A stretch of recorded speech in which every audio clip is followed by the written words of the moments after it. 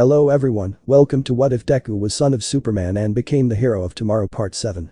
Before we start, please go support YehosuaHernandez for writing that awesome fanfic.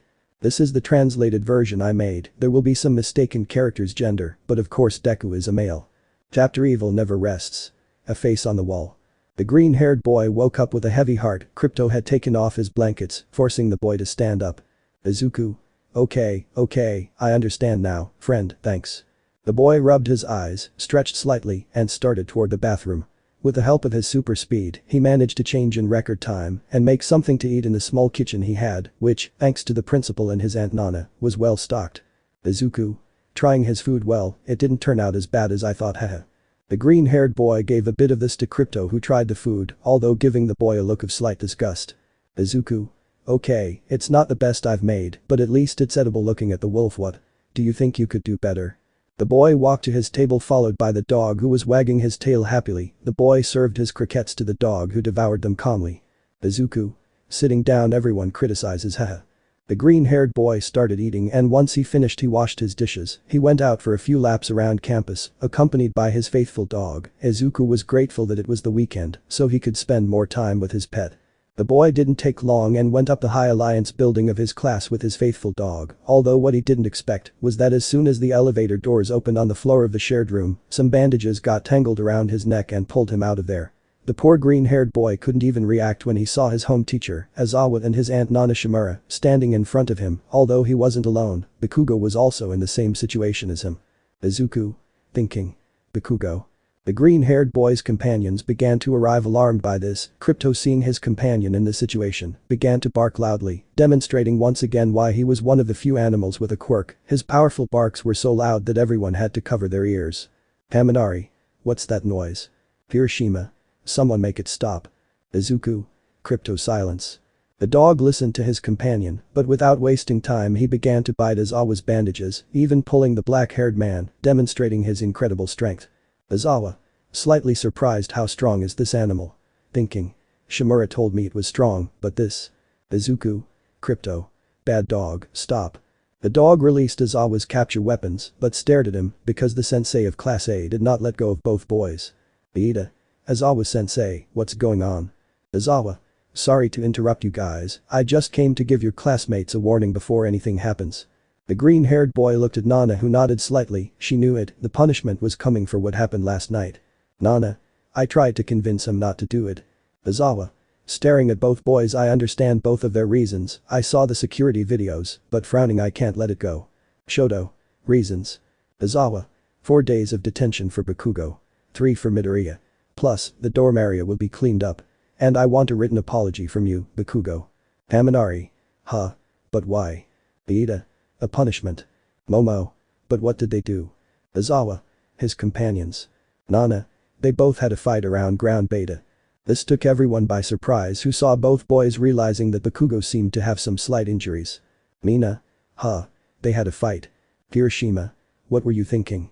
Kaminari. What nonsense, are you stupid? Okoyami. What a stupid thing. Looking away. Shoto. Izuku, what was on your mind to do that? Aizawa. It's because of his partner that the fight didn't get any worse. He restrained Bakugo and prevented the damage from being minimal, but that doesn't prevent his actions from being reprehensible. Momo. Still, what recklessness. The girl lightly hit the green-haired boy on the head. Mina. At least they made peace. Uraraka. Seeing Bakugo's air of hostility, I wouldn't say that. Izuku. Well, it's hard to explain. Shoto. Only if you don't know both of them. Izuku. Okay, we'll talk about it later. Ida. But they're lucky that was the only punishment, but they'll miss the entrance ceremony. Moving his hands in his typical robotic way, scolding Izuku. Izuku. Well, not everything could be that good, could it? Uraraka. We'll bring you a souvenir so you don't get so bored. Smiling. Izuku. Haha, how considerate. Shoto. And what will you do with the extra classes to get the license? Bakugo. Will you shut up? This is none of your damn business. Kaminari. Well, we're leaving, thanks for cleaning. Midoriya. Mocking.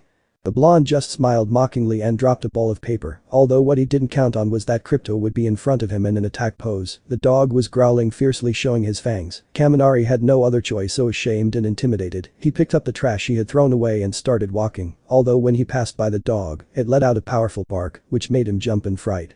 Izuku. Hey. Seeing the dog. Momo. Oh Izuku, I don't know how you thought that was a good idea. Izuku.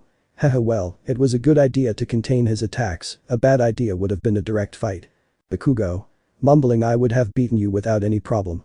Everyone else left, Nana took out Crypto promising Izuku that she would take care of him, both boys remained silent cleaning the entire room, even without looking at each other, Izuku used some of his abilities to perform his tasks.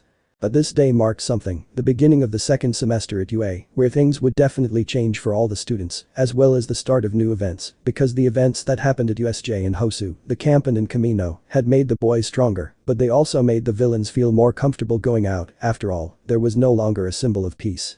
The ceremony came to an end, the boys had the day off, Izuku and Bakugo had finished cleaning for that day, and without saying anything they went to their room where after a while, Nana arrived with Crypto who looked happy. Izuku. How was the conference? Nana. It was don't worry, you should already know that, right? After all, you couldn't miss it with your super hearing. Izuku. Hehe you caught me, I had to be well informed. Nana. Haha your father did the same thing, to make sure you and Inko were safe. Izuku. Really? Adjusting his glasses.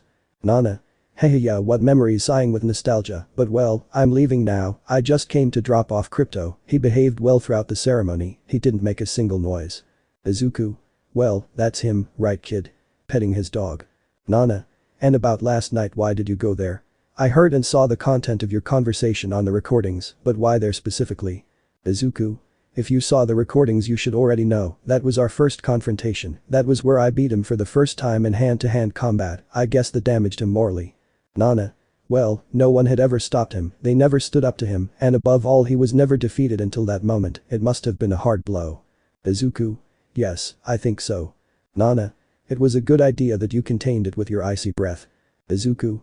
I also thought about tying him up, but I didn't have a rope handy smiling, but looking away. The black-haired woman saw this, knowing that Izuku had something else on his mind, the beautiful woman understood it perfectly, caressing the green-haired man's hair. Nana. You felt it, didn't you? The urge to hit him back. Izuku clenched his fists, his face serious. Izuku. Yes for a few seconds I thought about doing it, it wouldn't cost me anything, even that would have helped distract him, but in the end I gave up, my power shouldn't cloud my judgment, one thing is fighting to distract your emotions, and another is helping him with his problems, that's why I didn't stop him before. Nana.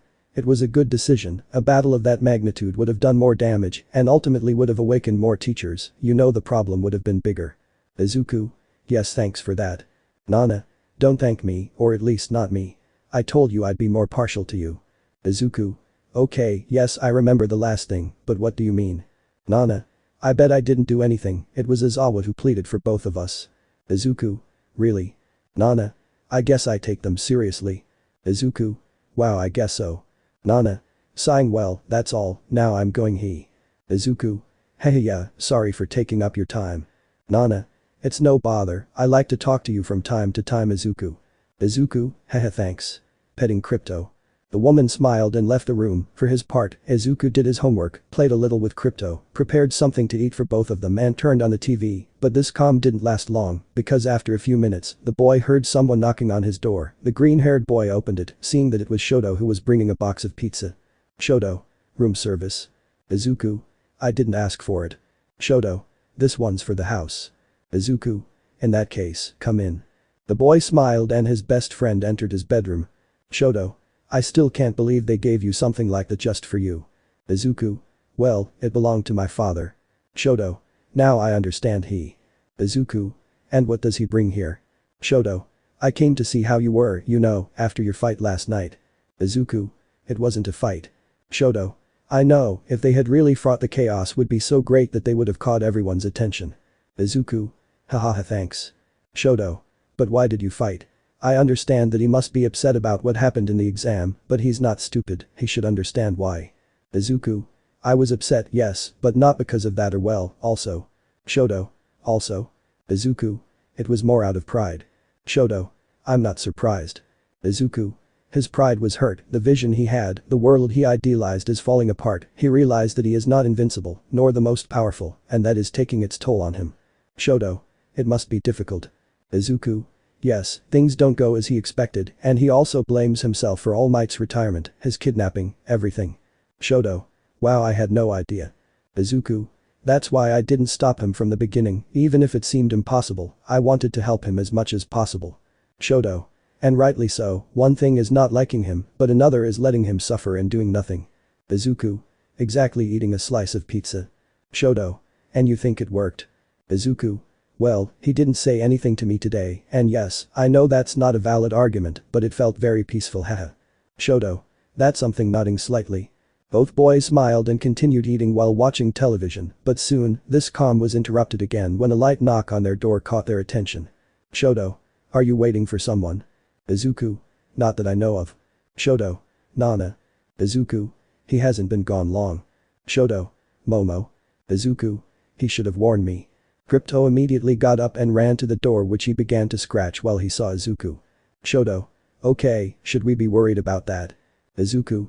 Well, I'll open first. If someone runs me through with a sword, you have my permission to say. I told you so. Shoto. Understood, now go, activating his ice quirk. The boy advanced towards the door, Crypto stepped aside, the green-haired boy opened the door, and there, in front of him, was a person he didn't think he would meet that day, blonde hair, tied in two buns, pronounced and sharp fangs, wide eyes of a beautiful color, without a doubt it was her, his best friend, Himiko Toga. But in addition to her smile, also wore the uniform of the prestigious academy, as she had shown them before. The surprise in Izuku's eyes and then in Shoto's, made Toga's smile widen. Toga. What's wrong? You look like you saw a ghost, hahaha. The boys couldn't hold it in any longer and threw themselves at the girl, hugging her, who, after hitting them both on the head, hugged them back. Toga. I missed you guys. Izuku. Himiko, you're here. Shoto. But how? Toga. Did I tell you, right? When have I ever lied to you? Wiping away tears. Izuku. Look, I don't want to point out the obvious, but… Shoto. He has a good memory and you know it. Toga. Guys. The girl started to cry. Izuku, seeing this, said nothing more and hugged the girl. Izuku. In theory it was only one, so it has a point. Shoto. Looking at his best friend better, what are you bringing? Toga. I brought you pizza, I wanted to celebrate that we were together again. Izuku. Then let's do it, it's just that. Shoto. It's been a long time, Himiko. Izuku. We haven't heard from you in years and it's not like we're complaining or anything. Shoto. We just want to know what happened to you all this time. We were very worried. Toga. Seeing her friends, I know it's just that. The girl began to cry harder, tears falling, rolling down her cheeks, her trembling grew stronger. What had happened was a true nightmare that she wouldn't wish on anyone. She was afraid to tell her friends, afraid to show them the other side of society that no one saw. Izuku immediately noticed this, the faster beating of his heart, his labored breathing, his trembling, he knew it wasn't right. The boy immediately hugged the blonde, who was surprised by this. Izuku. We don't know what happened to you, but we won't force you to say it right away, you're our friend, we trust you with our lives. Toga. Izuku. Shoto. He's right, don't pressure yourself, whatever you have to tell us, it will be in its own time, after all, years have passed, what are a few more months, haha. Toga. Shoto, seeing the bicolor, who smiled slightly. Izuku. The important thing is that you are here, you came back, Himiko, and although we couldn't look for you, as we promised, that doesn't matter, as long as you are with us. Shoto. The team is complete. Izuku. Exactly, besides, I was already getting bored of Shoto preparing soba every day. Shoto. Soba is delicious. Izuku. Yes, but not when you eat it every day, even Crypto would get bored, lol. The boys started to laugh, and that good humor was spread by their best friend who accompanied the boys. Shoto. Although yes, you have to tell us what you are doing here. Toga. What wasn't clear when I sent you the message? I study here. Izuku. But how? No offense, it's not admission season. Toga. Well, with everything that's happened to me, that's certainly something easier to explain. Shoto. Well, let's go to the table and start talking. Izuku. How is it possible to rhyme? Toga. No idea, you know how it is. The three boys started walking while Toga looked around. Toga. I don't understand, why did they give Izuku a room just for him, in front of the building? Izuku. Well, actually. Shoto. It belonged to his father when he lived here for a while. Toga. Ah, that explains it, sitting down. Izuku. So? Taking some drinks out of the mini fridge he had. Toga. Well, it all started after we rescued Bakugo, we took him to the police and they took me with him to the station. Shoto. Why? Toga. Unknown girl who was there the day of the villain attack, doesn't that seem suspicious to you? Shoto. Right, I forgot. Toga. You lost your deductive ability, but as I was saying, that day, or well, night, after the fight many hours passed, I couldn't talk to Bakugo because we were separated, but then came the interrogation. They asked what I was doing in the forest that day, if I had ties to the league, if I knew its members, obviously I denied everything, to tell the truth, it was lucky that I met her friends before that crazy woman finished the job. Shoto. Yes, indeed it was. Izuku. Well, if you had arrived earlier it would have been better. Toga. You know punctuality is not my strong suit. Izuku. True. Toga. But anyway, the fact is that there were problems with me, they investigated my past, my parents, my abandonment, the foster home, my adoptive parents. What happened? The girl trembled slightly again, but now it was Shoto's turn to take her hand, silently encouraging her. Toga.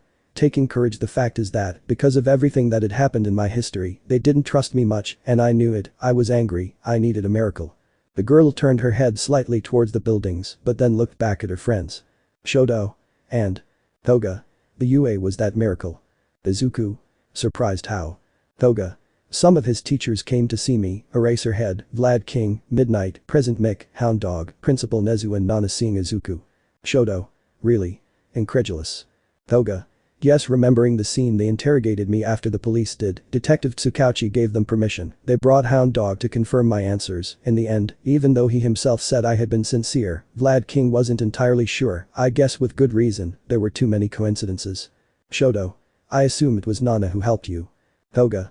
Yes, no really, she kept quiet. Izuku. Remembering the words of his aunt and mentor. Yes, thanks for that.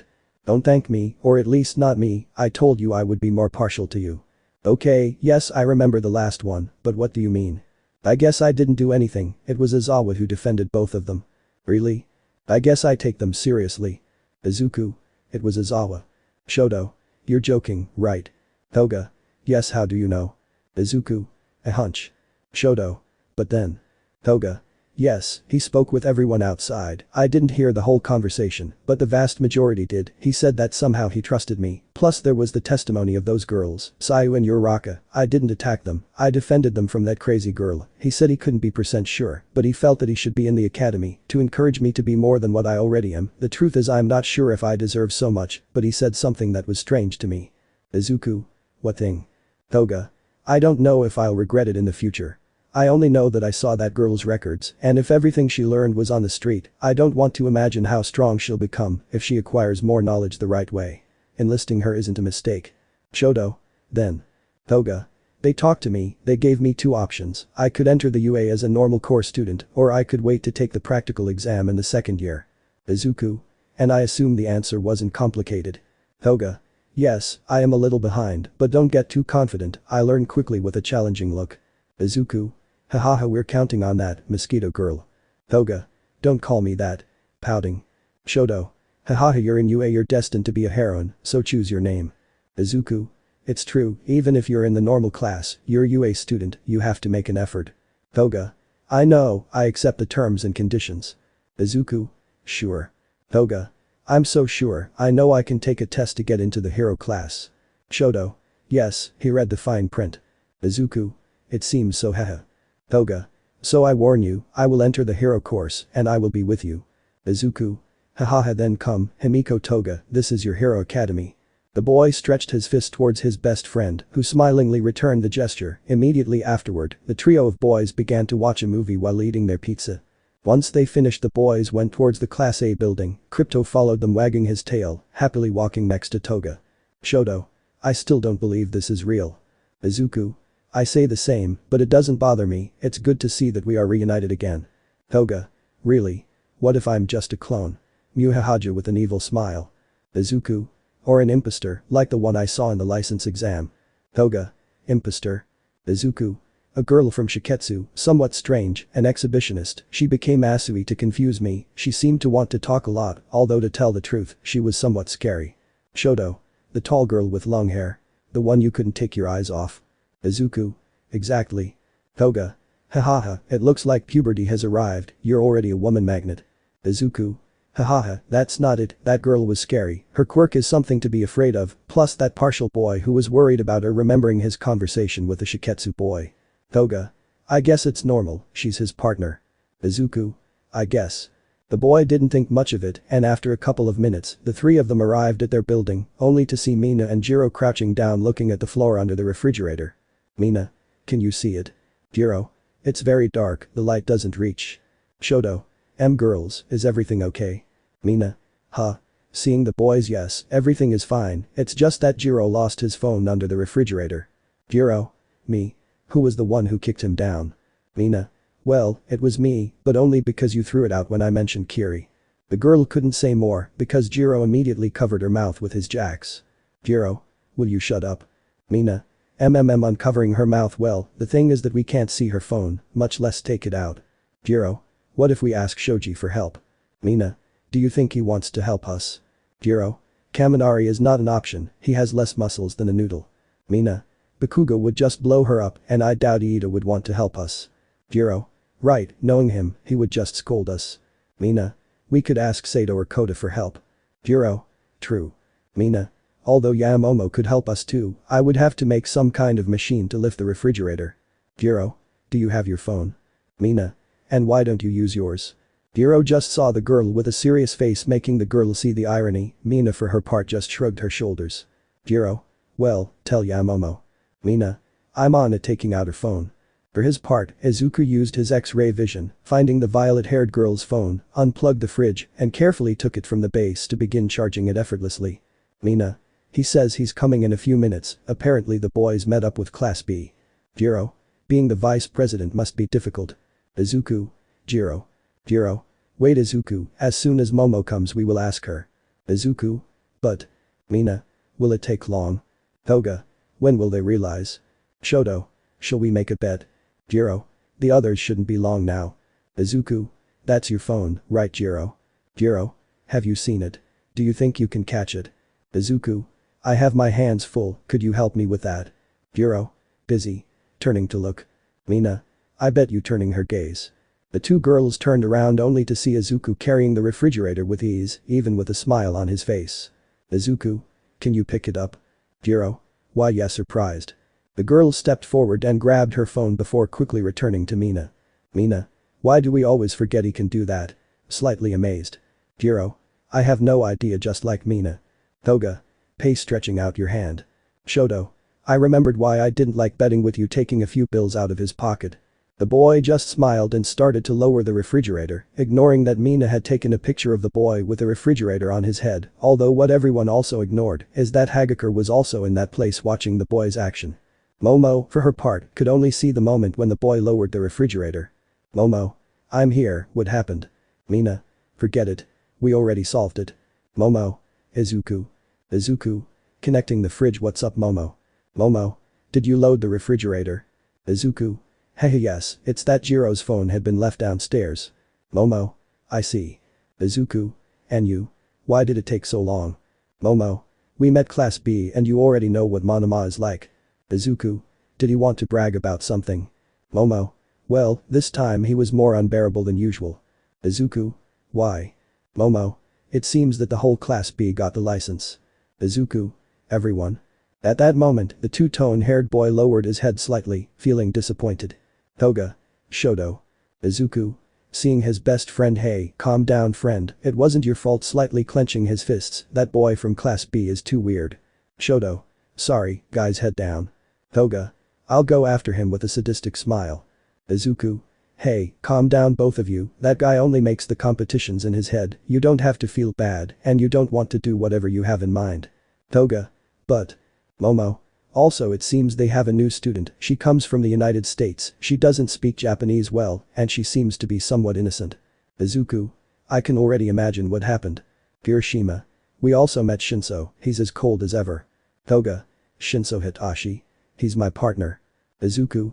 That's right, both of them are in the normal course class. Kirishima.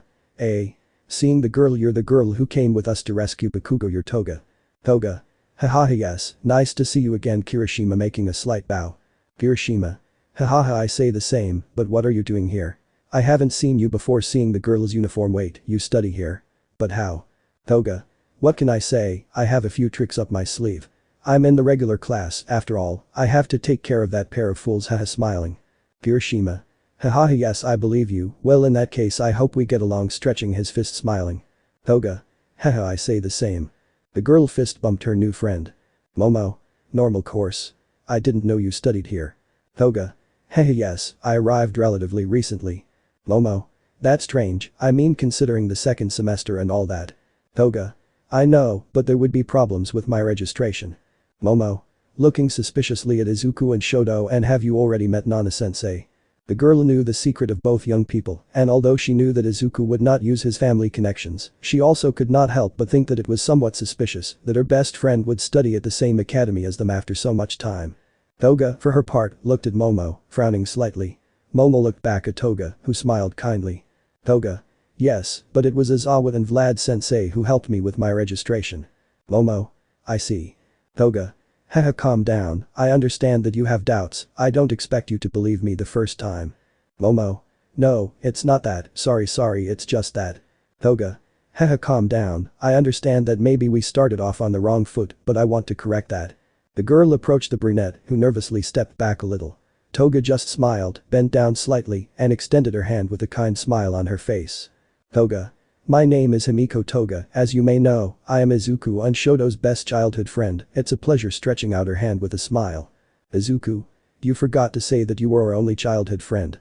Momo looked at this strangely, she still couldn't understand how the blonde could get along so well with the green-haired boy, the naturalness with which they spoke was something curious, the beautiful brunette wondered how Toga didn't get nervous around her hands didn't tremble, because she didn't look away every time they spoke.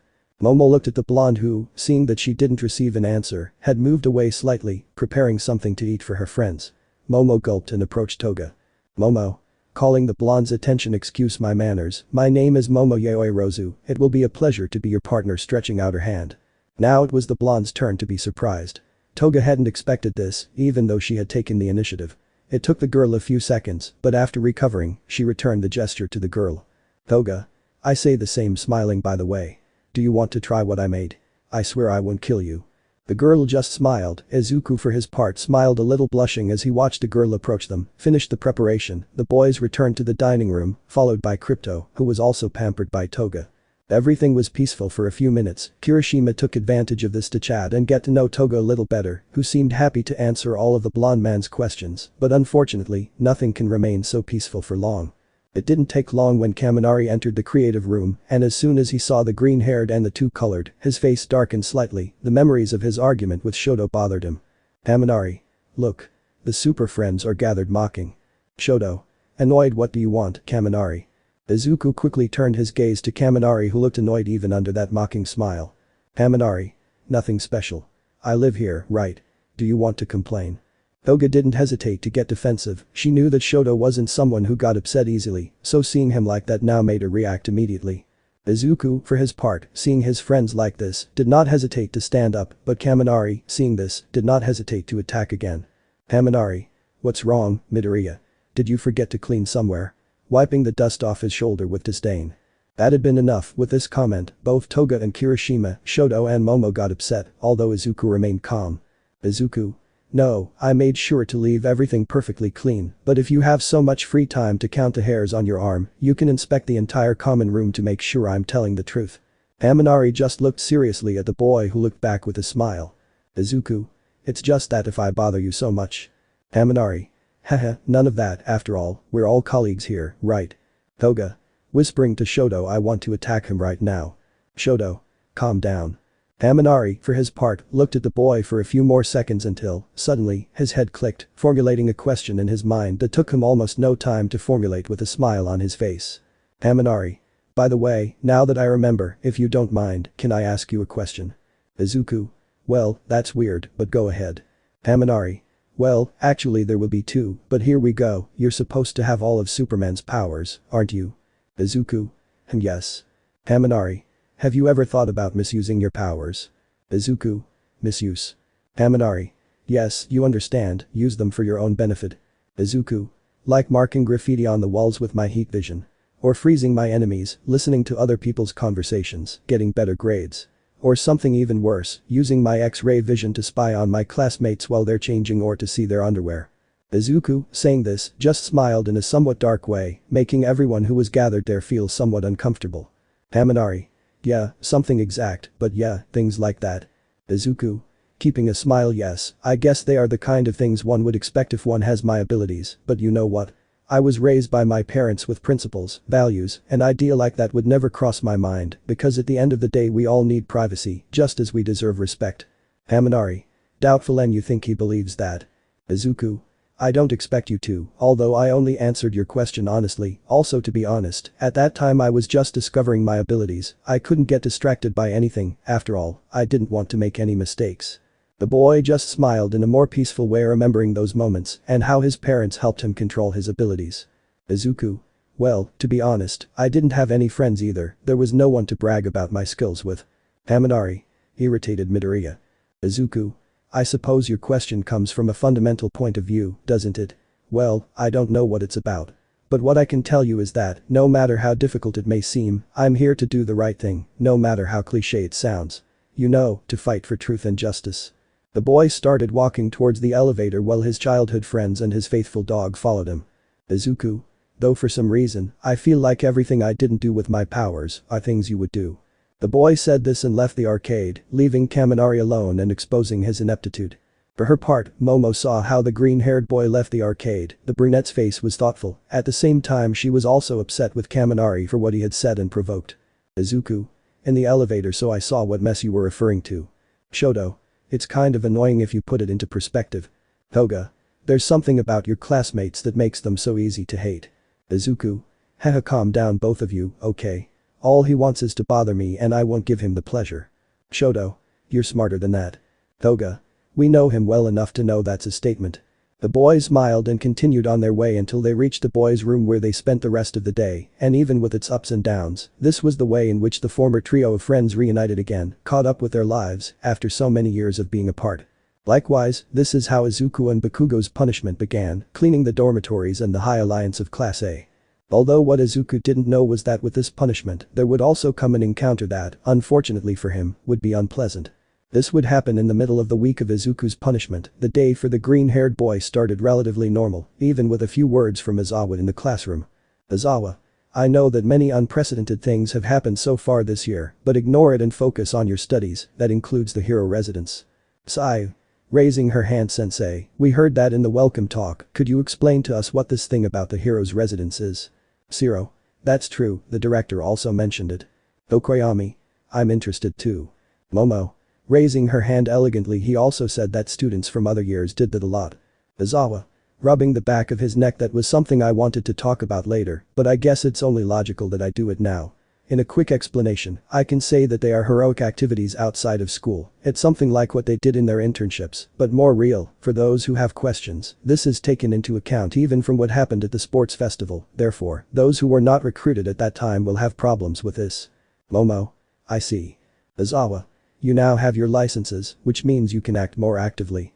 As you know, licenses aren't usually granted to first-year students, but with the increase in villain activity, this is something that has been taken into consideration. I'll explain the details to you as the days go by, understood? All, yes sensei. So, classes began, but once they finished, the boys returned to their dorms, where Mineta and Siro made fun of Izuku and Bakugo. Mineta. Running his finger along a window frame. And all this dust, Bakugo. Mockingly. Bakugo. Deku's the one who cleans that up, don't bother. Making explosions. The blonde tried to intimidate both boys who were attacked by laughter. Bakugo, seeing this, turned his gaze furiously towards Izuku, who was collecting the garbage in some bags. Bakugo. Hey you. Can't you clean or do anything right? Looking at Izuku. Izuku. But why are you scolding me if that's what you have to clean? Closing a bag. By the way, I'm going to throw out the trash, could you take the trash out of your rooms? Seeing more of his classmates, who were entering one by one. But the green-haired boy's superior hearing played a trick on the boy, as he could hear his classmates talking about classes and even the hero's residences. He instantly felt chilled, because even though it was only a short time, he felt that he had fallen too far behind. Iida. Suddenly appearing in a strange pose. You make a strange face, arrested, looking at Izuku. Izuku. Iida. Hey, don't talk like that. Better explain to me what is that residence you're talking about. Iida. I'm upset. Don't you remember? The teachers forbade us from talking to you about classes, so I'm sorry, but you both will have to get used to that feeling. Turning to look at Bakugo. Did you hear me too, Bakugo? Bakugo. Irritated. I understand. Shut up now, you damn four eyes. Izuku for his part just sighed tiredly, and after gathering all his friends' trash, he took the bags, and thanks to his super strength, he carried them all to take them to the container. Izuku. Thinking. I really want to know, what is that residence? They are clearly leaving us behind. These days of house arrest are going to be very difficult, besides tomorrow is basic training day. Everyone is going to learn many things and improve, there is going to be a big difference, they will leave me behind, but I must not give up, I must try hard, I must reach them, no matter what it costs. The boy was walking so immersed in his thoughts that he couldn't see with the naked eye that on the wall to his right, there was a face sticking out of it, looking at the boy with a serious face, analyzing the green-haired boy. It only took a few seconds until the green-haired boy realized this, turning his gaze slightly towards the wall. Izuku. Huh. What is it? Trash, huh? You can throw the food trays in the grocery store, pointing at the bin. Izuku. Doubtful yes, thanks, thinking. Is it some kind of quirk? The boy was thinking this when he noticed that the face had disappeared. Izuku advanced a little more when he saw how the face had now appeared under his feet. So you're the freshman guy they talked about, right? The animated guy. Izuku. Thinking. The lively boy. He's talking about the morning lecture, so that means he's a student. The boy said nothing, but the strange face continued talking. You were surprised, weren't you? I'm sorry, but I didn't think you'd be surprised, considering your abilities. The boy didn't respond to this, because the fact that the stranger knew about his powers made him doubtful. He would let the stranger continue talking, maybe in this way he would reveal more information than necessary. Izuku. Thinking. I can't be careless, I don't know if this works like Shinso's quirk, I have to be cautious. Izuku continued to see the strange face in front of him, although again after a few seconds, it disappeared, although for some reason, the voice continued to appear from different places. So you are also the person who has Superman's powers. Izuku. Thinking. Well, he's a UA student, that's confirmed. I just have to confirm his identity, or failing that, the year he's studying in. I have to let him talk a little more, keep him busy. You know a lot about me, don't you think? Who are you? It would be better to talk about it face to face. You're not so lucky, kid, but don't worry, you'll soon know who I am. Izuku. Your voice doesn't sound very friendly, why are you here? Well, people talk a lot about you, so I decided to come see you on my own, and you know what? You don't look so great. Izuku. What? I mean, don't you see yourself as imposing, strong, you understand, heroic, super. The green-haired man only heard this and a laugh before he disappeared completely. Izuku immediately used his X-ray vision searching for the stranger without finding anything. Izuku. Thinking. What the hell was that? Also, why do I feel like I've seen that face before? The green-haired man stayed still a little longer in his place, but after a few minutes, he finished his work and went back to the bedrooms. For the rest of the day, the boy remained in the dark about the identity of this stranger, until late at night, thanks to his friends, he was forced to ignore this. Izuku. Walking and looking at the sky, thinking. There are still things I have to resolve, I can't stay so far behind, plus there's also the issue with that strange boy, maybe if I ask Nana, I'd have to tell her what happened, if I tell her the characteristics of the quirk she could tell me who it was, plus she also said that I'll soon know who it is, would it be a threat? The boy was so absorbed in his thoughts that he didn't realize that Toga would slap him hard in the face. Toga. Wake up. Slamming his hand. Izuku. Hey. And why is that? Shoto. Dude. You were staring at the sky the whole time. I know you like it a lot, but we're worried about you. Toga. What's wrong with you, huh? Izuku. It's nothing, it's just that I had a somewhat strange day. Shoto. A strange day. Hey, I know what Iida said, don't worry, I'll give you the class notes, you won't be late. Izuku. Haha, thanks dude, but it's not that, it's just that. Toga. I know, you wanted to see how far your supervision could go, right? Izuku. Well no, but it's not a bad idea either, huh? It's something I've never thought about. Shoto. I suppose that despite being Superman's son you have never thought about it. Izuku. No, actually no. Shoto. Speaking of which, have you ever wondered if you're as strong as your father? Toga. Or maybe stronger than him. Izuku. Huh. What's that about? Shoto. Nothing in particular, it's just that taking into account both of their super quirks and the singularity theory. Toga. Oh yes, I know that, it is said that each generation is stronger than the previous one, and the day will come when the quirks will be so strong that they will be unable to control. Izuku. That's right, I saw something like that at school before entering UA. Shoto. So? Have you thought about your answer yet? Izuku. Honestly, it would be something difficult to think about, if you think about it, no one ever saw my father's full power, not even me. Toga. The same can be said about you, we have never seen you use your power at % without limiting yourself. Izuku. And I think it's something you'll never see, but in itself, I think my answer is, I don't know staring at his best friend. Shoto. Boring. Toga. Animated oh, I have a good one. Jumping. Shoto. Which one? Toga. Taking advantage of the fact that Izuku was looking at the sky, do you think there is life on other planets? Shoto. Well, I think so, right. Izuku. I think the same, I think it would be selfish to think that we are the only beings with intelligence in the universe, and it would also be lonely. The question had taken Izuku by surprise, who looked at the sky before answering. Izuku. Thinking. If they knew they were talking to a half-alien from another land, I'm basically the answer to their question. Now that I think about it, with the exception of my mother and my Aunt Nana, no one else knows that I'm half-alien, or well, I think Principal Nezu and my Uncle Torino do too, but far from them. Wow, I think now I finally understand what my father told me about loneliness. The green-haired boy went back to his thoughts, until he realized that his best friend had stopped, turning her back on them. Izuku. Himiko. Shoto. Is everything okay? Toga. To tell you the truth, no, guys, years went by in which we were not together, time in which I had to fend for myself, and although I can't tell you why this is yet, I can tell you one thing. Shoto. Worried about the blonde, what's wrong? Toga. I know you're both excited to be pro-heroes, and I don't blame you, after all, we're UA students, but don't forget the world we live in, this is a cruel and unfair world that won't hesitate at anything if it has to crush us, the villains are coming out more and more.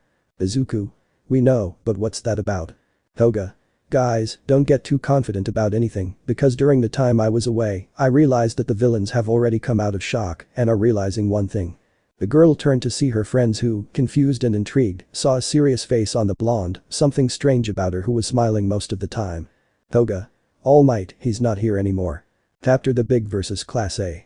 Izuku's days of punishment passed quickly, so before he could feel that he was left behind, he was back in his classroom. His house arrest had ended a day before Bakugo's, but something that everyone could notice was an aura of determination in the green-haired boy, who was willing to make up for the missed classes, although missing Jiro a little because the green-haired boy's face showed annoyance. Aizawa. I see you're in high spirits, Midoriya entering the classroom. Izuku. Yes, sensei. Aizawa. Well, then I guess I can start sitting in his living room. Taking advantage of the fact that Midoriya is back, we can go into more detail about his residence. Turning his gaze, you may come in. Izuku turned around curiously, expecting to see Nana or any of his teachers, but no, instead, all of Izuku's classmates could see 3 different people walk in. Aizawa. We'll let those who have experienced it tell you what's different about the practices, so you better pay attention. The 3 strangers who entered the room were wearing UA uniforms, which certified them as students of the institution, but the way they carried themselves and their body language marked an incredible difference between each of them, 2 men and a woman. Aizawa. The 3 third-year students who are at the top of the UA students are also known as the Big 3. This group now introduced, they stopped, standing in front of the students. The boy who had entered first was the tallest of the group, measuring just over. His uniform was the same as all the boys, although he did not wear the characteristic jacket, in addition to wearing a belt with a large rectangular gold buckle in the shape of a carnivorous mouth. The boy kept his head high, with a proud smile on his face. His eyes were strange, oval and blue, his blonde hair was short, with the front combed slightly upwards. The boy was of muscular build, unlike his classmates. Followed by the blonde, there was a beautiful female who was slightly over. Her build was slim, with wide hips and a prominent bust. The girl had fair skin, her eyes were large, and a beautiful blue color. Her hair was quite long, and like the aforementioned, it was also light blue color. The length of this was such that it reached her legs, and gave the impression that it was spinning around itself in what is the waist area. The girl had a light fringe, and on the sides of her face there were 2 short strands. Her smile was adorable, tender, with a touch of curiosity. Finally, next to the blue-haired girl, there was a boy who, if it weren't for the fact that he was in front, could have been completely overlooked. His body language, unlike that of his classmates, made him not stand out at all. His head down, and a face of obvious discomfort accompanied him. The boy had pale skin, and by the way he lowered his head, you could see his ears, which were pointy. His hair was a dark blue smell, which was quite messy. His eyes had a tired look and his forehead was covered by bangs. He had his hands in his bags. You could really see that he didn't want to be there. All of the green-haired boy's classmates were surprised by this visit, although Izuku was intrigued, as he could instantly recognize the boy in front of him. It was the one he had met. Izuku. Thinking. So he's from that group, the Big 3. Mina. The Big 3. Excited. Ida. The best of the UA. Surprised. Momo. The closest to professional heroes. Jiro. I heard we're supposed to be like them. Kaminari. Seeing the blue-haired girl, she is very pretty but they don't seem very strong. Izuku. With a serious face, thinking. I remember now, that day I only saw his face, that's why I couldn't identify him well, but I saw him during the sports festival last year. He didn't come in first place, but he did leave a strange impression. If I remember correctly, his teammates didn't come in first place that time either, so they are the big three. What kind of heroes, what kind of people are they? The boy adjusted his glasses without taking his eyes off the blonde who looked down, widening his smile. Aizawa. Well, please introduce yourselves. Seeing the blue-haired man, let's start with Amajiki. The black-haired boy said this, and instantly the boy sharpened his gaze in a threatening way towards Class A, who felt threatened by this. Jiro. Surprised, thinking. What kind of look is that? Uraraka. Thinking. What's up with this guy? Amajiki's gaze was deep, but what the boys didn't know was that it wasn't threatening at all. Amajiki. It's no use, Mirio, Hato shaking slightly. Even though I look at them imagining they're potatoes, everything except their heads is human. They're humans. What do I do now? I can't say anything. Starting to fall. My mind is completely blank. I can't. At that moment the boy recovered, but to everyone's surprise, he turned his entire body, leaning his forehead against the wall. Amajiki. I want to go home. Trembling. Jiro. This, excuse me, you're supposed to be one of the best at UA, right? Hato. Hey.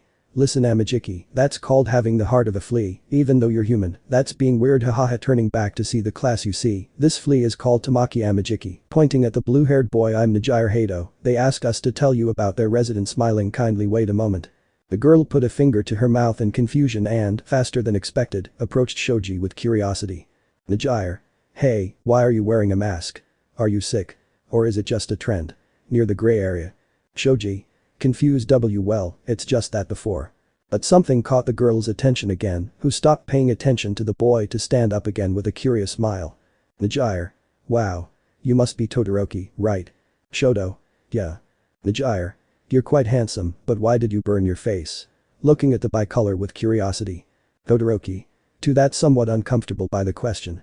The bicolor had no chance to answer, since the blue-haired girl immediately went to the pink-haired girl, to then also question the purple-haired girl from Mineta, leaving him slightly surprised by the energetic form of the blue-haired girl. Finally, Najire walked towards the little frog to stand in front of everyone again. Najire. I want to know a lot about you guys. You're quite strange. With a smile on her face. Kaminari. Smiling. She's very dizzy. How cute. Taking her hands and shaking them slightly. Lena. She's like a preschooler. Smiling. Mineta. She wants to know about my balls. That's sexual harassment. Excited and somewhat aroused. Zero. I don't think that's the point. Watching him with some discomfort. Najire. Hey Ajiro, approaching the blonde with curiosity. Can you support your whole body on your tail? Ajiro. This nervous. The blue-haired girl approached the boy's bench a bit insistently. Najire. Come on, tell me, I want to know. More insistently. Aizawa. Irritated. Isn't that irrational? Seeing Mirio. The black-haired man was quite annoyed. His aura made it noticeable. The head teacher of Class A even had his quirk active, giving him a quite intimidating appearance. Mirio. Smiling carefree. Hahaha. Don't worry, erase her head. Putting a hand on his forehead. I'm going to the end to finish, aren't I? Pointing at himself. The blonde took a breath and put a hand to his ear. Mirio. Say, the future will be. But what the boy did not expect was that no one answered his question, leaving the classroom in a rather uncomfortable silence. Mirio. What could it be? Boy, are they boring, they should have said. Dark. Hahaha. Without losing heart. Well, my call was a complete failure. Sato. Whispering to Kota. The big three are very strange, even though they are called that, it's like. Okoyami. It's not noticeable at all in his personality. Joining the conversation. Mirio. Well, judging by your faces, I think it's obvious you don't know what's going on, and it's understandable. They bring some complete strangers from the third year to explain something about a residence, although I think it's not necessary, or is it? I think it's understandable, although now that I think about it, you are first years, I think it must be somewhat confusing. Well, in that case, let's see. Clearing his throat, you all have your provisional licenses, although you are first years, right? Seeing everyone's confused faces. Wow, this years are very lively, although it seems that my jokes were useless. At that moment, the blonde's face darkened slightly, drawing the attention of his friends. Najire. Huh. Tamaki. Mirio. Mirio. Raising his fist with excitement. Well, in that case, why don't you all fight against me? Izuku. Thinking. Fight so suddenly? Confused. Mirio. Looking at Aizawa. Something like that would be the most rational to experience firsthand, right? Smiling proudly. What do you say to that? Erase her head. Aizawa. Looking curiously at Mirio. As you wish. And with these words, everyone knew they had given the green light to the blonde's idea, who excitedly left the room soon. It didn't take long when the boys followed him, and from one moment to the next, they all put on their sports uniforms, already being on the training field. Izuku? Thinking. This is serious, seriously. The boy was at the front of his group but quickly turned his gaze, finding Momo, who looked back at him with a gesture of seriousness and at the same time of concern. For his part, Mirio was warming up slightly, keeping his smile on his face. Mirio? Yes, I know what you're thinking, this is completely serious. Tamaki? Leaning his face against the wall, you shouldn't do this, Mirio, you'll only have to tell them about the residents, just tell them, this is how it is, and they learn a lot from it. Not everyone is full of ambition, we can't end up with children who don't recover. Mineta? It's quite far away. Kirishima? What do you mean they don't recover? Najire? Didn't you know? Touching Mina's horns without any shame in the past, there was a boy so frustrated that he stopped being a hero and dedicated himself only to causing problems. Seeing everyone's confused faces, seriously, you didn't know? Well, what kind of things do they teach them? It's something difficult, don't you think, Tagada? If you don't think it through, you'll only cause problems. Mina? Quite uncomfortable, please stop. Okoyami? Looking at Aizawa and Mirio, wait a moment please, I know there is a difference, but we have already fought against professionals. Kirishima? With a challenging look, and also against villains, do we seem so fragile with someone who cares about us? The boy said this, but Mirio didn't lower his smile, it even widened in a slight grimace of arrogance. Mirio? Yes, letting out a light laugh, go ahead, come whenever you want, what's more, who wants to go first? Kirishima? I'll go, and activating his quirk. Izuku? Okay, let's get started. Putting himself on guard. Kirishima? Huh? Come on, man. Izuku? Sorry Kirishima, but this is something I have to do, thinking. I don't know if the others know what kind of quirk he has, but from the encounter I had with him recently, I have a slight idea of how it works. Momo, for her part, looked at the green-haired man seriously, remembering what he said when he returned to the classroom. I'm going to make up for the days of lost time. Momo? Thinking. He's really excited, but is this really a good idea? The girl saw the blonde, and at that moment, she began to think of a way to counter her rival. Aizawa? I'm doing this for you, think of it as an opportunity, take advantage of the experience. Mirio? With a challenging smile, you go first, trouble boy. Well, you're lively. Izuku? Seriously, thinking. The one at the top of the UA, well, this is a good challenge to return, lowering his arms, thinking. The best of the academy and my current self, how much distance will there be? The boy prepared himself, he knew it, he didn't have to take anything lightly, he still didn't know his rival's quirk in its entirety, so he couldn't start with everything either. For their part, their other companions also prepared to fight. Sato? In close combat, we have to surround him. By starting to eat sugar and gaining muscle. Kirishima? Good. Activating his quirk. Okoyami? Covering himself with dark shadow, in that case, thanks for helping us. Kaminari? I hope he doesn't get mad at us after we beat him. Flashing light rays. Class A was ready for the fight, but at that moment and interrupting, Nana entered the place bringing Bakugo with her and being followed by Almight, who had a smile on his face when he saw Mirio. Aizawa? You finally came, Shimura, I see he agreed to join the practice. Nana? I know his punishment would prohibit it, but I thought it would be a good idea for him to be part of this training, thank you for approving it, Aizawa. Aizawa? Anyway, no need to thank me, seeing Bakugo meet up with your teammates, Bakugo. Bakugo? TCH anyway, this will be quick for me. Aizawa? At least you're in the mood, I see you came too, Almight. Almight? Hahaha, and how could I not, encouraged after all, it is my disciple's fight, he wouldn't ask me for it for anything. The blonde said this in a low voice, trying to make sure the boys didn't hear him, although thanks to his super hearing, this was heard by Izuku, who opened his eyes in surprise. Izuku? Thinking. Disciple? Wait a minute, staring at Mirio, he was there. The green-haired boy narrowed his eyes at the blonde, now he remembered him more clearly, he had shown up for All Might's fight against All for One, that's why his name also sounded so familiar to him, even the villain knew him, Mirio Tagada. Izuku clenched his fists as he also remembered Melissa mentioning having seen him on Island, but above all, this was out of annoyance, since he was the one who hit Gran Torino with One for All. Izuku? Thinking. All Might's successor.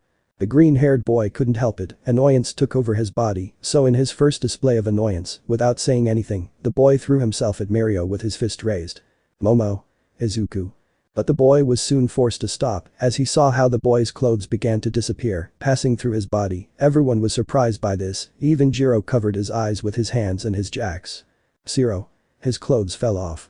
Mirio. Yeah, sorry about that, it's a bit complicated to fix. Izuku raised his body, avoiding hitting the blonde, falling behind him. Mirio. What's wrong, aren't you going to attack me? I was unprotected, you missed your chance. Turning around. Izuku.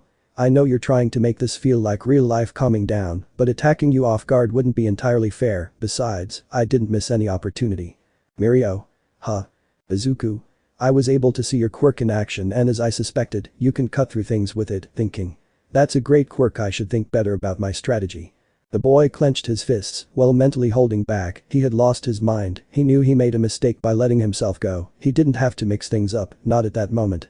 Izuku started to think of a strategy, but at that moment, ribbons, lasers and acid passed through Mirio, almost impacting with Izuku, who was forced to move. Ida. Wait. Stopping Aoyama, Mina and Shiro's attack. The blue-haired man saw how the dust dissipated slightly to be alarmed when he realized that his rival was no longer there. Ida. Not here. Giro had connected his jacks to the ground, but at that moment, a naked Mirio appeared behind the girl, taking her by surprise. Mirio. First those who fight from a distance. Shoji. Appeared behind. Turning quickly. Sato. Starting to run, doesn't it just run through things? Hiroshima. Following his partner's lead, what kind of quirk is that? Tamaki. From his place, no, you guys have no idea what kind of quirk Mirio has. The boy just closed his eyes hoping the fight would end soon. He knew what happened every time the blonde got excited and used his simultaneous activation. Koyami threw himself at the blonde, but the attack had no effect and on the contrary, in a matter of seconds, Mirio had hit the bird boy in the pit of the stomach with enough force to make him faint instantly. Izuku opened his eyes seeing how after this blow, golden rays began to emanate from the blonde's arm. Izuku. Thinking. He's using it. Shiro was the next to want to attack, but the result was the same, a direct blow to the stomach, although the surprise was not that, but that with amazing speed, the boy managed to hit Mineta, Aoyama, Sayu and Mina almost instantly, who had no chance at all. The next victims of the blonde's attack were Shoji, Jiro and Kaminari. The blonde put on his pants and stretching his arms, stood in front of all the fallen boys. Mirio. Power. The faces of all the boys were completely shocked. Shoto, who had not entered the fight, had a distraught look. Almight smiled with pride, excited to see this. Almight. He is Mirio Tagada, and you better know that. Looking directly at Izuku, he is the person who is closest to being the next number hero, even among the professionals. Shoto. Stop, just under half of them instantly surprised, the closest to being number watching Izuku. Aizawa. Looking at Shoto, aren't you going to fight? Weren't you interested in being number 2? Shoto. But I didn't get my license, wouldn't that be against the rules? Aizawa. Thinking. You've calmed down, huh? Nana. Approaching Shoto, come on, even Bakugo is there and he didn't get his license either, and he's also grounded. Shoto. Well, but you brought him. Right. Nana. Yes, but if he can, so can you. Smiling, or will you tell me you're scared? Shoto. Fine, but I hope I don't get scolded afterwards. The boy began to walk towards the sand, while being watched by Aizawa and Nana. Mirio. Okay, that's all the ranged fighters. Seeing the fallen boys now looking back, only you guys are left. The other boys just raised their guard, alarmed and also slightly scared. Hiroshima. I don't know what he did, but. Uraraka. It seems that not only does it go through things, but it also teleports. Izuku. No, somehow he also has incredible speed. Ajiro. But wouldn't that make him invincible? Mirio. Preparing to attack, you were the ones who said it. Tamaki. In his position, invincible, huh? I understand, they are inexperienced children, they don't understand what Mirio is, they are lost. If they stay still, they won't even be able to get close. The difference with him is abysmal. In short, they are lost. Returning his gaze to the wall. The blonde prepared himself, golden rays began to come out of his body, but this was enough for Izuku, who, flying with his super speed, took his companions just as the blonde reappeared, intrigued because there was no one there. Mirio. Huh? Turning to Izuku, so it was you. Shoto. Izuku. Surprised, thinking. He flew too fast, I didn't even notice. Izuku. No. Mirio. Smiling confidently, sure. Izuku. I wasn't talking to you seriously. Momo. Izuku. Izuku. He's not invincible, his quirk allows him to become intangible. Hiroshima. Like Hagakure. Izuku.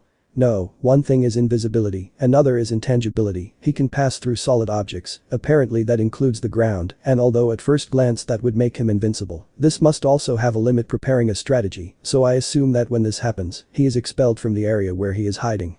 Shoto. Why? Izuku. Basic physics, two bodies cannot occupy the same space at the same time. Shoto. So? Izuku. The control of his quirk is incredible, knowing how to calculate the distance to be able to attack. In addition, he also has an incredible increase in strength and speed, which makes him even more effective in his attacks. Tamaki. Surprised, that kid noticed and he's only seen Mirio a few times. Aizawa. Thinking. His analytical skills are amazing. Nana. Thinking. She knew doing all those tests would help her in the future, but this. Izuku. I got it. Hiroshima. Hahaha, that's what I meant, man, you came back with energy. Origen activated his quirk again, but they couldn't forget that Bakugo was with him. The blonde just muttered a curse, and without saying anything he threw himself at the blonde with a sadistic smile on his face. Bakugo. Die damn weird eyes. Hiroshima. Bakugo. Shoto. Wait, you idiot. Bakugo. I don't have to follow any of you, I can finish this guy off myself. The blonde launched his powerful explosion, making a curtain of dust quite dense, and although this attack was quite powerful, it also resulted in failure, because just as Izuku had predicted, the blonde only had to use his quirk to sink into the ground and then appear behind the blonde, who thanks to his reflexes and what he could see before, was able to move centimeters before the blow hit, thus saving himself. Mirio. Wow, that was close, good reflexes. Bakugo. Shut up, you just got lucky. Counterattacking. Mirio. I meant you were lucky I didn't hit you. Shoto. Izuku. Izuku. He always attacks directly, he has the strength, speed and skill to finish everything in one hit, catching the opponent off guard. Let's not rush, that way there will be a moment where we can attack him. Momo. Creating his trusty steel bar. That's true, if we don't know what it does, we have to assume only with what we know and do our best to find a way. Mirio. Moving away from Bakugo, then think of something, because I'm coming for you. Bakugo. You're not going anywhere. The blonde prepared an explosion, but at that moment, Mirio threw his hand towards Bakugo. The direction of this attack was the blonde's eyes, who closed them and stepped back, avoiding the blonde taking him by surprise. Izuku. Now. The remaining boys prepared themselves, but at that moment a spiral lightning bolt appeared on the battlefield, separating them by the impact. Izuku. Nijire-senpai. Nijire. This looks pretty fun. Hahaha. The girl began to attack the boys while they regrouped, seeing how the blue-haired girl began to float. Momo. And her. Izuku. Well, considering his name, I think his quirk is based on making energy waves. I still don't know what it takes to do this, but it must also have a limit. Momo. Well, in that case we should take care of ourselves. The girl smiled and started using her creation, making shields for almost everyone. Izuku. Well thought out. Momo. Well, when it rains you have to cover yourself, right? Shoto. Well, in that case, let's go. The boy raised his shield, which he covered with ice, and returned to the fight, only to receive a blow from Tamaki, which had turned his hand into an oyster. Hiroshima. An oyster. Izuku. Seafood, take care of your limbs, we don't know if you can use other marine animals. Hiroshima. Understood. Origen ran towards Shoto, who was about to be hit by Tamaki, covering his friend, and being followed by Iida and Hagakure. For his part, Momo, Hajiro, Uraraka, Sato and Kota went towards Nijire, who continued attacking without stopping. For his part, Izuku used his super speed to approach Mirio, who continued in his fight against Bakugo, but when he saw that Izuku was approaching, he decided to end their fight once and for all. Mirio. Fine, if that's what you want, I'll get serious ultimate move. At that moment Mirio ran towards Bakugo, threatening to hit him, forcing the blonde to back away, cornering himself, thinking that this way he would gain the advantage, without knowing that this would be his end. Bakugo. Die. Mirio. You're quite skilled, I'll admit that, but sorry, because I don't believe it. The blonde smiled, took a breath and got into the wall to start coming out of various points, hitting and gently pushing Bakugo, who because of this, didn't know exactly where to attack. Bakugo was trying to find an exact point to be able to use his howitzer impact, but what he didn't know is that this was a trap, because it wasn't until without warning anything, the blonde came out from under his feet, hitting the blonde directly in the jaw with surprising force. Mirio. Phantom Menace. Izuku was about to arrive when he saw how the aggressive blonde was lifted into the air, fainted by the blow. In the end, the rude and explosive boy had fallen to the ground, finally defeated. The green-haired boy had slightly lowered his head, while Mirio had his head held high, his smile wide and proud, his arms crossed. The blonde did not seem sorry in the least. Mirio. What's wrong? Weren't you coming too? Looking at Izuku with mockery. Izuku had stopped, but this was not out of fear as Mirio thought, but rather, out of concern. Bakugo had fallen at his feet. The green-haired man used his X-ray vision to do a quick check, but when he saw that his partner was fine, he didn't have to waste any more time. Izuku raised his gaze, which was serious, seeing how Mirio returned the gesture with his arrogant smile that he had seen before. Izuku. Thinking. I see, so this is the power of one for all. Mirio. I'll tell you once more out of courtesy, my name is Mirio Tagada, I am the hero Lemillion, third-year student of the UA Academy, proud member of the Big Three, and if you are not going to fight loading one for all then I will. At that moment, before Izuku's eyes, golden rays came out of Mirio's body, his hair stood on end a little, and he could notice a slight increase in his muscles. Izuku just frowned a little, he knew it, this would not be a fight that could be taken lightly. For his part, Almight smiled the same way a proud father would smile at his son's first steps, although for his part, Tamaki only seemed slightly worried, because he knew how dangerous it could be when his best friend used his another ability. The fight between the two students was about to begin, and this made even the other two fight stop, amazed to see this display of strength by those who could be presumed to be the two strongest students of the first and third years. Shoto. Izuku seeing his best friend. So, have you thought about the answer yet? Honestly, it would be something difficult to think about. If you think about it, no one ever saw my father's full power, not even me. The same can be said about you, we have never seen you use your power at percent without limiting yourself. And I think it's something you'll never see. Shoto. What are you thinking, old friend? For her part, Nana saw this with a slight note of concern, because she knew how strong Mirio's one for all was, but she barely knew a fraction of the power of the Kryptonians, so she couldn't know the outcome of this fight. Aizawa was mentally debating whether or not to end the confrontation, because like his partner, he couldn't define the outcome of this, although he knew deep down that if they both let themselves go, it would have a rather destructive ending. Mirio. Here I go. In the end, Mirio stood on guard and without saying anything, using his impressive speed, he threw himself at the green-haired man, ready to finish him off with a single blow. No one could notice this, they didn't even see him move, so they couldn't stop him either. Although what no one expected was that using his super speed, Izuku stopped the blow with his hand, even raising a small curtain of dust. Tamaki and Mirio himself opened their eyes in complete surprise, the blonde thought that this was not possible, no one had managed to stop a punch from him before, even with minimal effort, he had managed to break Tamaki's hand oyster in the past. But what Mirio didn't know was that this would be completely different, as this would be the first time that One for All would face the power of a Kryptonian. Chapter 1 didn't forget you. One shot, Iruma x Elizabeta. If this was just a prop, does that mean it's just a blank slate? Too bad. Oh no. I wanted it to be honest, so I wrote all the things I like and respect about you. She opens her eyes, the daylight illuminates her beautiful face, it seems it had all been a dream, the same dream that had occupied her rest for weeks, if not months. The female figure stood up, gently getting out of her bed, her long ash blonde hair falling over the shoulders of the beautiful woman who stretched a little, and at that moment, a pair of wings emerged from her back. That's right, the dazzlingly beautiful girl was a demon. Her name was Ix Elizabeta, and although she was still quite young or at least young enough to have to go to school, the strange but recurring dream had her quite worried.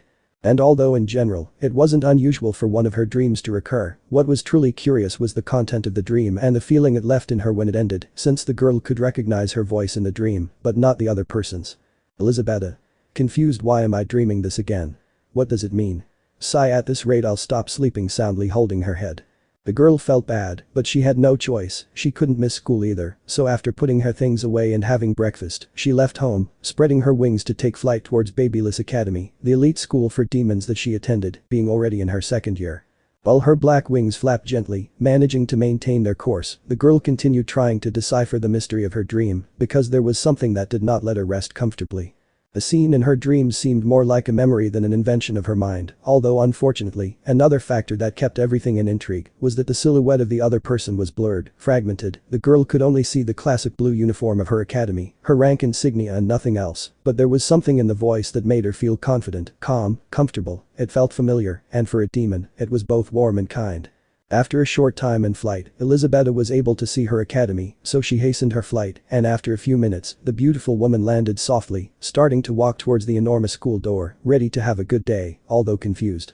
Good morning.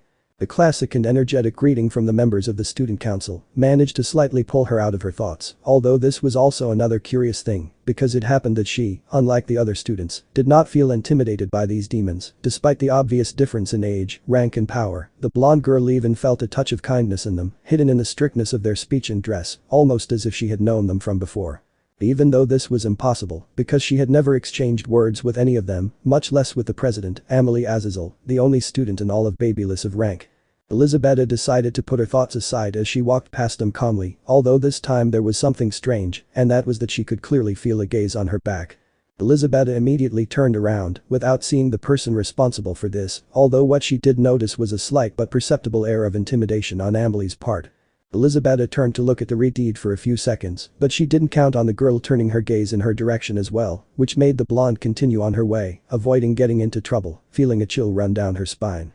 During the walk to her class, the girl saw some familiar faces, some first-year students, such as Chima and Sylvia, sisters of two of her classmates. She could also see Ziz, Ron-Ov and Afra. The girl continued walking, but at that moment, another feeling came over her again. This one was not foreign to the girl either, because like her dream, it was already something recurring when she walked through the grounds of her academy. It was a painful sensation, conveying loneliness, cold, as if I'd forgotten something important, or perhaps lost it. No, it was even worse.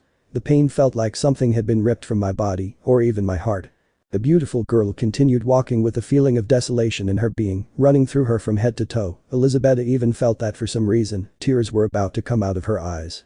Fortunately this did not happen, and after a few minutes, the girl managed to get to her classroom which, just like in first year, was located near the back of the academy, just a few steps from the garbage dump, almost hidden from the others, as if her class were some kind of shame. Her classroom was in terrible condition, with difficulty getting sunlight, there were cobwebs, leaks, broken glass, etc. The female crossed the door, but as soon as she took a step inside, the girl stopped abruptly, because there, in front of her, was the same person from her dream, with the difference that here, despite being with his back to her, she could see his figure a little more clearly. Maybe he wasn't as tall as her, nor as strong as Saburo, but nevertheless there he was. Unknowingly, her heart skipped a beat. The girl stepped forward and reached out her hand trying to grab the stranger. The girl's mouth opened almost automatically, letting out a word, which although weak, could be heard. Elizabeth. Iru. But when he was close to touching it, it disappeared. Again, it had only been a vision, a trick of his mind. The girl stood there and again, the feeling of loneliness returned to her. Elizabeth, are you okay? The girl quickly turned her gaze, seeing that the one who had caught her attention had been her classmate, Crashly Karoli, a shy girl with white hair and wide eyes. Elizabeth. Huh? Yeah haha, I just tripped.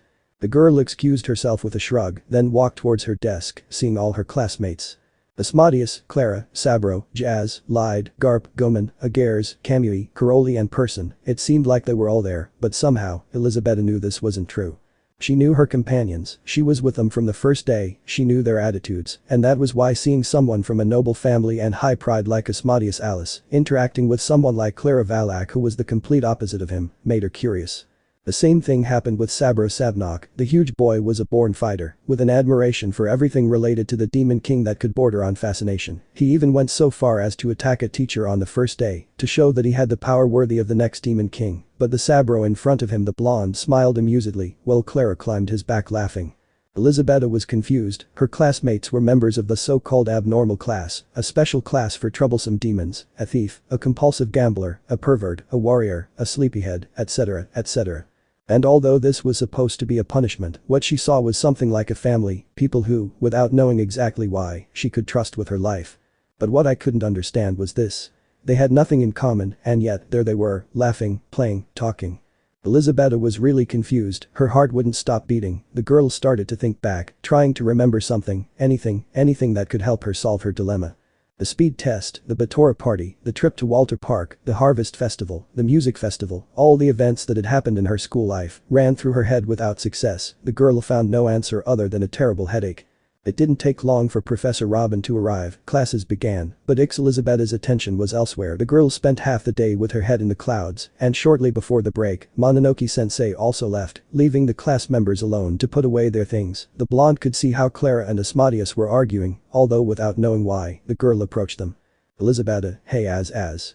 At this, Asmodeus immediately turned around, although after a few seconds, his face showed strangeness with a touch of annoyance.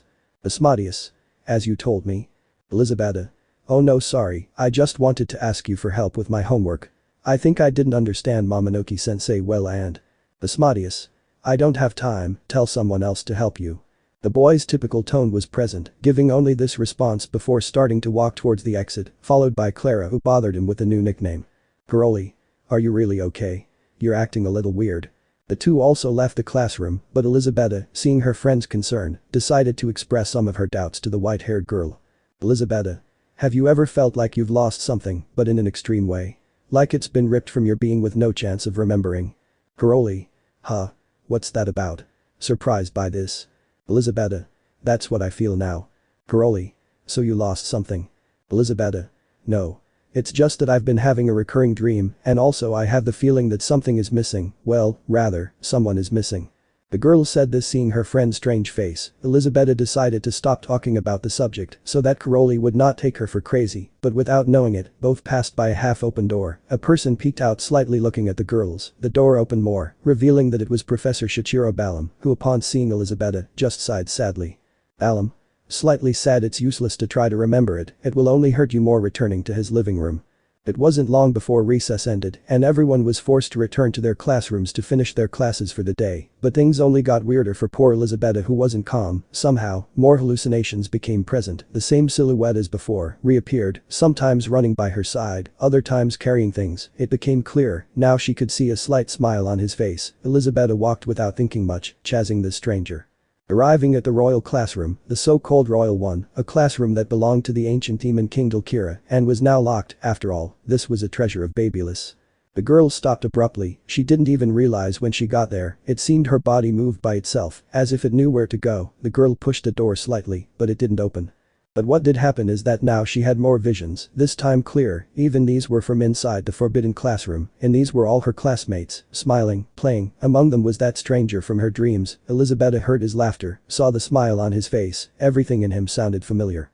The girl felt her heart race again when she saw the stranger, but unlike previous occasions, this time she could see him in better detail.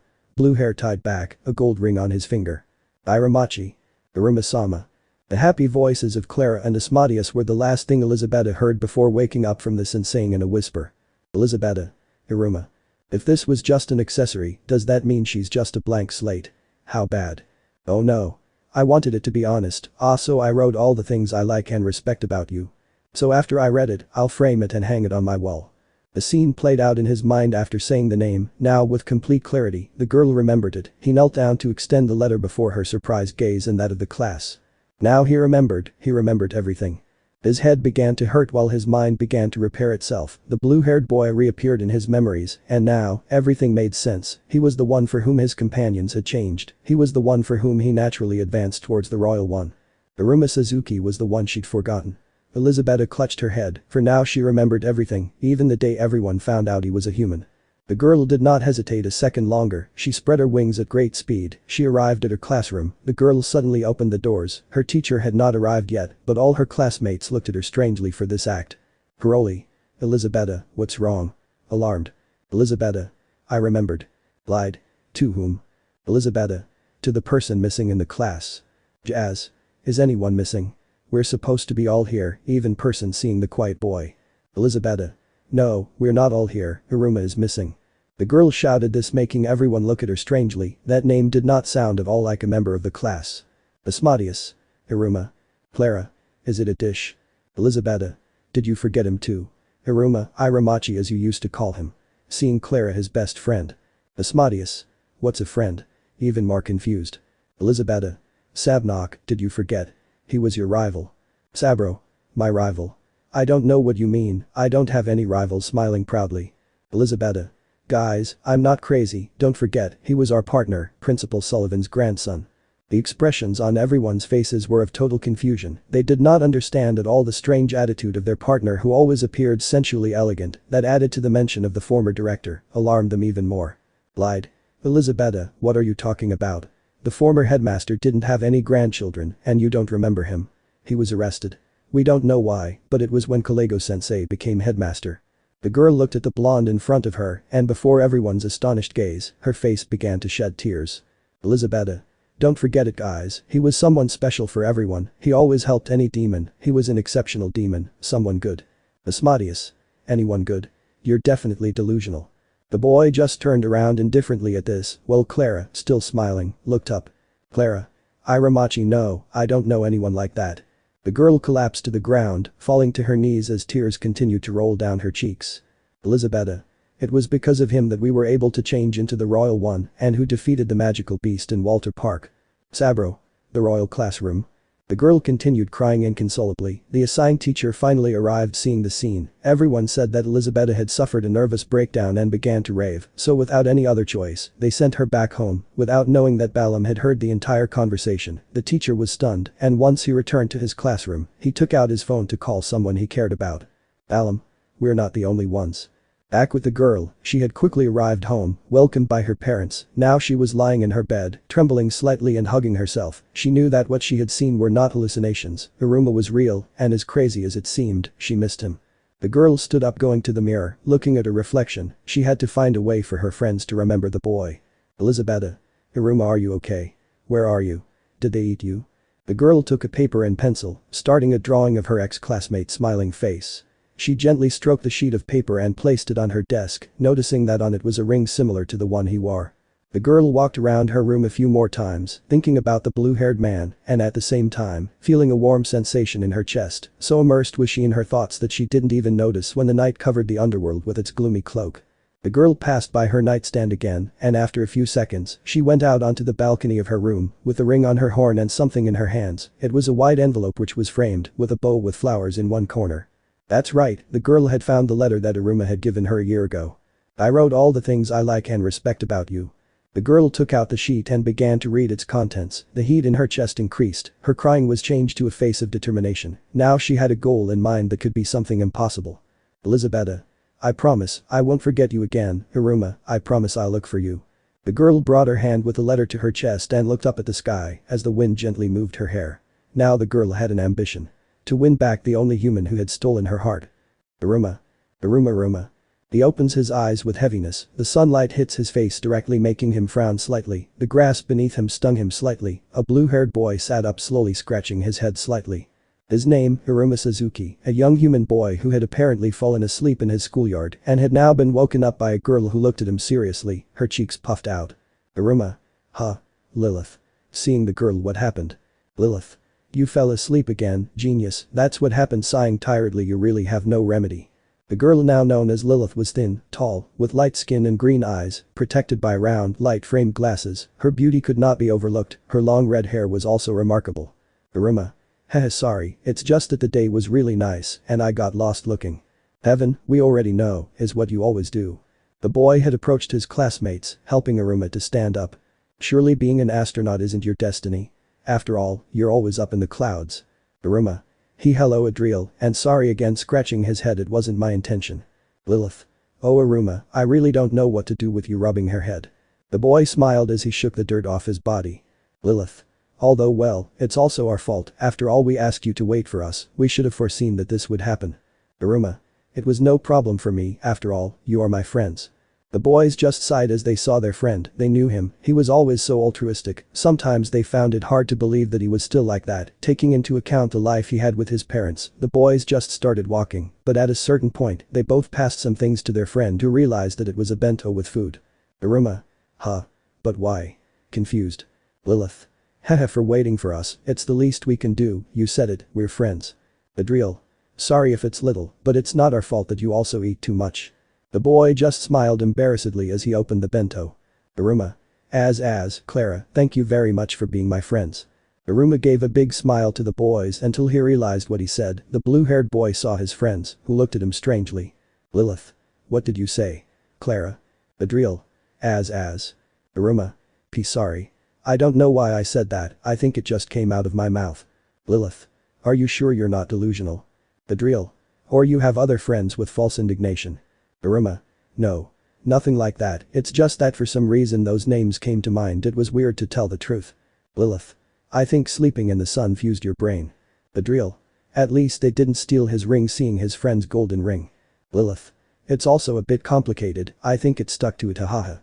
The smiling boys began to advance, followed by Iruma, who was confused. He didn't know why he had said those names. To tell the truth, there were some things that he couldn't fully explain. At least not after his accident.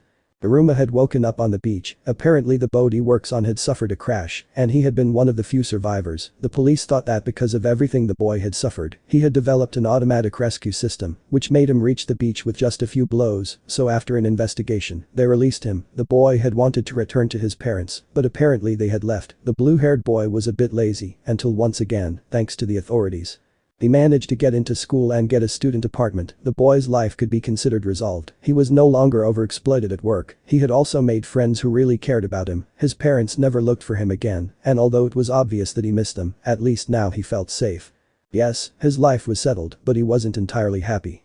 The boy felt strange, sometimes sad. Iruma had a feeling in his chest that told him that something was not quite right, that his life was not like this. The blue-haired boy had a feeling of guilt and at the same time of loneliness, as if something had been torn from him, from his life, his heart. Iruma sometimes had quite strange dreams, imaginary scenarios that made him wake up in the middle of the night, a world different from ours, different people, mutations, monsters, wings and tails, they seemed like demons. Iruma also had a tic, which was to lightly touch his ring. The boy didn't remember when he got it, but he couldn't take it off either, it was as if it were attached to him. Iruma just sighed, trying to convince himself that everything would pass, that one day he would return to normal. The boy began to walk behind his friends, but at that moment, a female silhouette walked next to him, calling his attention. The boy turned his gaze immediately, but did not see anyone, although he could hear something, coming from nowhere. Iruma. The boy's heart leapt, his eyes opened. Iruma Suzuki looked at the entire landscape in front of him, seeing nothing, only managing to say one thing. Iruma. Elizabeth. Chapter 1 for all versus the power of Krypton. Izuku had stopped Mirio's punch who didn't believe this was possible. The green-haired boy had a serious face, staring at the blonde who separated his fist with force. He wouldn't let himself be intimidated by anyone, much less by the green-haired boy. Mirio put himself on guard again and launched himself to attack the green-haired boy, who with his speed and lifting his feet a little off the ground, was able to evade Mirio's blows, retreating until without thinking twice he took flight to immediately fall, without giving Mirio time to react, and thus managed to give him a great blow that landed on his face, which moved the blonde away and making everyone's faces fill with surprise. Tamaki. Thinking. Achievement hits Mirio. Surprised. But what no one expected was that Izuku would not stay still, and without giving Mirio time to recover, he threw himself against him. Izuku. My name is Izuku Midoriya, it's a pleasure punching the blonde in the stomach to meet you. Punching him again in the face. The boy threw this last blow, throwing his rival across the training field. Almight's face was one of pure surprise and disbelief. The former symbol of peace was stunned by this display of power from the green-haired man. Nana, for her part, couldn't believe it. Izuku's reaction was something new for her. The beautiful black-haired girl saw her nephew amazed by this, because she knew that Izuku wasn't using all his power. For his part, Mirio got up with certain complications. The blonde had not had time to react to the two blows. Izuku's speed was something he had not seen before, but Mirio was not going to give up. The boy would not stop until he saw the boy on the ground. The blonde recovered, seeing the boy with a fake smile. Mirio. Good hook, that almost made me feel something. Do you think it's my turn now? Activating his one for all, no moving allowed. The blonde used his speed to get close to Izuku, who raised his fist. The blonde did this too, but it was nothing more than a trick, as his idea wasn't to hit the green-haired boy. Or at least not head-on. Mirio prepared the blow, but when he was close to Izuku, he used his quirk, managing to sink into the ground. The green-haired man, seeing this, rose up, turned back and used his X-ray vision, immediately finding the figure of Mirio, who shot out, although without hitting the green-haired man, even passing through him. The green-haired man, seeing this, looked up only to see Mirio lower his fists, while a kind of steam emerged from them, and immediately, a pair of black ropes came out of them, clinging to the ground. Immediately afterwards, the blonde went down with impressive speed, managing to kick Izuku, making him crash into the ground, causing a large cloud of dust, which even made a slight tremor. The surprise was still on everyone's faces, because with this last attack from the blonde, they did not know what the fight was about. The blonde man emerged from the crater that had been generated by the impact, and it was seen that he was limping slightly. Mirio. Wow, when they told me you had tough skin, they weren't lying. That hit hurt obviously. I don't know if you can hear me, but I must say that you really surprised me. I didn't think he was going to use it, at least not on you. Tamaki. Thinking. Mirio's final attack, he gathers the resulting kinetic force of his phantom menace and unleashes it in a powerful, explosive and fast surprise attack. There's no one who can react to that poor guy. The blonde smiled with pride and arrogance and then turned to see Almight, who smiled back. The man's look of pride was clear. Almight. Thinking. Young Mirio is someone surprising. He was able to mix his quirk with those of the previous carriers in a simultaneous activation, which is at a more developed level than that of young Todoroki. That boy is a monster, without a doubt. There could not have been a better choice for one for all. In this way, he became a superhero. Nana's gaze changed from concern to surprise, because as far as she knew, one for all was only a strength-enhancing quirk. She didn't know where the latter had come from. Mirio was about to leave the place when a light sound of stones colliding made him stop, incredulous. Mirio. No. Izuku. Mirio, calling the blonde's attention. Do you have a minute? The blonde turned around only to see Izuku standing, slightly separated from the ground. His gaze was serious, and his arms were crossed. Momo. Izuku. Sighing in relief, thinking. I was worried about him, I'm glad he's okay. Najire. He's still standing. But no one has ever taken a hit like that from Mirio before. Surprised. Shoto. That's his greatest power. Izuku doesn't give up so easily, smiling, he's too stubborn to stay on the ground. Mirio. Wanna bet? The blonde activated his quirk again, although now there was something different. Somehow, the pressure the blonde exerted was greater. It seemed as if he was having more power than before. Mirio did not tempt his heart, and in just a blink he disappeared to use those strange ropes again, with which he quickly entangled Izuku, who did nothing to let go, allowing Mirio to begin his attack. The blonde began to spin Izuku until he approached him, hitting him and pushing him away to the other end of the place. But the blonde's attack was not going to stop there, because before Izuku could fully stand up, the blonde threw this whip, which tangled itself again in Izuku. Mirio. Now you'll see. The blonde just clenched his fist and activating his one for all, he threw himself at Izuku, who was preparing a counterattack. Although this was not necessary, because before Mirio could reach him, his body was forced to stop. Immediately the whip disappeared, freeing Izuku, who saw how the blonde had twisted slightly, as if an electric current ran through his body internally. Izuku, seeing this, immediately approached the blonde, worried about his rival. Izuku. Mirio, are you okay? Although the answer Izuku got was not what he expected, because as soon as he asked this, Mirio responded with a hook to Izuku's jaw with his one for all to use his whip, attracting him towards him and give him another blow which moved him away again. Mirio. Get away from me. Recovering, I'm the closest aspiring hero to being number, I don't need your help. Izuku managed to stop in the air, but worried about the blonde's health he landed. Izuku. Something's wrong with your quirk, isn't it? If so, we have to stop this. Mirio. Shut up. The blonde now seemed annoyed and without hesitation used his super speed mixed with his permeability starting to come out from everywhere. Izuku knew it, the blonde would use his special attack. Mirio. Phantom. The green-haired boy had to decide quickly. What would he do? Hit or dodge? If he guessed where the blonde was coming from, he could stop him or dodge him, but he had to be quick and find the pattern. Izuku. Thinking. His specialty is the surprise attack, it could come from anywhere, from above or below, or maybe from the sides. He's using both quirks, that's for sure, but what are those whips, or the steam? Also, what I saw a while ago, has his quirk reached its limit? I have to find the answer to everything if I want to win this fight. The green-haired boy was looking everywhere until he could see how the blonde passed through him to go towards a wall, which he did not go through, but only used as an impulse. The final blow would come there. The green-haired boy prepared himself, and that was when he saw it. Steam again. Mirio was about to use that special attack again. Izuku prepared himself. He wasn't going to dodge it, he would stop it and use his own momentum to throw it to the other side. Immobilizing it was a better idea. Using the technique he used with muscular was a good strategy. But at that moment something happened that neither of them expected, because at that moment, when Mirio threw himself at him, his one for all became erratic again. The boy had raised his fist to hit Izuku, although he began to take out his whips in a surprising way which buried themselves in various points of the place, stopping the blonde's path, who after this, saw how his power went out, exploding in his own face. Mirio was stuck up high, but again, his quirk would activate unexpectedly. Now being his permeability, which made the whips come loose and disappear, causing the blonde to begin to fall. Almight's face was one of stupefaction, it could be easily deduced that he didn't know what was happening. Izuku, for his part, did not hesitate and went down, managing to grab the blonde, releasing him safely on the ground. The green-haired boy no longer cared about fighting, he knew that Mirio's quirk was not right. Izuku. Stop it, Mirio. This isn't a fight anymore. If we continue like this, you'll end up hurt by your own boots. Mirio. I said shut up. You don't know anything about me. Izuku. Maybe not, but I do know that somehow, your quirk is not in sync with you. Mirio quickly understood what Izuku meant when he said this, so he was worried, because he understood that one for all was a secret, so he couldn't understand how the green-haired man knew about it. Mirio. You don't know anything about my quirk, it's something I gained. Izuku. Maybe, but it's obvious that it's somehow not compatible with your body, just look at you. This is the second time something like this has happened. Izuku advanced towards the blonde who was losing control. Mirio clenched his fists annoyed. Izuku didn't know the training he had to do to earn one for all, as well as the one he had to adapt his quirk. Mirio. And who do you think you are, coming to me with that? You're just a first-year rookie who's lucky to be alive and who puts his teammates at risk every chance he gets. Izuku.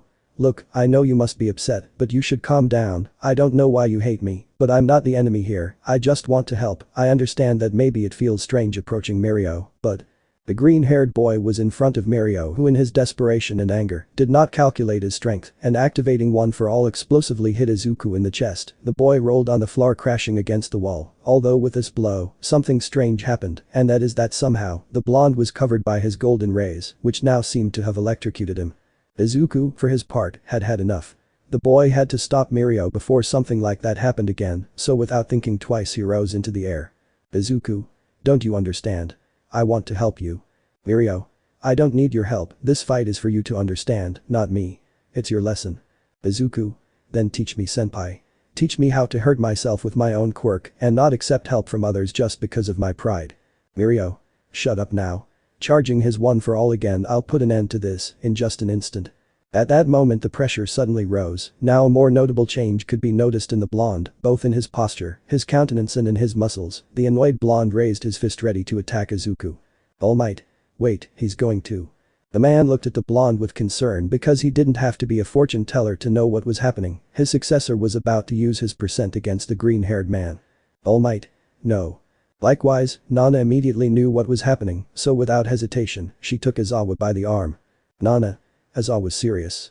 Aizawa. What's going on? Nana. Stop them. For his part, Izuku just looked at Mirio with a serious face. The boy did not want to attack Mirio, being honest, the idea of combat did not please Izuku at all, but instantly, the boy remembered the blow that his rival had given to Gran Torino, but Izuku did not concentrate on this, but calming down, he remembered that with this blow, but a strong shock wave, which was capable of causing more damage than what had already happened. At this image, Izuku looked around, the boy didn't know if he could withstand percent of the power his rival was showing, but even if he did, he knew that the shock wave would cause a disaster in the training camp. The green-haired boy turned to look at Momo and could see a look of concern on her face. The boy didn't want to see a face like that again. Izuku clenched his fist, he would stop Mirio even if he had to do it by force. The boy did not hesitate and began to descend, while Mirio prepared himself by charging percent of his power. Everyone's faces were in disbelief, not believing that both boys would throw themselves like that. Shoto knew it from the moment he saw Izuku clench his fist, he knew he would use his incredible strength. Shoto. Izuku. Momo. What are you thinking of doing, Izuku?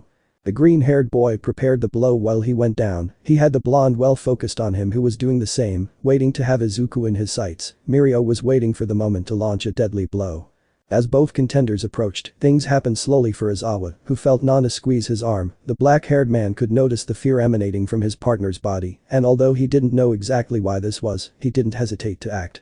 Aizawa's eyes were acquiring their characteristic red color as he watched how the boys were almost close to colliding with each other. Aizawa knew that whatever it was wouldn't be able to turn off Izuku's quirk, so before his quirk activated, his sight focused on Mirio. Seconds passed, the rest of Class A and the big boys prepared to feel the impact wave. Momo and Shoto watched in slow motion as Izuku and Mirio stretched out their arms, each releasing the bomb at once. Everyone closed their eyes waiting for the crash. But this one never arrived. When everyone opened their eyes they saw him, both were still in the attack pose, both with their fists stretched out, with the mere difference that Mirio's quirk had been deactivated, but Izuku was still in the air. The expression on Mirio's face was clear, the boy did not expect this. The blonde turned his gaze in the direction of Aizawa, who had his sight set on the Mirio. Aizawa. Aizawa. The fight is over, that's an order. Mirio.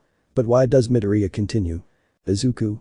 Because mine can't be deactivated by Aizawa-sensei, he's tried before, sorry landing. Mirio. Can't. Izuku. Hehe yes, it's something we still don't know why it happens, sorry for that. The boy smiled as he extended his hand to the blonde who couldn't believe why his rival could act and smile as if nothing had happened. Izuku. But tell me, are you okay? Mirio. Annoyed excuse me. Tamaki. Well, the fight is over. Passing between Izuku and Mirio, the hero residences, contrary to what you may think, is not living with one, but it is living the experience of being one, or at least an assistant. Using your hero license, you will appear at the agency that you choose or that selects you, you will watch, patrol, and if necessary, participate in missions helping your superiors. Obviously this would count as a job, for which you will receive payment for your services. The duration will be told by your teacher in charge. Ida. So that's what it was about, I should have guessed, putting on a thoughtful face. Uraraka. So if that's what it means, why did you make us fight you? Tamaki. To tell you the truth, I don't think I have an answer for that. Najire. I thought it was really fun fighting you guys, smiling childishly. Momo. It's true, in an agency, in addition to having the help of others who can provide support, you also need a plan of attack, also knowing how to position your heroes in an effective way where you can make use of their skills in an effective way and where you can get the most out of their skills. Tamaki. Well I don't know, it was actually Mirio's idea, don't let them see me lowering his head. Shoto. Well, I guess in theory it could have been the simulation of a surprise attack, although I don't know if that was true or if he just wanted to show off his power. Sato. I think the second one, deactivating his quirk. Hiroshima. Amajiki-senpai is quite strong, for a second I thought his quirk would break mine, it was an exciting fight bumping fists. Tamaki. I think she like you, I'll think about it. Hiroshima. Who? Confused. Aizawa. Okay, the fight's over, I want you all in the room now. Everyone nodded, Aizawa left accompanied by Nana, while the boys went to the locker room and the robots took the unconscious, although for his part, before Izuku got involved with the rest of his classmates, he could see how Almight hugged and lightly patted Mirio on the shoulder. Izuku saw how both moved their lips, so he focused his super hearing. Almight. Are you okay? Mirio. Yeah, just a little discouraged, I wanted to give my best, but why did they stop the fight? Almight. Well, you understand, your power is something amazing, it is natural that they were amazed even intimidated by it. Mirio. I just wanted to make Sir and you proud of me, to show you how I could better control my quirk. Almight. Smiling and starting to walk towards the exit. Calm down, you don't have to prove anything, I'm too proud of you, your control of the quirk is much greater than mine at your age, I'm sure that soon, you will be able to control the quirk in its entirety, including all the variety that you have inside you. Izuku. Thinking. Wait, all the variety? Shoto. Dude, are you okay? Touching Izuku's shoulder. Izuku. Yeah, it's just that I got a little distracted, thinking. I have to talk to Nana about this, how many secrets does one for all hide? The boy followed his best friend, and after changing, everyone returned to the living room, including those who were unconscious, although the latter were quite upset with Mirio. Bakugo. How the hell do you expect these useless extras to understand something if they were knocked unconscious with a single blow? Hiroshima. You call them extra, but I'll knock you out too. Whispering. Bakugo. What did you say, fire hairs? Mirio. Well, yeah, sorry, but it's your fault too, you gave up before fighting, you thought my quirk was too strong. Zero. He's very strong. Besides, we didn't even give up, you attacked us without warning. Mineta. That's right, it wasn't fair at all. Think about people like me. Mina. You phase through things, move at super speed, and even transport yourself. Are you a hybrid like Todoroki? Pretty annoying. Mirio. Haha no, it's just one. Kaminari. Just one. Najire. You surprise me, even that guy figured it out faster. Pointing at Izuku, but don't worry. I'll tell you. Seeing Mirio. Hey, can I tell you? Excited. Mirio. Well, you already started. Najire. Good, smiling cheerfully, her quirk is penetration. Saying this naturally. Everyone. Confused. Mirio. Proud. Yes, in short, my quirk is penetration, what you call transportation, it's just one of the applications I can do with it. Watching Mina. Shoto. Izuku. Seeing his best friend. Izuku. It's like I told you, he activates his quirk throughout his body, when he does this it should feel like a falling sensation, so when he deactivates it, by the laws of physics, the mass around him should repel him, launching him almost like a bullet. Mirio. I can even penetrate the ground, but when I stop using my quirk, I instantly shoot out, although well, this can vary, in a certain way, I can aim at the area where I want to be repelled. It all depends on whether I change the angle, or the pose I make. Kaminari. Without understanding anything, so, that's how teleportation works. Bumping fist into palm. Mina. Pouting, that's like a glitchy game. Mirio. Mocking, you could say.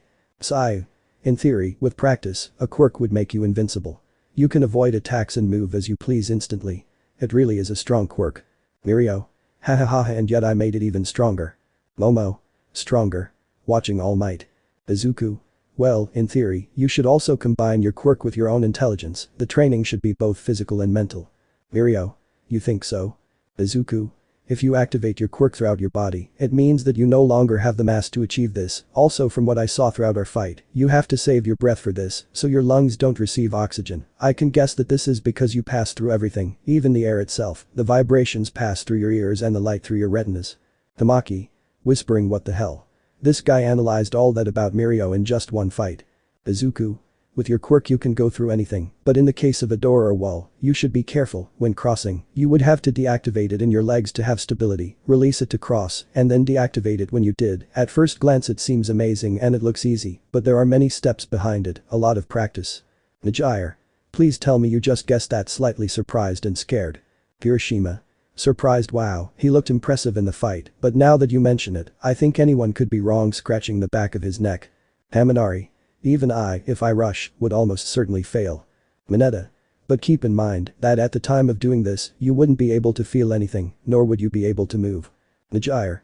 It's true, when I met him, he wasn't an expert in using his quirk, which was why he always stayed behind, in fact he even ended up at the end, he always lost his clothes, hahaha, completely amused. Mirio. hey. Scolding his friend although they are not so wrong, but my dream and objective were clear, to reach the top, I had to make an effort, I was not going to let my quirk limit me. Raising his arm, I had to think and be much faster. Shoto. So you had to predict the movements of others, you had to deceive others, use your previous experience to achieve this. Mirio. That's true. Everything you saw is the result of my own efforts and the predictions I was able to make based on past fights. Najire. True, although well, that and also other things that neither Amajiki nor I know, and that Mirio doesn't want to. At that moment, Mirio and Tamaki covered the mouth of the blue-haired girl who did not seem uncomfortable continuing to talk, although Izuku took a step forward. Izuku. So that's why you wanted to fight with us, to gain more experience. Instead of explaining it, it had nothing to do with the residences. Tamaki. Don't see it this way either, just like Mirio, you have to take this opportunity, use the experience to work, remember that in your internships, you won't be guests, they will treat you as assistants, as professional heroes. Kaminari. That's seriously scary. Everyone felt their body tremble upon hearing this, somehow, this information made them even more nervous. Tamaki. As professional heroes, you're going to see a lot of things. The veterans might even tell you about the dead people who perished in your arms. But those ugly and painful things you go through will shape you. Remember, what you'll see in your dorms are first-class experiences you won't get in school.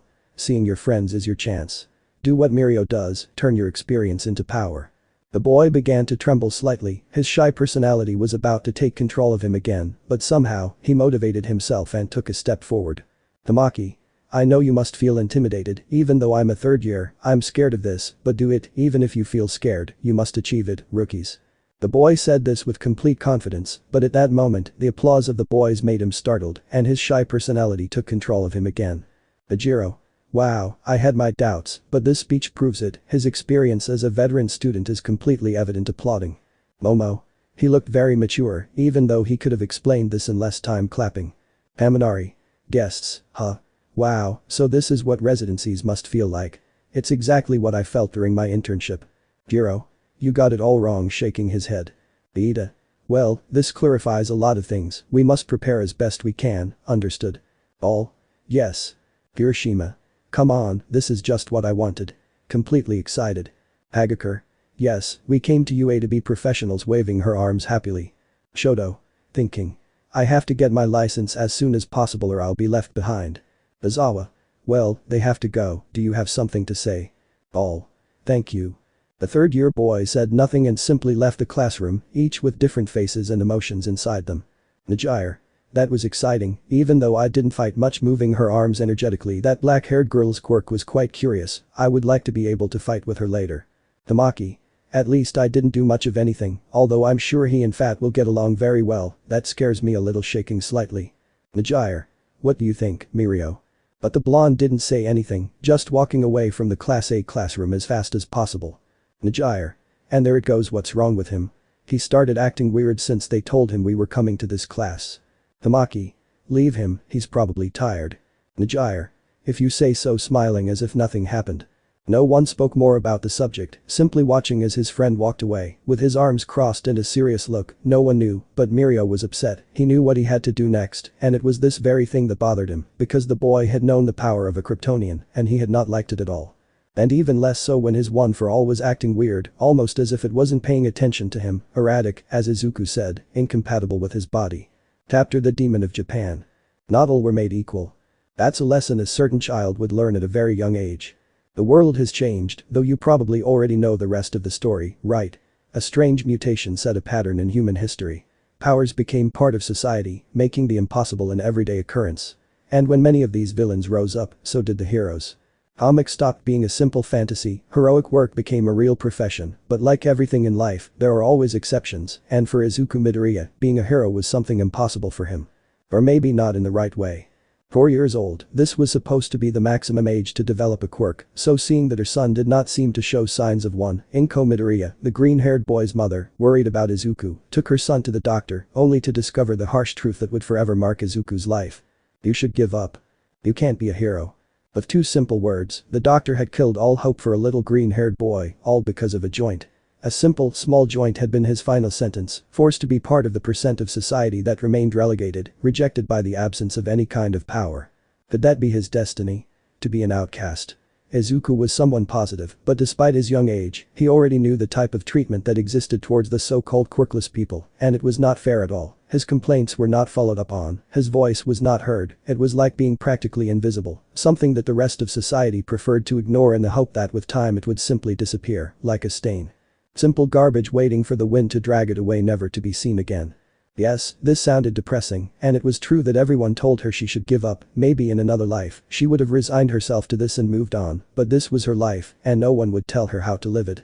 Izuku was not a normal child, because even with the notable absence of a quirk, he was a born fighter. No, rather, beyond being a fighter, the green-haired man was a hero, always protecting others, looking out for their safety, even before his own. The news that he was quirkless spread as fast as wildfire, but far from the support and words of encouragement that Inko would expect from Izuku's teammates, the only thing the green-haired boy received in response was humiliation, blows, indifference. Bakugo, who was once his best friend, had now become his executioner. The ego that the blonde had developed was so great that he could not allow someone like Izuku to feel even a small bit of superiority over him.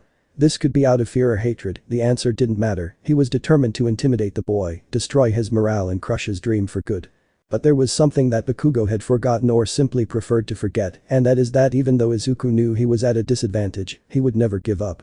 It would take more than an explosion to destroy his unbreakable fighting spirit and thirst for justice. The green-haired boy always defended those he could guard up, regardless of the numerical difference, little Izuku never abandoned anyone.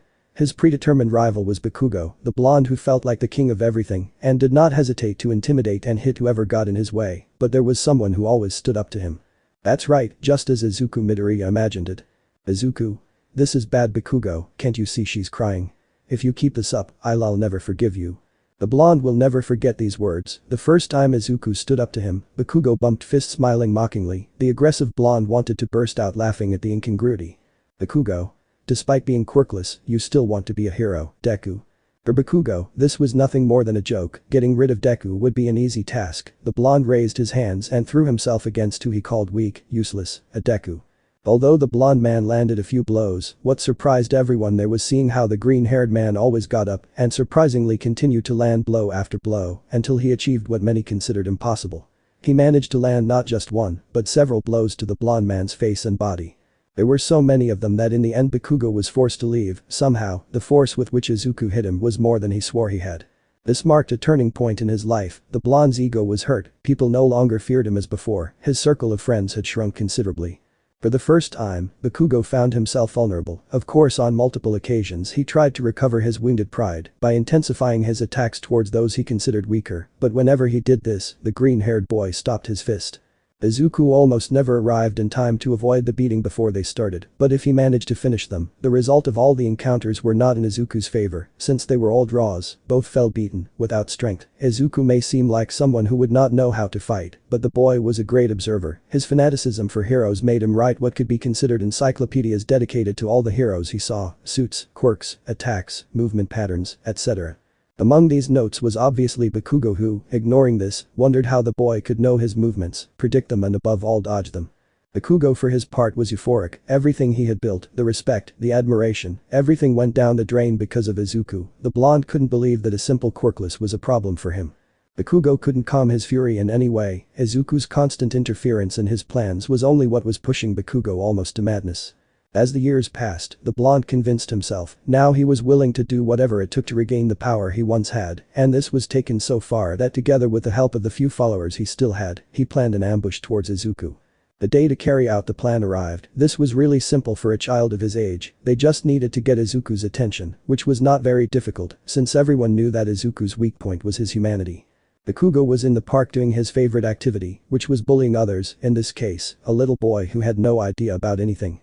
Not much happened and just as they had anticipated, Izuku appeared on the scene. Apparently someone had told him what was happening, so without wasting time he ran to the scene. Izuku. Enough, Bakugo. Somewhat agitated. The green-haired boy had his fists clenched, he knew that violence was not the answer to everything, but he could not stand idly by while other people suffered. The green-haired boy also could not understand how Bakugo thought this was a good idea. Admiration with intimidation was nothing more than another form of repression, and at some point this would turn against him. For his part, when Bakugo heard Izuku's voice he could only widen his already sadistic smile. The blonde continued attacking the boy, ignoring the green-haired boy who, seeing that there was no other option, threw himself at Bakugo, whom he managed to push away from the boy. Izuku, get out of here. I'll take care of it, putting himself on guard. The child soon paid attention, simply saying, "Thank you," and running off in the opposite direction to the scene. Izuku, seeing that the child was no longer there, "We don't have to do this, Bakugo, violence is not the answer." Bakugo, "For me, yes," smiling. The blonde said this and threw himself at Izuku, who, already expecting this movement, managed to move away to counterattack, starting the fight, although what Izuku didn't know is that imperceptibly, Bakugo began to step back. The green-haired boy threw blow after blow, hoping to distance his rival. For a second, he believed he would succeed, but this was nothing more than a false hope, because after a few minutes, he realized he was in trouble. The moment he discovered this, the green-haired boy stopped, but it was too late, because when he turned around, he realized that 3 other children were surrounding him. The inevitable had happened, and in his eagerness to do justice, he had fallen into a trap.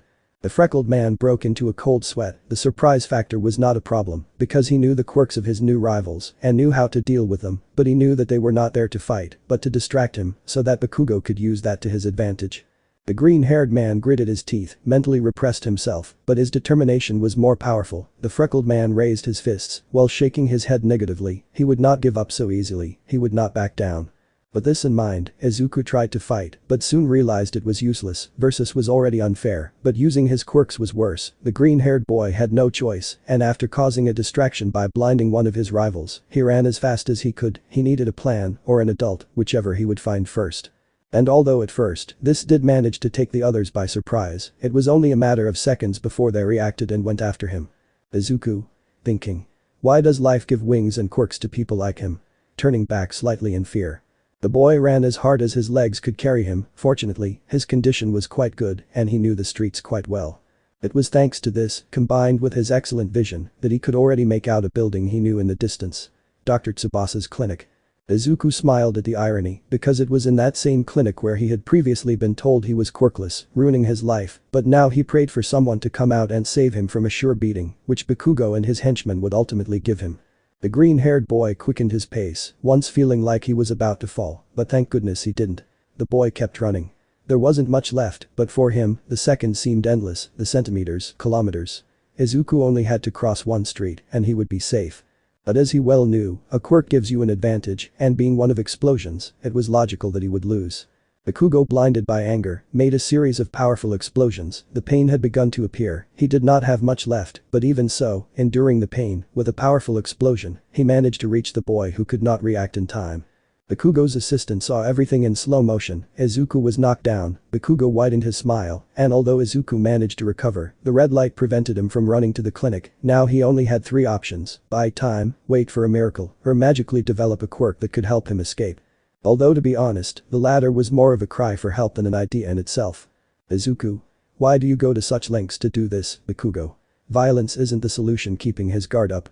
Bakugo, that's exactly the answer I expected from a damn coward like you. Izuku, you know that's an ironic term, right? I mean, considering you have 3 henchmen behind you.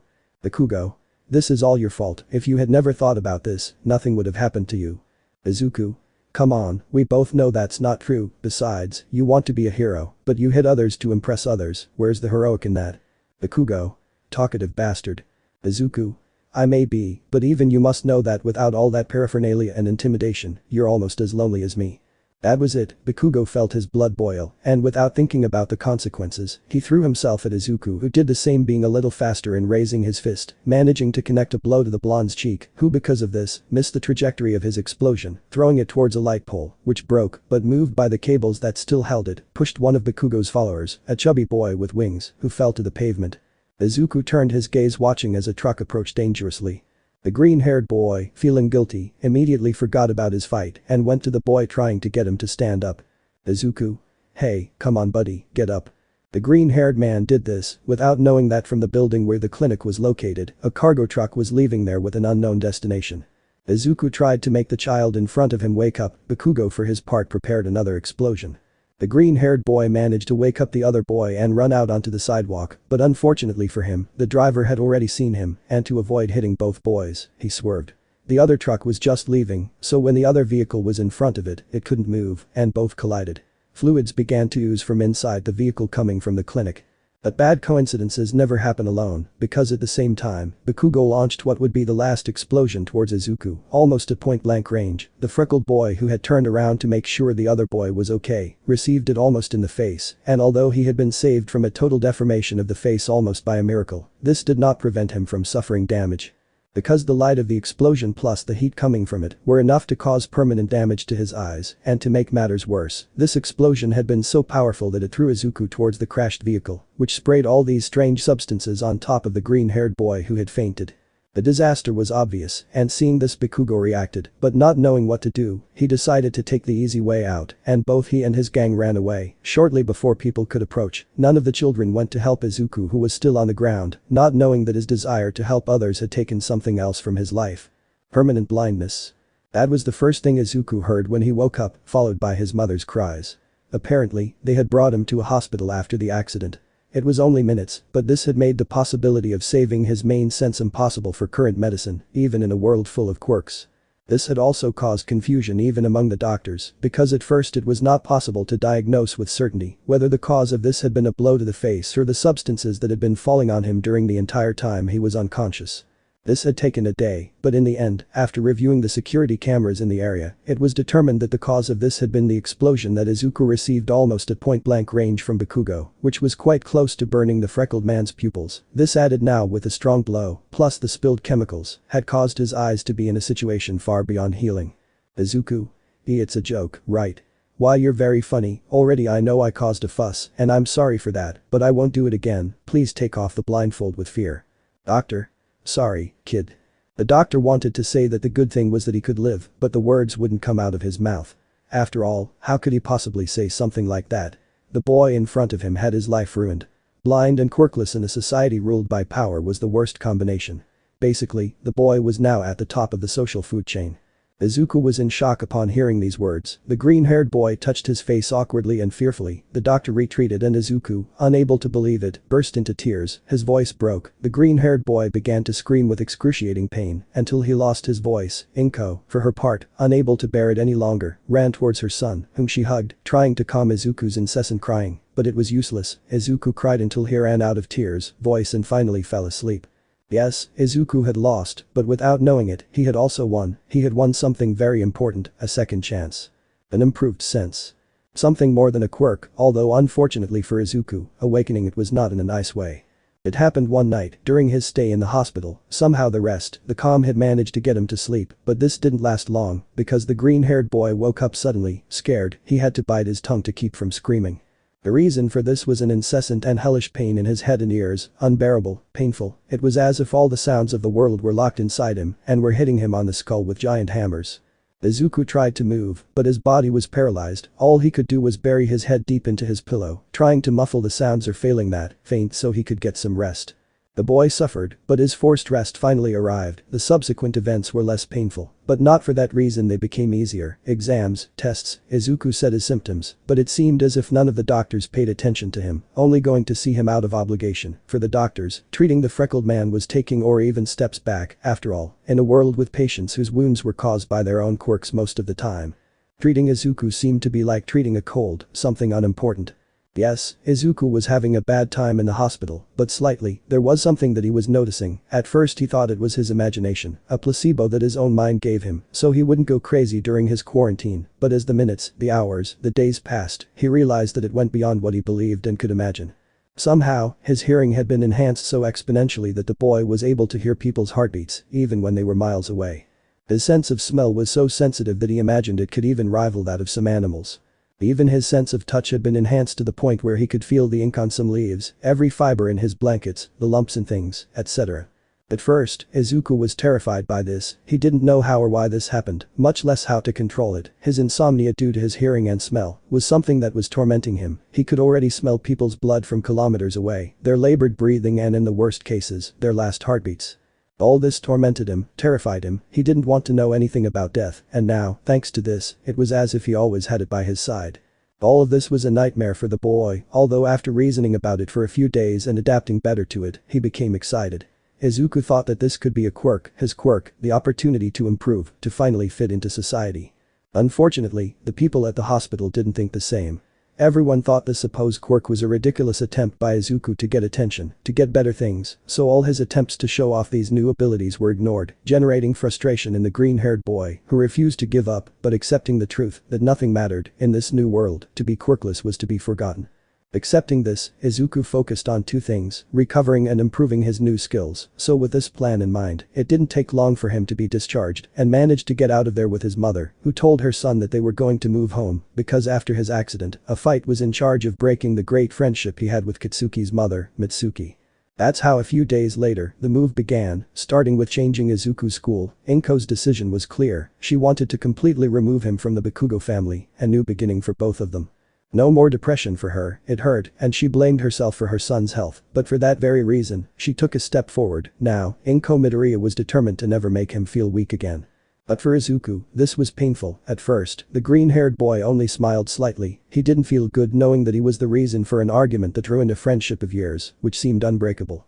Although for his part, Izuku decided to hide his new abilities, or at least for a while, while he learned to use them, to see if they weren't temporary. He didn't want to scare his mother again after all.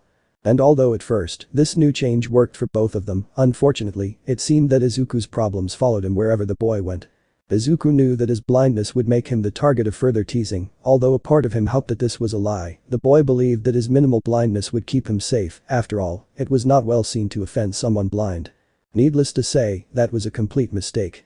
The blind quirkless was something new, unique, but at the same time, it was like having an even bigger target on your head. Shortly after he entered his new school, things went from bad to worse.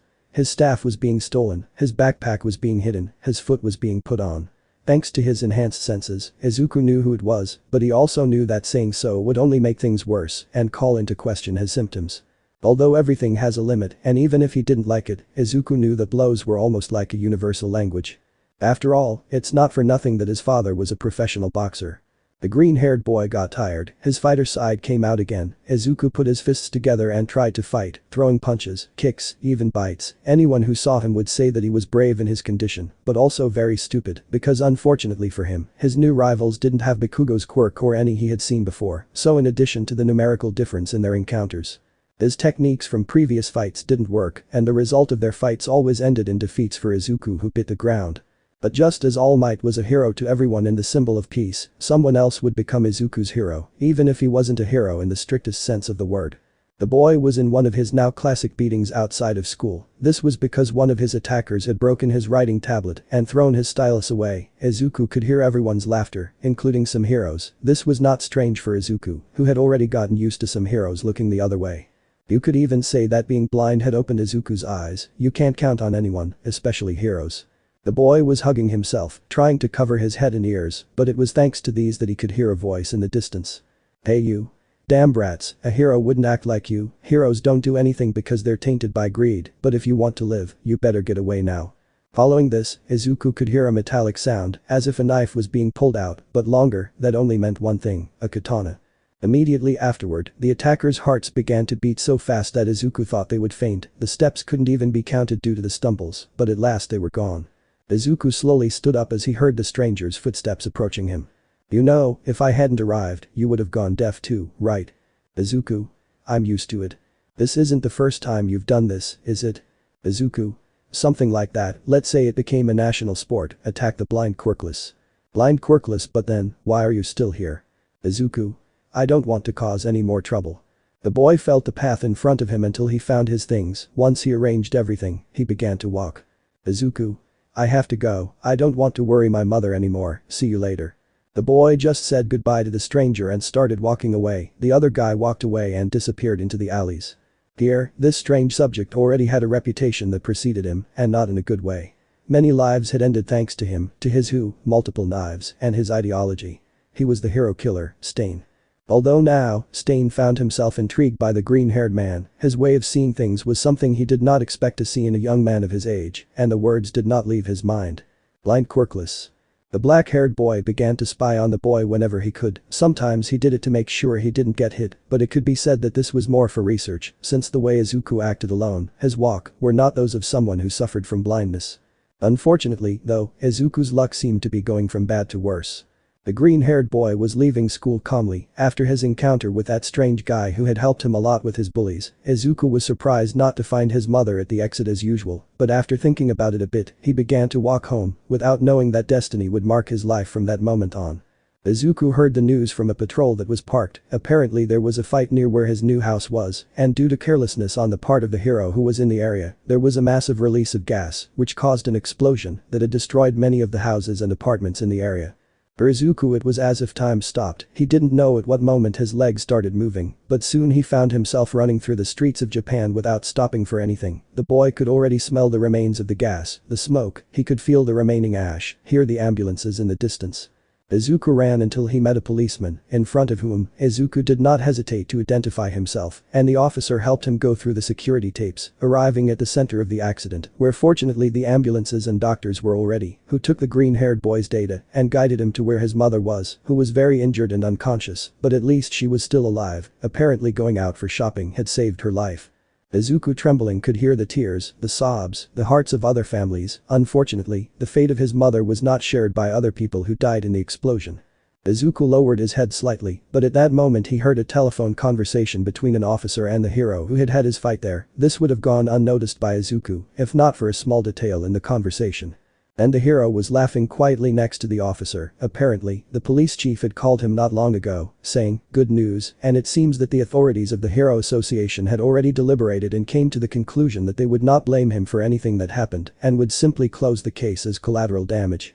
In the words of the heroic subject, it was routine, a simple apology, followed by compensation, a pat on the back, and then nothing happened. Next case, turn the page. Izuku felt his blood boil with these words. The furious freckled man released his mother and stood up, but before he could even speak or address the hero, someone appeared behind him, grabbing him by the shoulder and covering his mouth. "Stain. You're not going to do anything." At this, the green-haired man remembered the voice. It was the stranger from that time. His heart rate was the same. The freckled man tried to turn his body slightly towards this new subject who was staring at him. "Stain. You're quite a curious person, you know that, don't you?" Izuku. Managing to uncover his mouth. "What are you doing here?" "Stain. Let's just say I've got my eye on you, now come on, there are things we need to talk about." Izuku. "And I can't, my mother is here." The killer immediately released the boy. He understood, he had thought and acted too quickly without taking into account what Izuku had witnessed. Stain looked around to make sure no one had seen him, although fortunately the crowd was more absorbed in the accident and gossip than in seeing people. The killer simply sighed and said, leaning closer to the green-haired man's ear. "Stain. When you have time, go to Dagaba Beach."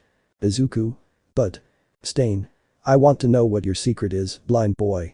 The boy opened his eyes upon hearing this, but this small distraction was enough for the killer to slip away without saying anything.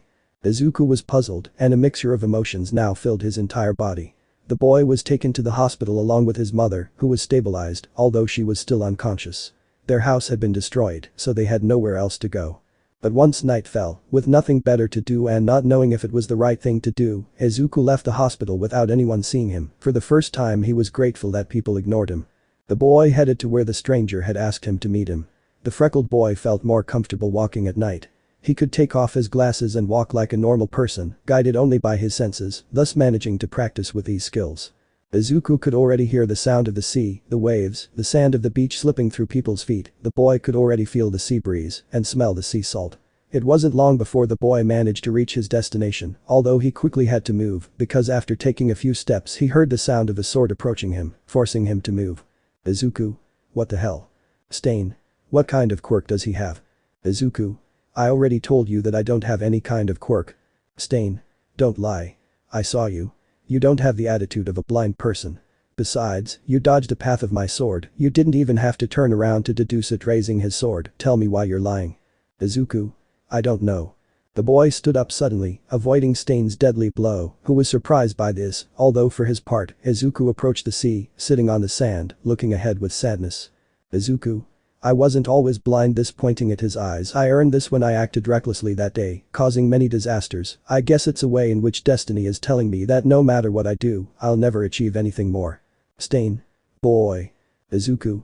Well, although saying that would also be something very cruel, or the truth is I don't even know. After all, it was because of that same accident that I got this.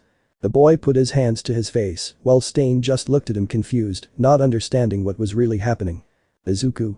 An enhanced sense. I developed it in the hospital. I heard all kinds of sounds. It was painful. There came a point where I even preferred to die than continue like that. The stench of blood made me vomit. The dismembered corpses. The people crying. Their suffering was endless. Although the worst of all was hearing how the doctors talked about people. Sometimes I even had to hear them laugh at the suffering of others, as if it didn't matter at all. Stain. That doesn't explain anything. The way you walk, the way you fight, all of that makes it seem like. Izuku. What can I see, right? Without getting an answer I knew it's hard to explain really, it's not so much like seeing, it feels weird, it's like sonar, or something, somehow, the sounds bounce back giving me an image of what's around me, sometimes it's a more or less clear image, but most of the time they're just simple shapes, it all depends on the sound. I don't really know for sure, sometimes it works, sometimes it doesn't, if it were a comic, I'd say it depends on the artist. Stain. I've heard that when one of the senses fails, the others are enhanced to compensate for the lack of one, but what you're telling me, it's as if you had a map of what's around you. Izuku. Almost, it's like a plane summoned by sounds, I don't know if I explained it well, as I said before, it's a somewhat complicated subject. Stain. And I assume training him was even more so. Izuku. Yes. Stain. But you never tried to say it. Izuku. What, my abilities? What did you want me to say? Hey, I'm blind, but I have radar like a bat, don't pity me and treat me like everyone else. I tried, but it doesn't work like that. Believe me, once you're quirkless, the world stops taking you seriously. Stain. Yes, the world is no longer what it was, society is infected by greed and corruption. Izuku.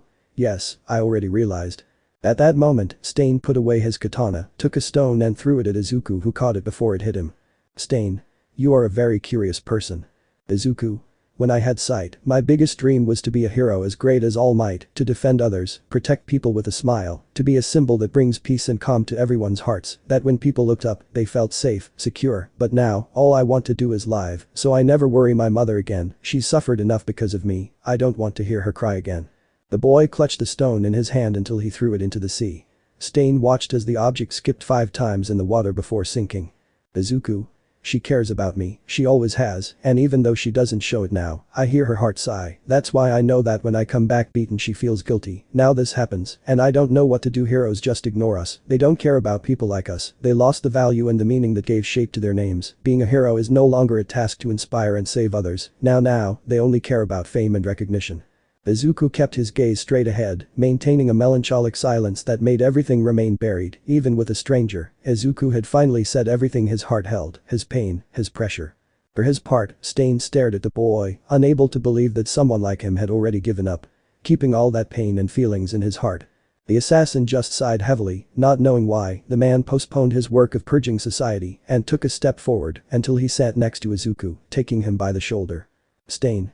I don't know how much I'll regret doing this, but you're stupid if you think that one day you'll stop worrying your mother, that's part of her job, worrying, even if you're an adult, but if you want to take that burden off her, then take the next step, train and follow your own path. I don't know if you fought before, but it's time for you to at least have some technique. Izuku he. Confused and what does that mean? Stain. I'll train you, kid, that's what I mean, well, more like I'll teach you how to stay alive. The assassin said this and stood up, then he left, Izuku just looked back, but there was no one with him. This is how Izuku's life had changed completely from that moment on, and without knowing it, all these decisions made the world lose Deku, but at the same time he won. The next day, Inko finally woke up. The first thing her eyes saw was Izuku, who was beside her. Inko. Izuku W where am I? Izuku. Mom. Starting to cry. How do you feel? Do you remember what happened? Inko. I went shopping, I was going to make you katsuden for when you came back, but I forgot my keys, I think I had left them. Izuku. In your yellow shirt, the one dad gave you, in the bag above you always leave them there. Inko. I wanted to go back for them, but I heard an explosion after that I woke up here. Izuku. Mom. Inko. It was a battle, wasn't it? Izuku. Yes. Inko. The house. Izuku. Sorry. Inko. Luck isn't a family quirk, right? Smiling. The woman tried to stay calm and cheerful, but Izuku didn't think the same way. The boy blamed himself for everything, his accident, his blindness, the change of home, his stupid dream of being a hero. Izuku just smiled slightly, trying not to worry his mother again. Inko. By the way, what about you? With so much hustle and bustle, I don't know how you did yesterday. Izuku. Nothing new to report, they adapted a wing of the library to house braille books. Inko. Well, that's something good and new, right? Izuku. Yeah, or well I think so. Inko. Stroking the green-haired boy's hair. The world has to adapt to changes, son, big or small, don't worry, besides, I'm sure this bad luck is just the beginning of something bigger and better for us, you know what your father, the Midoriyas, used to say. Izuku. We have an angel watching over us. Inko. Haha exactly, now take off that long face, caressing Izuku's cheek, making him smile. It wasn't long before a doctor arrived at the female's room and began to examine her. At this, Izuku said goodbye to his mother. Izuku. Well, you're in good hands now haha, I'll come back in a while to see how you are, don't move from there please. Inko. Haha well, I don't think I can go anywhere son, stay calm, but where are you going? Izuku. I have supplementary classes haha, see you later. The boy said goodbye to his mother and left the hospital, going to all the appointments the government needed to provide him with the necessary support. Obviously no one took Izuku seriously because of his age and condition, but at least he managed to get his mother sponsored by the government and that he was given at least a few yen to live on that day. Once the boy did this, he started walking until he realized he wasn't alone, a familiar heartbeat was following him. The boy kept walking until suddenly, he entered an alley where he met his new teacher, Stain. Stain. Busy day, huh? Izuku. Since when are you following me? With so many people around, I couldn't hear your heartbeat properly. Stain. I guess I have to be more stealthy if I want to take you by surprise, are you ready? Izuku. I think so, what should we do? Stain. Don't worry, you won't die, although you'll be close. The assassin just smiled and took Izuku by the shoulder to start walking. And with this, Izuku's new life began. It was a couple of years in which Izuku trained his skills, Stain hadn't lied, he was pretty close to dying, the assassin didn't measure himself much, so Izuku had to be quick to learn, every hit, every key, stab, hurt like hell. Flashback. Izuku threw a punch at Stain who was able to dodge it easily, then grabbed him by the arm and threw it forward, hurting the boy. Izuku. Ah, you're hurting me. Stain. Make me stop. Izuku. I can't in pain. Stain. Then give up. Izuku. A Midoriya never gives up. The killer pushed Izuku away and stole his staff, causing the poor boy to fall to the ground. Stain. Then beat me watching Izuku, I have all day kid. Izuku. You're just a murderer, Stain, a bully. Stain. The world is full of them kid, the question is, what are you going to do about it? Izuku didn't stop and with force he threw himself at Stain, throwing a blow, which the assassin was able to block. The green-haired man threw a kick, but Stain simply dodged it. Stain. I just feel the breeze. Izuku tried to attack again, but the result was the same, his mentor could predict and dodge them easily. Stain. Come on kid, be more assertive, you have spirit, but nothing more, it's not enough. The assassin managed to block Izuku and pushed him, knocking him down again. Stain. You have to control that anger. Izuku. Agitated, say you said that anger is a weapon. Stain. Rage is a spark, anger is a fire, out of control, and therefore, it is useless watching how Izuku stood up just like you, if you stay on the ground. The boy stood up in the last attempt to attack, but Stain managed to quickly contain him and with his own staff, hit him on the chin, knocking him down again for the last time, as Izuku began to sob. Stain. Wow, what is this? Feigning surprise, and I thought a Midoriya never gave up. Izuku finally burst into tears looking at his mentor. Izuku. It's my fault, it's my fault. I was the one who hurt her. Stain. To whom? Izuku. To my mom. All this happened because of my stupidity and my foolish dream of being a hero as great as Almight and. Stain. Your father. The green-haired man immediately raised his head upon hearing this. Izuku. Surprised what? How did you? Stain. Hishashi the mutilator Midoriya, it wasn't that difficult, your old man was seriously a tough nut to crack, American fighters are pretty strong. Izuku. He died for us. Stain. And now you honor his memory by staying on the ground, what an example of a son. Izuku. Shut up. Stain. You want me to shut up? Fine, then stand up. The assassin dropped Izuku's staff and grabbed his sword, raising it dangerously. Stain. Get up, kid. Izuku for his part was on the ground, motionless, doubting his actions. Stain. I won't hesitate to attack you, get up. His body screamed at him to get up, but the boy wasn't going to do it, after all, bad things always happen to him for standing up. Stain. Don't force me. Izuku had accepted his death, after all it would be the best for everyone. Stain. Get up now, Izuku. The assassin shouted this as he threw himself at the green-haired man. Izuku had his eyes closed, but at that moment, and without knowing why, his body stood up, dodging the assassin's attack, but it didn't stop there, because Izuku managed to turn around and throw a kick that took Stain by surprise, forcing him to drop his sword and leaving Izuku perplexed. Izuku. But what was that? Stain. Your body's own response. You may have thought that the best thing to do was to die, but deep down you knew that was stupid. You wouldn't leave it so easy for others. You said it yourself, and Midoriya never gives up. Izuku only looked up slightly as Stain put away his sword. Stain. I'm training you to make your way in the world, brat. Extending a hand to the boy, it's time to stop taking beatings and start giving them. The boy thought about it for a bit, but after giving it some thought, he didn't hesitate and took his mentor's hand, ready to take that step forward, to go beyond his limits. Flashback end. Things like that came and went. Stain's teachings paid off, both physically and mentally. Izuku managed to get them to stop bothering him, continuing with his studies peacefully, without friends, but at least no one bothered him. Likewise, it wasn't long before her mother was also discharged, managing to leave the hospital without any problems. It even seemed that more good news accompanied the older Midoriya, because after his medical discharge, a streak of good luck accompanied the Midoriya family, making Inko smile, who could breathe easily, because she could even see her son, in better condition. Inko. Stroking Izuku's head, you see. I told you, son, the Midoriyas have an angel watching over us. And so it was that after a few years, the Midoriya family was still living their time of prosperity, as everyone expected. Izuku was no longer the same child as before. His thoughts about society and heroes in general had changed a lot, now being someone much more mature than he might appear, although in an obvious way. His mentality was still focused on helping others, although now he thought about doing it without the need to use his fists at the same time. His study time had also given him a world of possibilities, so after meditating on it and even talking about it with his most trusted teachers, the boy had made his decision. He would make a fair world for everyone, even if it cost him his life. Inko. Serving dinner, so. When will it be? The Midoriya family was having dinner after a day of studying and working, because apparently, Inko had gotten a job as a cook in a small place near the house. Izuku. What thing? Inko. The UA entrance exam, son, don't tell me you've already forgotten. At that moment, the green-haired boy sat down, but immediately looked up seeing his mother. Izuku. The exam? But mom. Inko. I know, but sighing slightly sadly, it's just that it was your dream. Besides, we both know that there is not only the hero course, you can enter the financial course, or the support course, even the normal course. Son, I know that when you were younger I did not support you as I should have, but now I want to. You yourself told me that they are already accepting students with Quirk. I know that there are no precedents, but that means that you can be the first, make a difference, be a beacon for others, a hero. Izuku. Mom. Inko. I'll always worry about you, no matter how old you are.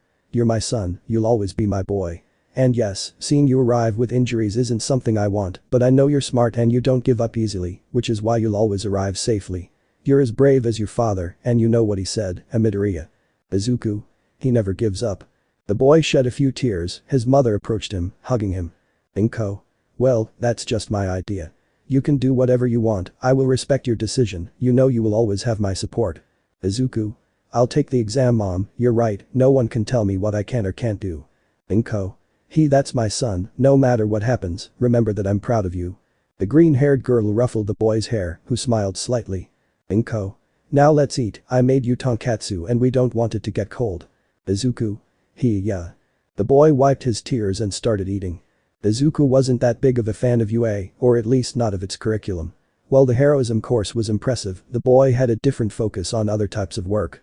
The next day, after leaving school, Izuku met Stain, who was already waiting for him, although what he didn't expect was that after his training, Stain took him to a park, where after using a light disguise to camouflage himself, he bought a couple of vanilla ice creams. Once this was done, they both sat on a bench. The day was sunny, but Izuku was confused by this new gesture, something that Stain noticed instantly. Stain. Are you okay? Izuku. Yeah, it's just no one had bought me ice cream since my dad died. Stain. Don't get used to it and better tell me, what flavor is it? Izuku.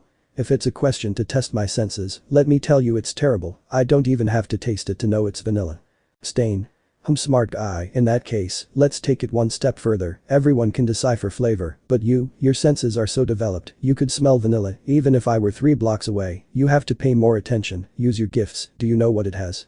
The killer looked at Izuku who just licked his ice cream. Stain. Smelling like snow sugar grains, vanilla pod, milk from 3 different dairies from 3 different states. Izuku just listened attentively, taking advantage of the noises around him to get a perspective of his surroundings. Stain. Tasting his ice cream with a disgusted face, blew several chemicals straight from the periodic table, and smelling his ice cream again, dirt on the hand of the guy who served it to you, it seems he spent the morning in his garden. Izuku turned his head in amazement towards his mentor. Izuku. You don't have my abilities, how did you know all that? Stain. Since I met you, I knew I had to move forward if I wanted to train you, to be more like you, more perceptive, intuitive, I had to sharpen my senses. The assassin looked ahead, seeing the whole picture, ready to test his disciple. Stain. You may not realize it yet, but despite your blindness, you have the world around you, Izuku, it's truly vast, and all you need is the guts to let it in. Try it watching a dog approach, for example, the dog over there, what's its story? Izuku. Did you see my dog whisperer face? Stain. Tell me what you have, listen, pay attention, do what I did. Izuku. Focusing his senses, he's hungry, his stomach is growling, and he's also tired, he would love to eat the hot dogs of the guy who's walking against the wind. The boy had his senses on full blast, it wasn't hard for Izuku to hear the animal's stomach growling, the tired breathing, the guys walking, the wind hitting his clothes, all of this, it was as if the world opened up in a wider perspective.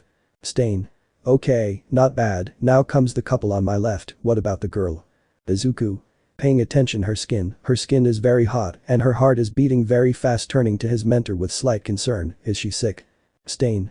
With a disgusted face, worse, she's in love, shaking his head negatively. Now, for the final point and your freedom for today, tell me, what about the old man? The green-haired man turned to a man who was sitting feeding the pigeons. Izuku paid attention, but what he heard, the man's life was fading away. Izuku. He's going to die. Stain. And there's nothing you can do about it. It's a big world, it's not all roses and sunshine, and the only way guys like you and me can survive is if we grab it by the throat and never let go. Izuku. Eating his ice cream. If I ask you a question, will you hit me? Stain. It depends on the question. Izuku. Why did you decide to train me? What made you abandon your path of death and follow me? How did you know? Stain. Those are 3 questions. Izuku. Well, they have the same meaning. Stain. In a way, breathing now, I think maybe it's a gift apart from my quirk, or maybe you were lucky, maybe you unconsciously asked me for help to navigate the world. Izuku. That's not an answer, smiling. Stain.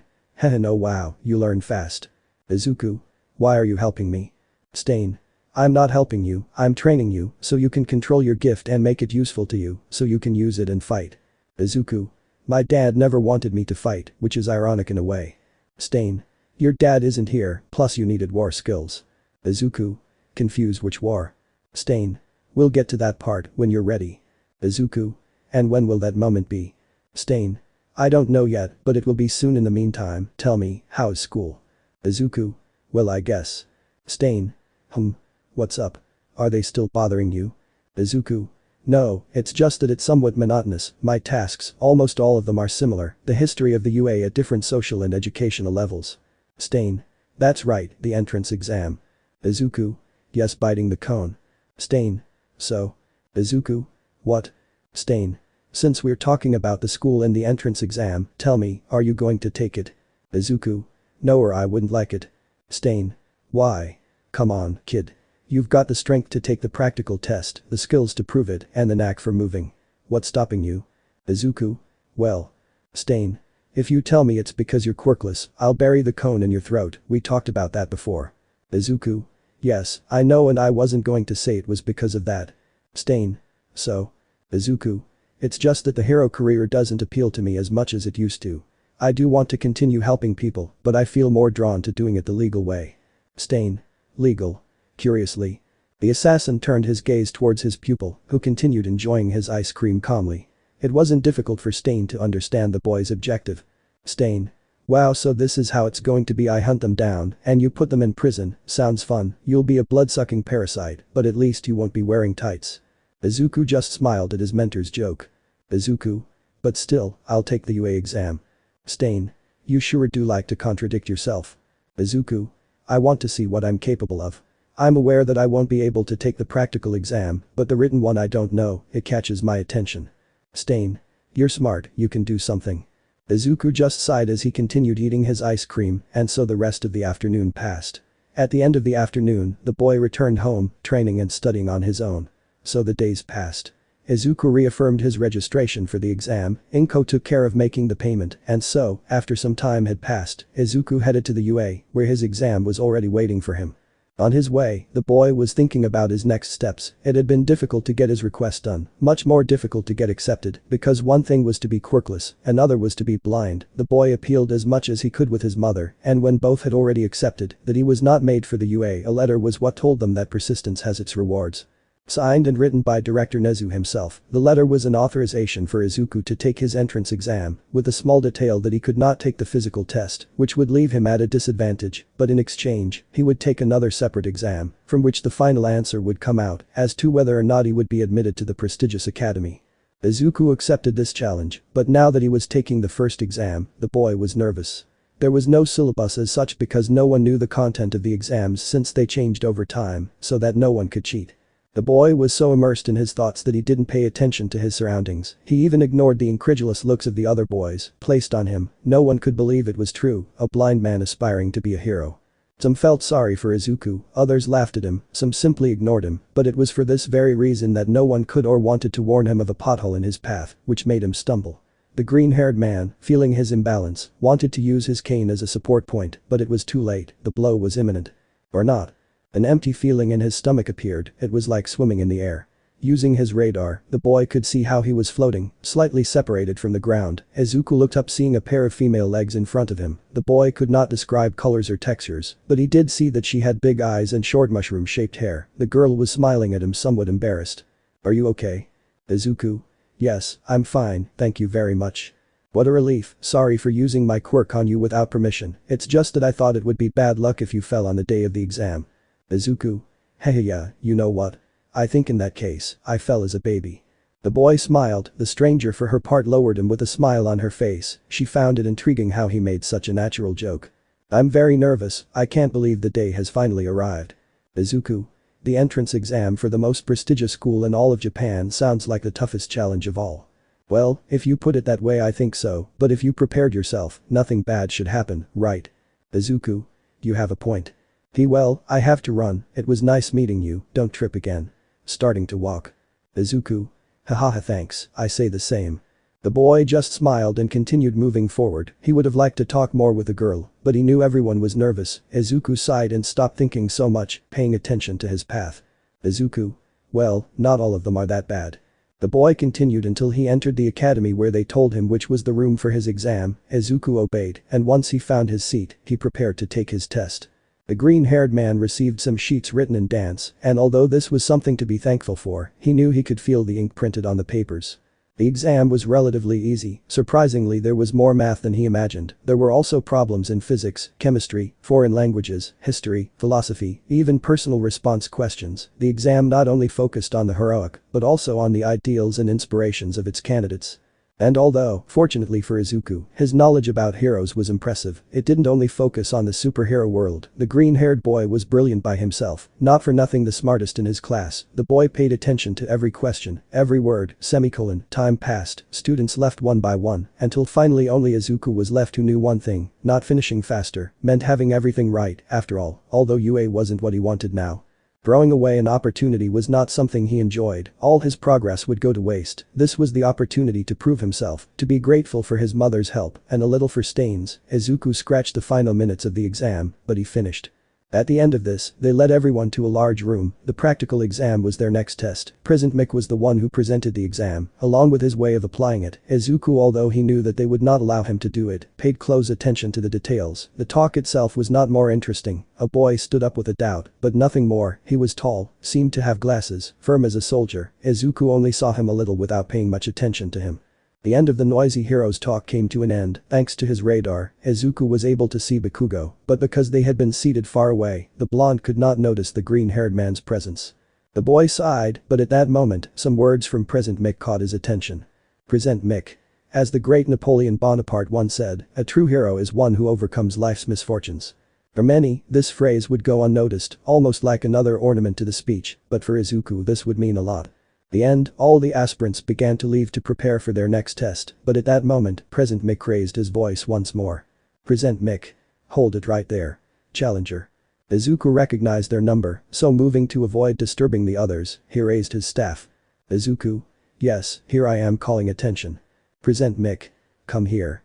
The boy almost got off carefully, being helped by the girl who helped him at the entrance door, who quickly said goodbye. During the short walk, Izuku could hear a lot of laughter, sarcastic comments, etc., the same as always, and what the freckled boy was already used to, although what he also managed to hear was a startled breath, a gesture of surprise and an almost inaudible murmur. From Deku. The boy immediately knew where this was coming from, but simply ignored it, thanking the girl for her help and standing in front of the hero. Present Mick. So really? Izuku? I'm blind. Present Mick. I was going to say that you actually came, but it still counts. Smiling, you got the letter, didn't you? Izuku? Yes, sir. Present Mick. Okay, in that case you know what's next, go home kid, we'll notify you when your second test is. Izuku? Understood. The boy just nodded, but before he could leave, Present Mick stopped him. Present Mick. Hey. By the way, sorry I asked, I'm just really curious, why do you do it? Izuku? Haha, well you said it yourself, a true hero is one who overcomes life's misfortunes. The boy smiled and carefully left the place, leaving the blonde confused. Izuku left UA and headed home, determined to train and wait for the next call. This didn't take long to arrive, sighting him again at the prestigious academy, the determined boy prepared himself again, and when the day came, he showed up, even minutes before he was summoned. When it was his turn to enter, he knew things were strange, it wasn't bad, but the boy could see other young people his age around, there were approximately, girls, boys, tall. Izuku paid attention to all the details, none of them looked like those who were there the other time. Izuku was looking for answers, and thanks to Present Mick, they came quickly. It was the theoretical exam for students who entered by recommendation. The test was different this time, separated with a notable distance between each student, there would be no cheating of any kind. Izuku was seated at the front, having the window on one side and a female figure on the other. Izuku cursed not being able to distinguish colors, but he could notice the air of elegance coming from his partner, a spiky ponytail and a serious face accompanied her. The green-haired boy concentrated on his exam, repeating the same technique as the previous time, although with a surprise that this time, he was not the only one, the girl next to him had also stayed, almost reaching the last seconds of the test. Izuku? Wow, I think we'll leave at the same time. The one who finishes first doesn't always do it well. Izuku? Well, that's true. Do you need help? Izuku? Haha, thanks, but I don't want to take up any more of your time, you still have to take the practical exam, right? Well yes, but… Izuku? Haha, thanks, don't worry, good luck, I hope you get in. The boy began to walk, using his cane as a guide, while the stranger just watched him walk away, not knowing what to say. Good luck anyway, by the way, my name is Momo Yaoirozu. Getting the boy's attention. Izuku? Mine is Izuku Midoriya, turning his back to the girl, only turning his head slightly.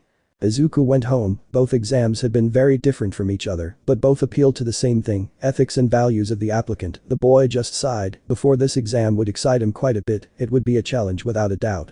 But now he would focus on his real test. Day and night, Izuku's routine didn't change, studying and training with Stain, not having friends made things much easier. Quickly the boy's knowledge and his physique changed, Izuku loved to read, and soon became a sea of knowledge. The boy looked for many schools in Japan that could help him with his career, the green-haired boy even received help from Stain, who in addition to training him, looked for information. The murderer was determined to help his pupil. But you can't aspire to much in this life without getting results. The letter from the AU had arrived. Izuku was alone at home when he received it, the green-haired boy went to his room, he opened it immediately, a device fell on his desk, it was a projector, it turned on, and although Izuku couldn't see it, an image of Director Nezu was shown to the boy. Nezu? Are you recording? Okay, hello young Midoriya, here I am. Am I a dog? A bear? A mouse? Hahaha, I'm all of those. I'm Director Nezu, in person on video. Izuku? Well, I guess I didn't take into account that I can't see it, but the intention is appreciated. Nezu? As you can imagine, I'm here to tell you your test scores. Sorry if it's in video format, but I also hope you understand that this is the protocol. Now, regarding your results boy, I can't believe your test, you should have admitted it, even if it sounds cruel, you had no chance. There was no study guide, no way to prepare, you didn't know what the exam would consist of, and you couldn't take the practical exam either. But even so, wow. Izuku just looked somewhat confused at his superior, who smiled. Nezu? Izuku Midoriya, adding up the points from both exams, you got a score of points. The highest score seen in years. Izuku looked up at that moment completely amazed, had he really achieved something so high, despite having everything against him? Nezu? A score like yours would be more than enough to get into the hero class kid, you're someone with great ideals. I graded your exam myself and analyzed your case before approving it. It's a shame about your accident, and even worse your condition, but you've shown me that it doesn't stop you at all. Your willpower is worthy of a hero. With a smile you can be a hero. So come, young Midoriya, this will be your hero academy. The director raised his paw towards the camera with a smile on his face, the broadcast cut out, Izuku's room returned to darkness, but the green-haired man was smiling. The true hero is one who overcomes life's misfortunes. You've shown me that this doesn't stop you at all. Your willpower is something worthy of a hero. you can be a hero.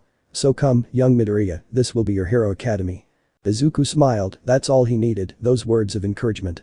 The boy had achieved the impossible, entering UA, and although a part of him was totally excited, the rational part silenced this feeling. It was a nice feeling, but he had to face the truth. He would reject this, he was grateful, but he would deny his entry to UA. The green-haired man took a sheet of paper that was next to him, written in braille. It was a letter from a school he had chosen, in which it said that he could take his exam. Izuku had the card in one hand and the projector in the other, hero or. The decision was clear. Izuku smiled, because he knew that before, he would first throw himself in like Bakugo had told him, but now, the boy threw the projector into the trash. This is how his new life would begin. Inko arrived home. Izuku was tempted to lie to her, but he was honest. His dream was no longer to be a hero. They both talked for a while, without any discussion. Inko understood perfectly. She didn't have to force her son to do what he didn't want. The older green-haired girl hugged Izuku, proud of her son, and at the same time determined to be with Izuku. The green-haired boy smiled with that, everything was decided. He prepared, studied, and after a few days, took his exam. Compared to the one at UA, this one was much easier, and at least now he had a study guide. As expected, every effort always pays off. Izuku was accepted into his new school. Inko was happy for her son, and obviously, Izuku felt satisfied. Stain, for his part, had disappeared for a few days, but even so, the boy visited the old boxing gym that Stain had got to train him, leaving a rather simple note. I got it.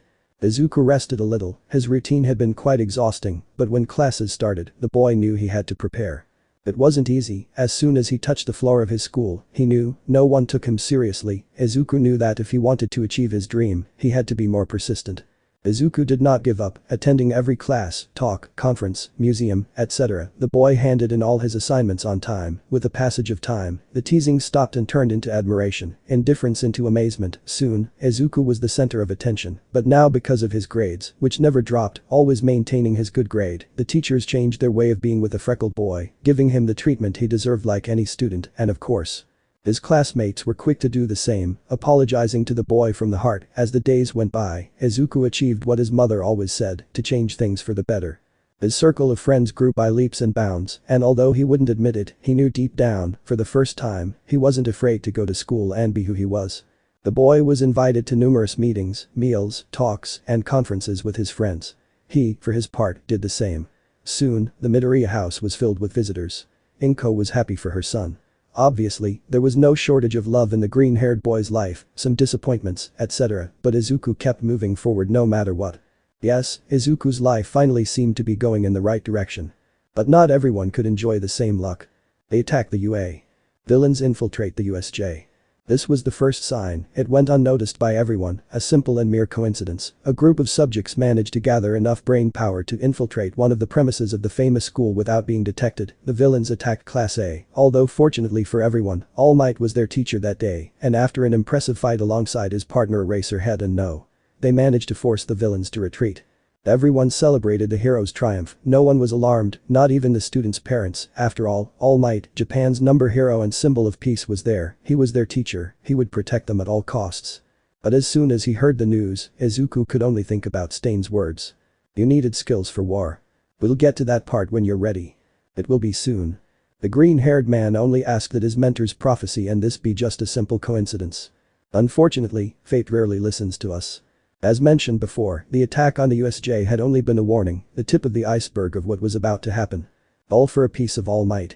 The press storms into the prestigious UA Academy in search of an interview with the American hero. The media achieved this after the door's security system was vandalized. Attack on Island. The group of villains crashes the Expo party, hijacks the island, and steals a powerful object. Reports say it was scientist David Shield himself who crafted it for them.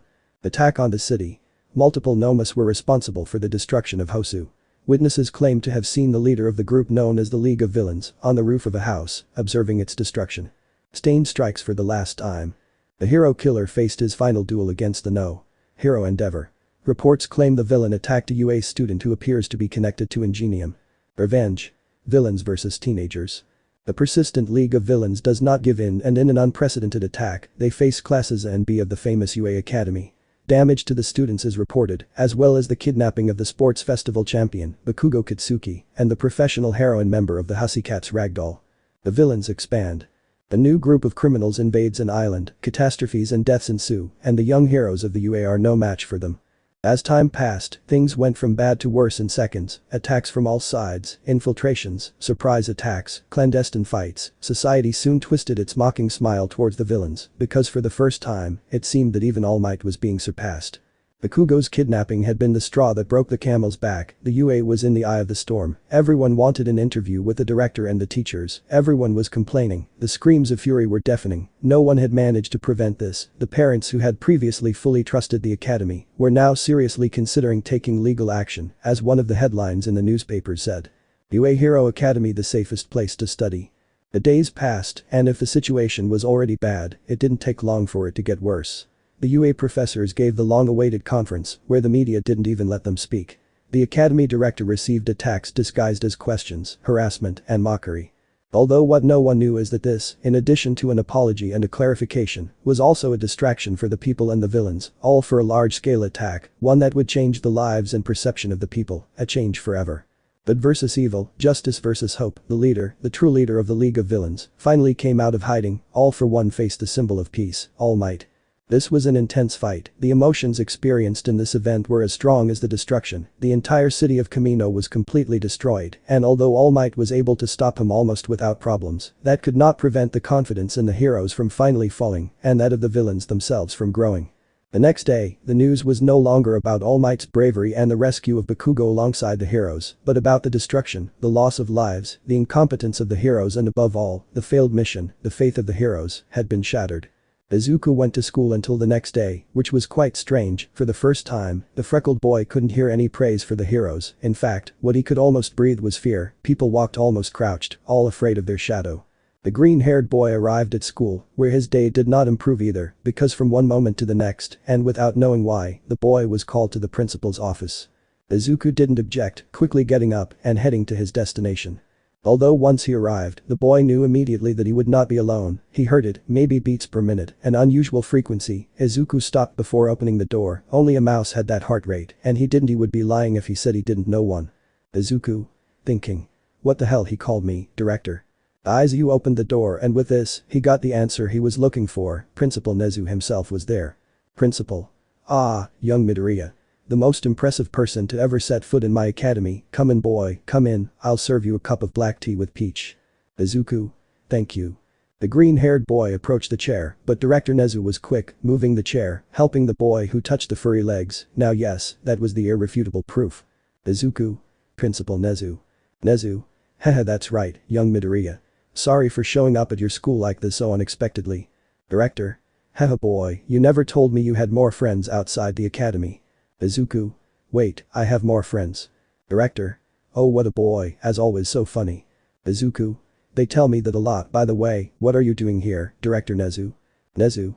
Well, as I said, sorry for arriving so unexpectedly. I had lost your number. Now as for your question, I only made a small contribution to your school. After all, the world will need you too. Director. But please, Nezu, don't be modest. That was no small contribution. It's more than we've seen before.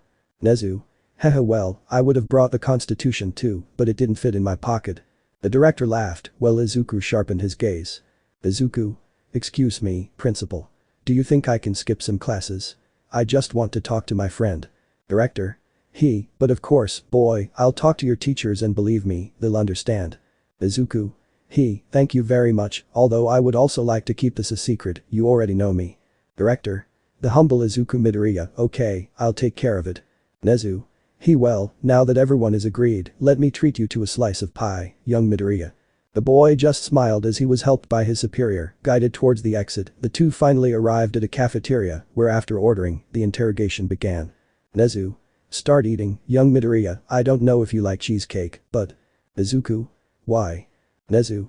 Well, in your application you didn't put the flavors of pie that you like. I think it's a question that I will implement next time, you never know after all. Izuku. Why did you come to my academy? Nezu. Sharpening his gaze. Why did you sign up for the exam? Izuku. He didn't answer my question. Nezu. I answered your question with another question, it's a one-time trick. Izuku. Hesitating for a few seconds. Maybe I just wanted to prove myself, to know that despite my disability, I have the same opportunities as others, if I try harder than them, to make not having a quirk be my quirk. Nezu. Boy. Izuku. That, or the false illusion of a child obsessed with heroes, willing to fulfill his dream. I don't know anymore, although most likely I should feel guilty for stealing someone else's opportunity, maybe the next symbol of peace, sorry for being selfish. Nezu. You know, I don't think you were selfish. Your exam was impressive. Like I told you, you had everything against you and still wow, you would have been a good addition to the student body. Izuku. Don't tell me you came to enlist me in the UA after so long. Nezu. Haha no, I think it's too late, you're comfortable in your academy, it seems, in fact that's what my next question was about. Izuku. Another one? Since when do friends ask each other questions like that? It seems more like he's interrogating me eating. Nezu. No, it was just an additional question, if you answer it, I'll tell you what you want to know. Izuku remained silent for a little longer, analyzing his superior, as somehow, the rodent in front of him seemed to be able to evade his radar. Izuku. Taking a deep breath. Okay, go ahead. Nezu. You were admitted to the school, your average as I mentioned was excellent, you had suitable high school grades, basically you just had to show up with your backpack and everything would be resolved, but however you didn't do it, you resigned, you rejected your entry, you talk about stealing the position from someone else, but you showed me that you deserved it, and yet young Midoriya, why did you reject your admission? Izuku. UA wasn't for me, or at least not anymore. I'm not made of hero material, I'm not an inventor, and I don't like finances much less. Nezu. You know, no one gets to decide whether or not we have the ability to do something. At UA, we teach that. No one is better than anyone else just because. Izuku. Having a quirk. Mr. Principal, with all due respect, I watched the sports festival, the amazing Class A first, then Class B. Then follow the other classes, general courses, support department, etc. etc. The boy made some bored gestures while continuing to imitate present Mick. Izuku. The world has changed, but old habits die hard, and you better than anyone should know that. The boy stared at Nezu, and it was at that moment that he succeeded. Izuku managed to find a crack in the director's armor. Izuku. I studied all the curricula, sir, and I'm sorry, but they didn't catch my attention. Nezu. Yeah, I think I understand you. Izuku. I'm sorry if I offended you. Nezu. Haha no, not at all, I like sincerity, after all, even knowing this you managed to pass, it's impressive. Izuku. So? Nezu. Smiling. I came to ask for advice, I hope you don't charge me for it, taking a bite of the slice of pie. Izuku. Haha no, I can't do that yet, but if I can ask, why me? Nezu. Why not? Izuku. Wasn't that a one-time trick? Nezu. Knowing how to use it, no you see, young Midoriya, at UA we train heroes, we cultivate the values instilled at home, we feed their morale and encourage them to fight for what is just and right, but when there are problems, meetings with executives do not usually help much, they say the same old thing, not what you really need. When I asked them about security the answer was the same, it was good, one of a kind, strong, but the truth is. With everything that has happened I don't believe it anymore, boy. Izuku. And with good reason, I think, but I come back to the same thing, why me? I'm just a student, I'm not even close to graduating yet. Nezu. Well, I don't know if it's bad news for you, but with everything that's happening and will surely happen, most likely all the study plans related to laws and even heroism will have to be faster. Izuku. Still, director, with all due respect, I don't know what you expect from me, what I might say to you might even sound illegal. Nezu. I don't want to sound extremist, but I guess we can apply what you guys say about the end justifying the means. You see, kid, a lot of people are asking for the school to be closed, and believe me, I've thought about it, closing it for a few days, sending the students home, checking security, reinforcing it, and starting over, but if I close the academy, even for a few days, I'll only be making the villain's job easier, it would be like giving up. The rodent lowered its head slightly, Izuku could feel it, the worry, the fear emitted by the rodent. The freckled man just sighed, it would be painful, but at least it would be honest. Izuku. Well, to start with, and I'm sorry to say this, but it was your fault. Nezu. What do you say? Izuku. Well, I hope you don't misunderstand, but bringing All Might as a teacher was his first big mistake. The man is the symbol of peace, the number hero, everyone praises him, and at the same time, villains hate and fear him. Headmaster, he basically put a target over his students' heads. Nezu. Well, if you put it that way. Izuku. It would have been easier to cast him as a teacher with a secret identity. The boy made this comment along with a giggle of innocence, but it was at that moment that he could see how Principal Nezu was getting nervous, his pulse and breathing had given him away. Izuku. But I guess that's impossible, seeing All Might, I guess it's very difficult trying to have a secret identity. Nezu. Hehe yes. Izuku. Now then, what advice would you need from me? Taking a sip of his drink. Nezu. With everything that's going on, a more civil and objective point of view would be very helpful. Izuku. A Quirkless is the target audience. Nezu. The Quirkless society has seen the bad and good of the superhero society, they know the benefits and contributions it has. Izuku. And that is why they would not give an objective opinion. The Quirkless society, although it has witnessed the good of this world, has also seen the bad and the worst. Let's say that we have witnessed what happens when man gets too much power pointing towards his eyes. The consequences are never good and they do not take responsibility. Nezu. Boy. Izuku. Man cannot govern himself. Nezu. Yes, I think I understand, but I meant that I need your opinion. Don't take this the wrong way, but with your disability in this world and your condition, I think you would be the target audience. After all, you are someone with a good heart, aren't you? Izuku. He needs my point of view. Nezu. So to speak. Izuku. How well, thinking the attacks have no pattern, they have been sporadic, sir. Tell me honestly, in the academy, have you already considered the possibility that there is a traitor? The rodent looked at the boy closely. The conversation in his academy did not go unnoticed. President Mick had already said this. Nezu. Yes, although we didn't get anywhere. Izuku. It's understandable. At first it would cause annoyance if they started saying there was a traitor. It would be like threatening everyone without proof. Nezu. But what's the question? Izuku. I want you to analyze things with a cool head, think about the possibilities, the probabilities that there are, of the villains attacking in such a coordinated manner for so long. Ask yourself, how did they discover a secret location? Was it luck? Fate? I don't want you to get paranoid, but I do want you to be more cautious, take all necessary measures, even those that could be considered extremist. Nezu. What do you mean? Izuku. Heat sensors, motion sensors, visors that allow you to see all light spectrums, fingerprint readers, retinal readers, security cameras, even something that can intercept calls. Nezu. That would be an attack on the students' trust. Izuku. And the teachers. I know it sounds exaggerated, but you were the one who came for advice. I told you it could be illegal. Nezu. The end justifies the means, I guess. Izuku. It sounds very extreme, but if the villains are so determined to attack, it's because they have an ace up their sleeve. People's trust is already broken. A traitor would be their coffin. Better safe than sorry. Nezu. Yeah, I guess you're right, Smartus. I can imagine what it would be like to play chess with you. Izuku. I highly doubt you have one with you, do you? Besides, I have to get back to school. Nezu. That's true, maybe the other time, do you think? Izuku. To the other one? Nezu.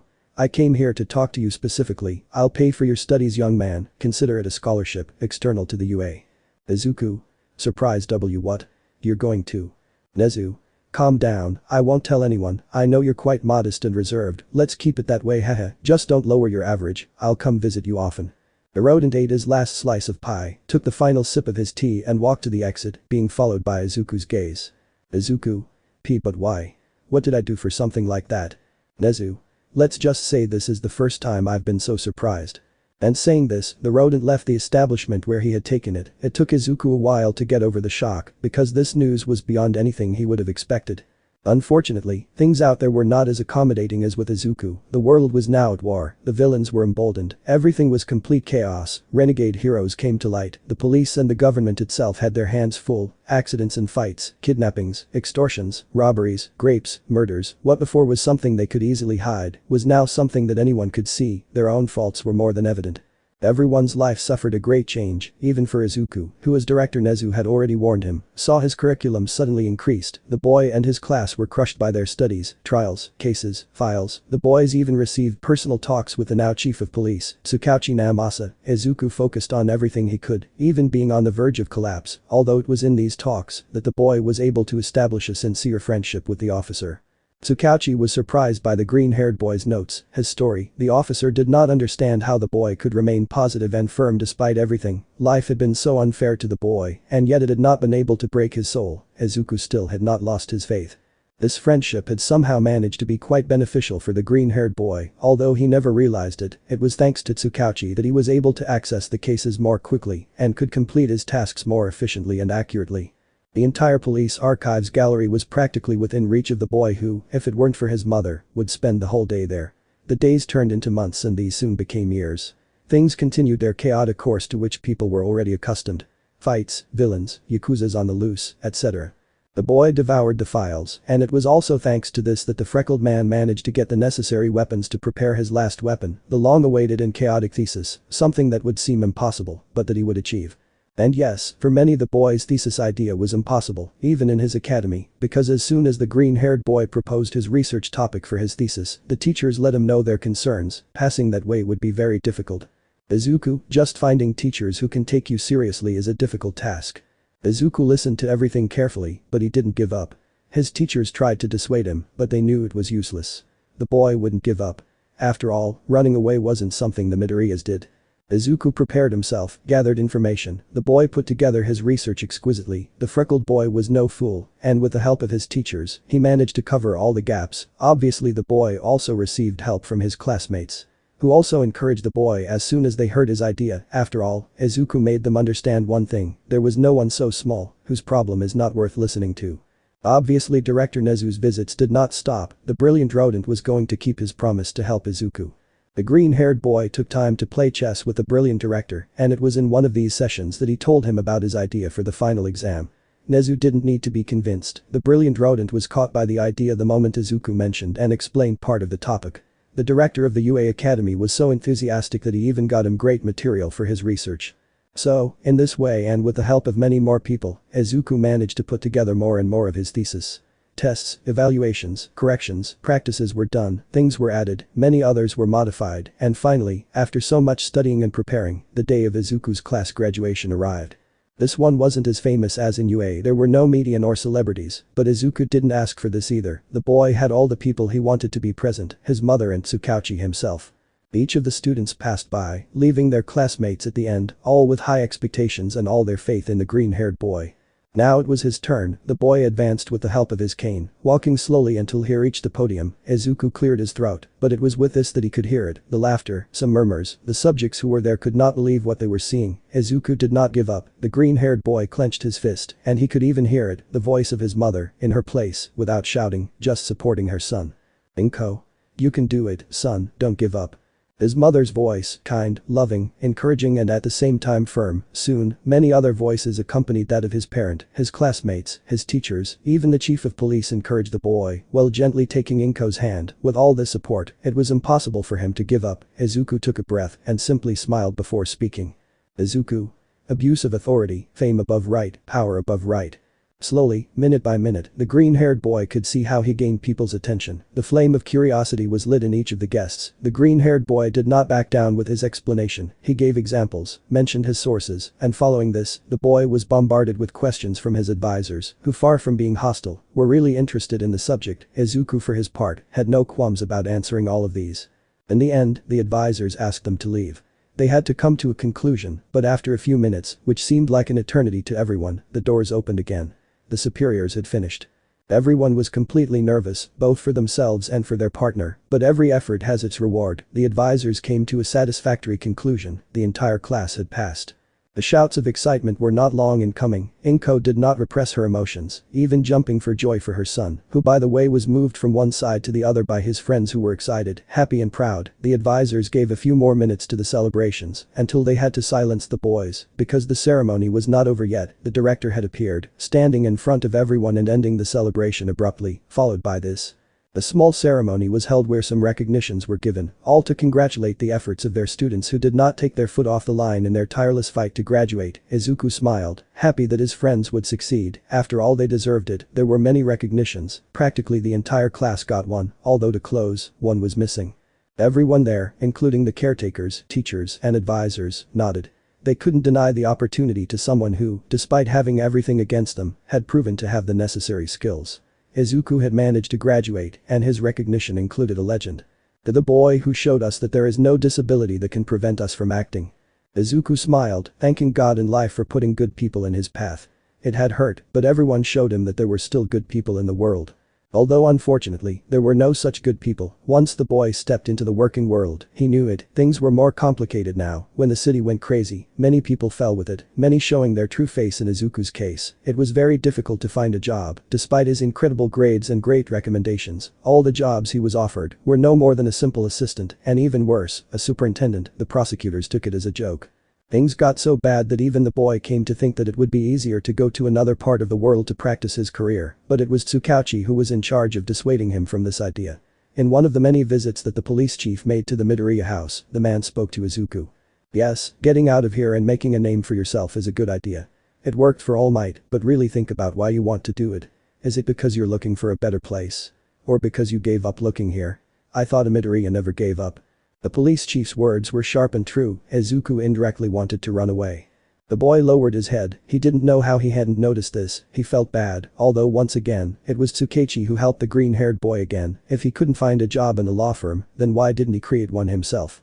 It seemed illogical, but at the same time coherent, an extreme solution for someone who had just graduated, but it could be his best move.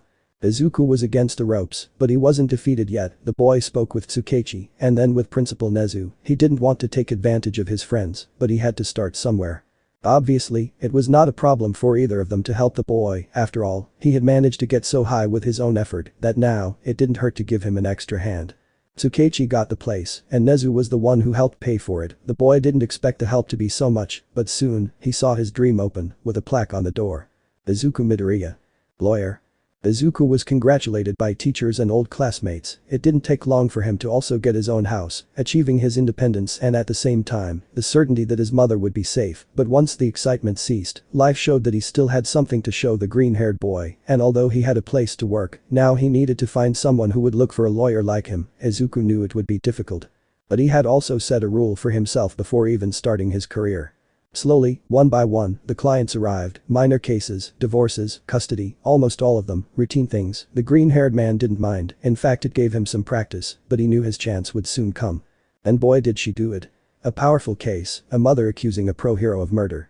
The mother had looked for help everywhere, but either they charged her a fortune, or they didn't want to take it. Apparently it was Sliding Go, who in a fight, didn't measure the consequences, knocking down a building, on a school exploration group. Everyone died, but nobody wanted to act. They knew what would happen if they spoke. After all, nobody heard the Quirkless. Izuku took the case without thinking. He couldn't stay without doing anything. The boy, true to his promise, didn't charge a single yen to the woman who couldn't believe him. At first, she even seemed doubtful of the freckled man's abilities, but the more Izuku built the case, the sooner the woman regained her faith. Soon, the day of the first hearing arrived. Izuku knew he had things against him, but even so, he would not fail a grieving mother. As soon as the boy stepped into the courtroom and people heard his cane, no one could hide their laughter, the laughter even from the heroes, and the judge himself was incessant. But the boy did not give in. The trial finally began. The hero and his lawyer defended themselves with everything they had. A little more than half an hour had passed, and everyone thought that the hero had already won.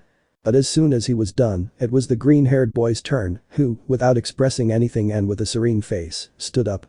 Once again, the boy could hear the murmurs of laughter, the mockery, discreet insults, but that, rather than discouraging him, only motivated him to finish.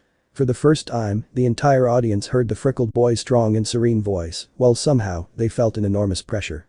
The serious look, the straight profile, Izuku was the expression of formality itself. No one could imagine.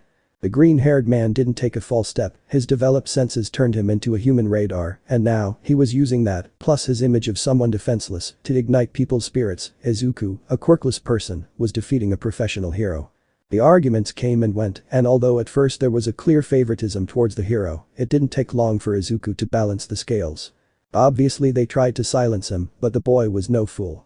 Relying on his excellent command of the language and vocabulary well developed over years of study, Izuku managed to elude and anticipate his rivals. In the end, the jury, who had been fervent supporters of Sliding Go, were now divided. There was no clear verdict, and before any argument could begin, the judge ended up giving a second date. The trial would not end that day. Izuku just breathed calmly. Now he had more time, a second chance, revenge. The freckled boy went to his mother, who took him by the hands. "Asaki. Thanks a lot kid, really." Izuku. "Hey, don't thank me yet, we haven't won yet." Asaki. "But you made a significant change. I couldn't have done this alone, no one took me into account." Izuku. "Don't say that. If all this happens, it's thanks to you, who took the courage to step forward. It's because of you that I can act." Asaki. "God bless you, son." Izuku. Well, my father said that an angel always watched over the Midoriyas." The boy smiled as he was hugged by the woman, although it was at that precise moment that Izuku could hear it, almost like a whisper, a warning. "Lawyer. This was a mockery. Look, losing to a Quirkless is an insult to my career." Sliding Go. "Calm down man, this was just halftime, next time we'll get up." Lawyer. "Calm down. You want me to calm down? You don't understand, this wasn't a halftime show. He got you the judge, the jury, even the prosecutor you needed to win. This was supposed to be routine, but nevertheless, that damn Quirkless got half the jury on his side, and now we have to come to another trial. Sliding go. So what? You said it yourself, this is routine. Lawyer. Look, friend, I think you're not seeing the seriousness of this. That kid managed to put everything together in record time. Witnesses, statements, evidence. If he didn't win, it was because we managed to stop him in time. Losing to a Quirkless, what a humiliation. It's an insult to my career. Sliding go. So what do you suggest we do? Lawyer. I'll talk to him, I'll ask him to help us. Sliding go. Wait, you're going with Ri. At that moment the lawyer quickly silenced the hero. Izuku could hear his pulse accelerate slightly. He was definitely not someone they could talk freely about. Lawyer. Listen to me carefully, our life and career depend on you not saying that name here. Sigh. Yes, I'll talk to him, it shouldn't be necessary, and it pains me to admit it, but that boy is dangerous. Sliding go. Do you think he'll talk to him? Lawyer. Everyone has a price, including funeral expenses. The lawyer quickly packed his things and in the same way, both adults left the room, being followed by the sight of Izuku who clenched his fists. The green-haired man didn't take long to go to Tsukechi, he was the most trusted person he had in the force, after all. Izuku. Tsukechi. Please send officers to Mrs. Kasaki. Tsukechi. Go ahead, by the way, I heard there will be another trial, good job by the way, managing to turn a case around, it's an important step. Izuku. I'm serious, we have to protect her. Tsukechi. She's already in the witness protection program, her entire family supports it. Izuku, you don't have to worry. Izuku. Yes, I have. Listen, I don't know who Sliding Go works for, but I do know that they're not the kind of guys who do things the right way. Increase their security, keep an eye on her. I don't want anything to happen to her. Tsukechi. Izuku, calm down, listen, I'll do what you say, but you have to calm down, if that guy is as dangerous as you think, then you should be careful too. Izuku. Yes, I know, but I won't give him the pleasure of seeing me scared, I'll prepare myself the best I can and defeat him, turning around I have a promise that I intend to keep. Izuku returned home and once there, he began to put everything together again, evidence, clues, statements, witnesses, history. Izuku began to gather everything, trying to give it order and coherence, even if it was the smallest detail, there had to be something he didn't see before, whatever it was. The green-haired man even played back the videos from the security cameras on the day of the accident, but once again, the boy found nothing. The recording was edited. The government itself had done this when it withheld the recordings, under the pretext of reviewing them to ensure there was no sensitive material or material that could change the perspective of the case. Izuku knew it was all fake, an excuse to make sure no one saw his ineptitude. The green-haired boy was annoyed. He had the same situation as before and no new clues about Sliding Go's strange benefactor. So some time passed, Izuku searched again, he even looked at the files of previous cases where the hero was involved, he reviewed his investments, income, friendships, he searched his past, but he always found some obstacle. The boy knew that if he didn't find anything solid, he would only make a divided opinion that would end in a tie, a preventive imprisonment with the right to bail, that he could surely pay easily. The freckled boy was stressed.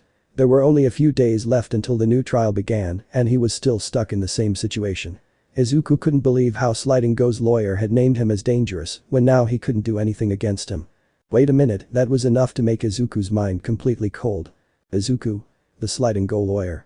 You don't understand, this wasn't a halftime show, he got you the judge, the jury, even the prosecutor needed to win, this was supposed to be routine, but yet that damn Quirkless got half the jury on his side, and now we have to come to another trial. Losing to a Quirkless, what a humiliation, an insult to my career. Izuku. Something routine.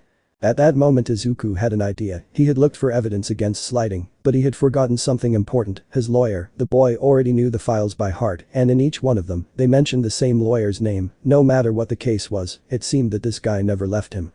Izuku just smiled at this, maybe Sliding couldn't show income greater than his hero salary, but what if his lawyer was also part of the deal? At this, the freckled man quickly took his phone, calling the only person who could help him with that. Izuku. Tsukauchi, I need some information. After a brief, light conversation with the officer, the green-haired man sat down very calmly, his face even more relaxed. He had achieved it, the Achilles' heel, the necessary piece to be able to win. Izuku walked playing a little with his cane towards the refrigerator and took out a beer, the boy knew it was too soon, but he would make a small celebration for his discovery. The green-haired boy opened the bottle, and after taking a long drink he returned to his office, although now there was something new, some papers on his desk, the boy didn't know what they were, so he quickly took them, they were in Braille, but the first page only gave him more doubts, because it only had one word written on it. Maybe it will help you. Izuku was about to read this when he saw a bird feather next to him, moving gently, being carried to the ground, swaying in the air. The green-haired man was about to take her, but now a new surprise had arrived. It was a group of armed men, a large one. The green-haired man could hear the footsteps of boots, the sound of weapons sticking to their bodies. In that instant, and without knowing why, Izuku knew that something was wrong. The boy didn't take any rest and started putting his documents in drawers. He turned his whiteboard around, took the new documents that had arrived, and threw them at the bottom of a heavy piece of furniture. The green-haired boy quickly took out his phone, saying only one thing. "Turn off the lights." The device obeyed the order, and soon the lights in the place were turned off. The green-haired boy, without stopping, went to his room where he looked for something to defend himself, although he also looked for noise, because his gifts did not fail him, giving him an image of the rivals that had appeared outside his door. Maybe people, Izuku gulped. They had run up the stairs too fast. The green-haired boy was surrounded, because he knew that even if he managed to escape, there could be more subjects surrounding the house. If he wanted to escape, he had to be smarter and faster than them. The freckled man took out his phone again as the strangers gently knocked on the door. "We brought your food order." "Izuku? I didn't ask for anything. This one goes for the house." Saying this, the strangers tore the door off in one fell swoop. Although Izuku was just stalling, the boy grabbed a few clothes and ran towards his captors, who didn't react in time due to the lack of light, being able to see how the boy jumped towards a window. "Izuku," called Tsukauchi. For his part, the black-haired man was driving towards the Midoriya house calmly when he heard his ringtone. Call from Izuku Midoriya. Tsukauchi. On speakerphone. "Hey Izuku, I know I don't have what you asked for yet, but I'll bring it to you first thing tomorrow morning. I just need." "Izuku." "Tsukauchi, go to Mrs. Kasaki."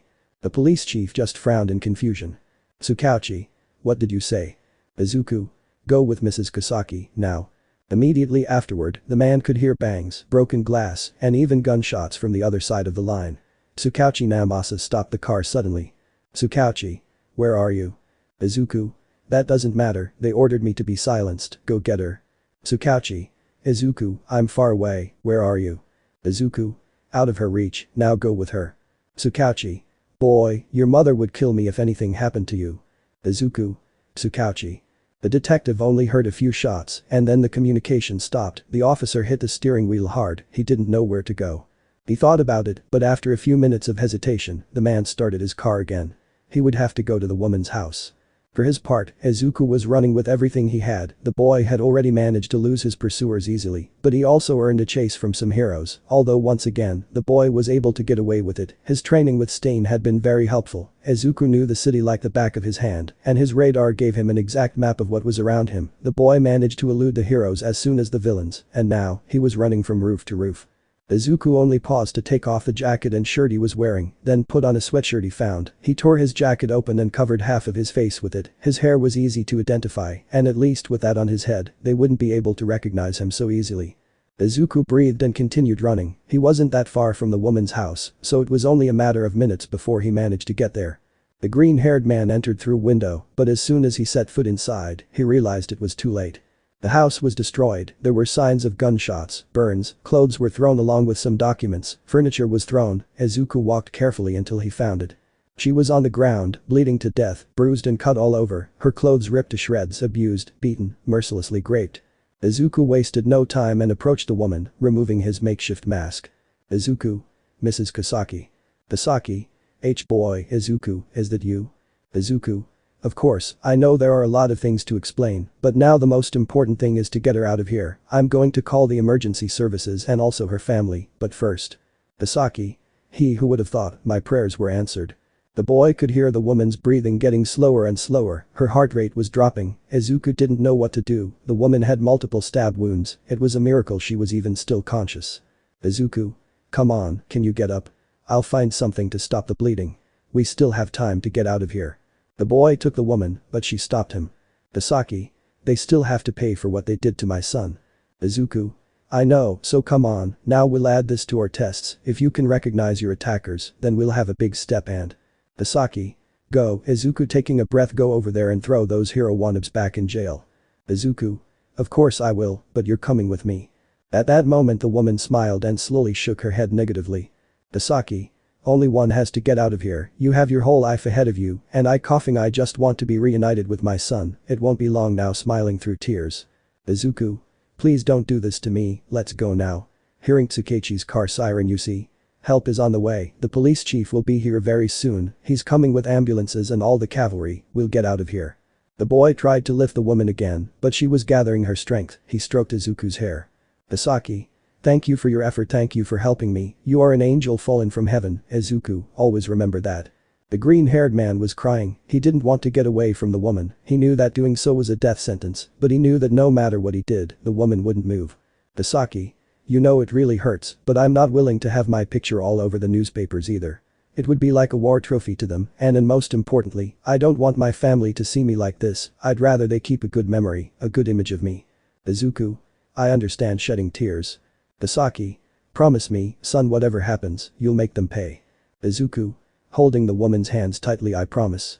The boy closed his fists and then left the place, the way he entered, the green-haired boy had left his mask next to the woman, who breathed heavily, then the woman took it as if it were a rosary. Misaki. Our Father who art you are in heaven, hallowed be your name.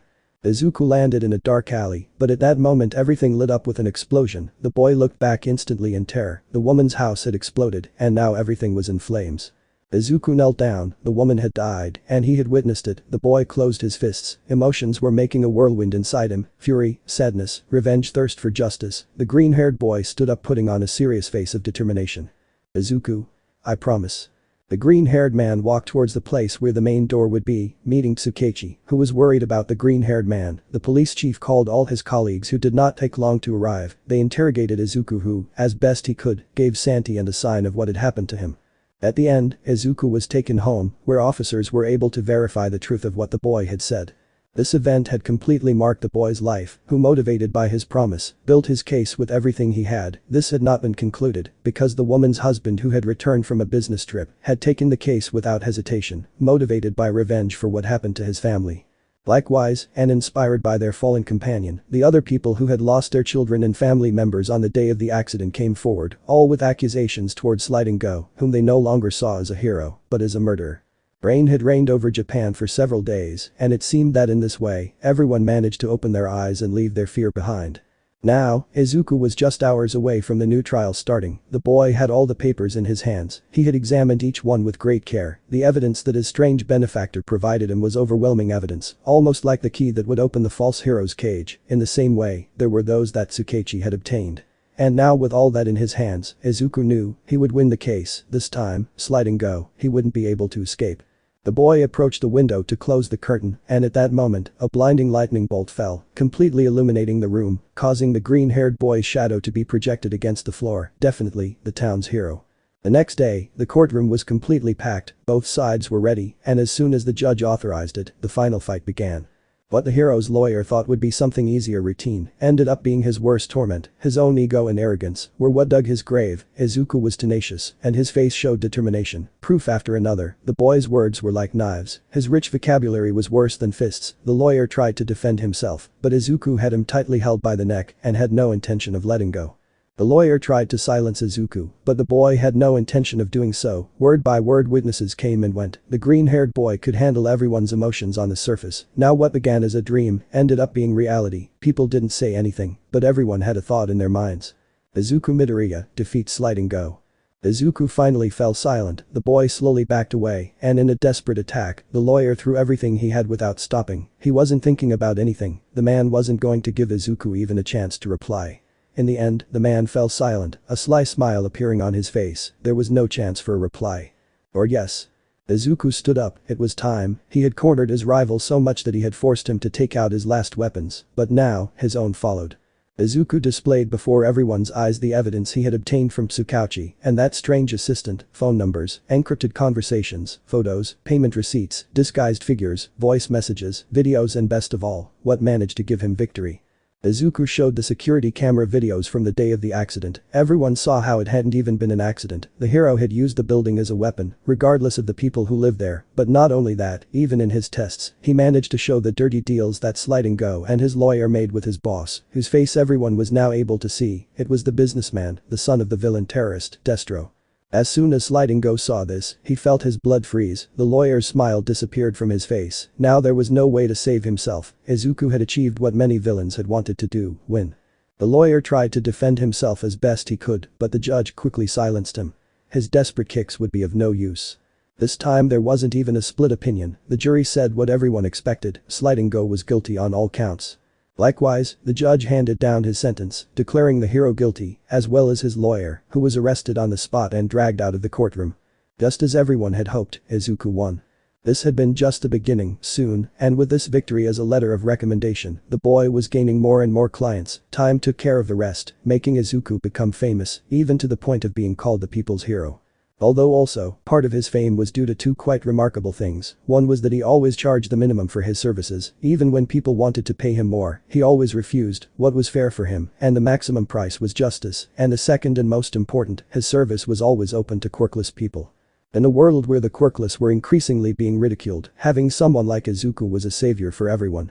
Slowly, the boy earned everyone's affection, step by step. Obviously, there were obstacles. Death threats were not long in coming, but nothing the boy couldn't handle.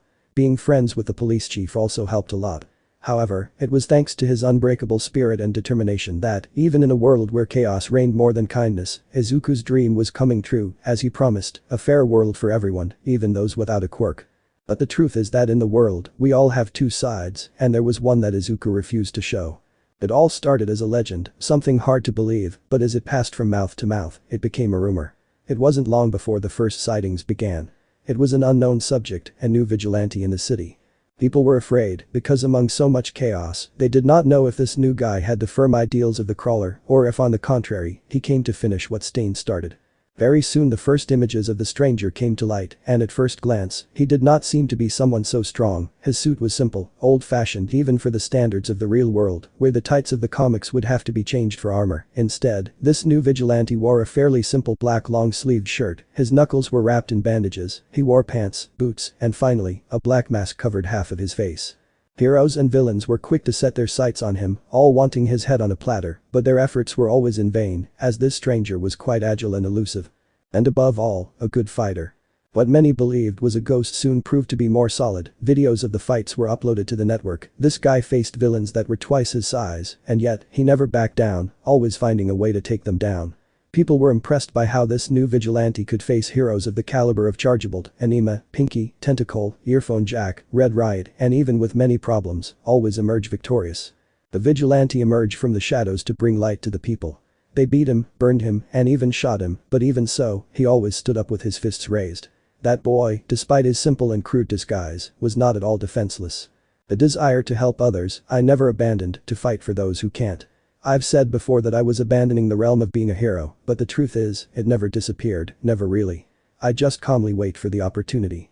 The death of Mrs. Kasaki was something that marked Izuku's life, the turning point of his life, and although before the boy was fully aware of what was happening around him, on that occasion, he had to see the crudest things firsthand, the way in which the heroes disassociated themselves from their cases. Protecting and serving was no longer useful, now they only thought about themselves, they saw themselves as gods, and the quirkless were just garbage, a simple cluster of foolish parasites who had no reason to live. The boy thought about it a lot, but soon came to his conclusion, his work would not be enough, not for what he wanted. If Izuku wanted to make a change, he had to do it completely, even though he knew that by doing so, he would break the rules. Mrs. Kasaki's words kept repeating in his head, over and over and over again. Promise me, son, that no matter what happens, you'll make them pay. Izuku didn't doubt it, he didn't have the material or the money for an advanced suit, but he did have the desire to do the right thing and the skills to prove it. The boy remembered the day he went out for the woman, taking his appearance from that day as a base. He knew he would have to change it, but he would do it over time. The green-haired man acquired more wounds and bruises, but at least due to his condition, these could be well concealed. No one knew his double identity, no one could even find out. Izuku knew he was lying to the people most important to him, but he also knew that involving them would ruin their lives, and he wouldn't allow that to happen. For his part, Director Nezu seemed to be the only one aware of the boy's secret, although he never said it, but always giving small clues to help him, like his weapons, which ended up being two rigid canes. The rodent had also been a great help, as he always deposited a favorable amount of money for the green-haired boy, and although at first, the boy wondered why this was, Nezu only gave a very vague answer. Nezu. It's payment for your fees. Izuku. But I've never worked for you. Nezu. I know. Nezu's message had initially been very futile, but soon, it would make sense to Izuku. One by one, old and new UA students went to his office, all guided by the director. Izuku was surprised by this, because he didn't think the director would recommend his work to his own students, having plenty of lawyers. The green-haired man didn't reject anyone and helped everyone he could, divorces, harassment, restraining orders, emancipation, even custody. Izuku didn't give up on anything. It was even thanks to this that he was able to help Tsukechi with some cases, managing to arrest and close a clandestine business that Grape Juice along with Chargeable had. At first, the UA alumni were reluctant to accept the green-haired man's help, much less on his conditions. But it was only enough for Izuku to do his job well, to show that he didn't need a quirk to win a fight on the stand. Although always, everything with the greatest discretion. Although without saying anything, the truth is that Izuku also expected something else, and that was that at some point some accusation against Bakugo would come out. The green-haired boy really didn't care much about what it was. The only thing he wanted was to see his face, to meet him again, to let him know that he was still there, that no matter what he did to him, he would always do the right thing. Izuku waited and waited, although he soon lost interest in this. After all, his mind had to be focused on other things more important than his former rival, because just as his career was rising, so did his vigilante facet. The green-haired man thought about improvements for his suit and weapons, as well as new ways to help others. For his part, Destro's son, Yotsubashi Rukia, had become an annoying pebble in Izuku's shoe, because Izuku had managed to get many of the heroes who were under his command to go to prison or have their license to perform heroic work taken away. He was even close to being investigated, saving himself only by a miracle, called the League of Villains. The man knew that Izuku was a threat to anyone, so even at the beginning after seeing what he did with Sliding Go, the businessman tried to hire the green-haired man. He even personally went to his office, hoping to recruit him. Yotsubashi Rukia promised Izuku the most coveted treasures, fame, fortune, but the answer he got was always the same: Izuku was not going to abandon his own space. There were so many refusals that in the end, the man exploded in rage, unable to believe that someone would deign to reject him. Now it was his turn to try to silence him. The man used his influence and means to try to intimidate Izuku, but in the end, all his efforts were fruitless. Izuku would not take a step back, whether by fair means or foul. Izuku lived a dangerous life despite not being a professional hero. His mother, even though she supported him with all her being, she even said it on some occasion. You arrive with wounds, bruises and you're not even a professional hero. At this rate, I don't know what would have been better. Izuku just smiled at this. He didn't want to worry his mother, but the truth is that as a vigilante, he was always watching over her. Although something he couldn't deny was that he loved putting on the suit, the sensation, the excitement running through his entire body, the adrenaline. He loved hearing his heartbeat after each jump, each chase, each fight, each blow received somehow made him feel alive. He wasn't tied to anything, even clandestinity seemed incredible to him. Was that how Stain felt? His suit was improved. The boy received advice from Nezu in one of his many innocent talks: light but resistant materials, easy to manipulate to achieve something better. His weapons also changed, creating a splittable staff with an integrated hook for long jumps. Society changed. Japan, which was once considered the safest place in the world, was now a shadow of its former glory. Now the whole world called it Hell's Kitchen, the place where everything bad began. False heroes showed their true colors, crime was the order of the day, the government had its hands full, and the few true heroes that remained couldn't keep up. They couldn't stop the villains who rose up day by day. Many gave up, others broke, and many more died. In the end, it was true: man cannot govern himself. Over time, even the world changed, and now with more reason, he had to do it too. In principle, this was seen in his suit, which went from simple black to a more yellow tone with reddish tones which he discarded because it was too striking. Until he finally got his final style. Izuku thought about it a lot, but inspiration came to him. A pair of small horns on his helmet and a more prominent red color in his suit were what finally shaped the fear of criminals. Maybe it was a simple allegory. Whatever happens, you'll get what you deserve in the end. Or maybe it was a way of showing his own fear of criminals. After all, he was a man of faith, and the suit was a way of keeping the evil growing inside him, that darkness struggling so hard to get out. Reason, in general, no longer mattered. Because now the criminals and villains knew it. Whatever they do, in the end, the devil will come for them. The most controversial family in Japan. The wolf in sheep's clothing, a family of murderers disguised as heroes. An emporium built with corpses. The YehosuaHernandez family is accused of multiple crimes just days after their youngest daughter earned her honorary position in the hero rankings. Sources speak of extortion, kidnapping, terrorism, fraud, money laundering, corruption, cover-up, among many other things. All the assets of what was once considered one of the most powerful and influential families of recent times have been confiscated to prevent a possible escape. The youngest daughter, Momo YehosuaHernandez, or Creati, as she is known in the superhero world, denies all accusations, claiming that her parents are people of integrity and high values. No contact has been made with her two older sisters, who have distanced themselves from the case, declaring that this is merely an attempt to overthrow her by the adversaries their parents created after so much time. The news had caught everyone off guard because in the past, the problems that the Todoroki family had and its breakup had made the black-haired girl's family take the place of the most powerful and influential in Japan. Their power was such that even Momo's older sisters had traveled to other parts of the world on a trip that people called the Yaoi expansion and conquest. But now, with this news, things were changing. The surname that had once commanded respect and authority was viewed with contempt and humiliation. All the Yaoi females were now seen only as objects, trophies. Even the most recent title that Creati had managed to obtain, the result of her efforts, was now questioned. People no longer knew and wondered daily if the place that Momo had won in the ranking was due to her own merit or, as the rumors said, it was due to other things. For her part, the youngest of the Yaoi was having a really bad time. Because of the news, the government, now afraid of its own heroes, had limited her heroic activity, and therefore, her salary. The girl was slowly losing everything. First, the news had ruined her career when she was barely tasting the top, then, her parents had been arrested. Followed by this, they had also confiscated all her things, and obviously frozen her accounts. The girl no longer had access to anything, and with her salary suddenly limited, she soon found herself in need of looking for a home that could be economical. The companions she made during her stay at the UA Hero Academy supported her as best they could, but the truth was that after everything that had happened after so many years, the trust they had in each other was little. Momo stayed in the different houses of her friends until the need made her find a small place. It did not look anything like her old house, besides having more problems than those seen with the naked eye, but it was a home at least momentarily. The first night, Momo cried herself to sleep. Her life had been ruined in such a short time that she hadn't even realized. The next day, and from that moment on, the brunette focused on her work and on getting a lawyer for her parents. The trial was just a few days away, and it seemed that the saying, "You have the right to a lawyer. If you don't have one, the court will assign you one," no longer had any validity in today's society. Unfortunately for her, this was easier said than done. The girl was constantly looking for lawyers all over Japan, but unfortunately for her, due to the bad publicity she'd received, she'd already started to act on her own. No one wanted to represent her parents, and the few who were even slightly interested asked for excessive amounts of money, among other things, for example, relations with a girl, this being one of the lighter ones, since she even found guys who wanted more than one night with Yaoi 3 daughters, and if she won, the final payment included the matriarch in bed. Things were not going well for Momo, who was running out of ideas. Her family's lawyers had resigned, fearing possible reprisals. The domestic employees began to make false accusations against the family in order to obtain money. The pressure was so great that the brunette finally agreed to give herself to a man and give him an incredible sum of money. As for the Highschool aspect, the girl wasn't entirely worried.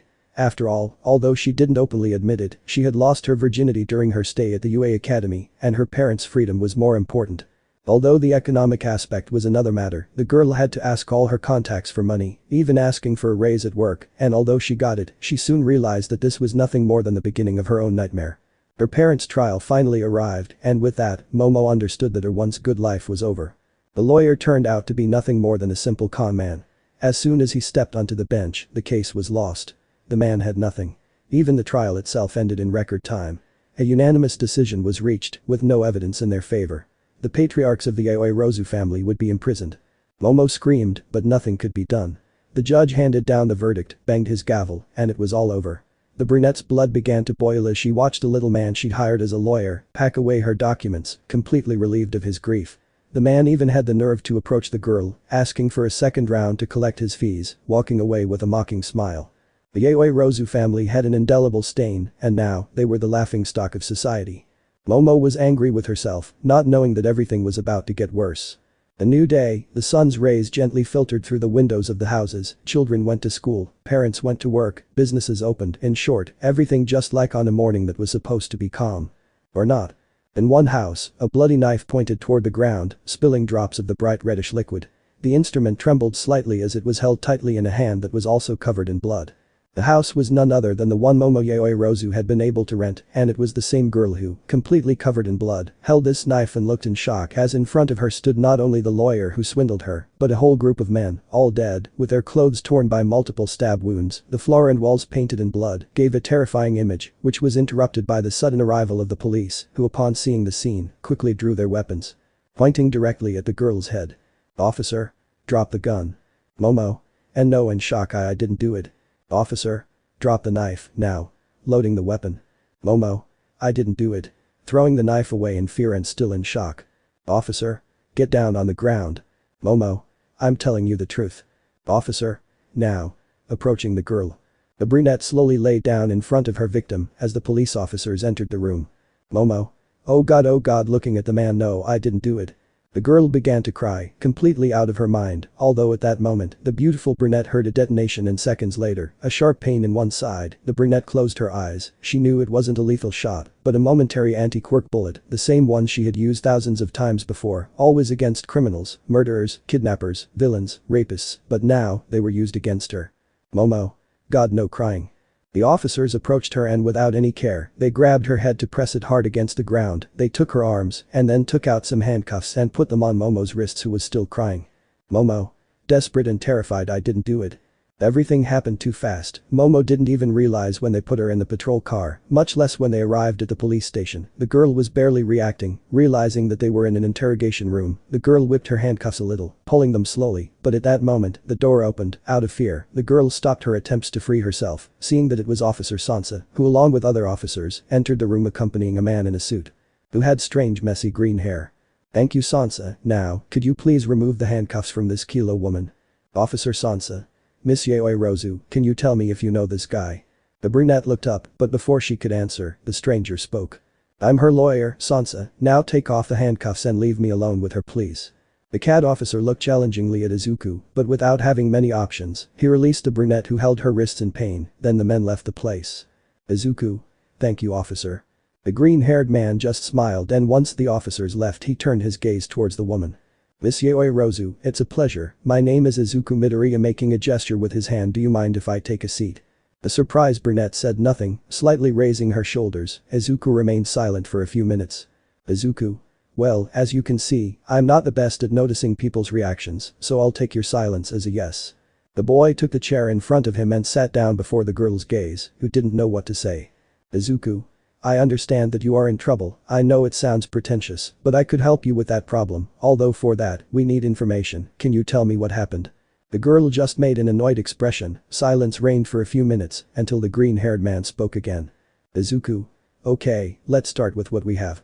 Taking out a notebook, you were found in your apartment with a certain Rin Akita, along with a group of men who were the victims of the murder, and currently you are the only suspect, Miss YehosuaHernandez. Momo. Who the hell are you? Surprised. Izuku. You can call me Midoriya. Momo. Who sent you? Izuku. Nobody sent me. Momo. So what are you? Some kind of good Samaritan? Is today my lucky day? Izuku. Actually, I don't know if it's correct, but the chief of police has a relationship with my mother also. I bribed the sergeant with a box of cigarettes for his mother. Momo. So you're a lawyer who goes from case to case helping people? Izuku. In theory. Momo. Who do you take me for? I've had experience with your kind before, and I'm not going to repeat it. With disgust. Izuku. My business is not new, Miss YehosuaHernandez, although yes, I am always looking for new clients, and yes, I also know that bribing someone with cigarettes is not the best thing in the world, but he likes to smoke. It is a free country. I am no one to judge. Momo. And since when have you been practicing? Izuku. What time is it? The green-haired man took out his phone and brought it to his ear. The device turned on and dictated the exact time. Izuku. About hours. Momo. Incredulous. Aha, hours. Tears rolled down the girl's cheeks again as she couldn't believe her luck. Momo. Have you never done this before? Izuku. Well, you are my first client of the day, that's why the hours, but if we take into account the day I passed the exam, and then my office and the desks, then we would be talking about years. Haha, sorry for the joke. The girl's face began to relax slightly, although not completely, because she didn't know if this had been true or a lie to get him hired, although another thing Momo knew was that at that point, he had no more options. He had tried everything, and that led him to be handcuffed. The woman just sighed and looked at the man in front of her. Momo. Well, anyway, I don't have any money. Izuku. I'm sure anyone else would have just said, it was a pleasure meeting you, Miss YehosuaHernandez, and goodbye, God bless you, but fortunately for you, I'm not like that. You see, miss, you don't have any money, and I don't have any clients. Maybe we can help each other. Now please tell me, how did you meet Mr. Akita? Momo. He was my lawyer. Once this was done, the boy took out his notebook, punch and tablet to start writing. Izuku. Aha. Momo. I was desperate. Well, I'm desperate. I couldn't find a lawyer who wanted to defend my parents. They all asked for the same thing, 1,000,001 night with me. Izuku looked up at this. Had people really taken advantage of a need like that? Momo. Obviously I refused. First, I no longer have access to the millions they asked me for, and second, I wasn't going to do that, or at least that's what I thought at first. Izuku. Miss. Momo. The pressure was too much, my parents, their trial was near, I had no one and my friends I know if I ask them, they will deny it, but in the end, after what happened, they don't trust me, I ended up accepting I slept with Akita, in the end, I was willing, I would do anything for my family shedding tears. Izuku. From one professional to another, Akita had a reputation as a swindler. Momo. Yes, I found out the hard way my parents are in prison because of him. Izuku. I know and I'm sorry, can you continue? Momo. I already said it, my parents lost, they went to prison, Akita had nothing, and the cynical man still wanted the rest of his pay. Sighing heavily I felt stupid. Izuku. But what about the rest of his family? His sisters, weren't they going to come help? Momo. My sister's people think they left because of an expansion of the Aoirozu family's domain, but the truth is that they and my parents ended on very bad terms, my sisters didn't leave to continue the family legacy, they left to get away from the family. I'm alone. Izuku. Wow. Momo. I thought about it for a few days, called Akita again, I needed to talk to him, so I invited him to my apartment to have a drink and make a deal. Izuku. You invited him? Momo. Like I said, I wanted to make a deal, I just wanted to save my family shedding a few tears. I bought the drinks, I wanted to make sure he wouldn't try to poison or drug me. I arrive, we talk a little and drink, the next thing I remember is being on the floor of my apartment covered in blood looking at Izuku. His blood. For his part, Izuku said nothing, maintaining a deep silence upon hearing this, stressing the brunette. Momo.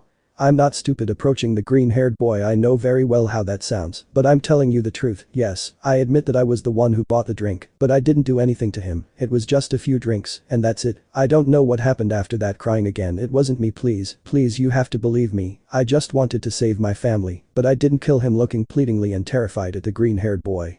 The woman's gaze fixed on the green-haired man's reddish glasses, pleading, defeated, devastated. Izuku kept a serene expression for a few minutes, with his senses heightened as best he could. The boy paid attention to the brunette's breathing, her heartbeat, her voice, everything. It seemed like hours had passed, but it only lasted a few minutes before the green-haired boy spoke again. Izuku. I believe you, Miss Yaoirozu. Momo. Huh. You do you believe me? Izuku. Yes, that's what I said. Playing with his hands a little now, this problem is more serious than it seems, as I said before, you are the only suspect, everything points to you, the blood, the gun, the house, the fingerprints, even the cell phone, although fortunately, there is something in your favor. Momo. What? Izuku. The government. Momo. Are you kidding? Everyone thinks my parents are swindlers who made their fortune off of murder, and now they think I'm a murderer. Do you think the government will do anything about it? Izuku. You were a brave heroine for over a year, you were a valuable piece in the war against All for One, when you hadn't even graduated yet, you practically became a war hero, and except for this small incident, you've had a very clean record in terms of your professional activities, Miss Yaoirozu. I know what I'm going to say won't sound good, but with all this, I think we can use the meaning of favor is repaid with favor on our side. At least to get her out of here. The boy said this and then stood up, starting to walk towards the exit. With groping and the help of his cane, the boy reached his destination, which made a noise, meaning that he had been allowed to leave. The boy lowered the lock, but before leaving, Momo stood up. Momo. Why are you doing this? I don't have any money, so why do you want to take it from me? What would you gain from this? The brunette shouted this, stopping the green-haired man, who after a few seconds, turned his head slightly. Izuku. Justice, Miss Yaoirozu. Justice is the highest reward for those who always did the right thing. Momo. Justice.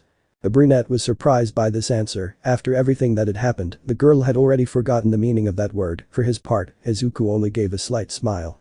Izuku. I promise you'll get out of here today, Miss Yaoirozu.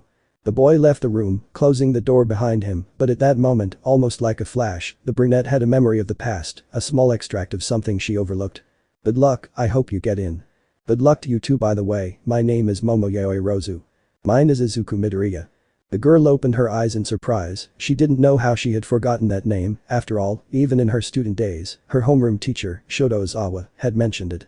In the entire history of the UA, there have only been 2 boys who have applied to the academy and rejected it, even though they passed with top marks. Who is it?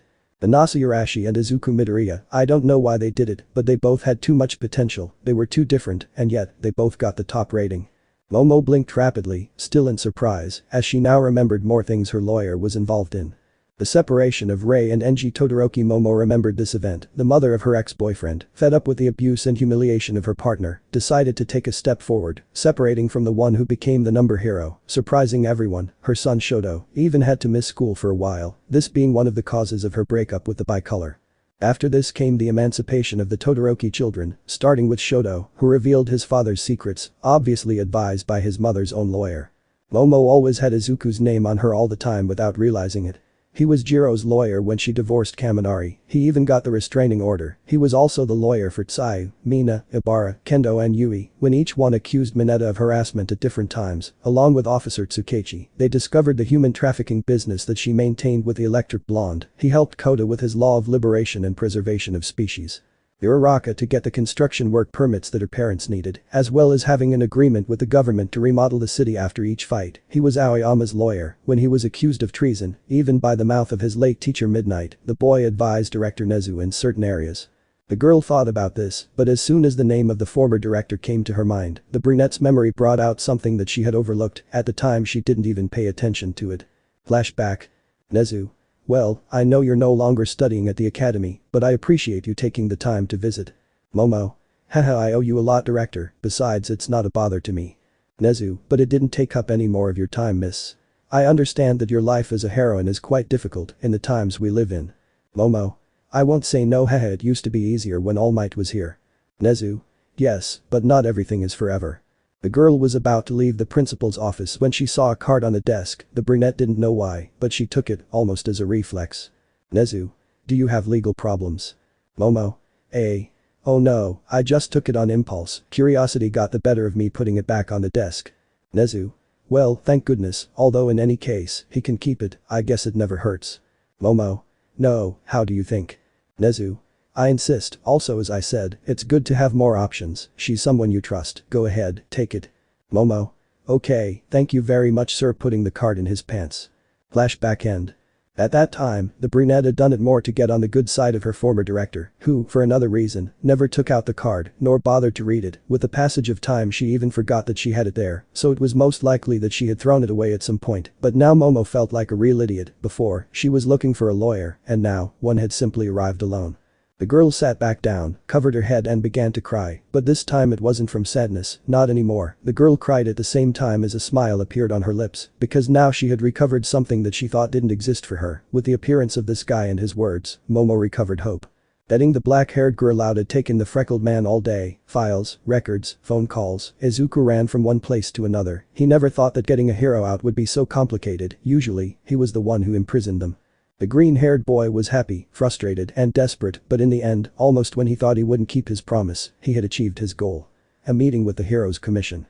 The green-haired man did not hesitate to prepare himself, as the brunette's lawyer, he knew that this was a pre-trial, he could not take it lightly, so with the help of Sansa and Director Nezu, Izuku managed to get information about most of the missions where the woman had participated and emerged victorious, including her hero practices in her student days and her exploits at the academy.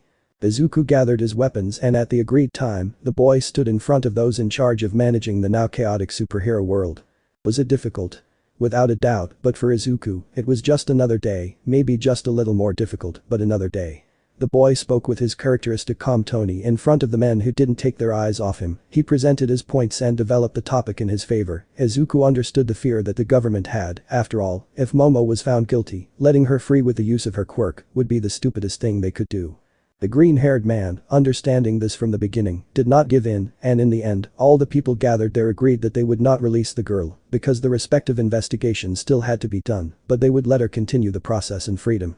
Although unfortunately, it also had its limits, since the murder had already been made public, as well as the identity of the only suspect, with the fame that the surname YehosuaHernandez had, plus this incident, the government could not let her continue carrying out her work, so without hesitation, they provisionally revoked her hero license, which meant that until her innocence was proven, the girl could not work and therefore, had no source of income. Izuku gave her the news late at night, the girl didn't know how to feel, although her lawyer had kept his promise, now her freedom meant she didn't have a job, and since her house had been the scene of the murder, now she had nowhere to live either, the girl was devastated, she felt stuck. The situation became even worse when, as part of her preventive sentence, they put an anti-quirk collar on the female. This, as its name indicated, was made to nullify her abilities, stripping her of any chance of going against the government or trying to escape the country, and although it was different from the ones the villains were forced to wear in prison, it didn't take away the fact of what she was in those moments, there was nothing that could comfort the girl. As soon as she heard the lock close, the light turn on, and felt her strength leave her, Momo felt completely defeated, humiliated, finished. Izuku was quick to notice the symptoms, so feeling guilty, he approached his client. Izuku. Hey sorry, I know this isn't what you were expecting. Momo. No don't apologize, you kept your promise thanks for that, now I guess I'll see you tomorrow. The girl tried to smile but failed, just turning her gaze. Izuku was about to leave, but noticing this hint of sadness, he stopped. Izuku. Miss, do you have a place to stay? Momo. What? He, of course, calmed down pretending to be unconcerned.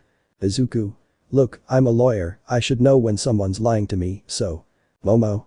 It's okay. Really I've already been through so much this damn day, bursting out and crying slightly. Izuku. Sorry to butt in, but what about your UA classmates? You must have friends you can turn to. Momo. I tried calling them, no one answers. Before, they all distrusted me and my family, they tried to hide it, but now I think they all think I'm a murderer. The girl began to cry, Izuku knew it, Momo felt devastated, she was completely alone, the green-haired man sighed, and without saying anything, he approached the girl, hugging her and surprising the female. Izuku. I know it seems difficult, but believe me, in the end everything will be resolved, in the end, everything is resolved, and if it is not resolved yet, then it is not the end yet. Momo. Huh. Izuku. John Lennon, good man, even though they killed him, it's a shame. Momo. I liked his music, thanks. Izuku. It's just my job, by the way, I know this goes beyond my duties as a lawyer, but I think I can get you a place to sleep. Momo. No, it's not necessary, you said it, it goes beyond your duties as a lawyer. Izuku. Well, a hero always helps those who need it, I was never one, but you understand the concept, smiling slightly. Momo. Yes, thank you. The green-haired man took out his phone, and after one call, it was only his turn to wait for his vehicle, which would take them to their destination, the green-haired man's house. The clouds began to swirl, warning everyone of an upcoming heavy rain. Both adults made their way until they reached a place, which when seen from the inside, it didn't take a genius to figure out whose home it was, so without hesitation, Momo refused. Momo. No, I couldn't, this is your house. Izuku. I know, but it's the safest place I know, plus it's going to rain. Momo. That's why I'm saying it, it would be unfair to kick you out of your own home. Izuku. Look, if you want it will only be for a few days, while we look for something better. Momo. No, I've caused enough trouble, really. Izuku. Look at me, I understand that you're going through a difficult situation, but you have to be strong, facing danger is a hero's job, right? Momo. I'm not a hero anymore, I'm just someone. A stupid girl who ends up in trouble for wanting to do the right thing. Izuku. And I'm just a lawyer, you know. I used to want to be a hero too, you know, back when I could still see haha, but sometimes, things don't always go the way we want, and because I wanted to do the right thing, I ended up like this, pointing at himself. Momo. What do you mean? Izuku. Sometimes, it's in the darkness that we find our light, and in moments of weakness, it's when we discover our true strength.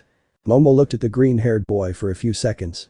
She didn't know him well, she didn't know anything about him, and yet, just by seeing him for a day, she could already consider him one of the wisest people she had ever met. Momo. How do you do it? Izuku. What? Be a good lawyer? Momo. No, staying optimistic despite having everything against you. Izuku. I guess that's my greatest virtue and also my greatest defect at the same time. Every day I think that not everything can stay so bad forever. If there's a small chance that it can improve, then we should take it, and if I can help that process go faster, then I'll be happy to provide support. I'm a man of faith after all. In the end, hope always wins. The boy moved slightly from side to side, swaying in the air, while Momo, without taking her eyes off him, could only say one thing. Momo. Thank you. Izuku.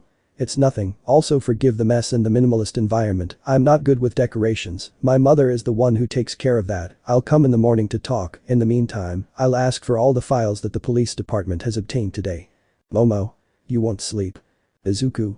He calmed down, I'm used to it, rest Monsieur Erozu.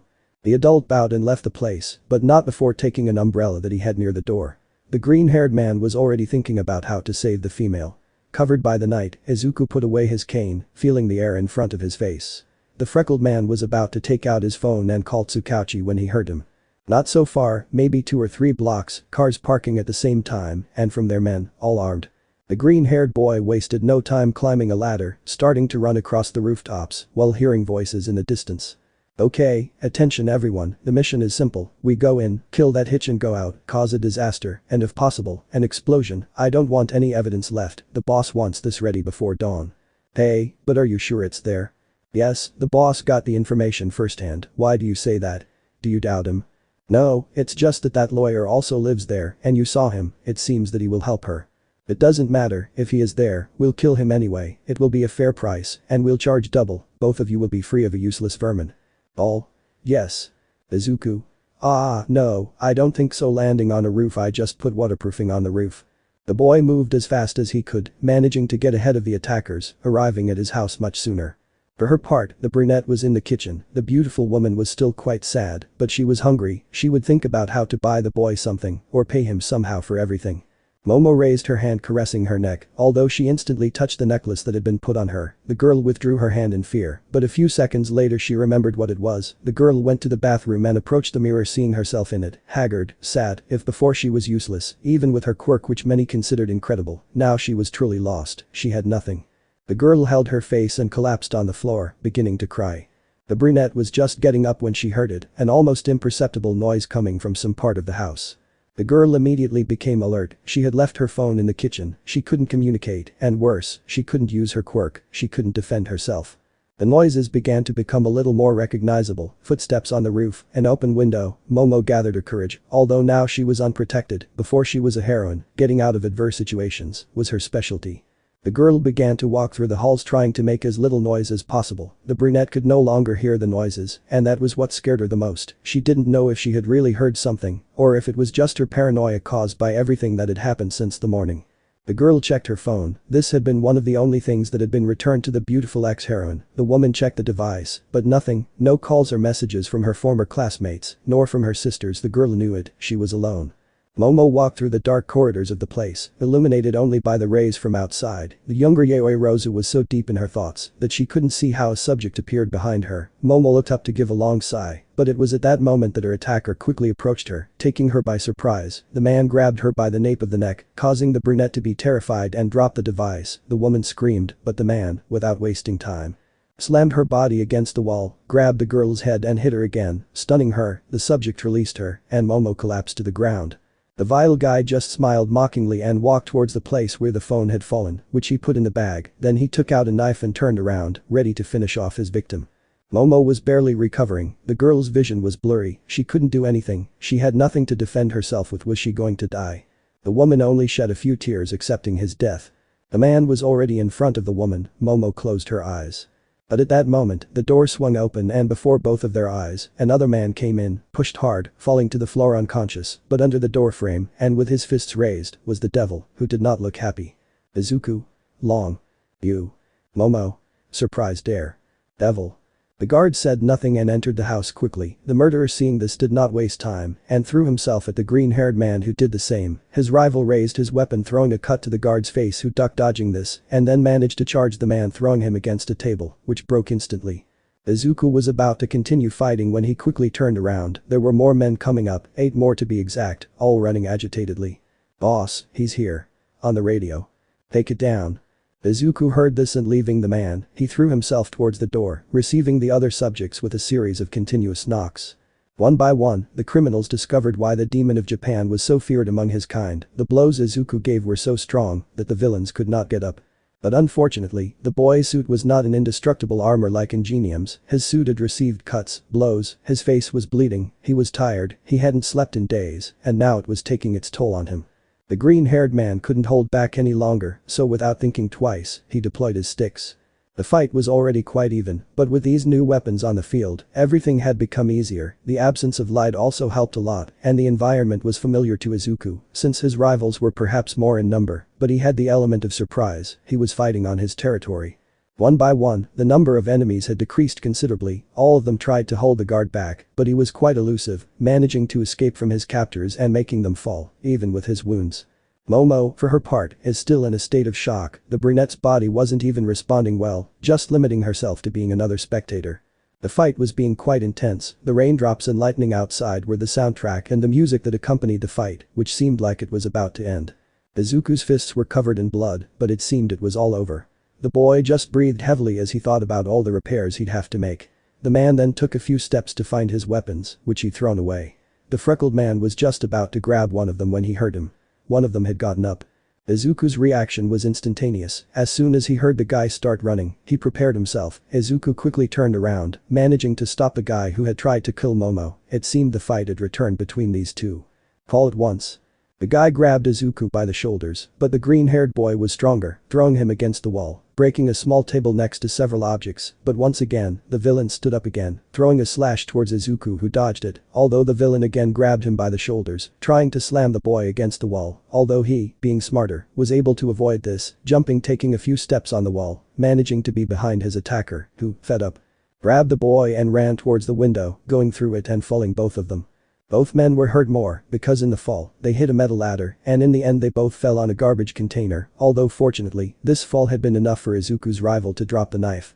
Although the green-haired man was quite disoriented, his sense of duty won, his suit was completely soaked, water seeping even through the broken part soaking his body. Izuku got up slightly, blood dripping from his mouth, mixing with the water on the ground. For his part, his rival was also standing, going down the emergency stairs. A few minutes passed, but in the end, both fighters were face to face once again.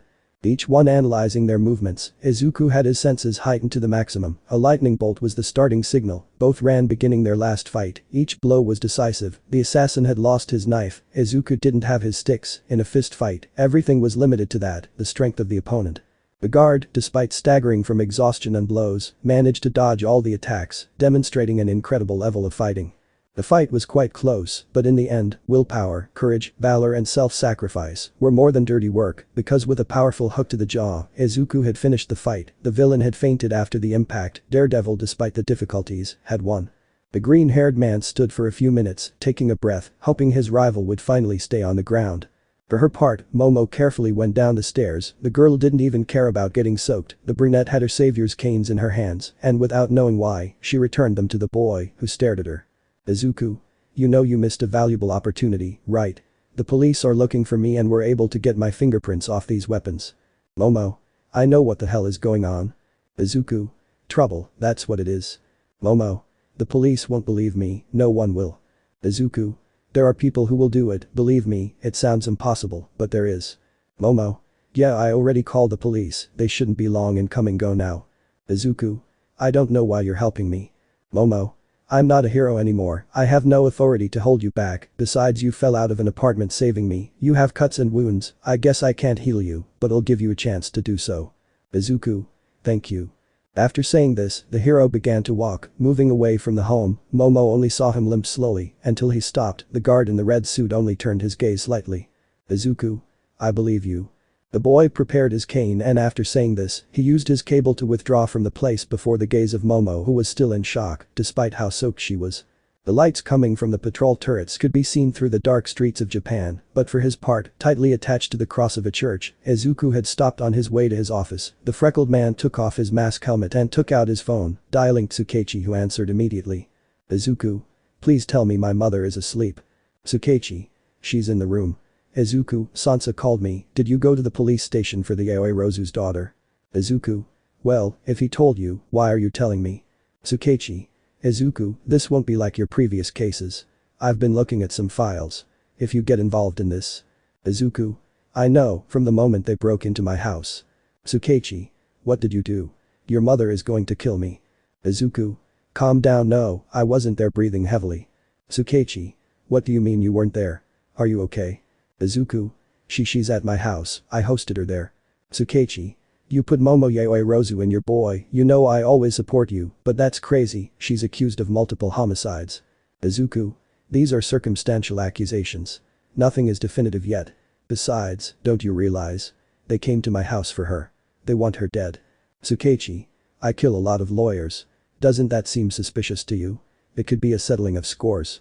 Izuku, come on Tsukechi, you were the one who taught me not to take everything as a fact. Besides, I saw the list of dead, not all of them had good names, for example Akita, I highly doubt that anyone wanted to avenge his death, even the villains wanted him dead. Tsukechi, so what do you suggest? Izuku, something smells fishy here, first it was her parents, she tries to help them and this happens, then they want to kill her, they're hiding something, and I'm going to find out what it is. Tsukechi, kid, think about it, getting involved in this case, it's like. Izuku, jump into the lion's den, I know, but there's always a way out, isn't there? Now I'll need you to send me all the information you have, use your contacts if necessary, if I'm going to get into dangerous territory, I need weapons to defend myself. Tsukechi, Sai, I guess I have no choice, okay, you'll have everything you want tomorrow. Izuku, cool, will you come to my office? Tsukechi, Go home, your mother will make katsudon and you won't want to miss it. Izuku. Even better, then I'll arrive early. Tsukechi. Izuku, everything I told you is true, please be careful. Izuku. Haha, calm down, dad, besides you already know, an angel always watches over the Midoriyas. Tsukauchi. Izuku, you're a lawyer, the devil is probably looking after you. The boy just smiled at the joke and saw his suit, the double DD on his chest and the horns on his helmet. Tsukauchi didn't see it, but the green-haired boy nodded. Izuku. You know Tsukauchi at this point, maybe you're right. The boy said this and hung up the call looking at the city in front of him, maybe it was not what he expected, but he was the protector of Japan. Well, just like coins, Izuku also had two sides to show, the lawyer to defend the innocent and Daredevil as the city's hero. Excuse me, Your Honor. Ladies and gentlemen of the jury, pardon me if I seem a little distracted. I've been preoccupied lately with questions of morality, of right and wrong, of good and evil. Sometimes this can be a very thin, even blurry line, but just like with pornography, you know it when you see it. After go to your residence, meet Night Eye. The fight and the class were over, the big three had left the room, and after a few minutes and the last lesson from Aizawa, the rest of Class A also did the same, all still assimilating what they had just gone through, the confrontation, their lesson. Now they knew well that it was their internship, but even so, they couldn't help feeling nervous, because even though they should already be used to the fast pace of UA. Recent events like the fight in the forest and Bakugo's kidnapping were still very present and leaving their mark on them. Izuku for his part, although he looked intact, the reality is that he was no better than his companions. The green-haired boy was in his own world, the boy was somewhat agitated and also thoughtful. This had been his first confrontation against One for All in its maximum splendor, and above all, against the ninth bear, but above all, the freckled boy also had many questions. What were these new quirks? Wasn't One for All just an augmentation quirk? Izuku had too many doubts in his mind, although at that moment, and taking him by surprise, his aunt took him by the arm, managing to whisper. Nana. Are you okay? Izuku. It's supposed to be, but what happened? Nana. I know, I'm the same as you, the truth is I haven't talked much with Toshinori after what happened with your father, but now, with what I saw, I have to be perfectly informed about everything that is surrounding One for All, if I want everything to go well. Izuku. Do you need help? Nana. I haven't been the best teacher lately, I must do this on my own. Izuku, you concentrate on school, and especially on your residence, you know what it is, now you must prepare, because you still have a way to go with your power. Izuku. I know, but… Nana. But nothing, train, when I have more information, I'll talk to you later, I'm serious. The green-haired boy looked at his teacher for a few seconds in search of a second opinion, but Nana's expression didn't change at all, so Izuku simply resigned himself and continued on his way, joining the rest of his classmates, with the difference that Izuku only went to the recreation room to get something to eat and then went down to his bedroom. He was visibly affected, the boy wanted to help, but he was also aware that he was more ignorant on the subject than his teacher. The moment he entered, his pet quickly ran towards him, but the dog, demonstrating once again his great intelligence, immediately knew the sad and depressed face of his master, so he simply put his head under the green-haired boy's hand, trying to cheer him up. Izuku for his part looked down at his dog, sketching a slight smile. Izuku. Thanks friend, you always know how to cheer me up. The dog wagged his tail happily, licking the boy's hand and giving a light bark. The green-haired boy cheered up at this. Nana didn't say it, but the fact that he could control his power would be of great help in their residences. Just a few minutes ago, with his fight he had already shown that he was capable of containing the legendary power that has been passed down from generation to generation with his inexperience, but now it was time to control his own strength and give the villains proof of what he could do. Izuku prepared some orange juice, cold something to eat, and after looking for some documents, he sat down to eat. While he read the documents, the boy still had all the sheets that had been given to him when he had his residence with Gran Torino, so he decided to read them again. He would analyze all of them in the same way he did the first time, he would separate them and analyze the pros and cons of each one very carefully. The boy read the files carefully. Gang Orca was a great option, the boy was a fan of the hero, and in the exam for his license, he had the opportunity to have a small confrontation against him, and his lessons were known to be quite hard, but at the same time effective. Unfortunately, the hero was and maintained his operations in the water. Given the qualities of his quirk, this discouraged Izuku, who had been motivated. From this came the Hussy Cats. The boy felt great respect for the feline team, because even despite the loss of Ragdoll as an active agent, they never declined, even becoming more active. In their words, a wounded cat is much more dangerous. Izuku had good memories of his training with them at camp, in addition to his quirks would help him a lot. The forest would be the perfect training place, lots of field to train, also above all, without the fear of hurting someone in an accident, free field to fly. Pixie Bob's land monsters would help him a lot, and Manadale's telepathy would be of great help to have more accurate lessons in real time. For logical reasons, the team had earned a fairly high spot in this ranking, although other heroes were not far behind at all. Hawks, for example, the fastest rookie of all to reach number, his attitude, image and heroic streak spoke for themselves. The winged hero was a great option, plus he would be a great master in the art of flight as Nana had said before, although also in that same rank was Ryukyu. The dragon woman was well known for her temper, her humility, her courage and above all her kindness, always maintaining her composure in combat, in addition to the fact that it was perfectly recognized that in her agency, her subordinates respected her too much. After all, the dragon woman was willing to give difficult tasks to those she believed could handle them. After all, the woman could see the talent of people. Without a doubt Izuku was at a great crossroads, and despite having plenty of time on his side to choose, the boy couldn't help but feel nervous. Izuku. This is a bit complicated, isn't it, friend? Seeing his dog. The dog, for his part, only limited himself to tilting his head and lowering one of his ears in a sign of confusion. Izuku only smiled at the gesture, returning to petting his faithful friend. Izuku. Yeah, we can't choose all the agencies, I thought about that too, but thanks for the idea, Crypto. If you have another one, I'm all ears. Haha. Seeing the pile of leaves in front of him. Yeah, I think I'll leave this for tomorrow, otherwise I'll go crazy. Haha. The boy gathered the leaves, leaving his best options up, in which even Endeavor's face could be seen. The brutality of the fire hero was also something that Izuku admired and from which he also wanted to learn, to be able to adapt it to his fighting style, although with a little more calm, because he knew and was aware of what his power could do in a free space. Izuku put his papers back in his folder and returned to the table where he finished his light meal and even served himself a little more, also feeding Crypto, who ate calmly. The boy was able to play a little with his dog, despite the fact that space was limited. They both had fun. Even the dog managed to tackle the boy, surprising Izuku by the weight of the dog, because at first glance, the dog did not seem to weigh more than normal. The peace and fun would have lasted a little longer, if not for the fact that at that moment, the boy managed to hear someone knocking on his bedroom door, which made him immediately calm down, getting off of Crypto, throwing his ball to him. Izuku. Hey, you better bite this, I'll see who it is. The wolf did as instructed, returning to his bed, nibbling the ball and then a piece of meat in the shape of a large bone. For his part, Izuku walked calmly towards the door, fixing his clothes. The boy expected to find his best friends and his mentor. The freckled boy was already expecting to hear Toga's kind voice or Shoto's serene tone, so he was in for a big surprise when he opened it and found a lock of hair coming from his great friend Momo Yaoirozu, who was looking at him with a smiling face. Izuku. Confused Momo. Momo. Hi. Hahaha, sorry if I didn't message you that I was coming, it's just that I didn't know if you'd be here or playing with Crypto outside. Putting it that way, it sounds much better to have messaged you long before coming. Sorry. Izuku. Haha, it's nothing, the good thing is that at least he was here, right? Momo. Well, yes. Izuku. Then don't feel bad, come on in, sorry if I'm a mess, I honestly didn't expect any visitors today. Momo. Well, I see that Todoroki and Toga come here very often, I want to assume that what you mean is that you didn't expect me to come.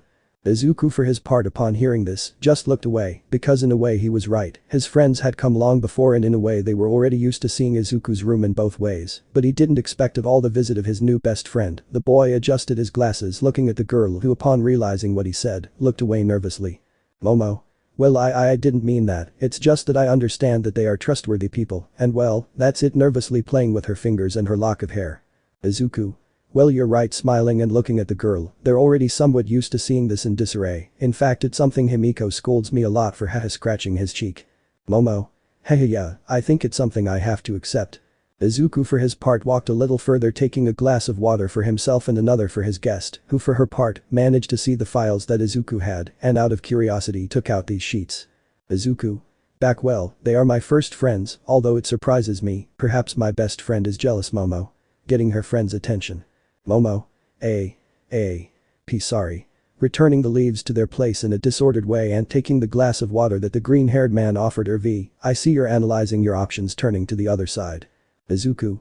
Why yes, sorry, after all, internships are something we can't take so lightly, they will be real practices of heroic work, I want to make a good impression. Momo. I see. Izuku.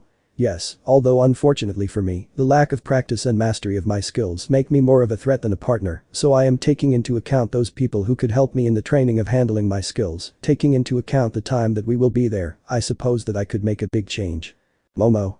Taking the first leaves. I guess that's why you put Endeavor, since you know each other, he can understand your mistake. Izuku.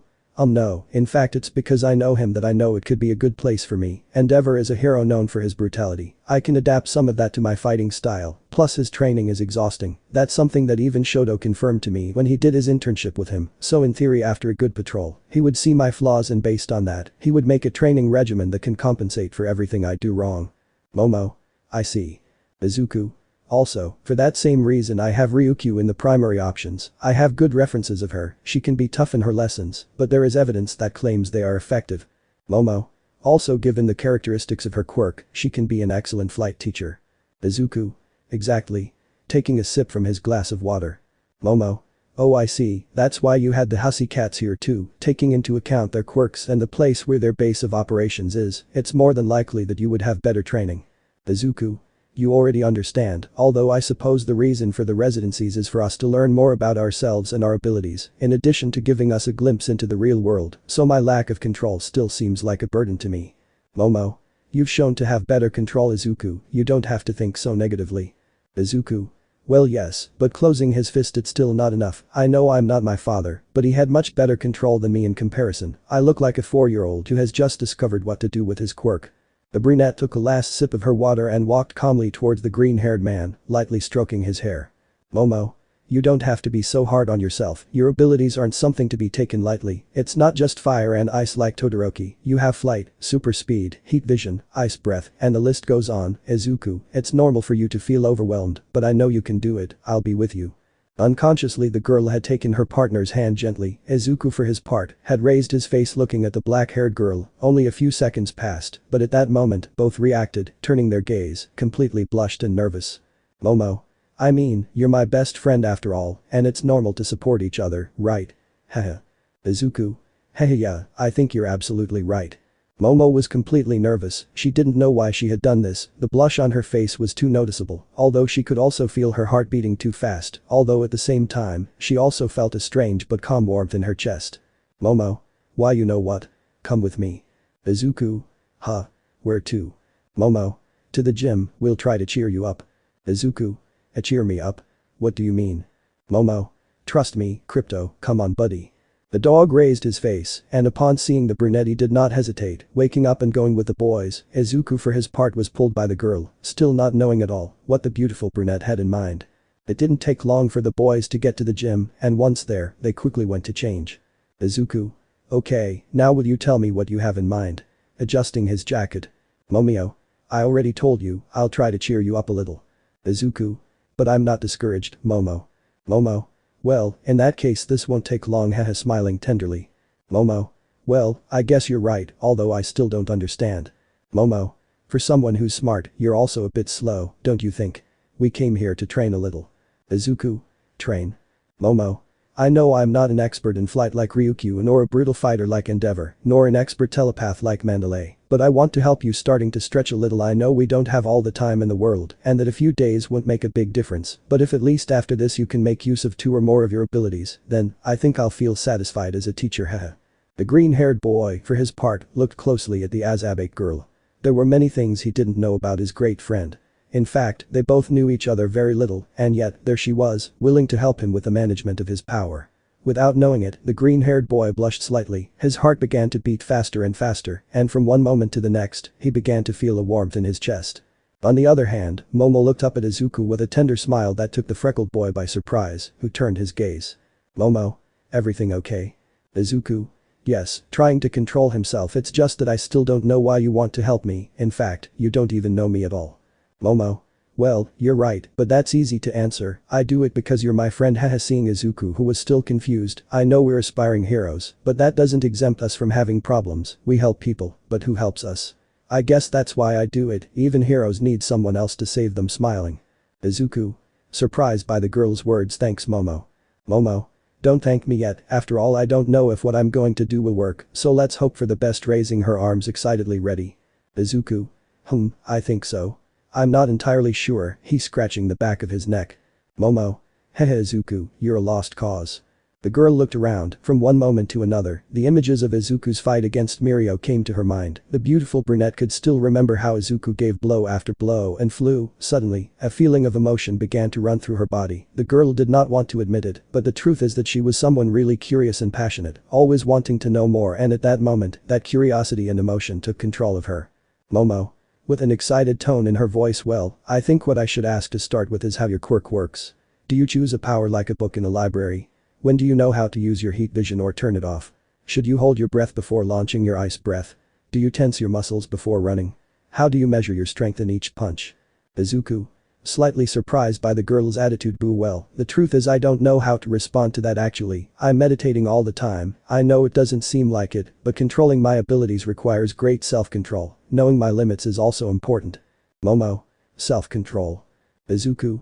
Yes, I cannot activate or deactivate them at will, they just flow. It's like breathing, although yes, as I said before, I must control myself. If I use my heat vision at full power, the only thing I will achieve is a slight blindness. It usually lasts a few seconds, but it can be harmful on the battlefield. The same thing happens with my ice breath. After all, the first time I used it, I got sick for several days. I can hear many things at once with my super hearing.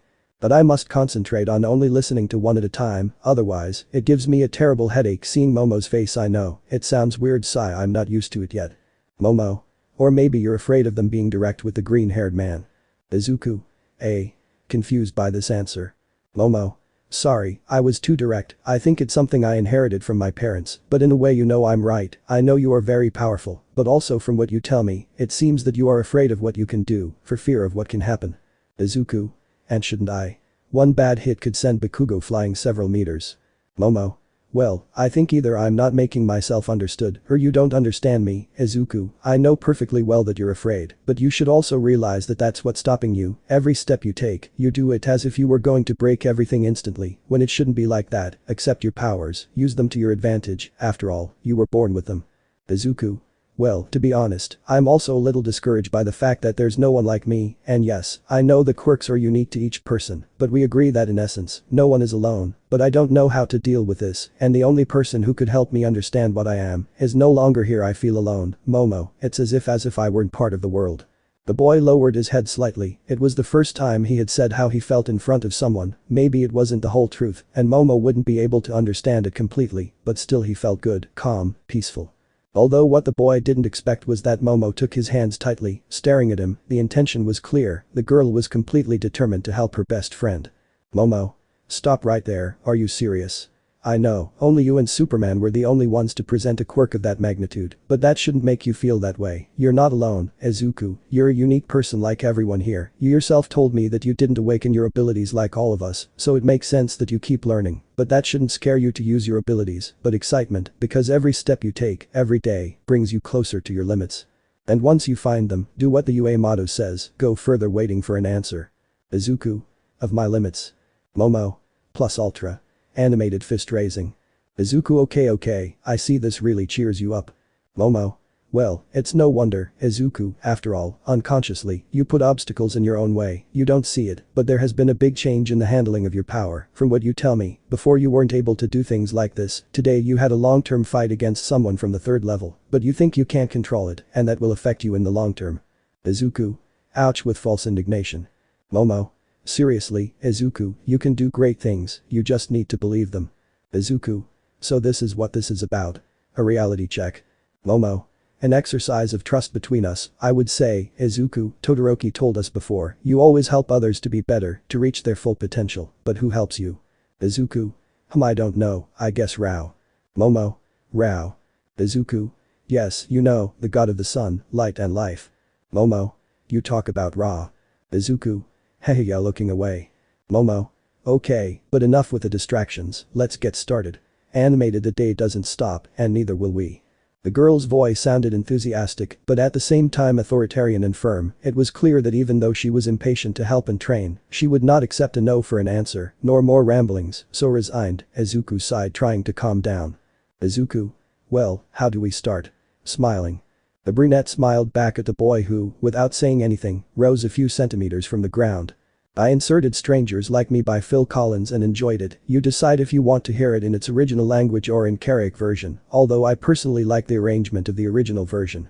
In this way, the beautiful brunette began the training in which the girl gave her best to encourage and help her best friend. Izuku found himself doing movements in the air, whether simple pirouettes or fighting movements, whether they were some simple boxing or more elaborate like the most basic of some martial arts. Although being in the air, it added a great difficulty. That added to the fact that Momo also did her part by throwing various types of explosives at the green-haired girl. Wave, pellets, blinding and sound. Izuku not expecting this, there were moments where he fell to the ground. It might not seem like it, but the training was being more complicated than it seemed. It was obvious that Izuku wouldn't feel ready in a single day, they both certainly knew that, but they were also surprised when once they both stopped, they realized that the night had already covered the campus, so they both went to their respective rooms, ready to start what they started. Laps around campus, running from one end to the other, lifting weights. Izuku tested how cold his icy breath could be, as well as bursts of his heat vision and powerful shots. As the days went by, even the girl was enveloped in the heat of training, willing to reach her full potential. Izuku's training became a joint training. Every day after eating, they both met to train. She helped him with fighting techniques, he helped her resist the use of his quirk. They both even used their past experiences in combat to keep moving forward. Distractions, traps, they both put their best into helping each other. Momo acquired knowledge to do things, as well as modifications to her suit, while the green-haired man felt more confident using his powers beyond the everyday use he gave them. Of course this did not go unnoticed at all, because everyone soon began to notice the closeness of these two, being at first the most affected. Toga and Shoto, the green-haired boy's best friends, were the first to feel the distance from their best friend, because now, due to his training, the boy no longer had much free time, denying any of the outings with his friends, and although at first, obviously it affected them, and even in the case of the blonde, she became annoyed with the brunette. Although in the end, both ended up accepting that the boy was having what he could not before, a wider social circle and above all, support with his power. Mina for her part, always obsessed with making couples and completely into the issues of love, soon thought that this was an unequivocal sign of an inevitable crush, but Momo always denied this. The girl could not see Izuku as anything more than a great friend, someone for whom she had great esteem and incredible respect. In the same way, this happened with the boys who did not stop questioning the green-haired man about the reason for this sudden union, but like his partner, the freckled one always answered the same, both were nothing more than friends, willing to bring out the best in each other, because after all, that was what heroes did, help their companions. Although in the end, to no one's surprise, the boys stopped seeing each other only to train. Now it was normal for them to help each other with homework. Izuku was quite skilled in some subjects, such as literature, mathematics and foreign languages, while obviously, Momo was almost a genius in the field of chemistry, physics, mathematics and other branches. As time passed, even more of their classmates came to join their study sessions, these being Kirishima, Jiro, Hagakure, Mineta, Ajiro, Mina, Todoroki, Shiro, Sayu, Uraraka and Iida, even Toga and Shinso met with them, as well as their other classmates from Class B, such as Ibara, Yui, Ryuko and finally Tokage. In the end, this friendship had made classes A and B achieve better communication, despite their differences. Without a doubt Izuku was feeling really good, and despite his fears and insecurities about being a multiversal hybrid, the boy could not deny that he was very happy to be with his friends, and above all, although he still did not admit it, with Momo. The training passed and even Crypto had joined them, willing to stop being just a companion pet. The dog participated in a more active way, helping his owner in his confrontations against the brunette, who seemed surprised to see the strong bond that the wolf had with the green-haired man. As the days went by, Izuku could see himself more confident in himself and his abilities, being able to neutralize the traps that the brunette set for him with relative ease. For his part, Crypto showed that just because he was an animal could not be taken lightly. The dog's quirk gave him a complete improvement in all his abilities, which put Momo in more than one bind the first few times. Anyway, things happened so naturally that it even got to the point where Mina didn't even ask her typical couple questions, nor did she try to make them blush, because she realized that what her eyes were seeing, despite having slight traces of a future relationship, at that moment, was nothing more than a simple, but true friendship. The laughter, the pats on the back, the secrets, the camaraderie. Izuku didn't know what caused him to trust the brunette so much, but he didn't complain either. After all, this trust was reciprocal, and if the girl did it, he had no reason to doubt. So, one day, Momo was walking through the halls of the academy on her way to the dining room. She had taken some documents to Aizawa-sensei's office, and now, with her stomach growling, the girl was drawing while thinking about what she could order once she arrived at her destination. Unfortunately for her, her concentration was focused solely on following her drawing, on the path in front of her, and not talking to anyone, so she couldn't notice the presence positioned above her, slowly approaching. Izuku. Appearing in front of the girl floating upside down. Boo. Momo. Surprised by this eek. Izuku, don't do that. Hitting him in the face with her notebook. Izuku. Well, I think I remember that you were the one who told me that I had to practice my flying more. Momo. But not to scare me, silly. By the way, what are you doing here? I thought you would be in the cafeteria. Izuku. In theory I should be there, but I decided to wait for you. I practiced a little target shooting with Shoto and his ice haha, but I thought maybe you needed a little help, so I came looking for you. Momo. Thanks, but it wasn't necessary, they were just some documents. Aizawa and Iida will take care of the really hard work. I guess that's the price of being the president. Izuku. Luckily I was saved, right? As an advisor I don't really do anything. Momo. Don't forget what Iida said, when you're ready, he'll give you back the position he gave you. Izuku. Yeah I know, but I guess I'm not ready yet. Momo. Well, we'll keep waiting for your triumphant return, I guess. Izuku. What if there's a second election? We agree that it would be more democratic. After all, we know each other much better. Momo. Yes, but that's why I know you would win again, after all, you still have my vote. Smiling at him. Izuku. And you mine, Vice President smiling back and adjusting his glasses. Momo. You're not afraid of your glasses falling off, are you? Izuku. No, they are securely fastened, smiling with a slight mocking tone. Momo. Haha, come down now, hitting Izuku again in the face. The boy just let out a small laugh and lightly landed to continue walking next to the brunette. Izuku. By the way, what were you drawing? At that moment, the brunette's step was slightly interrupted as she quickly hid her notebook behind her, something that slightly intrigued the green-haired man. Momo. And nothing special, with a blush growing. Izuku. And if it's nothing, then why are you hiding it? Momo.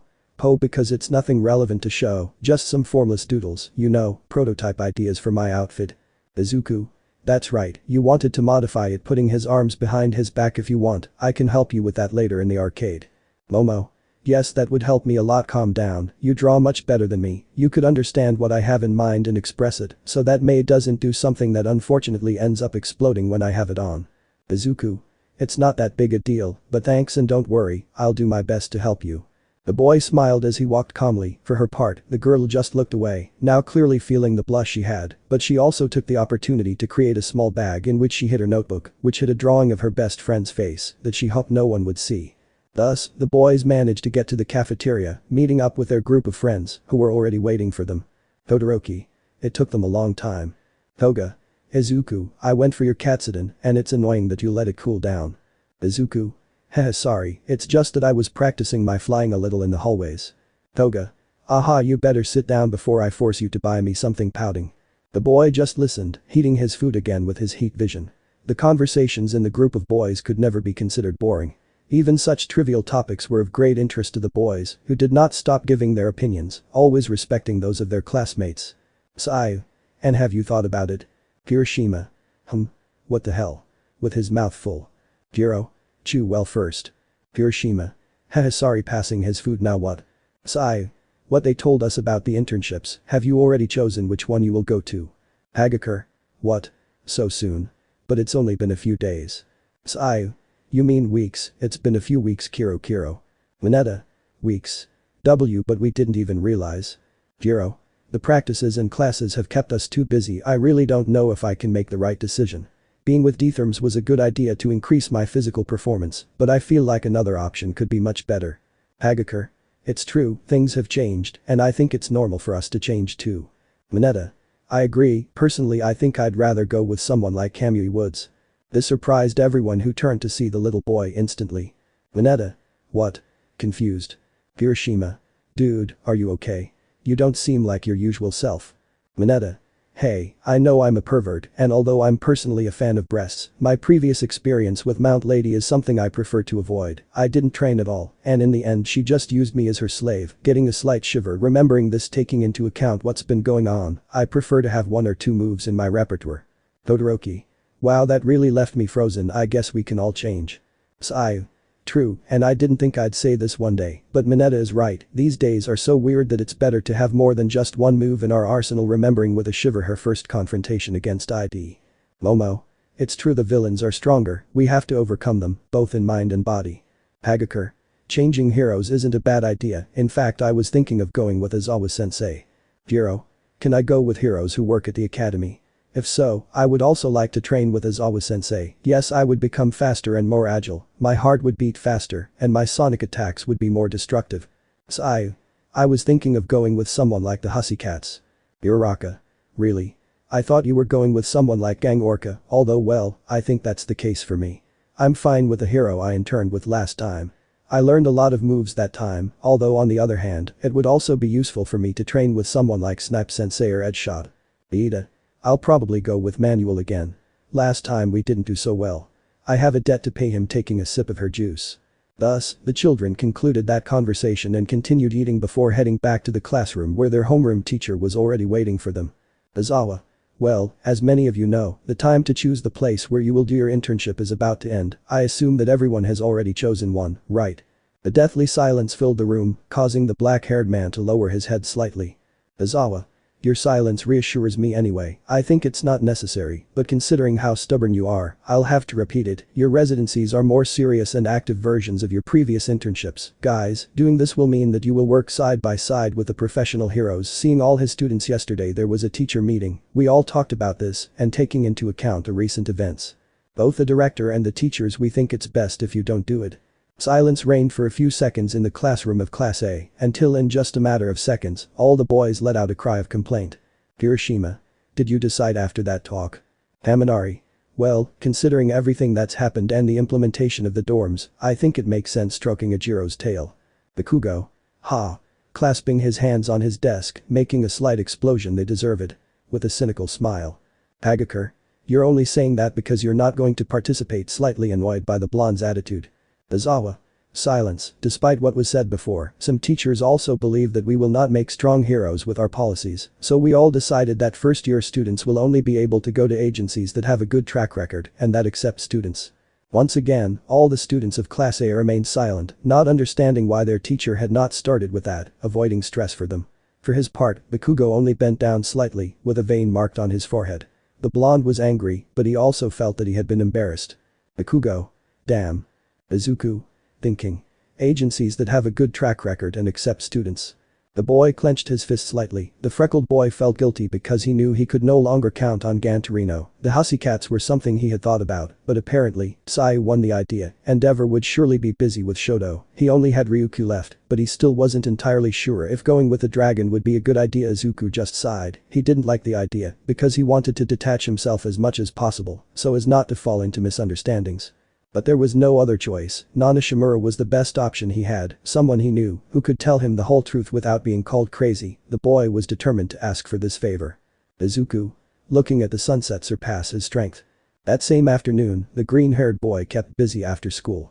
The boy had called his aunt and was now waiting for her while he practiced his skills in the gym. Nana.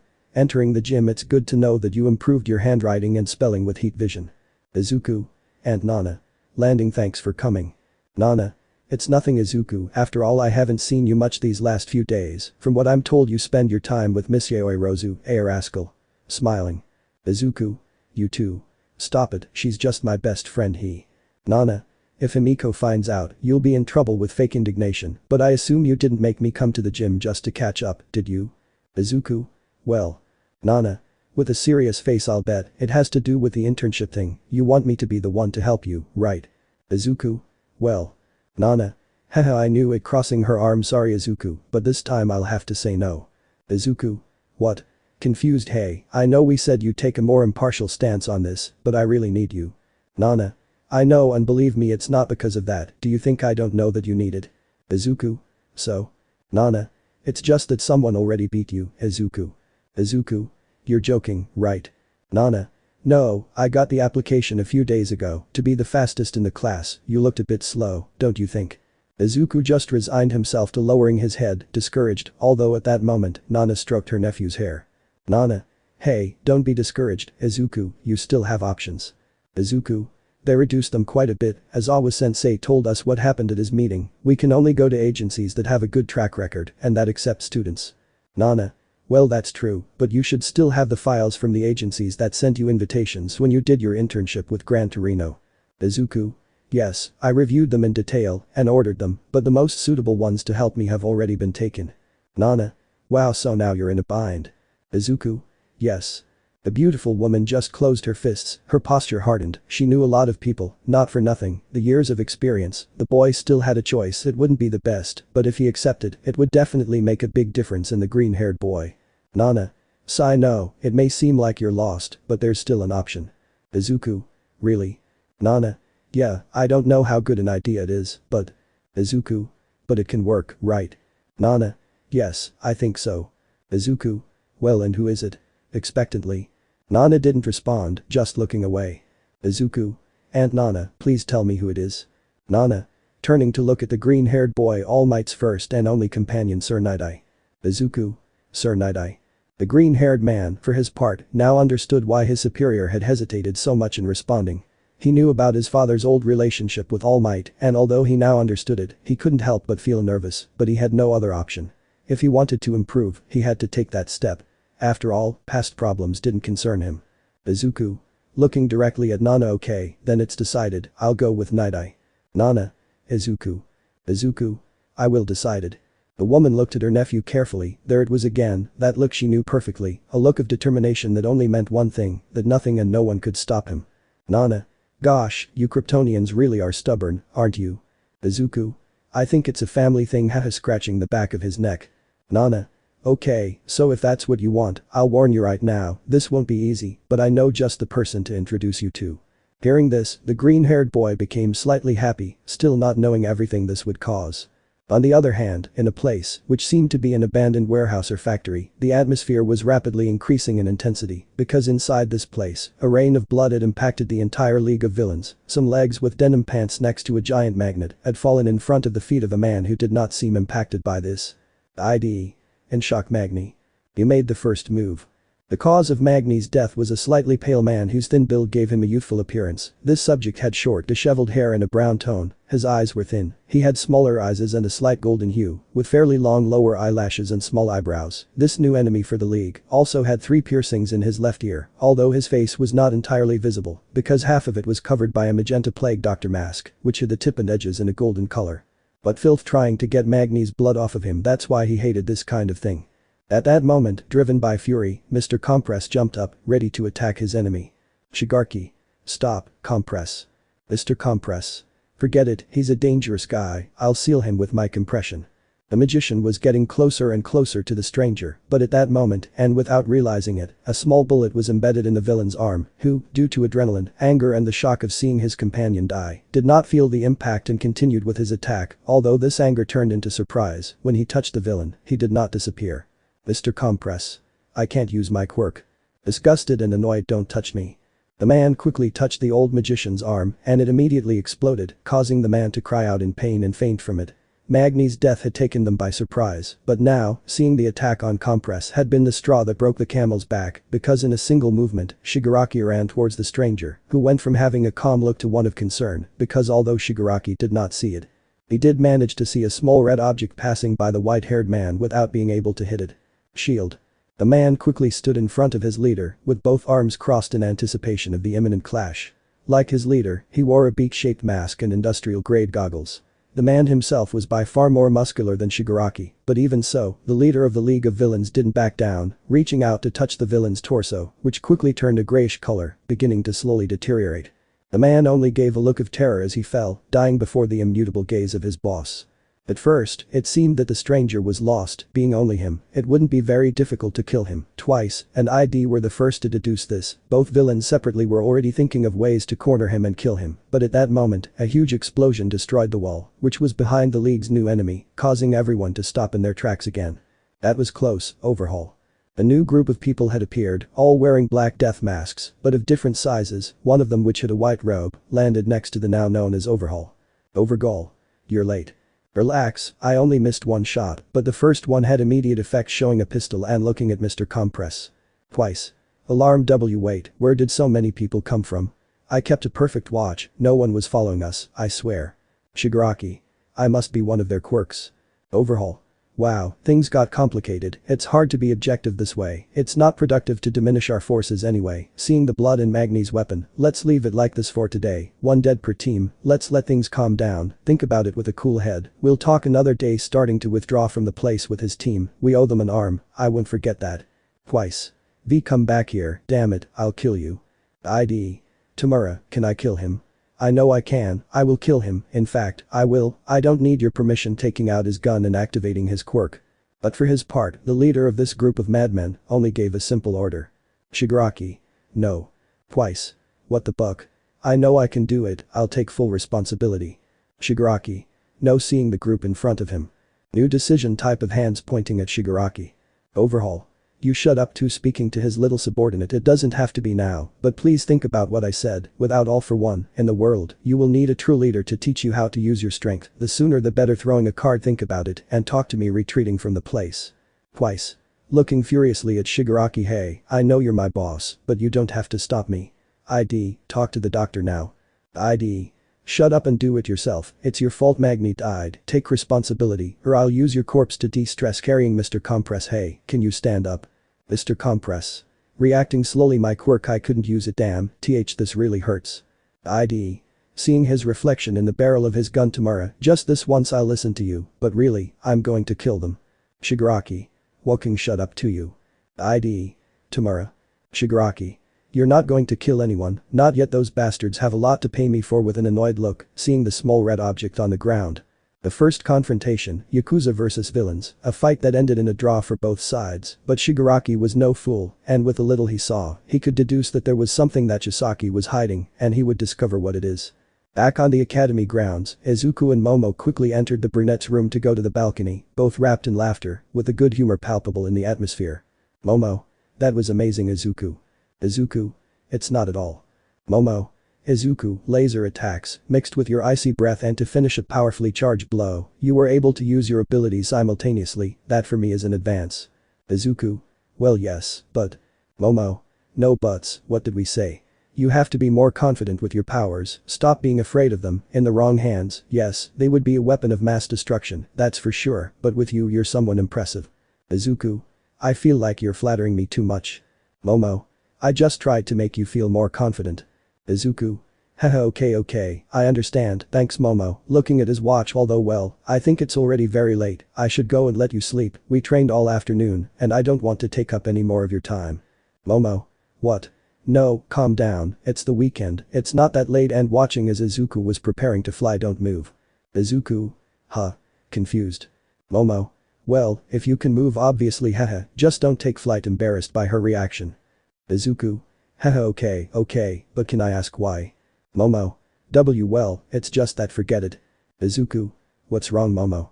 Confused. Momo. Nothing, you'll think I'm quite strange. Izuku. You really offend me, Momo. I would never think something like that about you. You know me perfectly well. Offending my friends is not my style. Momo. Well, yes, but it's just that with all the training and what I've seen, honestly, I'm very curious about your quirk. Izuku. See, curious. Nervous about this. Momo. Well, I think it would be something normal, taking into account that, after Superman, you are the second person to manifest an emitter-type quirk. All your powers would you have to do to stay in control. Honestly, I have many doubts. Izuku. Haha, if I didn't know you, I would think you wanted to interview me. Momo. Can I do it? Excitedly. Izuku smiled. Momo had previously told him about that side of her, passionate about learning new things, something that even many people would consider nerdy or out of class, which is why she generally did not show this enthusiasm in public, only doing it with Izuku, because of the great trust they had in each other. The green-haired boy, remembering this, did not hesitate and nodded. Izuku. Well, I think it will be the last phase of our training, we can take this as a test lesson to help me be confident in future interviews when we become professional heroes. Momo. If you think it's weird, then we can leave it for another day. Slightly discouraged. Izuku. No, I understand that you have questions about me, so if I can help you, then it would be like returning the favor. Smiling. Momo. Thank you. Nodding slightly with a twinkle in her eyes. The girl walked a little inside her room, towards the mini fridge she had. Izuku. I'm still amazed by your good taste in decoration. Momo. Well, I had to make some renovations taking into account the space, but thanks, it's quite comfortable. Taking a couple of sodas. Do you want some? Extending a drink to the green-haired man. Izuku. Haha, thanks, but I didn't know when I flew. Momo. Haha, relax, it's just soda. Izuku. Well, I thought it would be the first test. Taking the can. Momo. Yeah, sure, I'm sure you were just doing it to annoy me. Izuku. Well, just a little. Smiling. Momo. Haha, well, you better take a seat, we'll start with this interview. Making quotation marks with his fingers. Izuku. It's a good thing the academy doesn't have a school newspaper, otherwise this would be of public interest, a student the first to interview me. Momo. Haha, shut up, don't make me nervous. Creating a notebook and a pen. Let's start with the basics, and that is surely what many girls would like to know. Do you have a girlfriend? Izuku. Wow, we're off to a strong start, aren't we? Momo. Well, in theory, your age is something we should all know, considering you're a first year, right? Izuku. Tush. Momo. So? Izuku. Well no, I'm completely single. Momo. Any girlfriends on the way? Izuku. Neither, but if I had it, believe me, you would be the first to know, after all I think I would need a lot of help hahaha. Momo. Haha right, well then what is your height? Izuku. As I recall, last time. Momo. And how much do you weigh? Izuku. About kilos haha. Momo. Kai looking at her partner. Izuku. Smiling and tilting his head haha I know. Momo. Am okay, now then, I guess the rest of your bodily functions are normal. Izuku. I don't understand that. Momo. Well, I don't really know how to say it, considering the variety of quirks you have I assume that some of them must affect your body, right? Like a kind of mutation. Izuku. Well, in that case I think it's just an increase in the resistance of my lungs and density, or so I think. Momo. From what I've seen and what you've told me, your quirk can't be activated or deactivated at will, so in itself, it must be a constant drain on energy. Do you eat? Izuku. Well that's a bit obvious that yes haha, at least only when I'm hungry, the rest of the day could be considered that they are only snacks or something to kill the craving. Momo. Haha, it's logical. The girl, for her part, began to ask some questions corresponding to her best friend's quirks, to which the boy had no impediment in answering, although with each question, Momo became more and more excited, and at the same time, Izuku thought about how to answer her without revealing his true nature. Both of them were so wrapped up in their little interview that they stopped caring about everything that was happening around them. Momo. Okay, so we've covered your speed, strength, super hearing, heat vision, and ice breath, but now tell me, remembering your fight against Mirio-senpai, is it true that you can see through everything? Standing up and starting to walk. Izuku. Well yes almost always. Momo. And you're also invulnerable, but does that exempt you from feeling pain? Izuku. So far. At that moment, and as a method to challenge her best friend, the girl created a road barrier and spoke without thinking. Momo. What color is my underwear? Smiling.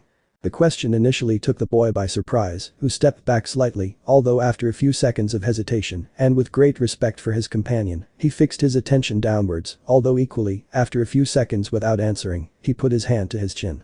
But it was also thanks to these seconds of silence that Momo was able to realize what she said, so blushing, she lightly hit herself on the forehead. Momo. Boo sorry. I'm stupid, or forget what I said seeing his best friend I feel sorry for you. Izuku. No. Or well yes, but it's just that Momo, this has lead, right? Momo. Huh. Oh yeah. And yes, I know what you're saying, lead is a toxic material, but given the characteristics of my quirk, it gives me immunity to materials that would be harmful to others, obviously with its limits, such as the amount I create, but what's that about? Izuku. Well, to tell the truth, something that nobody knows is that I have problems with lead. Momo. Oh I see writing down lead problem so tell me, your full name is Izuku Kent Midoriya, isn't it? Moving away from the barrier slightly. Izuku.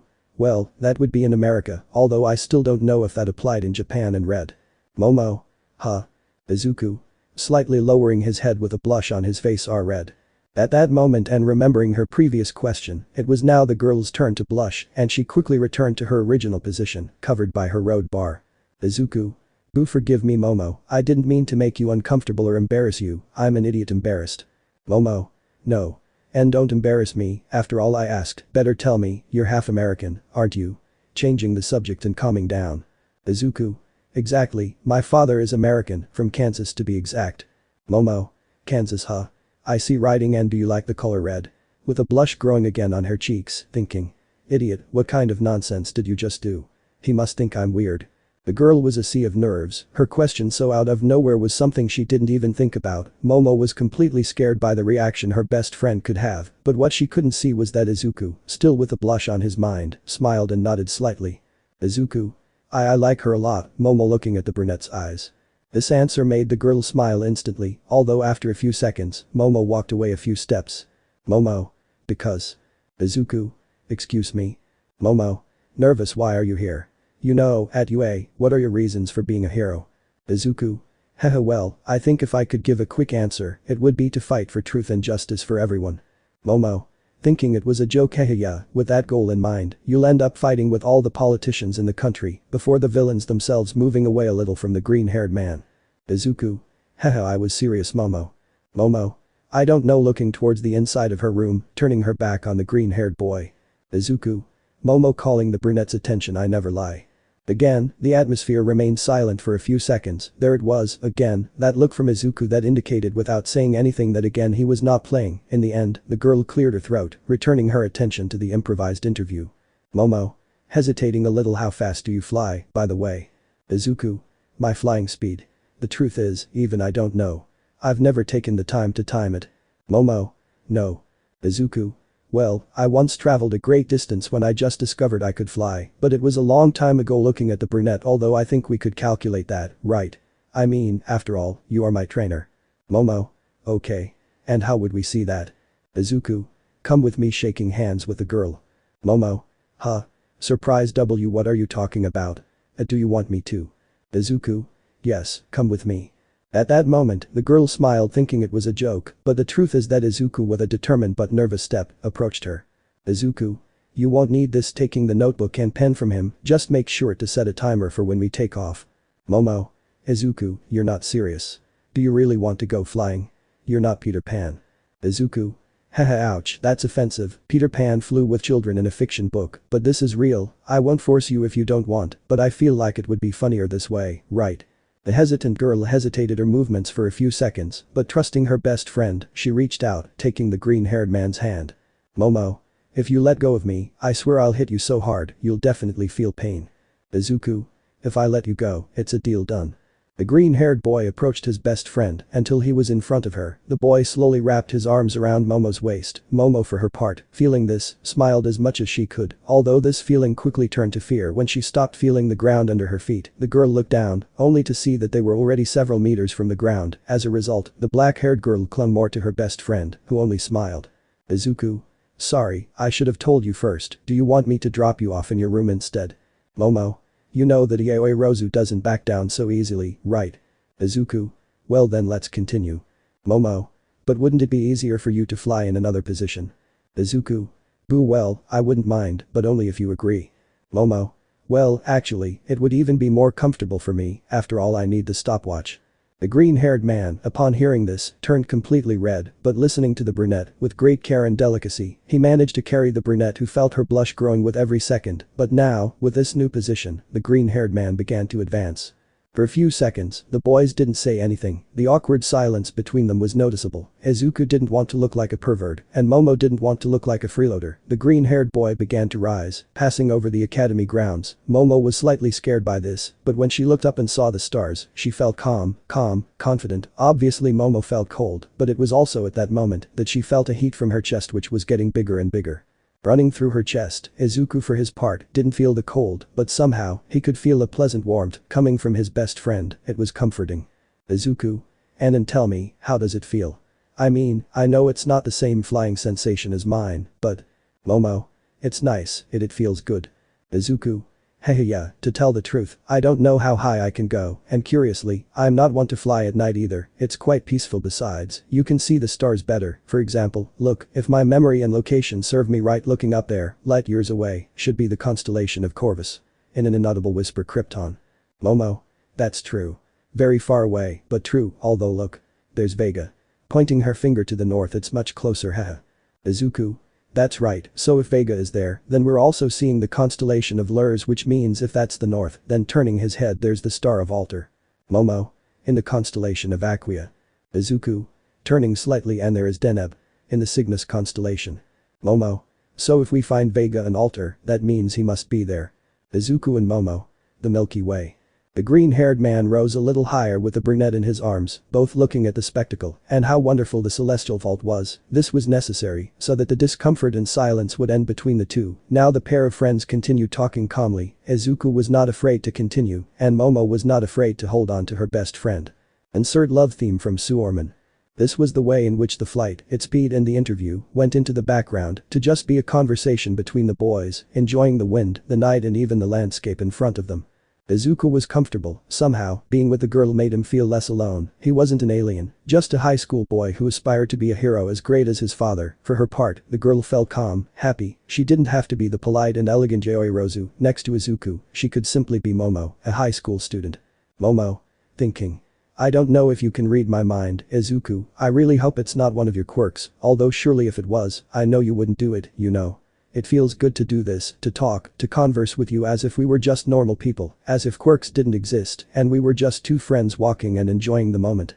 I know that when you go down, I'll return to real life, to our dangerous reality, and forgive me if I sound selfish, but right now, I'm glad I'm not Yaoyorozu, I'm glad that you don't see me that way, but simply as Momo, your best friend, a simple mortal, like everyone else, laughing quietly. Izuku. Noticing his best friend's laughter. What's wrong, Momo? Momo. Nah, nothing, I'm just glad you trusted me. Izuku.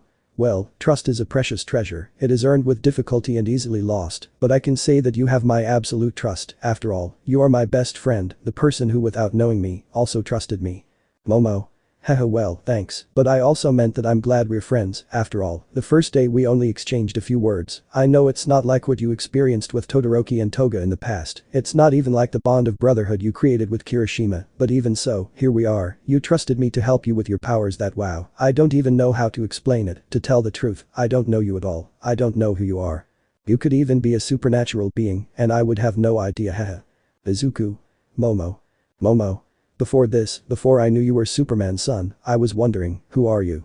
The day of the incident, you showed me you could fly, today I flew with you. Wow, you don't boast, you don't flaunt your power, that makes it even hard to believe, but here you are, you're not Peter Pan, you're you, Izuku Kent Midoriya, my best friend. The boy smiled and just nodded slightly. The boys continued soaring through the sky for a few minutes, talking about trivial matters, a beautiful friendship in the end. For her part, and on the ground, Nana walked calmly, she had managed to get her nephew to have that interview with Sir Night-Eye. The beautiful woman did not know what repercussions this would have in the future, but she was willing to help the green-haired man. Nana opened a bottle of water she had, and looking up she took a sip, although it was at this moment that looking at the sky, she could discern two figures in the sky, flying smoothly. The professional heroine did not have to think much.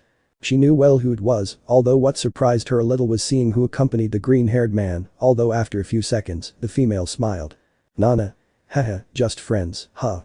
Back in the air, the boys were already on their way to the brunette's bedroom. The flight had come to an end. After a few seconds, they finally landed, although Izuku again rose a few centimeters, ready to return to his bedroom. Izuku. So, how was the experience? Momo. It was something new, I really didn't expect it. Izuku. Haha, well, I hope it was worth it, after all, it was for your interview, Miss Yaoyorozu. Momo. Yes, the interview. Wait, that's right. I didn't even time it. Izuku. What? Momo. Oh my god, I'm such a fool, sorry. Tapping herself in the forehead. Izuku. Haha, well, look on the bright side, we are partners, we can repeat that flight more often, right? Momo. But. Izuku. Momo, I told you once, right? Don't worry, I'll always be around. Now the important thing is for us to go to sleep. I think it's getting late for both of us. Momo. Well, that's true. Izuku. Then stop worrying. Haha, starting to walk away. I'll see you tomorrow, rest. Momo. You too.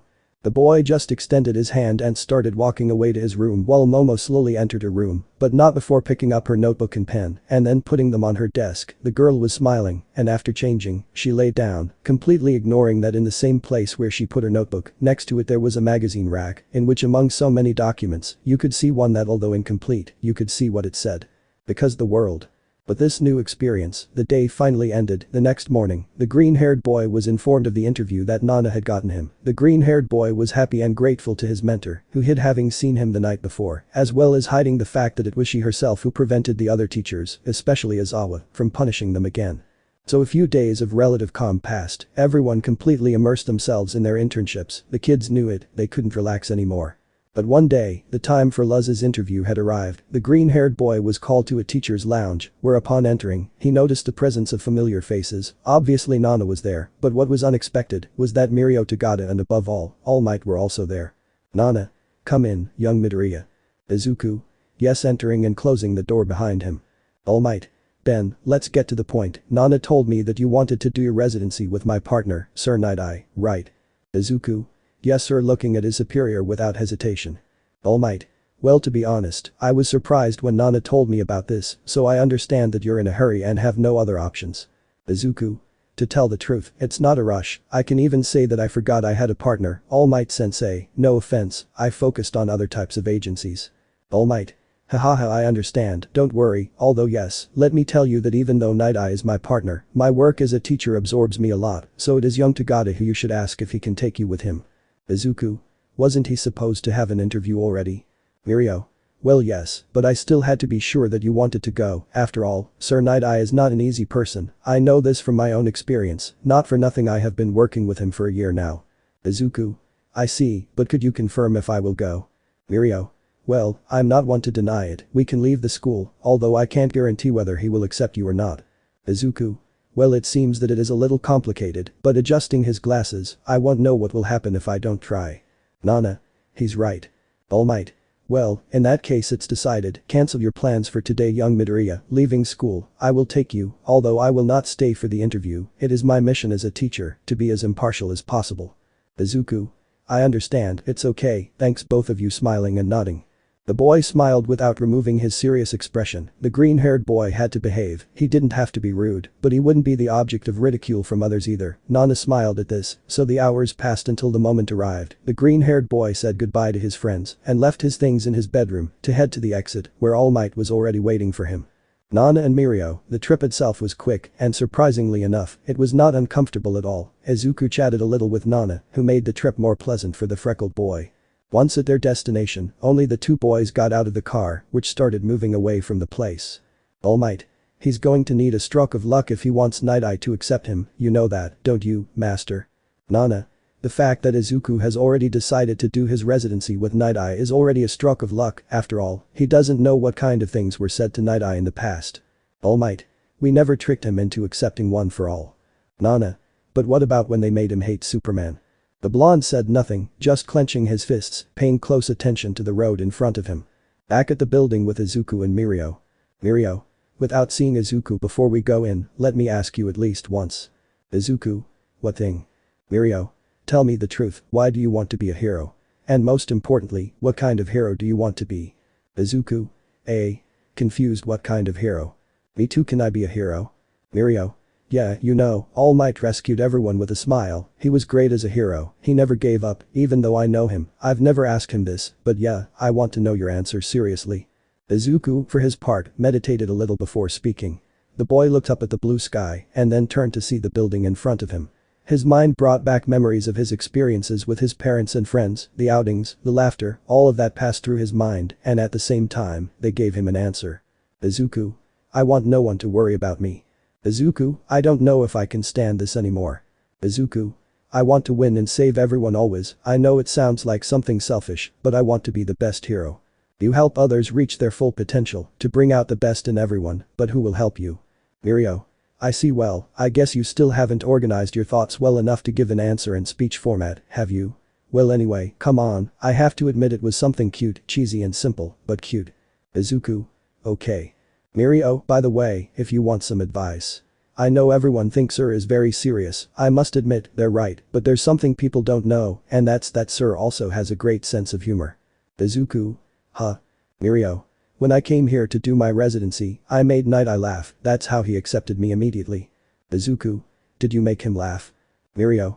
Yeah, I know it sounds illogical, but yeah, that's how I got in. Sir appreciates a good sense of humor. You know. My only job is to introduce you, but Sir will be the one to decide whether or not he approves you. So as much as I'd like to help you, from this point on, you'll have to figure out for yourself how to get him to recognize you. Izuku. Understood, looking at his superior. Hey senpai, why are you doing this? Mirio. What thing? Izuku. Help me, not to be rude, but it was obvious we didn't get along at first, I appreciate the gesture, but… Mirio. Our problems have no place here. After all, we're not at UA, but at a pro-heroes agency. We should be more mature about that. Besides, helping people is a hero's job, don't you think? Izuku. Analyzing Mirio's words. Yes, you're right. Mirio. Stopping. Do you see that door over there? If you truly want to learn and become stronger, then you must shine on your own. Izuku only saw the large door at the end of the hallway. For a few seconds, the green-haired man sharpened his gaze, he was determined, and after taking a long sigh, he took a step forward.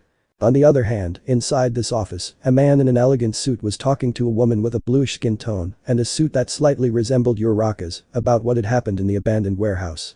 Apparently, Night-Eye had kept a close eye on the movements of one of the two groups. However, the man's expression abruptly hardened, so, interrupting his subordinate, he looked up at the door. Huh? Sir, what's going on? Confused. The time has come, they're here. The man just stared at the door for a few seconds until it finally opened, showing how Izuku had opened it, with Mirio behind him. Mirio. Ready, sir, I came with the first-year boy for his interview. Night-Eye. You're finally here, Izuku Midoriya. Chapter next mission. Meet the Yakuza. Izuku had entered Night-Eye's office, who was looking at the boy with a serious face. As soon as Izuku set foot in the office, he could feel the pressure that this gaze exerted on him, although far from being intimidated, the freckled boy kept his serious face. Interview? It's true. He's Nana's boyfriend. Izuku. Nana's boy. In a whisper. Night-Eye. Excuse my assistant, is she a little forgetful or distracted? Honestly, I think it's a bit of both. Hey. With false indignation. Mirio. Hehe, you know he's joking, bubble. The blue-skinned girl just pouted without saying anything, although for her part, it was now the elegant man's turn to stand up. Izuku could see him better this way. He was a fairly tall thin man. Although Izuku was sure that despite this, his superior was not someone scrawny. Night-Eye also had sharp and quite elongated features. He had short dark green hair, with 3 yellow strands in front, 2 on the right and 1 on the left. Despite the dark tone, the professional hero's hair shone slightly, smoothed and cut on the left. The hero's haircut was quite meticulous. His eyebrows were also yellow, matching the rims of the triangular glasses he wore and the bright yellow irises of his stern-looking eyes. His image gave off a fierce sense of authority, capable of unnerving many heroes.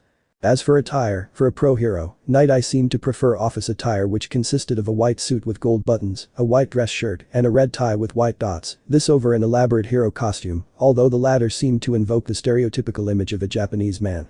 Izuku, for his part, took a step forward, looking at the man closely, as well as his surroundings. The office was simple and even seemed too normal, with the only exception that it was covered with many posters, figures, and newspaper clippings, all of them referring to news where All Might appeared, even having an enlarged and framed version of the blonde's last fight against All for One, where you could see the symbol of peace, doing his classic victory pose with his destroyed suit.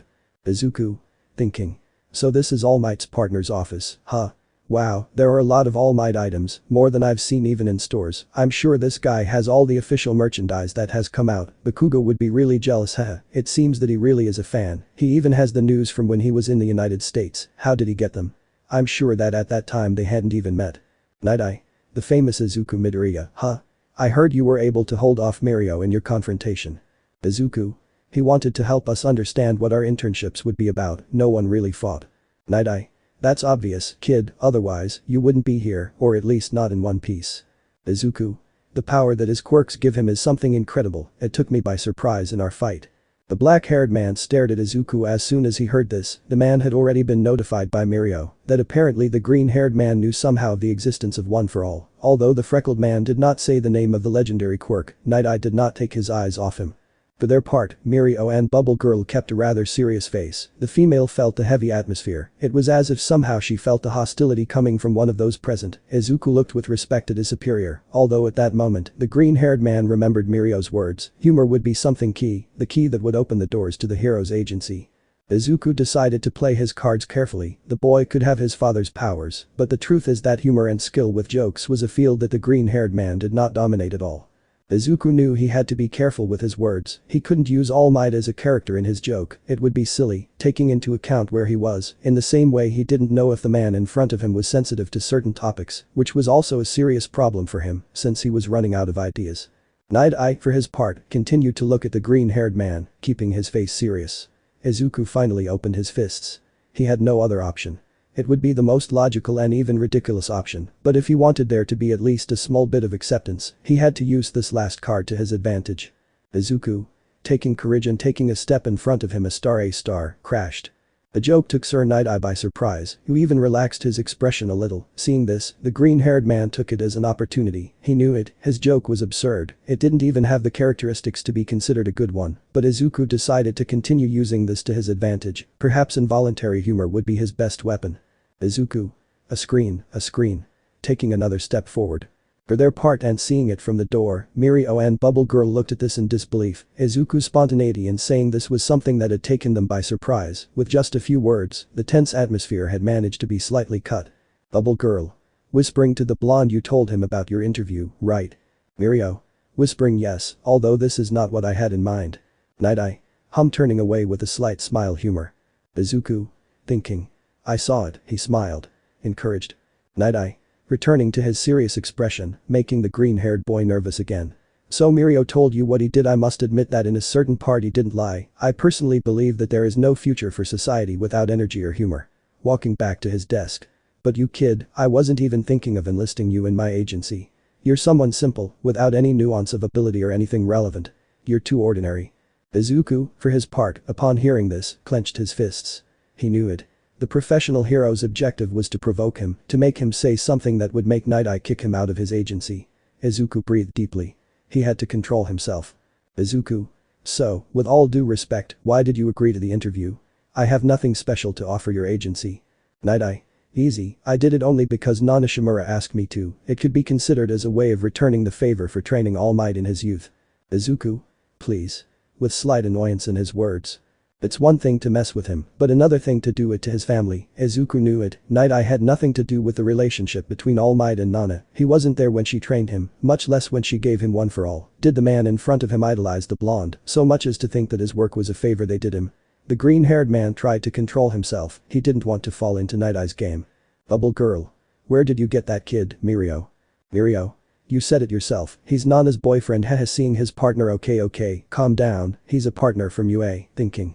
It didn't make him laugh, it seems that it even irritated him a lot more. Night Eye. You brought the acceptance contract with you, right? Sitting back down. Izuku. Yes. Taking out the blade and giving it to the man in front of him.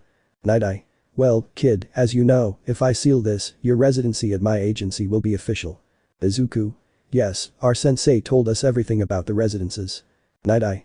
A hero residence is not something like normal jobs, you must work here for at least a month. Obviously, this, as I said before, is a job, so you would be paid fairly for your services. As you are in first year, I understand that you miss a lot for your classes. In the same way, you will not be up to date with the rest of your classmates. Izuku. I understand. Night Eye. Raising a seal. Well, in that case, I think we can continue with this. The man said this and quickly lowered the seal, although it fell right next to where the paper was. Izuku. Huh. Thinking. Did it really fail or was it on purpose? Sir. Night Eye. You think I failed, right? No, I really don't feel like sealing it. Izuku. Well, I still need to do the interview. Night Eye. The interview. Tell me kid, I know what you'd gain by being here, but tell me what would I gain by employing you? With 2 colleagues and only 1 resident, the agency is already doing very well, so tell me, what benefit would there be? How would you contribute to society? How would you be useful to society? Almight was one with his incredible power and pleasant humor. He gave hope to those who feared crime. He became known for that very thing. Izuku. How can I contribute to society? Night Eye. Leaving the sheet aside and standing up again. The way you are going to contribute to my agency is something you have to demonstrate with actions. Izuku. Huh. At that moment, the man stood up, took the seal and with a serious face, raised a hand where he had the object, raising only 3 fingers. Night Eye. Forget the interview, I don't want you in my agency. I firmly believe that you have nothing to contribute, but if you really want to prove otherwise, then do it. Initially I was only going to give you 5 minutes, but they told me you were pretty fast, so here's the deal. You'll have 3 minutes, just 3, in that time or less, you have to unseal me. Frowning. You don't have a single bit of grace, much less talent, but if you want to work for me, then come and seal it for yourself, Izuku Midoriya. Consider me merciful. I was as kind as possible, raising his hand to his companions. Mirio, Bubble Girl, leave. Mirio. Yes. Night Eye. With more desire. Both, yes sir. With a military salute and quickly leaving the room. Izuku. Thinking. Unseal him and do it myself. Wouldn't that be like immediate disqualification? After all, I don't have the authority to do it, even if he's delegating it to me. He doesn't want to seal him, that's obvious, but is there some catch? The boy looked around again for possible obstacles. Izuku even used his X-ray vision, but far from the classic security measures normal in an agency of this caliber, the boy could not see anything. Night Eye. So?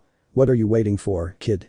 I'm unarmed, and we're completely alone. Wiggle the seal between his fingers. The rules are simple, like I said before, you have 3 minutes. During that time, I won't attack you at all. Well, you'll have the total advantage, because you can attack however you want. Staring at the green-haired boy intimidatingly, you don't have to worry about the room if you want to get into my agency. Just take the seal, raising the object in front of his face. Izuku. Thinking. I just have to take it, it's easier said than done. I know, I researched everything I could about Sir Night Eye before coming. His Quirk clenching his fists. No, focus, don't get discouraged, you just need to keep going, make a plan, take the first step, Izuku Midoriya. The boy breathed calmly and helped himself with his incredible speed. The green-haired boy lunged at the hero. He wouldn't go too fast because he knew that the reduced space would play against him. Izuku stretched out his hand, he had the seal in his sights. But Night Eye wasn't a pro hero just because, despite his plain appearance, there was something not everyone knew, his incredible reflexes and skills. Night Eye. You approach from the front in an obvious feint to go up keeping the seal in his fist, all this to then launch another attack that, like the others, will also fail. Dodging the green-haired man. Forget what I said before, you don't have the advantage at all, because I can see everything. Seriously. Izuku. Recovering his fall, managing to land on his feet, thinking. I knew it. Well, in that case, I just have to be faster, overcome his reaction, overcome his vision. The boy wasted no time and using his speed began to chase the hero in front of him, who, keeping his stoic face, dodged any attack Izuku made. Night Eye. Wow, you're slower than I thought. Come on Brad, be faster and show me what I would gain if I hired you, show me what your usefulness would be. Adjusting his glasses. At that moment, the green-haired man stopped, stood up straight, and before the gaze of his superior, took off his glasses and his tie. Izuku. Well, in that case, I guess I should be a little more insistent. The boy said this and now, using his flight as an impulse, he threw himself again against a pro, who for periods of time looked at the clock he had on the wall above the door. Night Eye.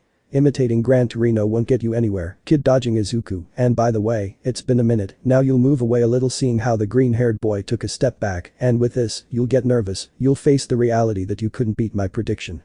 Izuku. Foresight. Night Eye. So you investigated it. Izuku. That's why you kept looking at me since I came in. Your quirk gives you a perspective of what I will do in the future, as long as you look me in the eyes. This ability gives you a tactical advantage over any villain. Night Eye. How else could he be All Might's partner without something giving him an advantage? Izuku, for his part, only focused on controlling his breathing. Izuku. Thinking. He didn't show it, but I'm sure he didn't take into account that I investigated as much as I could about him and his past with All Might.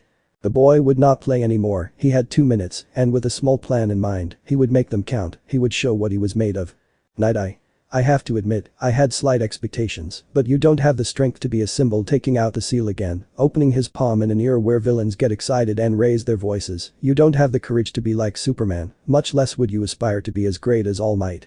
These words left the green-haired boy frozen, who went from being calm to annoyed. The boy clenched his teeth as he looked at his superior. Izuku. Trying to calm down, thinking. What was it, what did he just say? Night Eye. What's this? Do you think you have that much time to think too much? Are you tired already? Or is it that you don't have any more ideas? Adjusting his glasses with a gloomy attitude. To be honest, I was surprised when Nana called me to ask me for this favor, but in the end, I'll tell her that this was nothing more than a simple disappointment, a waste of time, because despite your strength, I can't and won't recognize you. Izuku. Disappointment. Annoyed, thinking. The words my parents and Nana said to me. You can be a great hero. Now it's your turn. Izuku. Thinking. I'll give it my all, I'll show what I learned during my training with Momo. I'll get this guy to recognize it. Recognition like the one Mirio got, so they would give him one for all. The comment took Night Eye by surprise, who despite his suspicions, did not know that the boy would say it openly. Night Eye. What the surprised? Izuku. Thinking. There it is. Izuku knew it, he had risked his element of surprise through a window, a move that was too risky, but if it worked, it would be a way to overcome Night Eye's foresight, and luckily for him, he succeeded. The man's serious expression twisted, and with that in his favor, the green-haired man threw himself at the professional hero. Night Eye. Thinking. Wait a minute, this wasn't in my pre.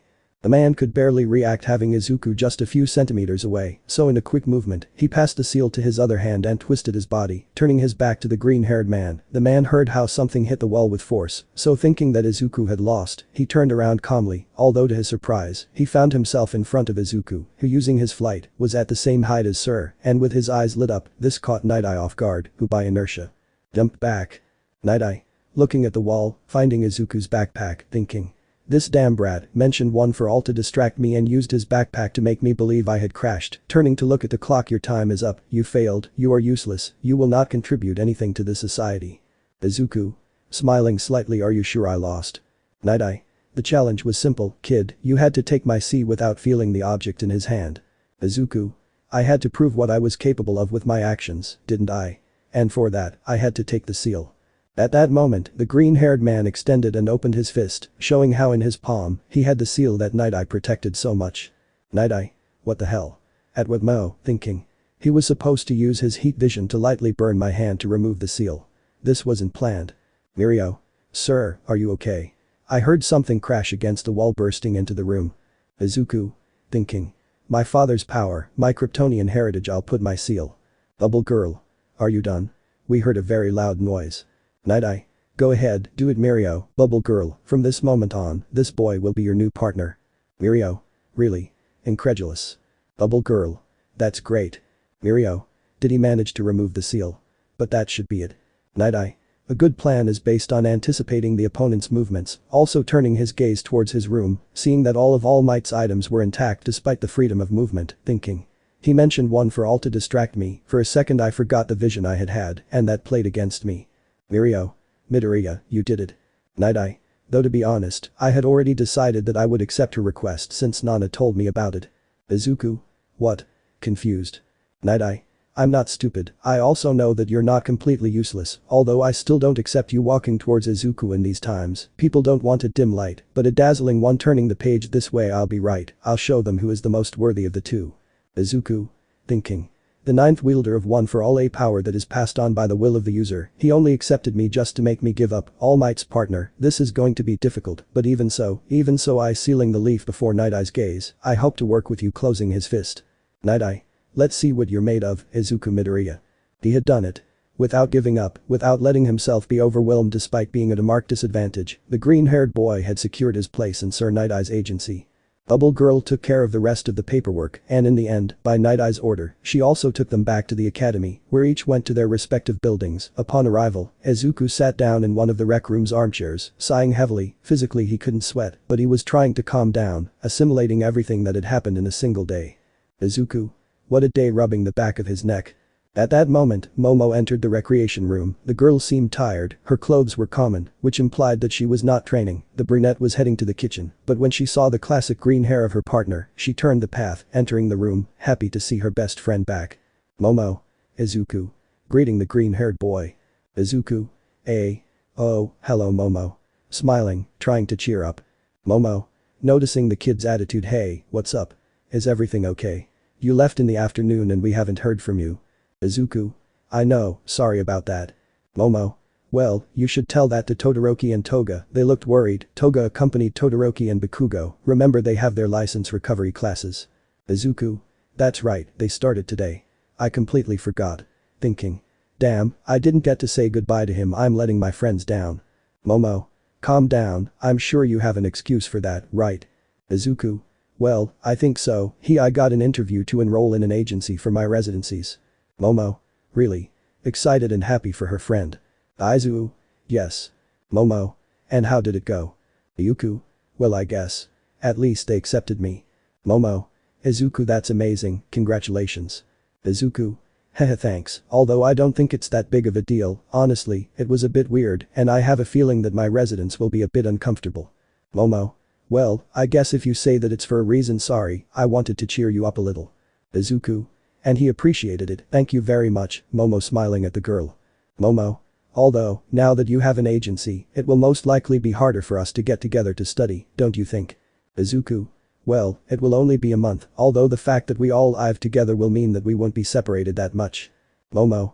I guess, because I'll really miss you helping me with present mixed language homework. Gosh, there are times when I think that not even he knows what he's telling us. Hehe, smiling. Izuku. Haha, well, he is a professional hero. I think it is normal that when traveling through different parts of the world, he was forced to learn many languages. Momo.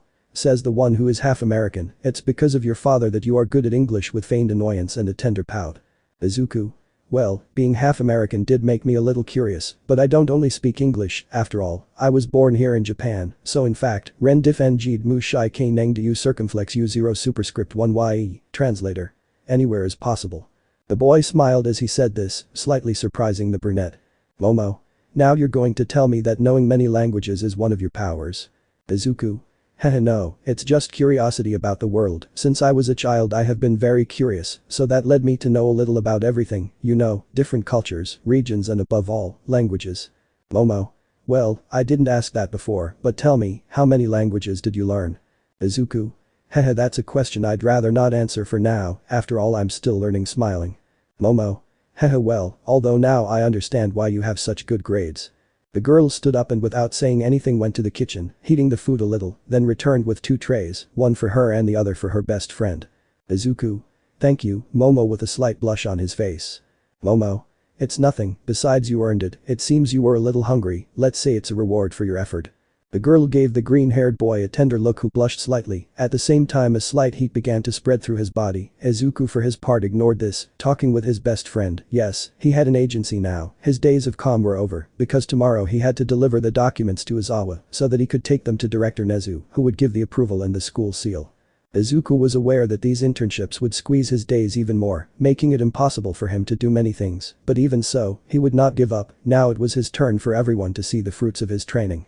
As time passed, more and more of Izuku's classmates arrived at the recreation room, all congratulating their classmate and at the same time, motivating themselves to also get an agency where they could carry out their activities. After all, they couldn't be left behind. Ida. You really are quite an impressive person. Every time I look at you, you take another step forward, adjusting his glasses with a smile. Izuku. Haha, thanks friend, smiling, thinking. Everyone congratulates me, but the truth is they don't know the reason why Sir accepted me. Shoto. Hey, if you keep moving this fast, we won't be able to catch you anymore entering the arcade. Izuku. Shoto. Standing up to greet his best friend. The green-haired boy went to the two-colored boy who arrived accompanied by Toga and Bakugo, who just stuck his tongue out before leaving the place. As soon as Izuku arrived with his friends, he immediately bowed. Izuku. Sorry guys, I got too far away from you and I couldn't say goodbye properly to you. Shoto, you're supposed to be my best friends and I was an idiot. At that moment the bicolor looked at the blonde who returned his gaze with a slight smile. Shoto. Yes, you were an idiot. Toga. And yes, you worried us a lot, we couldn't see you most of the time. Shoto. Toga walked me to the train station. Toga. And I waited for him outside so I wouldn't have to come back alone. Izuku. Sorry, shaking slightly. Shoto. We don't want your apologies. The green-haired boy was sad, he knew it, both were angry, and the worst of all was that he couldn't say anything because they were within their rights, although what he didn't expect was that his friends would drop something on his head. Izuku. Huh. Toga. You heard Zuko, we don't want your apologies. Izuku. But. Toga. Raising his hand, don't interrupt me. Izuku, we want you to eat this with us. The green-haired boy stood up straight, seeing that it was Toga who had dropped a bag with a large cheesecake inside. Toga. It's too much for the two of us, and we know that if we leave it here, it won't dawn tomorrow. Haha, whispering the last thing. Izuku. Why? Toga. Well, Shoto was very tired, but we saw the stall on a street before entering UA, and you know how much I like it. Izuku. No, not that, why do they want to eat with me? After leaving them aside for so long. Shoto. Isn't it obvious? Because we're friends, genius. Toga. Exactly, smiling, and yes, we know that you left us a long time ago and yes, at first, it surprised us, but believe me, we didn't take it the wrong way, you are our best friend and we understand that you wanted to be much better, to be able to do more. Shoto. True, besides, now we find out you got an agency, see? You're seeing the fruit of your own effort. Taking the green-haired man by the shoulder, to be honest, at first, we only bought the cheesecake purely because Toga wanted it, but now, how about we do it like Toga? As a celebration, the start of Shoto's recovery course and the start of your residencies. The green-haired boy looked at his friends who smiled at him calmly. Izuku. Happy, thank you. Toga. Just don't cry, last time you almost flooded your house. Izuku. Shut up, tapping the blonde, exaggerated. The boy approached his friends and hugged them. Immediately afterward, the boy started walking towards the elevator, heading towards the green-haired boy's room. Mina. Huh. You're leaving so soon? You didn't even let Todoroki arrive. Ida. Well, let them, after all, it's a good idea. Finishing their celebration, both could accompany Toga to her bedroom and Shoto would just go up to sleep. For her part, the brunette just smiled as she watched a trio of best friends walk away. Mina. Noticing Momo's gaze, eh? What's up, yeah Momo? Why didn't you go with him? Excited. Momo. Haha, no, and stop insinuating things, Mina. Mina. But the way you looked at Midoriya, I know you deny it a lot, but sometimes it's very hard to believe that you don't feel something. Momo. As I've told you many times, we're both just friends and I don't want to bother you, it's your celebration, after all, you need it. Flashback. Momo. Haha, is this really you? Seeing a photo of the 3 childhood friends that Izuku had in his room. Izuku. Hair doesn't lie. Momo. That's true, but wow, you really weren't lying about having been friends for years. Izuku. Yes, it's as if somehow, it was fate that brought us together, a trio of misfits who found their place with other misfits. Momo. A quirkless, a walking scar, and a problem girl. Izuku. Yes, and that was what brought us together, it was as if each trauma united us, and in that way we supported each other to overcome them, one by one. Momo. You really appreciate them. Izuku. Well, I've said it a lot before, but they are my best friends. When I had nothing, I had them, and that was everything to me. Looking at the photo with nostalgia. Flashback end. Momo. Despite everything, they still have each other. That's how that afternoon went. Izuku, Shoto, and Himiko went to watch a movie in the green-haired boy's room while they ate their dessert quietly, trying to make up for lost time. The next morning, the news did not stop arriving because during Aizawa's class, Izuku was notified that his internship would start that same day. After finishing classes, the black-haired man congratulated him slightly, although at the same time he warned him that he would not tolerate delays. Likewise, he also gave 3 more notices, which were related to Uraraka, Tsuyu, Kirishima and Tokoyami, because apparently, Nijire Hado, Tamaki Amajiki and the professional hero, Hawks were looking for them. You didn't have to be a genius to know that this was in relation to their residences, so the 3 young people were quite happy, being a little envious of the rest of their classmates, who were still struggling to find an agency. The day passed, classes continued their course. During lunch, the redhead, the brunette, the green-haired girl and the bird boy retired in search of their senpais and sensei, while the rest of the boys questioned the green-haired boy about his internships, but Izuku couldn't answer much since he didn't know exactly what he would do. His meal time was over, and after hours passed, the academic day had come to an end, so Izuku quickly went to his room, taking a bath and preparing everything he could. Izuku. Well, I already took my backpack, my uniform looks good, I brought some food in case I get hungry, and I already put the documents in case they ask me. I guess I'm not missing anything. Seeing his room which he had cleaned since morning, leaving it tidy, I guess my speed has more than one use. Heh. At that moment, his faithful dog approached his master barking happily. Izuku. You know what's next, right, friend? Looking at his dog. I know, but don't be sad, I'll be here faster than you think. Plus Nana said she'd come to take you for a walk in the afternoon so you won't be alone, but in the meantime, take care of the fort. Crypto stroking the dog's head. At that moment, the green-haired boy took his keys, put them away, and after finishing his glass of water, he left his room. The afternoon was just beginning, the sun bathed his face making him smile, the wind blew calmly moving his hair. Izuku stayed for a few seconds looking up at the sky, enjoying the calm weather, but concentrating on his new mission. The boy adjusted his glasses and began to walk towards the exit of the UA. The green-haired boy was getting closer and closer to the door of his school when a rather familiar voice caught his attention. Momo. Izuku. Izuku. Momo. Turning around and seeing the girl who walked towards him. Momo. So you're leaving now, huh? Izuku. Well, in theory yes, but not yet. Haha. In fact I was hoping Nana would arrive, she was supposed to give me my new Momo. Hero suit. Izuku. Exactly. Wait, how did you? Momo. How do I know? Easy. Haha. The smiling girl only held up a gray and black briefcase, which Izuku knew perfectly well its contents. Izuku. But how? Momo. Perks of being the vice president I guess, Nana-sensei gave me permission to give it to you, plus she had other things to do. Haha. She also told me that she wished you luck and that you should keep her informed of everything that happened. Izuku. Haha. Well. Thank you, Miss Vice President. Taking the briefcase and tell Nana not to worry, I'll keep them informed. Momo. Informed. Izuku. Haha. My mother sent me a message, you know, to also keep her informed of what will happen today. They both worry a lot. Momo. Well, they are not the only ones. Izuku. I know, don't worry, if something happens to me, you'll be the first to know. I'll even use smoke signals if necessary. Momo. Haha. Well, I hope you don't go to that extreme, but thanks. Izuku. Okay, I'm going, I don't want to be even a minute late. We'll see each other later. Momo. Momo. Yes, take care of yourself please. Izuku. Izuku. Haha. Your confidence, I am the man of steel. The boy turned to look at his best friend, showing her a wide smile, and then left the academy on his way to his agency. The trip was peaceful, Izuku had time on his side, even being able to stop at a convenience store, buying a couple of onigiris and a bottle of Calpis which he ate along the way. Once he arrived, he went directly to Bubble Girl, to whom he showed the documents that Aizawa had given him. The woman was very friendly and smiling. Bubble Girl. So you came back. Izuku. Haha. Well, I don't give up that easily, besides there's work to do, right? Bubble Girl. That's the spirit, Chico. Arranging the papers. Okay, everything is in order, go over there to change, pointing to a room. Put on your hero suit and then we'll go to Sir's office. Izuku. Understood.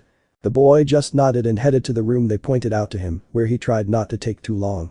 Once done, the green-haired boy returned with the blue-skinned female, and they both headed to the hero's office, who was already accompanied by Mirio. For a few days, the missions were simple: patrols, a little paperwork and some training. Although there were times when Izuku could notice the air of hostility coming from Night Eye, the boy was able to deal with this perfectly. His classes were not being a problem either, since his teachers, being informed of the green-haired boy's situation, were more considerate towards him, although the freckled boy did not trust him either, always handing in his work on time and in the correct manner. His time had been quite limited between his practices, work and training, but even so, he kept going, always demonstrating one thing: the unbreakable spirit characteristic of the Midoriyas. Night Eye. Good, I'm glad you're arriving early. Midoriya seeing the green-haired boy enter the office. I hope you continue to maintain good spirits for the rest of the month. Seeing the blonde, what we'll do today will be very simple. It will just be patrolling and surveillance. For this, we'll go in 2 groups, is that okay? All 3? Yes. Night Eye. Bubble Girl will go with me. Mirio, you will go with Midoriya, is that okay? Mirio, yes sir. Izuku. Thinking. Patrolling, I'm already familiar with it. Gran Torino and I tried to do some when the Nomasan stain attacked, but surveillance. Bubble Girl. Yes, sir. Night Eye's agency is currently working on an investigation. Izuku. I see. Night Eye. It may seem like something small and unimportant, but it is quite the opposite. Before leaving, I will inform you a little so that you are aware. Izuku. It would be very helpful, thank you. Night Eye. Well, to sum things up, we focus on the investigation of a group of Yakuzas. Izuku. Yakuza. Night Eye. Yes, in itself it may seem that this group is small, but even so, for various reasons, they are people that we cannot ignore. The name of this group is Shai Hasekai, opening a folder and showing a small photo of Overhaul. This is the current young leader of the Yakuza group. His name is Kai Chisaki. His mask is his distinctive. Izuku. I see, I understand that long before the appearance of the Quirks, the police always investigated the Yakuza, remaining in a kind of truce and maintaining an air of tranquility in Japan. Night Eye. Yes, but for some reason, this guy started acting strange, drawing the attention of some. Izuku. I understand. Seeing Chisaki's photo. Bubble Girl. In the past, with the appearance of Almight, there was a great flight of Yakuzas and villains, but now, for some reason, Chisaki is trying to gather them all, and we even have reports that he apparently met with a League of Villains, but we have no further information about it. Izuku. The League of Villains. Alarmed. The boy only needed to hear the man from the group to feel a chill run through his body. The images of all the activities of this group returned to his mind, tormenting him and hitting his head hard. Night Eye. We know what this name means to you, but unfortunately, as Bubble said, we didn't get anything else, and we also don't have any proof that Chisaki is planning any crime, so we can't classify them as villains. Taking the photo now, what we're looking for is their trail. This will be the target of the surveillance. Turning the photo over. If you find him, make minimal contact, don't let him suspect anything, understood? The 3. Yes, sir. Thus, the heroes set out, taking to the streets, heading to different places, the 4 unaware of what the future would hold for them with this outing. Footsteps, labored breathing, a look of horror, all of this in a dark alley. A small, ragged figure was running, hastily escaping from another figure, who, needless to say, was calmly following her. To say the fear was palpable would be a lie, for the prevailing feeling in the place was pure terror, panic, desperation. Help please, help. Looking around. The small figure stumbled several times. Her knees were so beaten that even now they were bleeding, burning like hell. Her clothes were stained and fluttered like a tribute to horror movies. The small figure ran at full speed, occasionally turning back, only to see how the threatening figure was getting closer and closer to her. Help. Someone help me, please. The little girl ran, seeing the end of the alley. A shadow could be seen passing through the light. A hand reached out, desperately trying to get out. The seconds passed so slowly, feeling like centuries to the little girl, who didn't feel what was going away. But from one moment to the next, the little girl stopped abruptly. She had collided with something, or rather, someone. Moments before. Izuku and Mirio were walking quietly through the city, nothing much had happened, and they were even about to finish their patrol. Look, they're heroes. He's the boy who won the sports festival. Izuku. Haha, it's been a while since that and people still remember it, waving shyly. Mirio. Everything alright? Calm down, it's almost over. I thought you'd patrolled before, during your previous internships. Izuku. I did it, it's just that, to tell the truth, there were things that I couldn't do completely. Mirio. By the League of Villains, isn't it? It must have been traumatic. Izuku. To tell you the truth, I don't know if traumatic would be the right word, but I think you understand. Mirio. Stay calm, sir, and Bubble Girl are the ones following the target, we just patrol without expecting much. Izuku. I see. Mirio. By the way, I know it might sound silly after all this time, but now that I think about it, we haven't told each other our hero names, right? Izuku. That's true. Stopping, although I think you know mine since it's logical, but I am Superman. Mirio. I think it was a bit obvious, considering what happened in our fight. I'm Lemillion. Izuku. Lemillion. Mirio. Yes. The man who will save a million people. I know I may not be able to save them all, so at the very least, I'll save a million. Seeing the green-haired man's face when we wear our suits, we are true heroes, don't forget that, and much less let your guard down. Superman with slight disdain at the end. Izuku. Yes, Lemillion. Both heroes set off again, their capes fluttering slightly in the wind, but at that moment, a little girl ran out of an alley, colliding with Izuku, falling to the ground. Izuku. Turning to look at the girl. The green-haired boy saw the infant in front of him. It was a small girl with pale skin. He could instantly notice that she was barefoot. She had whitish hair, which was quite messy, dirty and unkempt, as well as extremely long, since it seemed to reach her waist, separating in the space of the forehead. She had large and bright red eyes. She wore a kind of plain dress with short sleeves, which was white, although it was extremely dirty, worn and pale. The little girl had quite visible bandages around her arms and legs, which stopped at her wrists and ankles. It was possible to see that she had numerous scars, although her most characteristic feature was that she had a small horn on her forehead. Izuku instantly bent down, managing to get to the little girl's height, worried about her. Izuku. I'm sorry, it was my fault, are you okay? Did you hurt yourself? The freckled man reached out his hand toward the girl, but immediately noticed how she began to tremble. She was terrified. Izuku. Thinking. He's shaking. Why? The boy was looking at the girl with concern when at that moment, a voice was heard behind her, coming from the alley and terrifying the poor white-haired girl even more. Overhaul. Damn, you know better than to cause trouble for the heroes. The green-haired man saw the man's black pants, but when he looked up he saw him, in front of him, and by some damned fate there was the man they were looking for. Overhaul. Overhaul. Let's go, Erie. Chapter show who you are, Red Riot. Overhaul. Let's go, Erie. The man had finally appeared, unmistakable. As soon as he saw him, Izuku felt a chill run down his body instantly. Mirio went from a face of confusion to one of complete seriousness. Izuku realized instantly, the girl now known as Eri was terrified. Without hesitation, almost as an impulse, the boy took the little girl by her armpits carefully, confirming his theory. The little girl was trembling, seized by terror. Overhaul. Don't do that. If you find him, make the minimum contact, don't let him suspect anything. Izuku. No, it can't be. The green-haired man's face had looked surprised for a few seconds, but as soon as he took the girl, it changed to a serious one, trying not to show his emotions, although at the same time, doubtful of his possible future actions. Overhaul. I'm sorry for what my daughter caused, Hero smiling and closing his eyes. Hehe, she always hurts herself when she plays, I don't know what to do with her. Izuku. Thinking. There is no doubt he is Kai Chisaki. Overhaul, the leader of the Shy Hasakai, the man that night I was looking for, without letting go of Eri and keeping his face serious. The green-haired boy was nervous, a feeling of danger, a hunch that warned him to leave. The feeling of danger was there, latent. Izuku didn't want to take his eyes off Chisaki for even a second, and it was for this very reason that he couldn't notice the moment when Mirio stood behind him and using his cloak, covered his face. Mirio. Oh mate, I wonder how you can walk around without a hood. I'm sure you can hide your hair with a well-made facial. Looking at Overhaul with a kind smile. Haha, sorry for bumping into your daughter, my partner is very absent-minded. Izuku. Thinking. Amass, calm down Izuku, keep a neutral face if this guy gets alert for some reason. Mirio. By the way, your mask is kind of amazing, did you make it? I heard it's like the hallmark of a new Yakuza group, the Shy Hasakai. Are you one of them? Izuku. Incredulous, thinking. Lemillion, what are you doing? Overhaul. Yes, although don't worry about that, I'm also somewhat sensitive to dust. Mirio. I see, they are quite famous. Haha. Overhaul. We try to keep a low profile, but what about you? This is the first time I've seen you. Mirio. Haha, yeah, it's just that we're new and we're a little nervous. Scratching the back of his neck. Sorry if we were too obvious, but we're not wasting your time anymore. Let's go, buddy, an undiscovered future is waiting for us. Smiling, thinking. I've already talked too much, this guy took me by surprise, I shouldn't mention sir for anything in the world. Overhaul.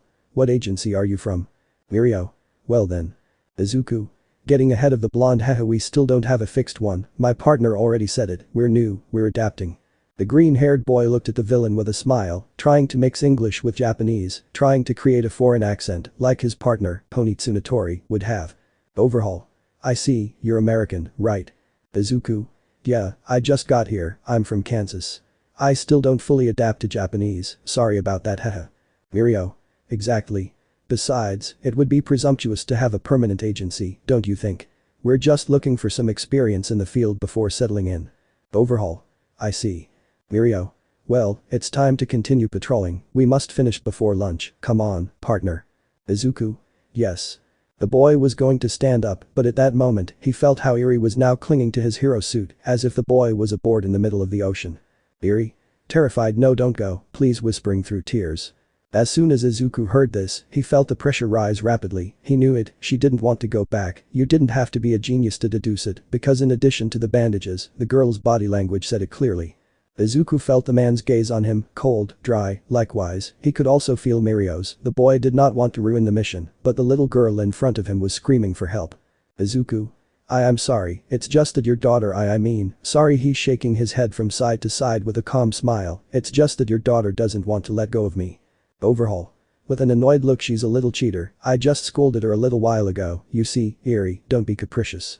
Mirio. Thinking. Don't make him suspicious, Midoriya, come on, you pay today, keeping his smile. Izuku. Okay, excuse me, sir. The green-haired boy gently took Eri's head, who was surprised by Izuku's soft touch. Immediately afterward, the boy stood up slightly, carrying the little girl. Overhaul. It's okay, I understand that they are somewhat sensitive, they are young after all. The man tried to force a friendly face, he didn't want to attract more attention. Izuku. Well, little one, it was nice meeting you. The boy slightly lowered Eri, ruffling her hair. Overhaul. Are you over your tantrum?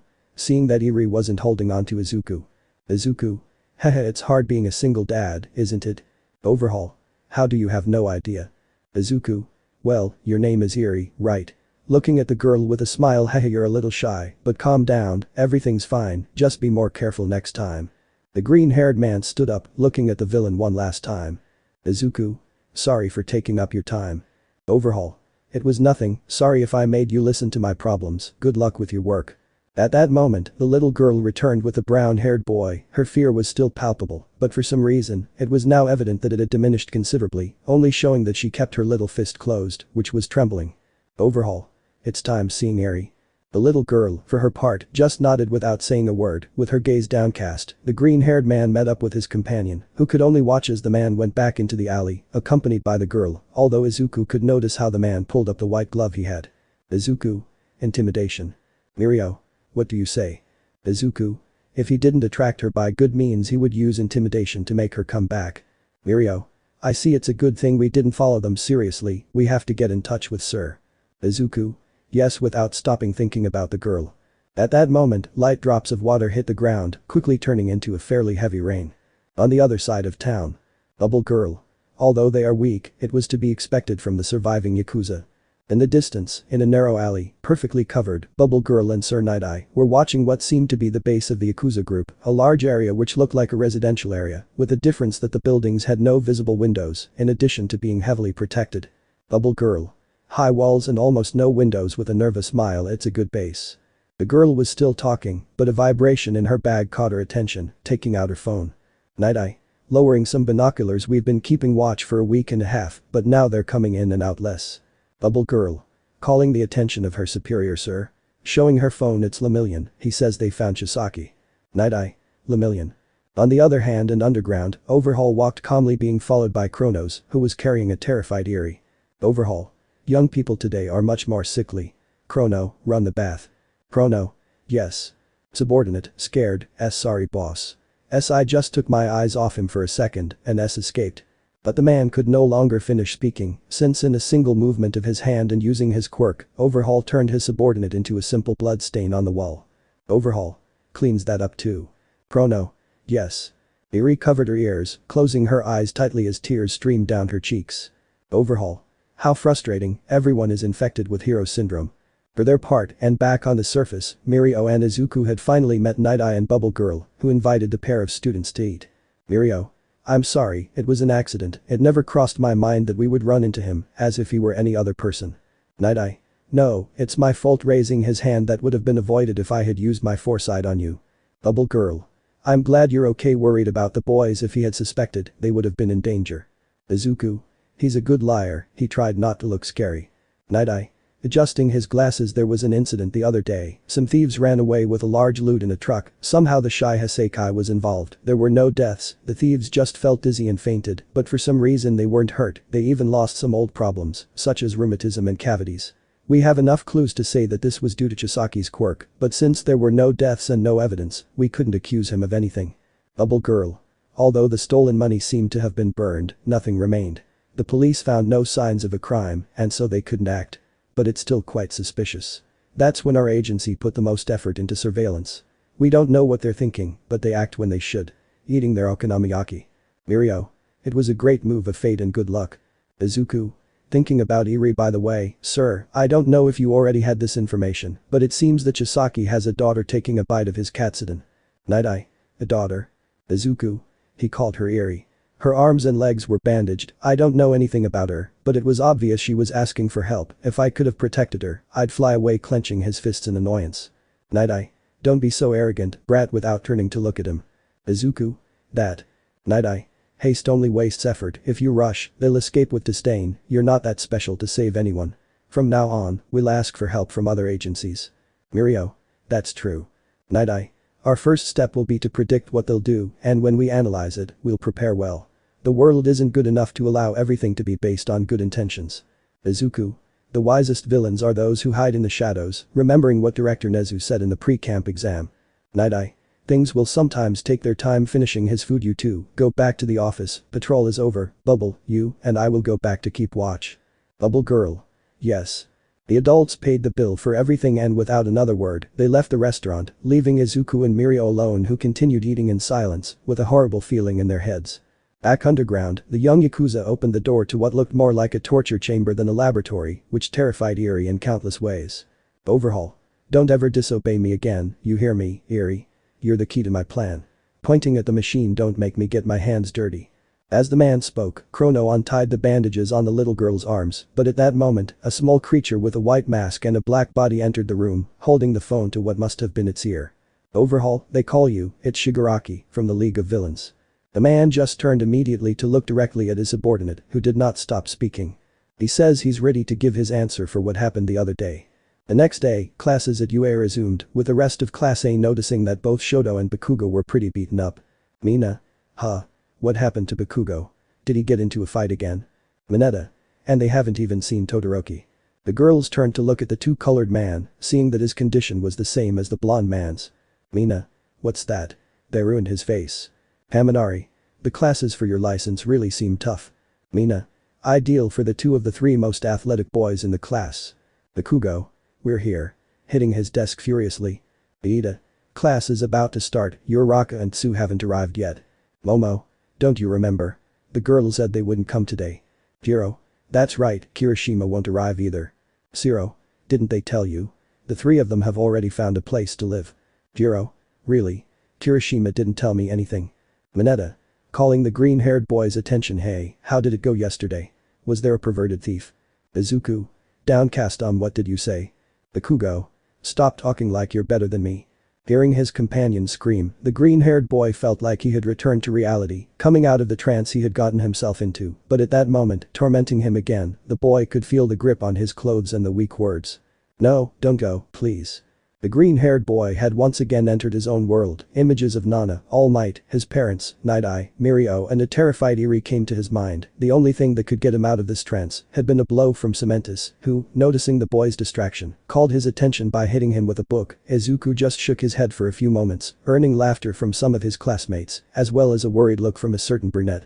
The stress distraction was on Izuku for the rest of his class. The boy couldn't concentrate as he should, and that cost him dearly in some of his lessons, where needless to say, more than once, he got scolded by his superiors. In the end, the boy had no choice. After finishing his classes, he quickly went to his bedroom, where he locked himself in without saying anything to anyone, being watched by his dog, who seeing how Izuku collapsed on the bed, sat next to his master.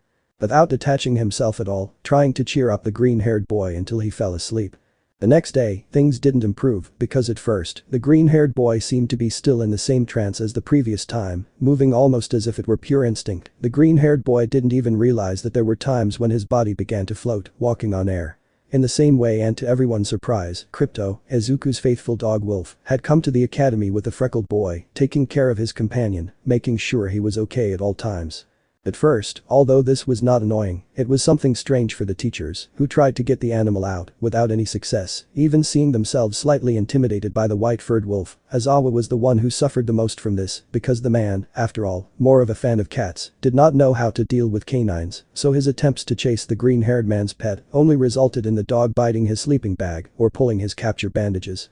Frustrating the black-haired man a little, who resigned himself to having the animal in his classroom, since he saw that it did not make any scandal or disaster, being more of a companion pet and faithful guardian of his student. Izuku again went directly to his room, being almost pulled by his pet who for the first time, looked that air of intimidation, not letting anyone get close to him. The boy remained in this state for the rest of the week. His residences had been put on hold, while Night Eye made the calls and requests for support. Izuku remained in constant training, trying to hide his feelings, ignoring that as mentioned before, his companions had also started with their residences. Somewhere in the city. The quiet night, people walking through the streets, workers heading home and couples or friends out to have a good time. Definitely a quiet night, right? No. Officer? We need help. Two villains from different gangs are fighting each other. People weren't walking, they were fleeing in terror from the huge fight that was taking place between two villains who possessed a gigantification quirk. Officer? There are two giants. Espa Street is blocked. Call someone of your stature, we need big heroes, Mount, Lady, or Ryukyu, whoever it is. But at that moment, with the help of the agent's call, a beautiful heroine stood ready to attack, with a smile on her face, and a suit, which although somewhat tight, seemed not to bother the girl. This was a blue color with some pale mint green lines that covered her torso from the shoulders to between her legs. Likewise, it had some matching stripes of the same two colors around her. The girl completed her suit with a pair of boots which reached to her knees. You could also see some kind of black straps around the top of her thighs, with a pair of yellow gauntlets on her arms, as well as two spiral horns on her head, which were the same color as her hair. That's right, belonging to the third year of the UA Hero Academy, and proud member of the greats, Najire Hado made an appearance, now under the heroic name of Najire-chan. Najire. Fully charged, power of with a smile on her face and floating with the help of her quirk spiral discharge charging energy green wave. A huge attack shot out of the beautiful blue-haired girl's hands with enough force to knock down both beasts at the same time. Najire. Hey you two, why are you fighting? Because you have the same quirk. You two are really weird turning away with a smile. Okay, I don't care about that anymore, it's now, go you girls. Without delay, a pair of girls flew out, using the rubble as a method of transportation, brunette and green-haired, zero gravity and frog qualities, the two girls from Class A, debuting their new costumes and hero names, Uravity and Froppy made an appearance, mixing their quirks in a special and combined attack, which they had practiced previously. Comet Fafrotsky's it was its name, a mixture so powerful that it was able to knock out the villains before the eyes of the officers gathered there. Najire. That was awesome. Landing and walking towards her teammates. Hey you two, that was absolutely amazing. Weren't you nervous? Uraraka. Not so much, it was exciting, I could move freely. Sigh. I was calmer than I imagined. Kiro. The two girls met, standing in front of a woman who, although at first glance she did not appear so, was the oldest of the beautiful as she was dangerous, with blonde hair that reached her chin, gathered with a headband, letting out a long fringe on the right side of her face covering her eye. Although seeing the gold, you could see that her eyes were thin, a beautiful yellow color, tilted inwards, with slanted pupils. The beautiful female smiled warmly, showing a row of noticeably sharp teeth. She wore an outfit fitting her personality, consisting of a traditional kipao, dark red in color with a pale green scale trim around the shoulders. This seemed to only be cut on the left side. The female also wore a pair of boots which reached up to her knee, a strap could also be seen around her exposed eye. Her headband was matching green with 4 large pale purple claws attached, as well as a set of small dragon wings protruding from the back of her head, with a series of gold and spiked cartilage piercings adorning her left ear. This woman was none other than the dragon heroine, the powerful and beautiful Ryukyu. Ryukyu. Calm down, both of you are very good, your recommendations were not wrong at all. You too Najire, you fixed the rhythm of your attack. Uraraka and Sai. Bang, thank you for having us. Ryukyu. It's nothing, calm down, smiling. Najire. Hey Ryukyu, they couldn't go with the heroes they did their internships with. Apparently now the new rule is that first-year students can only go with agencies that have a good track record. Ryukyu. You had already told me something about that. In a certain way I agree with them. After all, even if they are residencies, this is like a real job, you know, before the experience you will have after graduating. You could even say that this would be useful when you look for an agency professionally. Although concentrating on the present, looking seriously at both girls, I think you are ready, you can take a role in what is coming. Uraraka. Confused paper. Ryukyu. It's a simple thing, a request for help from Almight's partner, Sir Night-Eye. Uraraka. Sir Night-Eye. Thinking. The person Midoriya is doing his residencies with. Najire. You're teaming up with another agency, which means you'll be working together to solve a case, although you already knew that, right? Sigh. What is the request about? Ryukyu sharpening the gaze. The investigation and siege of a group of Yakuzas who are about to be classified as villains, the Shai Haseikai. Uraraka. Yakuzas. Wow, I thought that with the rise of heroes, they had become extinct. Ryukyu. Yes, that's what we all thought, but now, there are strong suspicions that they are working with the League of Villains. The name of the group, just like the green-haired man, was enough to send shivers down the girls' spines. On another note, and without the heroes knowing, the Yakuza group had met again with the leader of the League of Villains, where despite the hostility and discomfort, they managed to reach an agreement after Shigaraki took out what appeared to be a red-tipped bullet. Tell me the details of your plan, but whatever it is, I assume it has something to do with this, right? On the other hand, at another end of the city, we will now focus on Kirishima, who was walking through the streets accompanied by Tamaki and a man taller than him. By his appearance, he seemed to be a human Totoro due to his large size and kind smile, who in a yellow suit with white stripes, was eating a large order of takoyakis. Those thugs keep getting into fights on a daily basis eating. Wow, I'm really hungry. Hehe, enjoying another takoyaki. The local hero agencies, they wanted a guy who's good at hand-to-hand combat, so basically, you're perfect for the job. Red right looking at Kirishima. Fourth kind didn't accept students, so I'm glad to be here with you. I promise I won't fail, fat gum. Fist bump.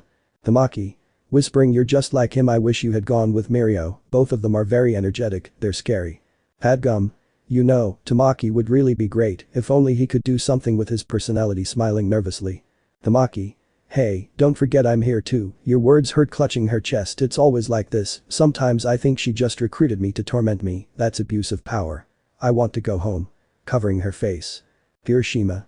I don't think so, rather I think he's trying to cheer you up, or at least that's what it seems to me. You've known him longer. Tamaki. That's why I say it, I can't be as brilliant as you or Mirio. Uncovering his face. Kirishima. Calm down, I understand you. There are also times when I feel like I can't do anything. Actually, my teammates are much more skilled than me, although to be honest, that's why it motivates me to be better. I don't want to be left behind. Tamaki. That's being positive, rookie. The boys were walking quietly when they heard a scream in the distance that made them stop. Hey, come back here, thieves. Padgum. There it is. Quickly turning his gaze. The group of 5 men, all formally dressed, were fleeing at full speed, trying to escape through the streets of the night city. What if you stop, idiot? Shut up, they were selling on my land. What do you think you're doing anyway? Stop following me. I brought you here because I thought you'd be helpful, but not even that. We have to get away quickly. Let's split up. Yeah. The men were about to carry out their plan when from one of the streets came the enormous fat gum, which, using its quirk, was able to store most of the subjects, retaining them instantly. Fat gum. I won't let them. Starting to hug them. Wait, it's fat. I can't move. I'm sinking. The man struggled to hold on to the subjects when suddenly, one of them, the one who seemed to be the leader, managed to bend his body, escaping from the deadly embrace of the hero. Goodbye, fool. Fat gum. What? Your quirk is like headshots. The man was laughing happily, thinking he was about to escape, but he didn't count on the fact that the heroic Totoro wasn't alone. Quickly, some octopus tentacles took him by surprise and managed to capture him again. Surprised, and this damn octopus, what? Tamaki. Discouraged. Hey, that was cruel. Kirishima. Well, that's actually what it seems like. I don't think it's entirely an insult. But the boy did not listen to his cowhide, and in a swift movement, he transformed his other hand into an oyster with which he hit the subject, knocking him down in seconds. I don't understand an octopus. Tamaki. Putting a bird claw on the villain, preventing his escape. Clams are quite useful, they attack and defend, that's why he always tried to eat them, although the wings were unnecessary. Seeing the pair of wings sticking out of his back, I don't need them. Kirishima. Completely impressed. That's great. I couldn't really do anything, but still. Tamaki. I wonder if I did it right. Lowering his head. Kirishima. You did great. You were really fast using your quirk. Trying to cheer up his senpai. Padgum. Smiling proudly. Our Sun Eater is as good as the pros, he just needs a little more self-confidence. Handing the villains over to the police, don't you think? Kirishima just turned around, seeing how behind him there was a crowd of people who supported the third-year UA student. It's Sun Eater.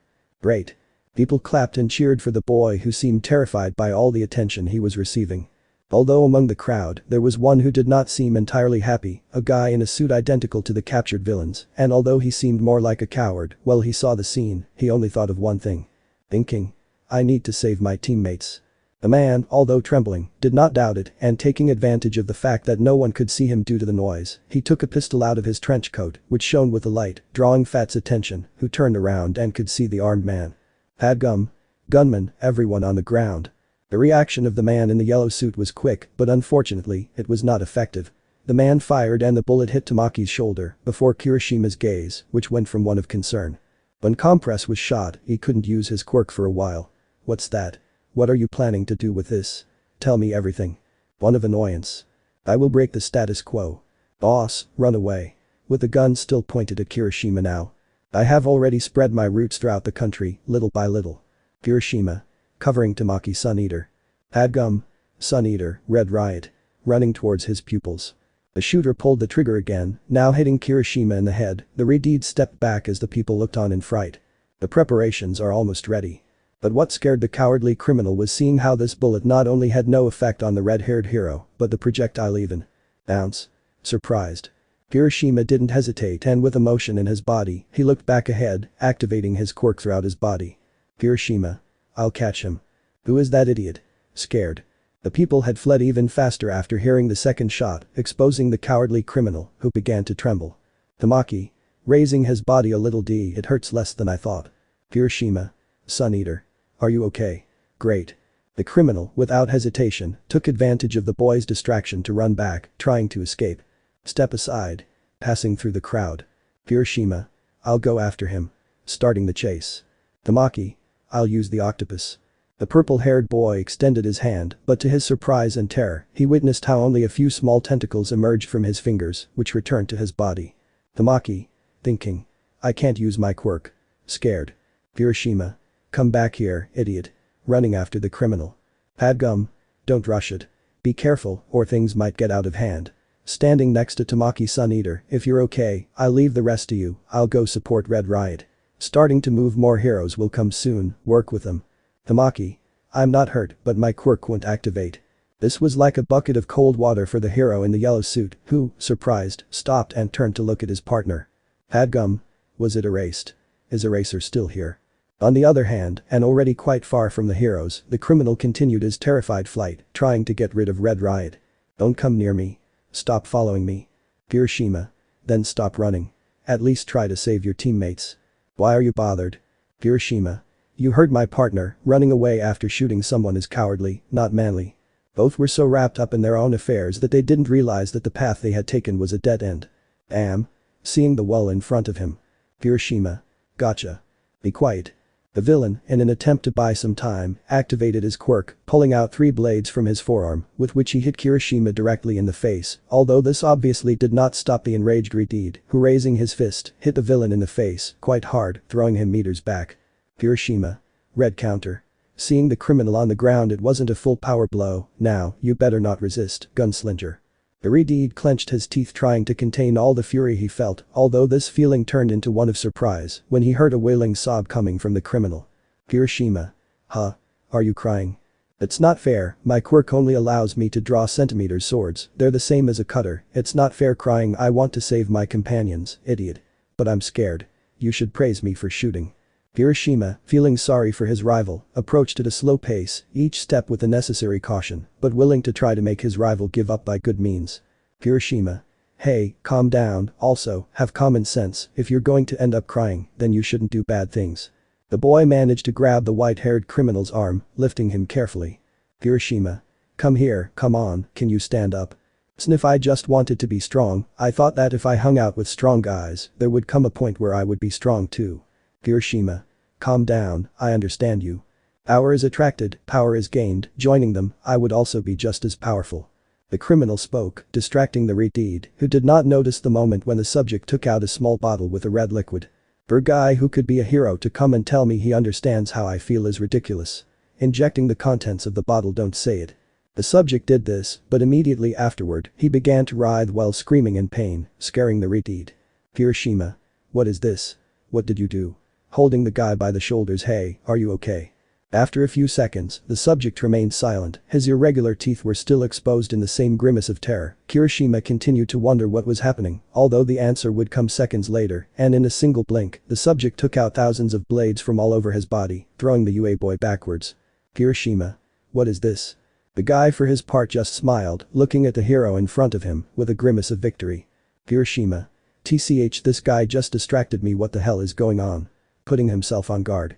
The boy looked with concern at the environment in front of him. The villain he had fought seconds before, who seemed like just a coward, now looked completely different. The blades were long, undoubtedly more than centimeters. They ran all over his body, even coming out of one of his eyes. The guy, who now looked like a madman, just smiled, showing his crooked teeth. Meanwhile with Tamaki. Officer. Thank you very much for the support, Sun Eater. These guys are a team that sells drugs and illegal items. We had them in our sights, looking for an opportunity. Tamaki. I see, in that case, my quirk doesn't work because of one of those items. Leader. Die, imbecile. At this, Tamaki just frowned at him. Officer. Well, we'll take care of the rest. Tamaki. Okay, thank you very much, nodding slightly, thinking. Red Riot, Fad, I have a bad feeling about all this. Back in the alley, things weren't looking good at all. The villain's blades were stuck in the walls, but they were already cracking, meaning that the sharp blades could continue to grow longer. The villain, who now seemed to have lost all his fear, had started walking towards Kirishima. Kirishima. Thinking. His strength suddenly increased. I saw something like this thanks to the news one day with Midoriya, a drug that amplifies your quirk. Seeing that the walls around him prevented the growth of more blades, if he's tied up he goes out to an open street, everything will turn into a tragedy. There's no other way, only I could finish this guy off. I must do it, here and now. Turning to see the people behind him, everyone, please leave here, you have to get away from their swords. I won't leave them. Red Riot turned his gaze to the front, seeing how the subject moved his head. His eyes only looked like marbles spinning in their sockets. The criminal attacked again, but the boy, who had already expected this, activated his quirk again, receiving a direct impact, protecting the people. Although for a few moments, the boy felt scared, seeing how a bright red liquid came out of his arms. Hiroshima. Thinking.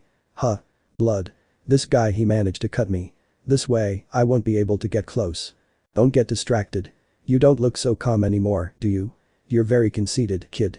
My companions say that the heroes will soon disappear. Retracting his knives now, it's the turn of those who live in the shadows.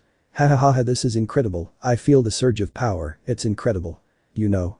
You should move away, because now, I think I might even save my companions, like you said. And after these words, the villain drew his swords again, concentrating many of them towards Kirishima, who was motionless, paralyzed by fear. I inserted the song El Dorado by 2 Steps from Hell and enjoyed it. Personally, I loved the song. Flashback. But you're hardening, instead of small things, you should try to destroy everything. Hiroshima. That's what All Might said, but to tell you the truth, I don't have a special move like you guys. Shoto. Huh.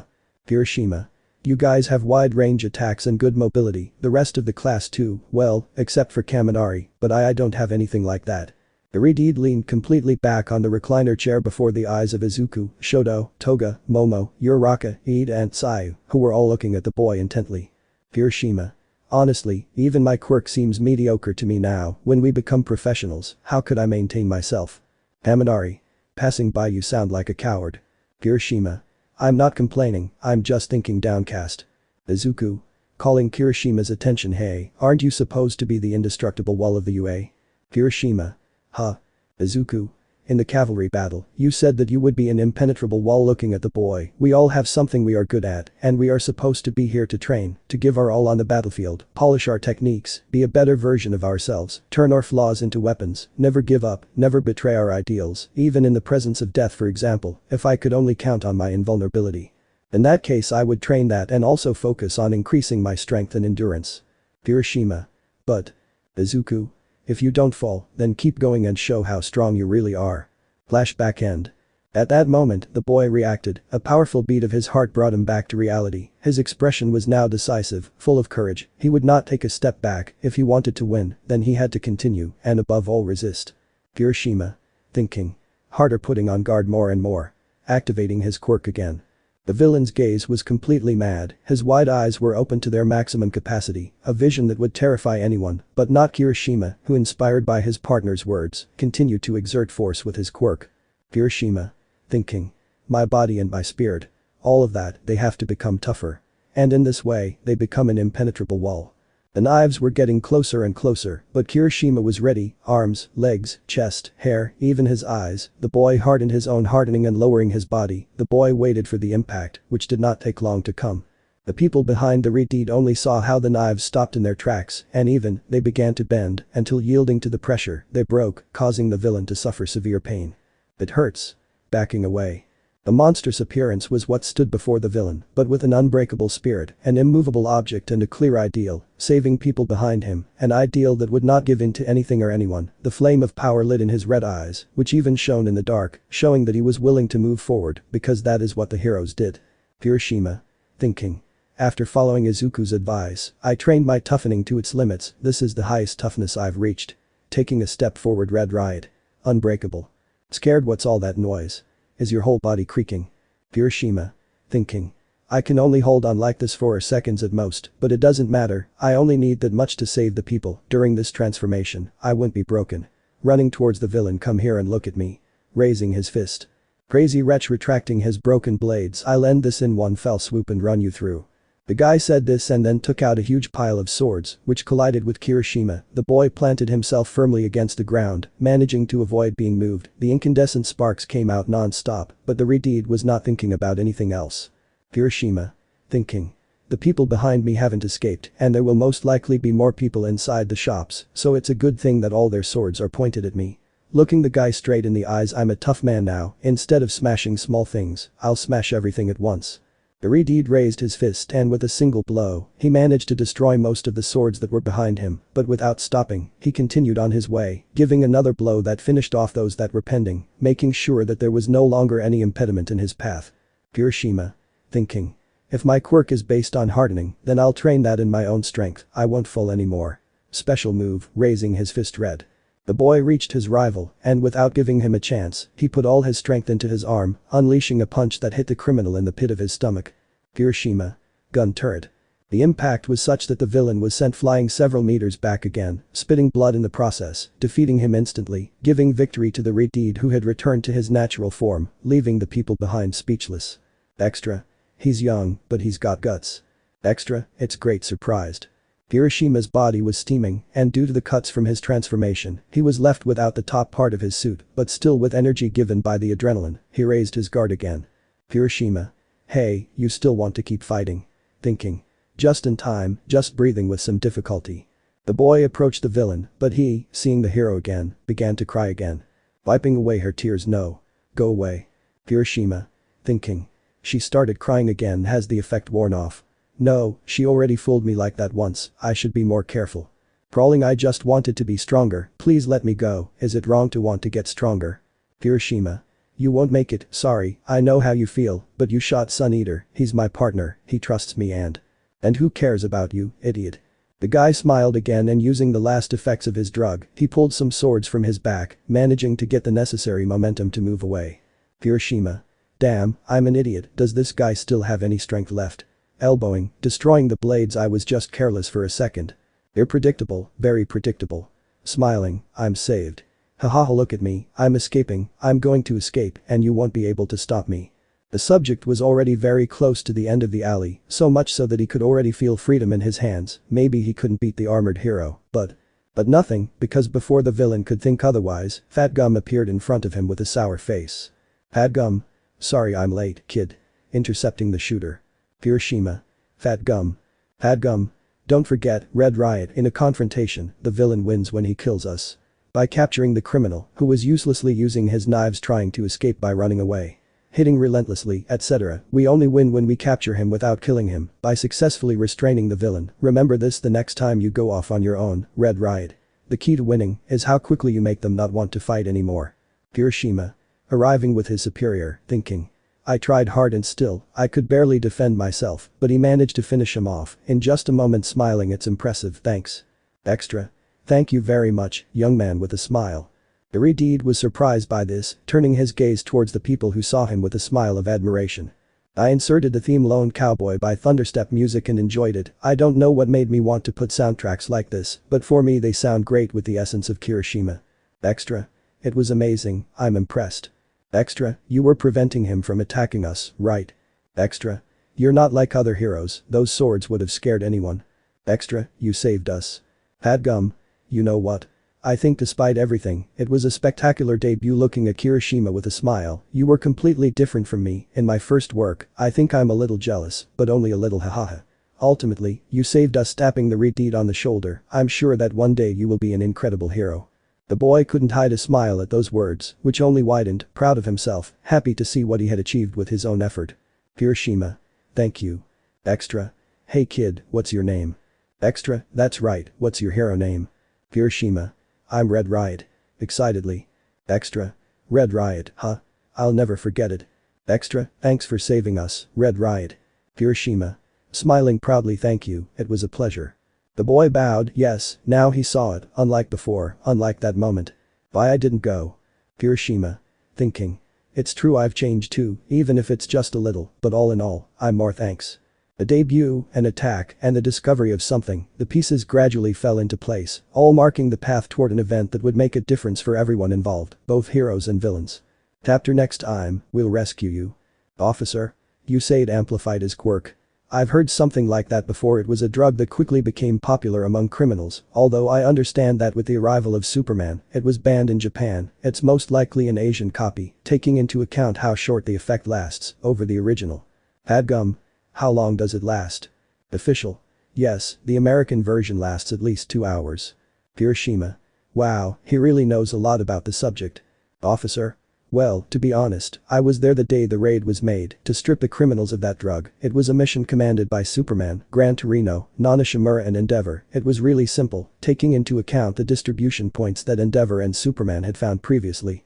More officers had arrived at the place where Tamaki was, where after a few minutes, Fat Gum arrived with Kirishima, who was carrying the unconscious gunman, who handed him over to the officers. The yellow-suited hero just smiled, proud of his pupil, happy to have someone like him, entered their ranks, and grateful to Tamaki for recommending him. Officer, Fat. I have news. Fat Gum. What's going on? Officer, it's about the weapon. We tried to find it, but taking out an evidence bag with pieces of metal, but it seems that someone's quirk destroyed it, although I can assure you that it was not a normal weapon. Padgum. Wow, that's a problem. Kirishima. Sorry, feeling guilty. Officer.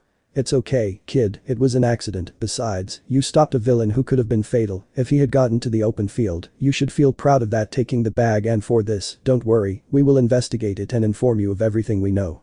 Padgum. Thank you and sorry for the inconvenience. Kirishima.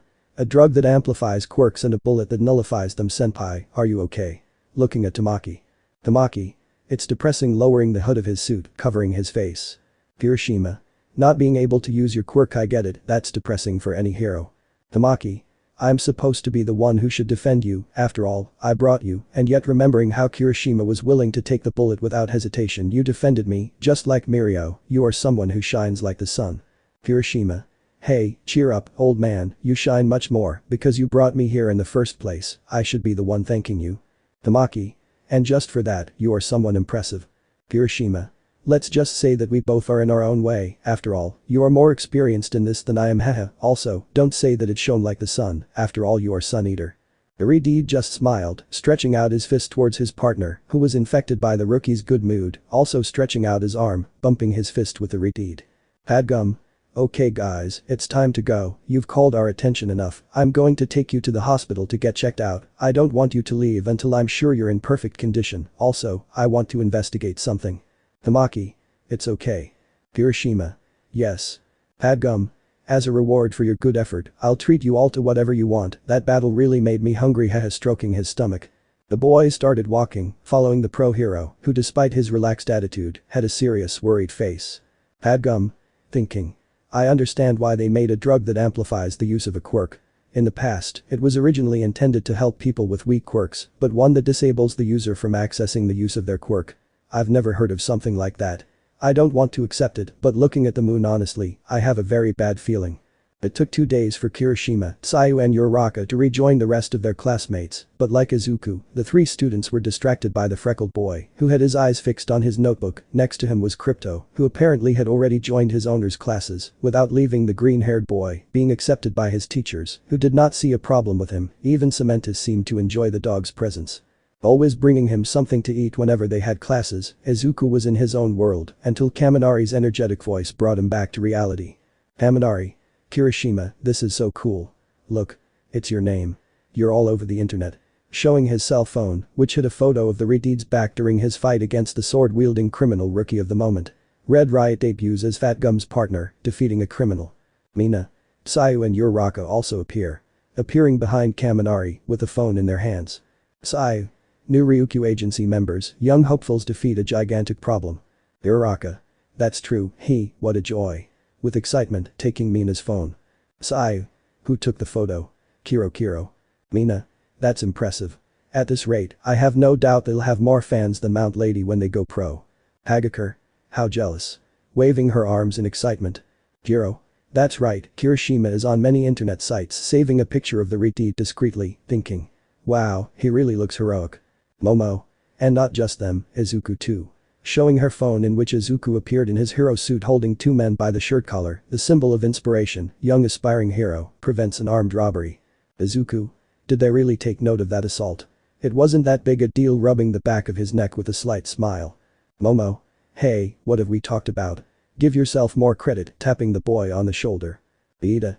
Yaoi is right, even if it is a temporary job, do not forget that out there, you are heroes, the four of you did a great job, smiling slightly, but we are still students, so the most important thing right now is to study. You can't fall asleep in the middle of class. Waving his arms vigorously. Kirishima, yes Ida. We're ready, right? Izuku. Yes. Kaminari. I don't understand, they said they would have problems in class, but I don't see them that worried. Kirishima.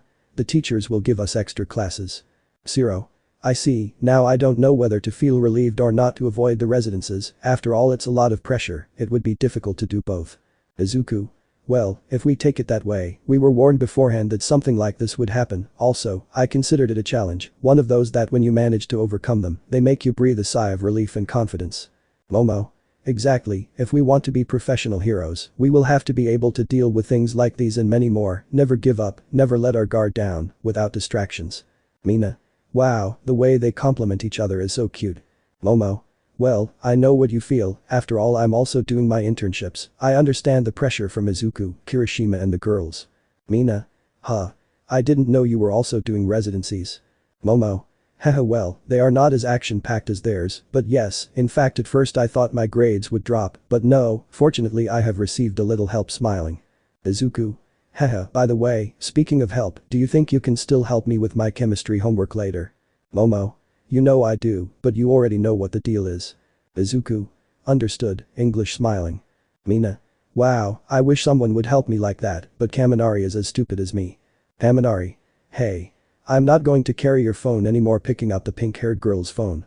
The pink-skinned girl just smiled innocently as she spoke to her best friend, trying to apologize. For his part, Izuku just smiled slightly, but then his smile turned into a serious face. Erie's presence continued to take its toll on his morale and spirit. So the day continued, and consequently, when the time came, it also ended. Izuku went to bed, but before he could fall asleep, a message notification forced him to wake up. Izuku. What could it be? The boy reached for his cell phone, but his sleepy expression suddenly changed when he saw the sender. At night, Izuku couldn't sleep. The next morning. Izuku. Oh, it's Kirishima. Greeting the boy. Kirishima. Turning around, Izubro. What are you doing so early? Happy. Izuku. Haha, I'm heading to my residence, Sir Night-Eye sent me a somewhat strange location, it's not the one I normally go to. Kirishima. You too. What a coincidence. Izuku. Hahaha, well then let's go, the weird thing is that they didn't ask me to bring my suit. Kirishima. Okay, that's another coincidence, doubtful. Uraraka. Leaving the dorms with Sayu. Are you guys going out too? Sayu. Good morning guys, Kiro. Izuku. Uraraka. Kirishima. Sayu. Izuku. Don't tell me you're going to too. Uraraka. Well, I think of the class, only Momo and I are doing our residencies, so it's a bit obvious. Kirishima. One is a coincidence, two is a coincidence. Izuku. But already three. The green-haired boy made a gesture of seriousness while adjusting his glasses. The boys began to walk, realizing that even some professional heroes were following them. They recognized them almost instantly, escorting them on their way. When they arrived at the station, Izuku's curiosity took possession of him again when he realized that the four of them, along with the pro, were going in the same direction. Izuku. Thinking. What's up, Kirishima is supposed to be heading to Kansai. Both Izuku and his companions were confused. They boarded the same train, going to the same station, walking in the same direction, turning the same corner. The boys were surprised because they saw how the three big ones were already waiting for them at the entrance of a large building. Hiroshima. They arrived early. Mirio. The advantage of getting up early, hahaha. The 7 boys advanced until they entered the building, surprised because inside the place, there was a large number of heroes gathered, including Aizawa, Nana, Ryukyu, Fat Gum. If it weren't for the tense atmosphere that could be felt, this could be considered the largest hero meeting that Izuku had ever seen. As soon as the boy saw his sensei and his aunt, he advanced towards them thinking of finally getting out of doubts. Izuku. This is from ranked heroes to locals, adjusting his glasses and swallowing what's going on here. Nana. Hey boy. Going to his nephew Izuku, I didn't think you would come. Izuku. Sir didn't tell you. He summoned me last night. Nana. Yes, there are things that Night Eye doesn't tell you, shaking her head a little. Izuku. Wow, so this is why you didn't accept me when I asked to do my residency with you. You should have told me. Nana. Huh. No, I told you the truth, someone else beat you to asking me. In fact, I left my partner at UA and came back as soon as Night Eye called me. Izuku. Classmate. UA. Is she in my class? Well, I think from the class, only Momo and I are doing the residencies. Nana. Confused, he didn't tell you. Izuku. Please don't tell me what it is. The boy was about to say the name of his suspect, but Najire's energetic voice caught both of their attention instantly. Najire. Hey. What is this? What are we going to do? Running towards her superior, hugging her hair. Ryukyu, you said this was just a simple meeting, but what is this? Ryukyu. Sai, calm down, you'll know seriously. Uraraka. Aizawa-sensei. What are you doing here? Approaching the black-haired man. Aizawa. They called us suddenly, although from the little Shimura told me, I have a vague idea of what it could be. Ryukyu. Girls, remember what I told you before. You'll be able to play a role in this. Uraraka. Yeah, but then, is that it? Getting a nod from the dragon. Ryukyu. Night Eye, I think we're all here, we can begin. Night Eye. I know, taking a few steps forward. Thank you all for the information you have given me. This investigation has made great strides, so the reason for this conference is to be able to share with you all our progress and what we know about the future plans of the Yakuza group, also named the Shai Haseikai. Hiroshima. Confused, looking at Fat Gum. Hey, I don't know anything about this, what is it? Hasai, I don't understand. Fat Gum. Calm down kid, you'll get it. Although it's not that hard to understand the rest, is it? They're planning something really bad. The reason for this is so we can all discuss our future actions together. Looking at Tamaki, you two are very involved in this. A few seconds passed when suddenly the doors opened, inviting everyone present to a huge boardroom with a table large enough for everyone to sit comfortably. Once everyone was in order, Bubble Girl was the first to speak, standing up and walking to the front. Bubble Girl. Well, the Night Eye Agency has investigated for 2 weeks the group that, based on the information recently gathered, could now be given the title or classified as villains, which are identified as the Yakuza group. Shai Haseikai. Rock. Villains. I thought they were just a group of Yakuza. Night Eye. That's why we're gathered here, please Bubble, continue. Bubble Girl. Oh yeah. A few days ago there was an incident with a gang, they called themselves Reservoir Dogs. Aizawa. I heard about that. Bubble Girl. The police considered it an accident, but when we took the case, we realized that there were things that didn't add up at all, so we decided to be a little more insistent in its resolution, yielding the floor to her partner. I, Centipeder, continue investigating, helping the agency as much as possible, and in doing so, I discovered that so far this year, this group also contacted another more dangerous one, which was involved in shady affairs, and that like the Shai Haseikai, they are looking for new members, and also funds to support their cause. Turning on a screen where Chisaki talking to twice was shown. He, as you should know, is Kai Chisaki, and right here, as you can see. He contacted a member of the so-called League of Villains, Jinbubegawara, alias, twice. Taking more notes once we confirmed the encounter, we followed them until we lost track of them, although changing the image, showing the destroyed warehouse with the help of the police, we found a place where the encounter apparently took place, although unfortunately, it seems that there was also a confrontation between both groups. We could not find anything more than blood and dust. Nana. I see, so if the League is involved, that's why they called Tsukauchi and me. Centipeder. Exactly, I understand that you, along with the late Gran Torino, were investigating the League since its first attack. Nana. Exactly, we have some clues about his whereabouts, but nothing concrete yet. By the way, where is the officer? Nana. He's somewhere else, he went to investigate other witness reports. Hiroshima. Thinking. Izuku works with Almight's partner, this guy is the one leading this investigation. Izubro certainly knows a lot of important people. Night Eye. Irritated, continue. Bubble Girl. Yes. After receiving this information, we submitted an application to the HN. Centipeder. You can skip that. Bubble Girl. Yes. Uraraka. HN. Could it be the Nijire? Hero Network is an online service available for professionals. See reports of what others are doing around the country. They can also ask for help from other heroes who can serve as support. Rocklock. By the way, I have a question. I understand that you are UA students and all, but why are there children here? Looking at Izuku, they are of no use to us. They will go to sleep before we can finish making the plan. They are only in our way. Hadgum. Annoyed if you are so vain, how could you waste the external strength of the young people who lend us their time and strength? Then who is hindering us? Is you pointing at Tamaki and Kirishima also? I would recommend that you do not insult these boys, since they are under my care, and both of them have super important information. Kirishima. Wah, calm down Fatgum, it's not that bad. Nervous, thinking. He really got upset, but wait, us? What information? Tamaki. This is awkward, I want to go home. Hadgum. Well, sorry for getting all worked up. Calming down now that I see it. I don't know many of the people here. Smiling again, I introduce myself. I really like it. I'm Fat Gum. Sayu. It's round and cute, like a stuffed animal with a finger on her chin. Uraraka. It's a Totoro. Hadgum. Oh, that's right, you're Kirishima's friends, aren't you? Watching the girls here, have some candy. Cheerful. Night-eye. Interrupting Fat Gum and ignoring Rocklock, we suspect that the Hasekai's main source of income is the distribution and sale of drugs. That's why I asked for help from heroes who had experience in the subject. Kirishima. Thinking. That's right, Fat did mention something about that last time. Irideed looked at his superior, who returned to his annoyed face, with a couple of candies in his hand. Hadgum. I caught a lot of guys like that, but that night, at the fight in Red Riot's debut, squeezing the candy tightly, Tamaki was shot with something he'd never seen before, opening his palm, showing the shattered candy a drug that destroys quirks. The man said this, recalling the events of that night. At the same time, and with this news, all the heroes present and students felt a chill run down their spines. Nana. A drug that destroys quirks. Scared. Mirio. Standing up, alarmed. Tamaki, are you okay? Tamaki. Yeah, I felt better after getting some sleep. Activating his quirk. See? It's a cute cow hoof. Mirio. Did you have a bowl of beef stew for breakfast? Rocklock. I see, but then it's not that worrying. If it doesn't disappear completely, then it wouldn't be considered a lethal weapon for us. Night-eye. Don't be so sure about that. That's why I decided to bring Eraserhead. Let him tell us what he knows. Aizawa. I don't think it's much help. From what I heard, it seems to act differently than my quirk, since I didn't attack it directly. Pointing at his eyes. Let's not forget that a quirk is just a part with an additional function in the human body. These additional parts accumulate in chains of genes. What I do is only stop those genes temporarily, but I can't damage them directly, much less permanently. Hadgum.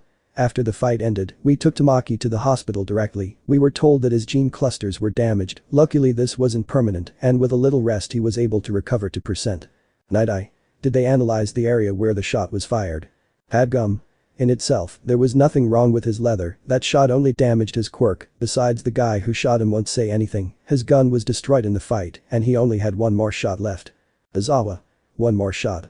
Hadgum. Although it's not all bad news, or the truth. Sigh. The truth is I don't know how to say this, caressing the back of his head, but thanks to Kirishima making one bounce off his body with the help of his quirk, we were able to get the bullet intact. Kirishima. Me. Pointing at himself in surprise. I didn't expect that. Uraraka. Excellent work Kirishima. Sayu. You're awesome. Nijire.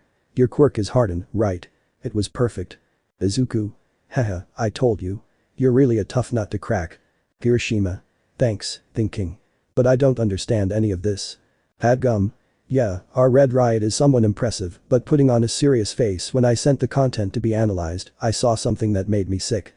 Night-eye. What thing? Hadgum. Closing his fists in clear annoyance, he had blood in human cells. The news was something that took everyone by surprise. Uraraka and Sayu felt terrified. Students after all, they still could not dimension the risk of heroic work, although for his part, who felt a mixture of pressure, guilt and terror, was Izuku, who froze upon hearing this. Sayu. It's like something out of this world. Uraraka. Boo, but that means. Izuku. In shock as human blood. Ryukyu. So the effect comes from someone else's quirk. A quirk that destroys other quirks. Closing his eyes, trying to adapt to the information. But I don't understand. Yes, this is something dangerous, but what does it have to do with the Hasekai? Hadgum. The type Kirishima captured and the drug he used to amplify his quirk. Distribution channels are somewhat complicated. Even in my reports, I can tell they've decreased these days, but people and organizations sell it at cost, all to reach the end user. I have no proof that the Heiseikai distributes it directly, but there is evidence that they appear as intermediaries at the very least. Rocklock. That's all. Irritated. Padgum. No, the other day, active members of the Ryukyu agency stopped a fight between two groups of villains. Ryukyu. That's true, thanks Fat Gum. Raising his voice through interrogations, we were able to discover that the one controlling one of the groups was a partner of the trafficker, and even, one of them became giant after using a short-acting drug. Padgum. There's been a lot of gang crime lately, and looking at the connections, we can deduce that they're at least vaguely related to the Heiseikai. Rocklock. It's no use, you're trying so hard to make them look guilty, don't you have something clearer? The man relaxed, putting his arms behind his head. He was irritated, feeling like he was wasting his time in a meeting that, in his opinion, was pointless. For his part, Izuku took it seriously. He was supposed to be a professional hero, so just like a police officer, he had to make all the possible connections, connect the dots, even if they were debatable. Likewise, Night Eye was annoyed, so after standing up, he changed the image behind him, showing Chisaki's face, the same photo that had been presented to Izuku before. Night Eye. You want something more clear? Well, Kai Chisaki, he is the leader of the Shai Heiseikai, he answers to the name of Overhaul, and his quirk allows him to disassemble and restore things, slightly shaking his head. Rocklock. Disassemble. Night Eye. I know it might sound a little difficult for you, but think about it a little better. Disassemble, a quirk that allows you to destroy and assemble things at will, and a bullet that destroys quirks which, coincidentally, contains a person's blood, don't you think that? That was it, both Mirio and Izuku felt the weight of regret and guilt climb up their bodies and squeeze them as if it were a boa constrictor. Izuku felt the little white-haired girl's grip on his clothes again, holding on with all her strength, as if her life depended on it. No, don't go. Izuku. Iiri. Uraraka. Huh. Looking at the green-haired boy with concern. Night Eye. Apparently, he has a daughter, it can be speculated that her name is Iiri. We cannot confirm that this is her real name, since there are no records or details of her birth, but when Mirio and Midoriya met her on their last patrol, they reported that she had bandages on her legs and arms. This had been the response Uraraka never thought she would get, now she understood the reason for her partner's dejected appearance, the helplessness, the pain, the feeling of failure and defeat. I'll help you. I know you might not want it, but I'll do it anyway. I want to be a hero, and sometimes, a hero's job is to stick his nose in where no one wants to. Uraraka remembered these words with great regret, the boy was such an altruistic person, and now this was happening to him. Ryukyu. Don't tell me something so horrible with hidden fear. Nana. Serious and angry, it's a superhuman society, Ryukyu, if you can dream it, you can do it, looking worriedly at the green-haired boy. Hiroshima. What? What are you talking about? Worried. Rocklock. Just look at his face, seeing Kirishima. We don't need children here, but I'll say it just once, are we wondering if that Chisaki guy turns his daughter's body into anti-quirk bullets to sell? Kirishima. Realizing, feeling his blood run cold. No. Uraraka and Sai. They can't be scared. Night Eye. We can't say for sure if he's selling the bullets, at this stage, their effectiveness isn't certain, but we can conclude that they're in the testing stage, and he's using them as a sample to attract more people to his cause. Looking up seriously, we don't have any concrete evidence yet, but he's gathering people and funds all over the country, but that just leaves us with one question. If this is just the initial stage, will the finished bullet be able to completely destroy a person's quirk? You have to imagine what you would do with something like that. Padgum. Annoyed. No, don't ask me to imagine it, because if I did, my blood would boil. Raising his hand, we have to go for him. Rocklock. TCH, so much mystery for that. I'm sure that would have been avoided if one of these two brats had taken the girl, looking with contempt at Izuku, who had his head down. Night Eye. I take responsibility for that, they are under my supervision, so please don't you dare blame them, they didn't know all the information. The man looked at the green-haired boy closely, his gestures, his annoyed look, but his regretful posture, the man knew it, this was completely real, the boy felt like a complete loser. Night Eye just sighed before looking back at the man. Night Eye. Midoriya was willing to take the risk of taking her, but Mirio stepped in and stopped him to try again on a better occasion. The comment, although intended, only made the green-haired and blonde feel worse, clenching their fists in fury. Izuku. Thinking. The symbol of hope with fury. Mirio. Thinking. I'm Lemillion to save a million, clenching his fists. Night Eye. You should be more cautious with your words. Rocklock. Right now, the most frustrated are those two. Uraraka could only watch as Izuku trembled with anger, and she could even see how his vision turned red for a few seconds. The boy was so upset that it was even difficult for him to control his abilities. But the two did not stay seated for long, because from one moment to the next, they both stood up. Izuku. No. Next time, we'll bring back Iiri. Mirio. Remembering how he urged Izuku to let go of Iiri, we will protect her. Nana. Izuku. Night Eye. Yes, that's our goal. Rocklock. Are you sure of that? I know you want to sound positive, but if that girl is what we think, then she must be what that guy protects the most. If the brat managed to escape, it was because something got out of Chisaki's control. These kids saw her. If that damn chicken man isn't stupid, he'll hide her even better. He won't have her in his house in plain sight. Even if we break in, I highly doubt we'll find her so easily. It will be a mission in vain, before anything else. Have you already identified her whereabouts? Ryukyu. Sigh, I hate to admit it, but I agree with Rocklock, we know so much. Night-eye. Night-eye. That's the problem, since we don't know what their plans are, we only have one chance to attack. We've located a large number of groups with ties to the Hassaikai, as well as properties in their names, and we made a list. With all this, our next objective will be to investigate all these places. We'll do it together to narrow down the possibilities. The image changed, showing an image of the map of the Asian continent, where various arc locations began to appear on it. I see, that's why they called low-ranking heroes like us. What are you talking about? Look, pointing slightly at the map, the locations are located exactly at the points where we came from. They chose the heroes who know the areas best. Seriously, looking at the map. Padgum. For Almight's partner, you're very cautious, you cut corners. While we're here, Eerie must be crying. Furious. Night-eye. We can't be All Might, but that's why we must analyze everything well. This way we will get closer to % of the probability of rescuing her. Nana. Fat, I know you're upset, I understand your feelings, but clenching her fists in annoyance, we can't rush. If we make a fuss and don't find anything, we would only cause something much worse, just as Stain's capture gave publicity to the League of Villains. Even if we think about it better, that could be the purpose of distributing weapons that destroy quirks. Padgum. They think too much, this way we will never be able to act until it is too late. Aizawa. Raising his hand, may I ask a question?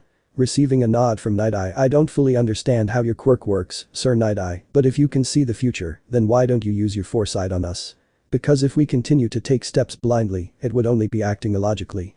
Night-eye. Yeah, I thought someone would ask that. I can't do it. My quirk requires an hour interval between activations, meaning I can only use it on one person, once a day, plus, in itself, my foresight is like watching a movie of someone's life for an hour. After activating it, although this movie is seen from this person's perspective, I can only discover their actions with a little bit of the environment.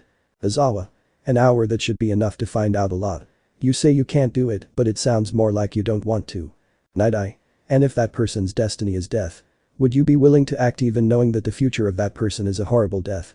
Seriously, looking at Aizawa, my quirk should only be used when the highest probability of success is reached. We have to use it at the end to be able to ensure victory, not in a careless way and with so many uncertainties around.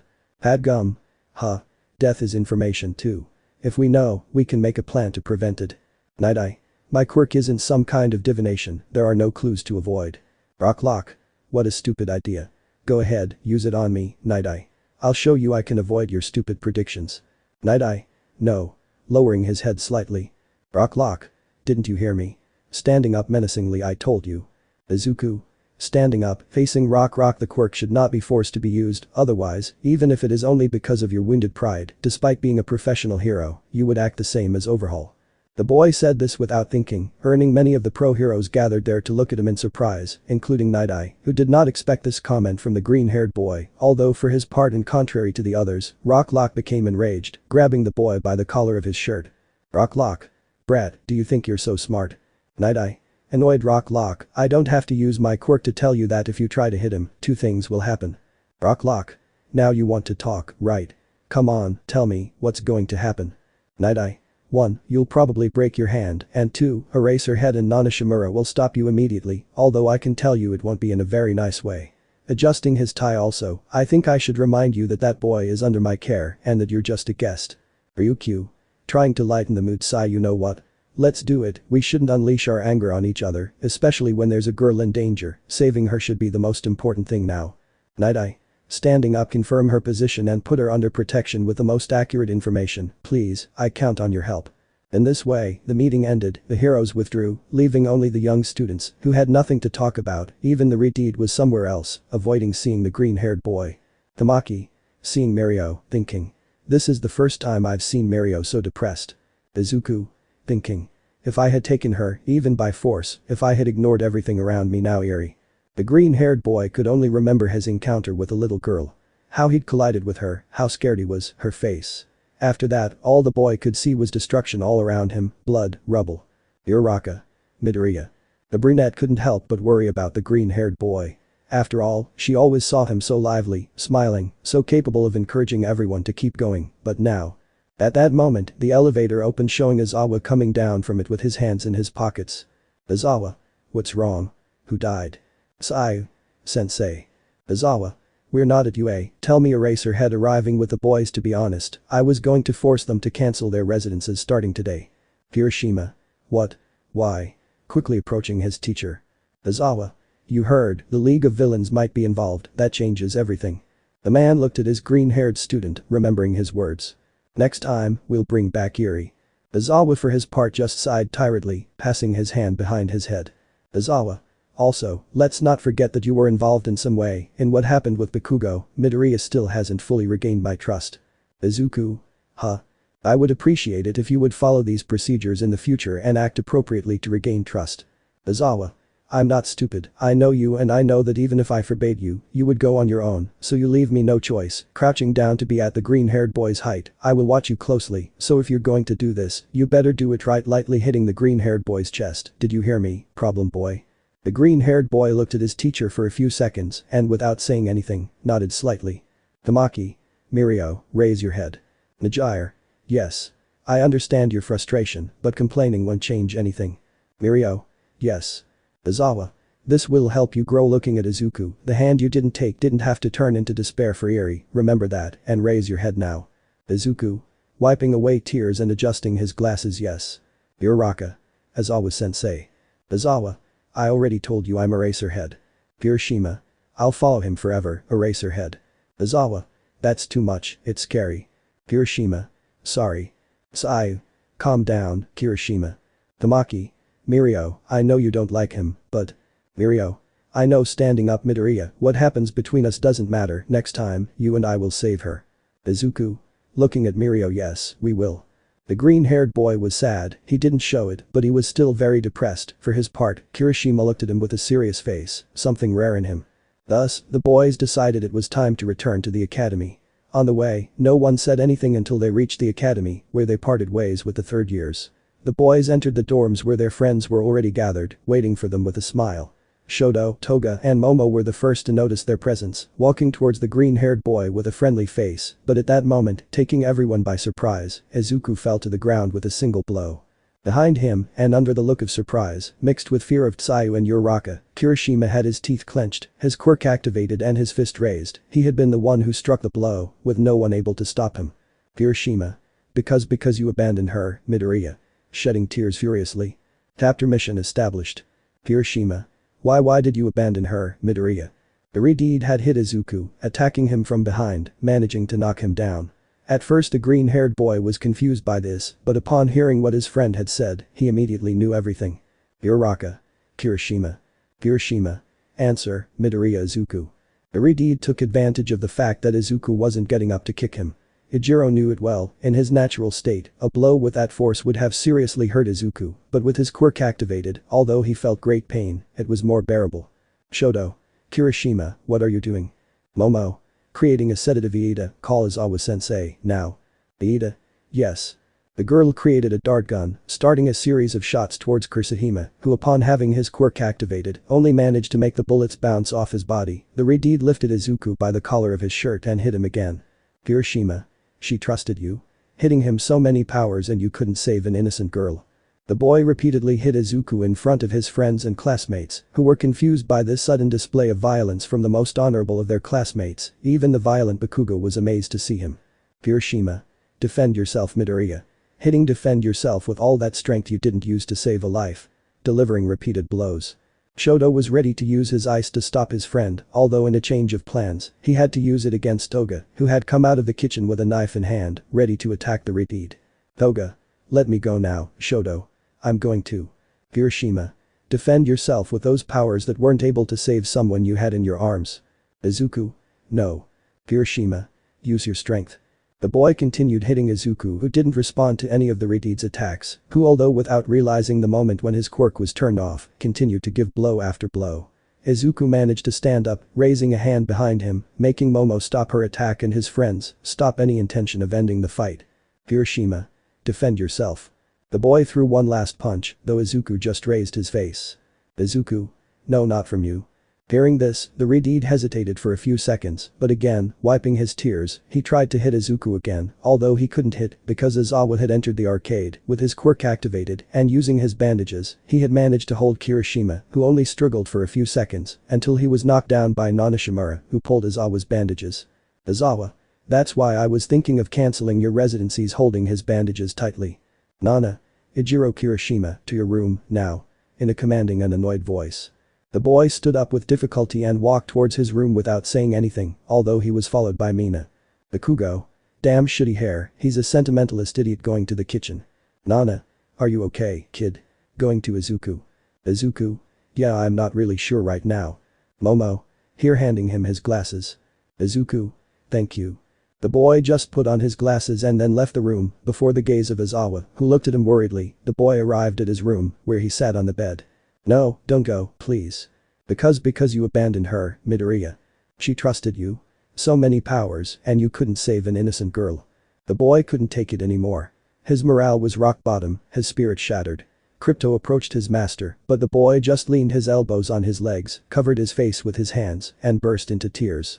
The afternoon passed quickly, taking advantage of the boy's confusion. Nana spoke with Shoto, Toga and Momo, trying to calm them down, promising that she would talk to Izuku, but that for now, they should leave him alone. For his part, Aizawa spoke with Tsuyu and Uraraka, making one thing clear to them, this time he would pass it, because he understood that the news had taken them by surprise, but the next time, if it was repeated, he would talk to Fat Gum, take Kirishima out of the mission, and end their residences.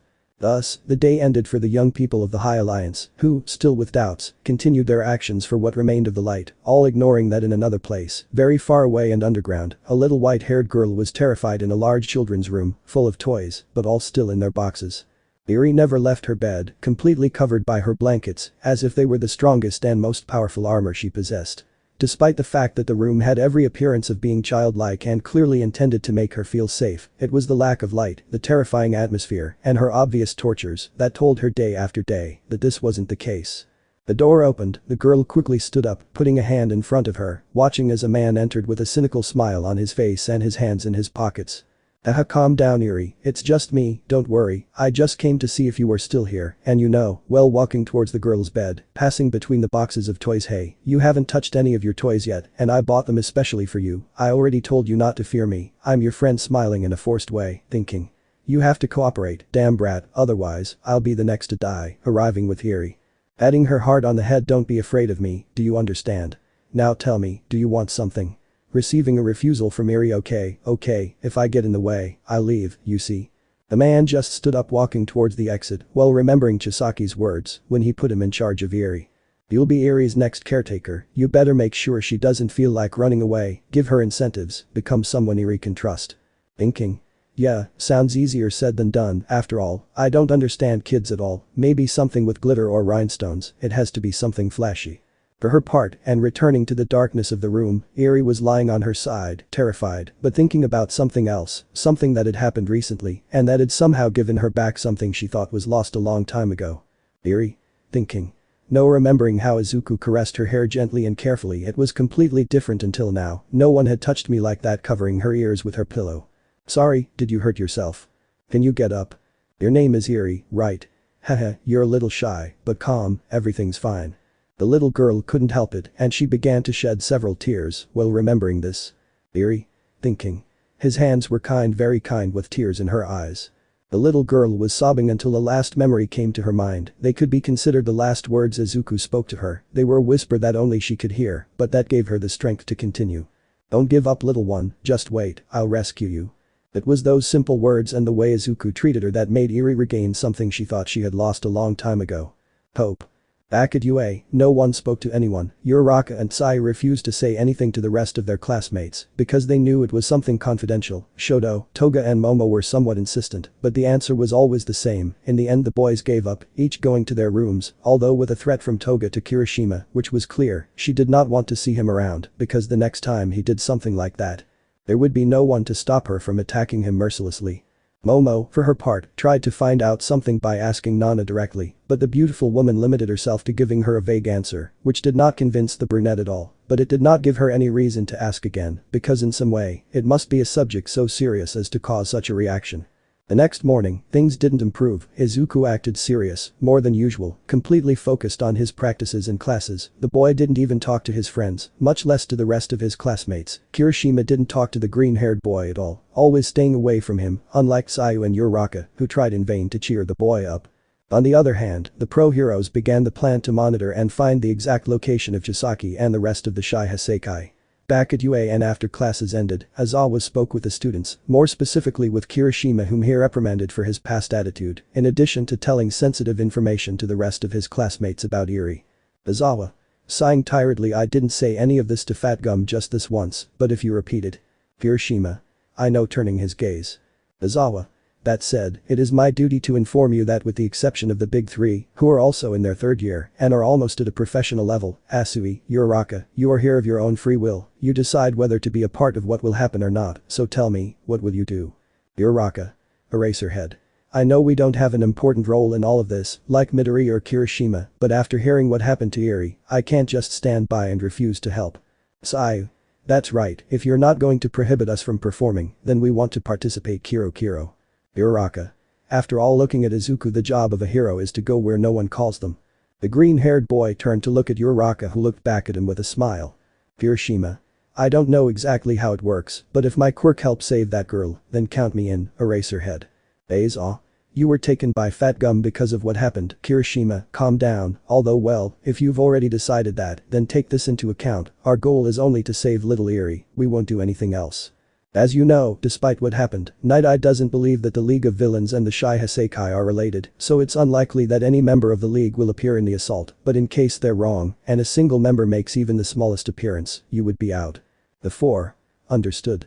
The talk didn't last much longer than this, ending up going to their rooms. The reactions in each one were different, although what they shared was their focus and commitment to the mission that would come to them at the door. Although for Izuku, what had happened before with Kirishima and Eri's situation were a weight on the shoulders of the green-haired boy who after a few days was in the cafeteria, although curiously this time he only looked at his Katsuden set seriously.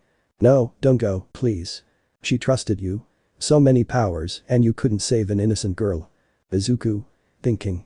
I should have done everything possible to save Eri, but at that moment, the boy remembered what happened with Eri. The green-haired boy had heard it. It was precisely at those moments when the streets were full, children were leaving school, mothers were going shopping, and fathers were going out to eat. Izuku could hear the laughter, the pleasant conversations, the greetings and the farewells, each family, each couple, feeling happy to live another day. Izuku. Thinking. Damn, I had no information, I didn't know the enemy's quirk. If I left and Mirio stayed, no life. The boy simply stared at his plate of food, although with his mind so scattered, the boy began to see blurry. His annoyance clouded his mind. The Katsuden set began to emanate too much steam. The metal chopsticks were already beginning to turn a bright red color, slowly deforming. Shoto. Izuku, aren't you going to eat? The two-colored boy took the green-haired boy by the shoulder, but Toga, knowing his best friend, began to move him from side to side with force. Toga. Hey Four Eyes, wake up. You're burning your food. Izuku. Reacting. A what? Oh yeah, I'll eat. Taking his chopsticks.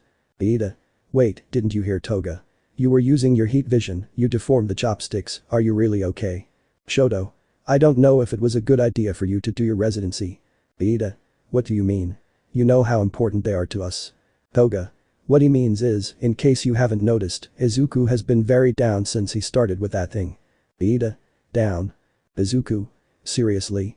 I don't know what they're talking about, just ignore them, Ida, they've been like that since I've known them, they're just joking.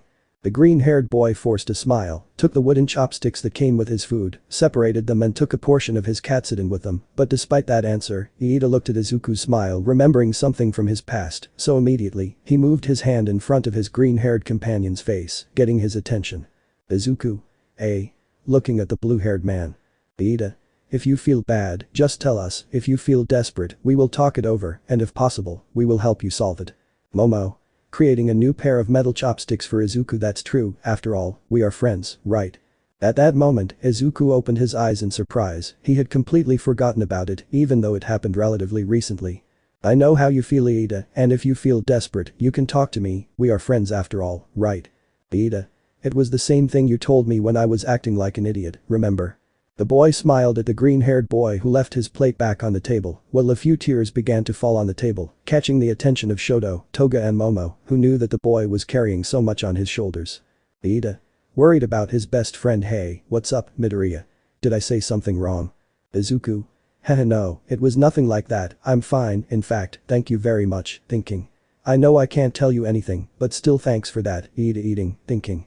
Regret, guilt, remorse, the chaotic feelings in my heart overflowed, but if I've learned anything these days, it's that taking off his glasses to clean them, heroes don't cry taking a bite. The green-haired boy had formed an annoyed face, contrary to the fake smile he had shown a little while ago, which confused his best friends, because they did not know what had happened to make the boy so affected, to the point of not knowing with what face he would go more unnoticed in the eyes of others. Although for her part, Momo looked at the boy carefully, remembering something from a short time ago. Considering who I am, what I am, it's inevitable to feel alone. You are not alone, you should know that by now. Whatever happened, we're here to help. If anything happens to you, please trust us. Trust me, you're my best friend. If anything happens to you, I'll. Momo. No. Izuku. Momo. Confused. Momo. Maybe heroes cry sometimes too, you know, when they need to. The boy looked closely at his best friend who gave him a tender smile. Izuku shed light tears again while his friends looked at him, knowing that even if it was a little, but now at least they saw him better. Shoto. Do you want half of my soba? Your katsudon is probably inedible from the heat. Toga. Very cooked, I would say. Ida. That's right, here, you can have some of my stew. Izuku. Haha, but I can still eat it, I just have to use my ice breath. Toga. And make an ice cream dish. No way, here it is, that's the Szechuan rabbit my mom used to make. I got lunch rush to make it for me, Izuku. Thanks friends. Momo. Do you want some chives? Izuku. Haha, that wouldn't be bad, taking the sets, enjoy your meal. Thus passed the rest of the day for the UA students, where only a few, desperate to receive any news, knew that their superiors were mobilizing as quickly as possible, alternating between their hero suits and their civilian identities, all following Night Eye's plan, watching and patrolling the marked locations, all giving their information at the moment, making the man rule out places one by one. Fat Gum, Ryukyu, Centipede, Bubble Girl, Nana, all focused on their work, with one goal in mind. Save Eri, whatever the cost. Everyone was so focused on this, so immersed in their mission, that it only took a couple of days for them to achieve their goal. High Alliance Courtyard, Izuku was on the roof of his bedroom, the boy was attentive to the sky, watching the stars, many questions in his head, but no answers, many feelings stirring inside him. Izuku could only let out a great sigh of heaviness. Izuku. No matter what I said to others, I can't feel better. The boy looked up once more, taking off his glasses and looking at them carefully, their origin, the meaning they had for him. The boy shook his head negatively, but at that moment, a noise caught his attention. Momo. I can help you with that. Izuku. Momo. Alarmed since. Momo. How long have I been here? Don't worry, it's not long. In fact, it just arrived. Izuku. I was going to ask, since what time were you awake, because it's already a bit late for both of us. Momo. I know, but I saw you through the window, and I knew something was wrong with you. I mean, it's not very normal to see a broccoli sitting on a roof. And no, I wasn't spying on you, blame the one who put our bedrooms almost opposite. Izuku. Aha, okay, but what about the coffee? Momo. Actually there are two, one to keep me awake, the other I brought for you, showing the other cup. Izuku. Sorry for worrying you, going down, I'll take you back to your room. Momo. It's okay, I guess it's a skill I've acquired. Izuku. Always worrying about me? Momo. Wanting to help the hero who trusted me, correcting the green-haired boy. Izuku. Momo.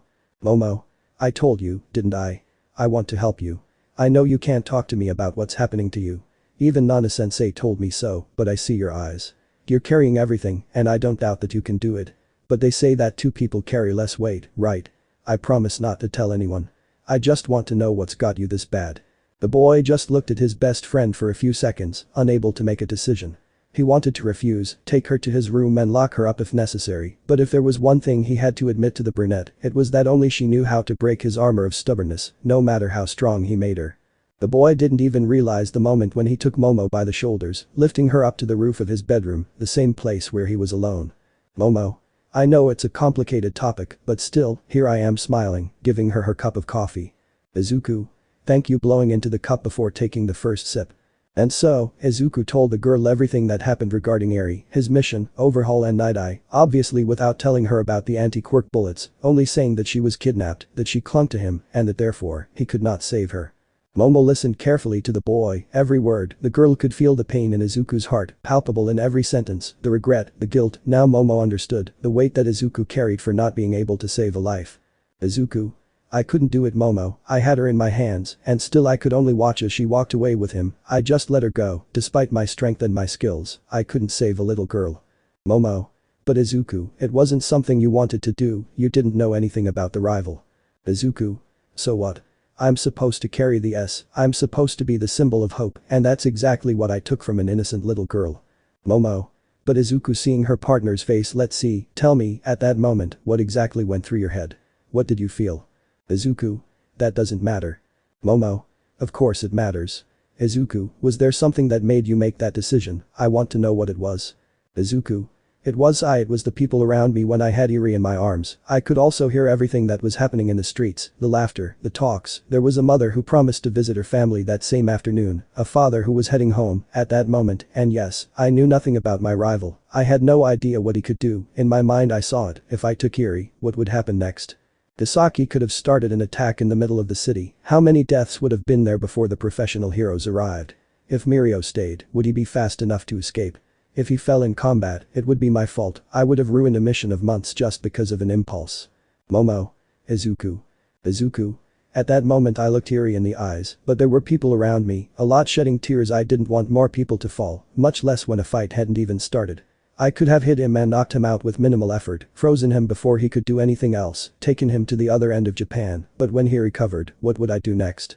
He's a dangerous guy, he has fearsome contacts. If he wanted to, he wouldn't stop at anything or anyone to get little Eri back. How many people wouldn't fall in the process?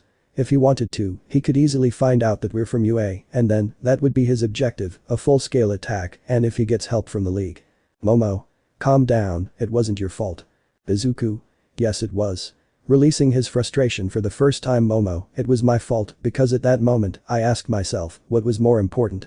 The lives of multiple civilians, or that of a little girl. Mirio and I don't have a good compatibility, that would affect us when it came to fighting. It was probably a stupid decision, but before I let it out, I thought that no life was worth more than another. The boy said this while hugging his knees. He had finally gotten rid of all his pain, his frustration, his sorrow. The boy began to cry, until Momo, unable to avoid it any longer, hugged him tightly, taking the green-haired boy by surprise. Momo. Do you regret it?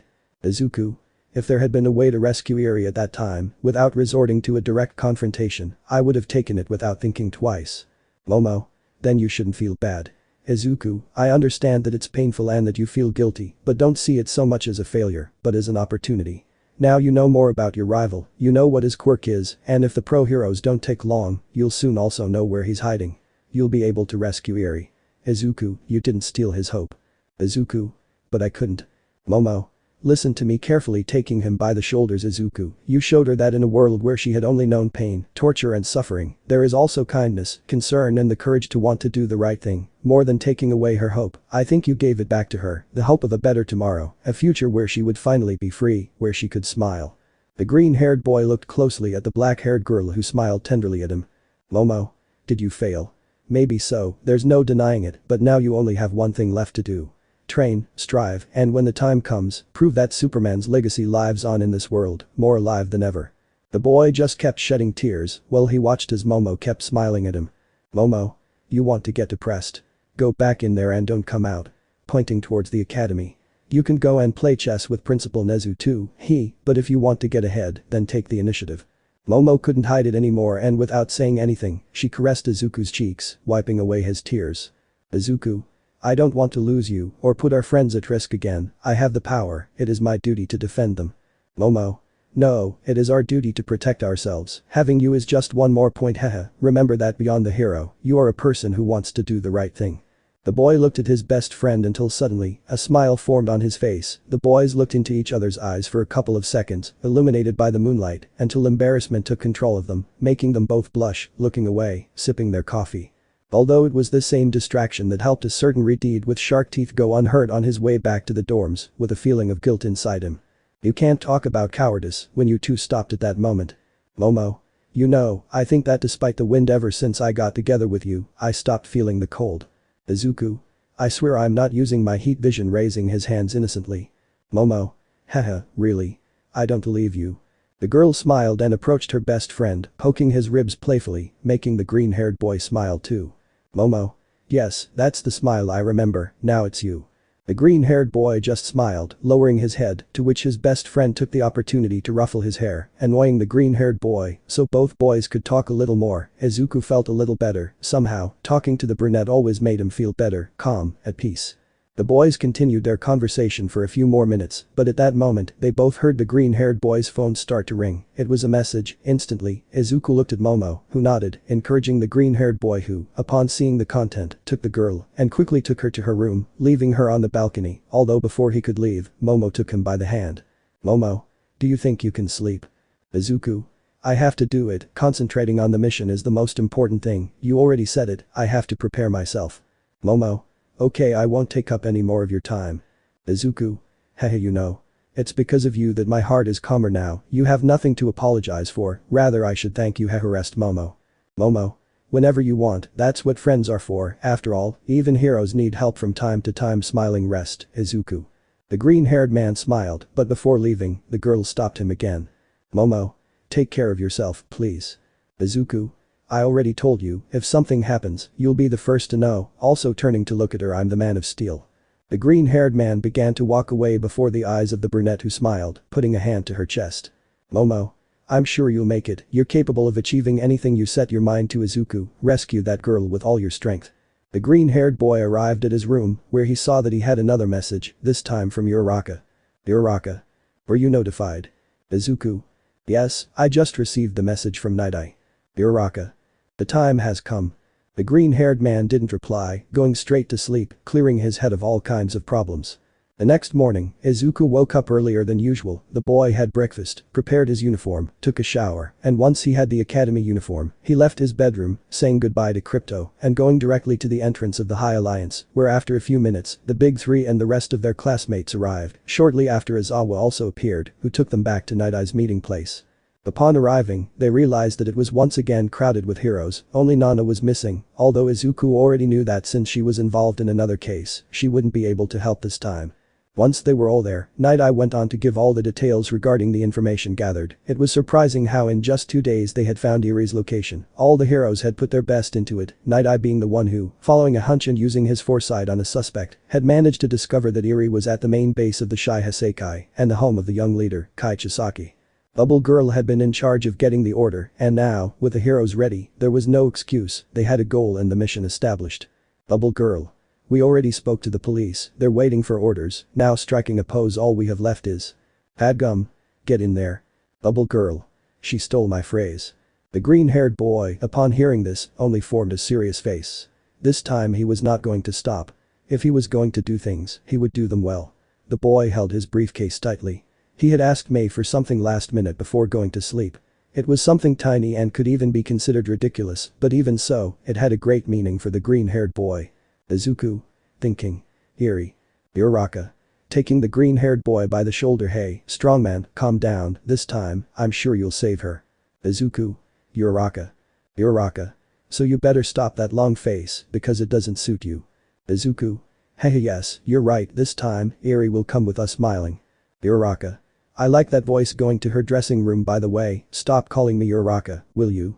I think that even though it may not seem like it, you have become my best friend." Izuku. Huh. Uraraka. Haha, I'll make it clear to you, when this mission is over, do me a favor and call me by my name, Achako.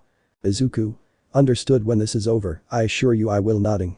The brunette just smiled and said goodbye to the green-haired man, who met with Mirio before the gaze of Night Eye, who stared at both of them from a distance. Night Eye. Thinking. You two, you've been regretting what happened all this time, haven't you? Even though you don't get along, at that time, it was because you both held back that we were able to prepare like this. Regret and failure are a part of life, but what matters is what you do next.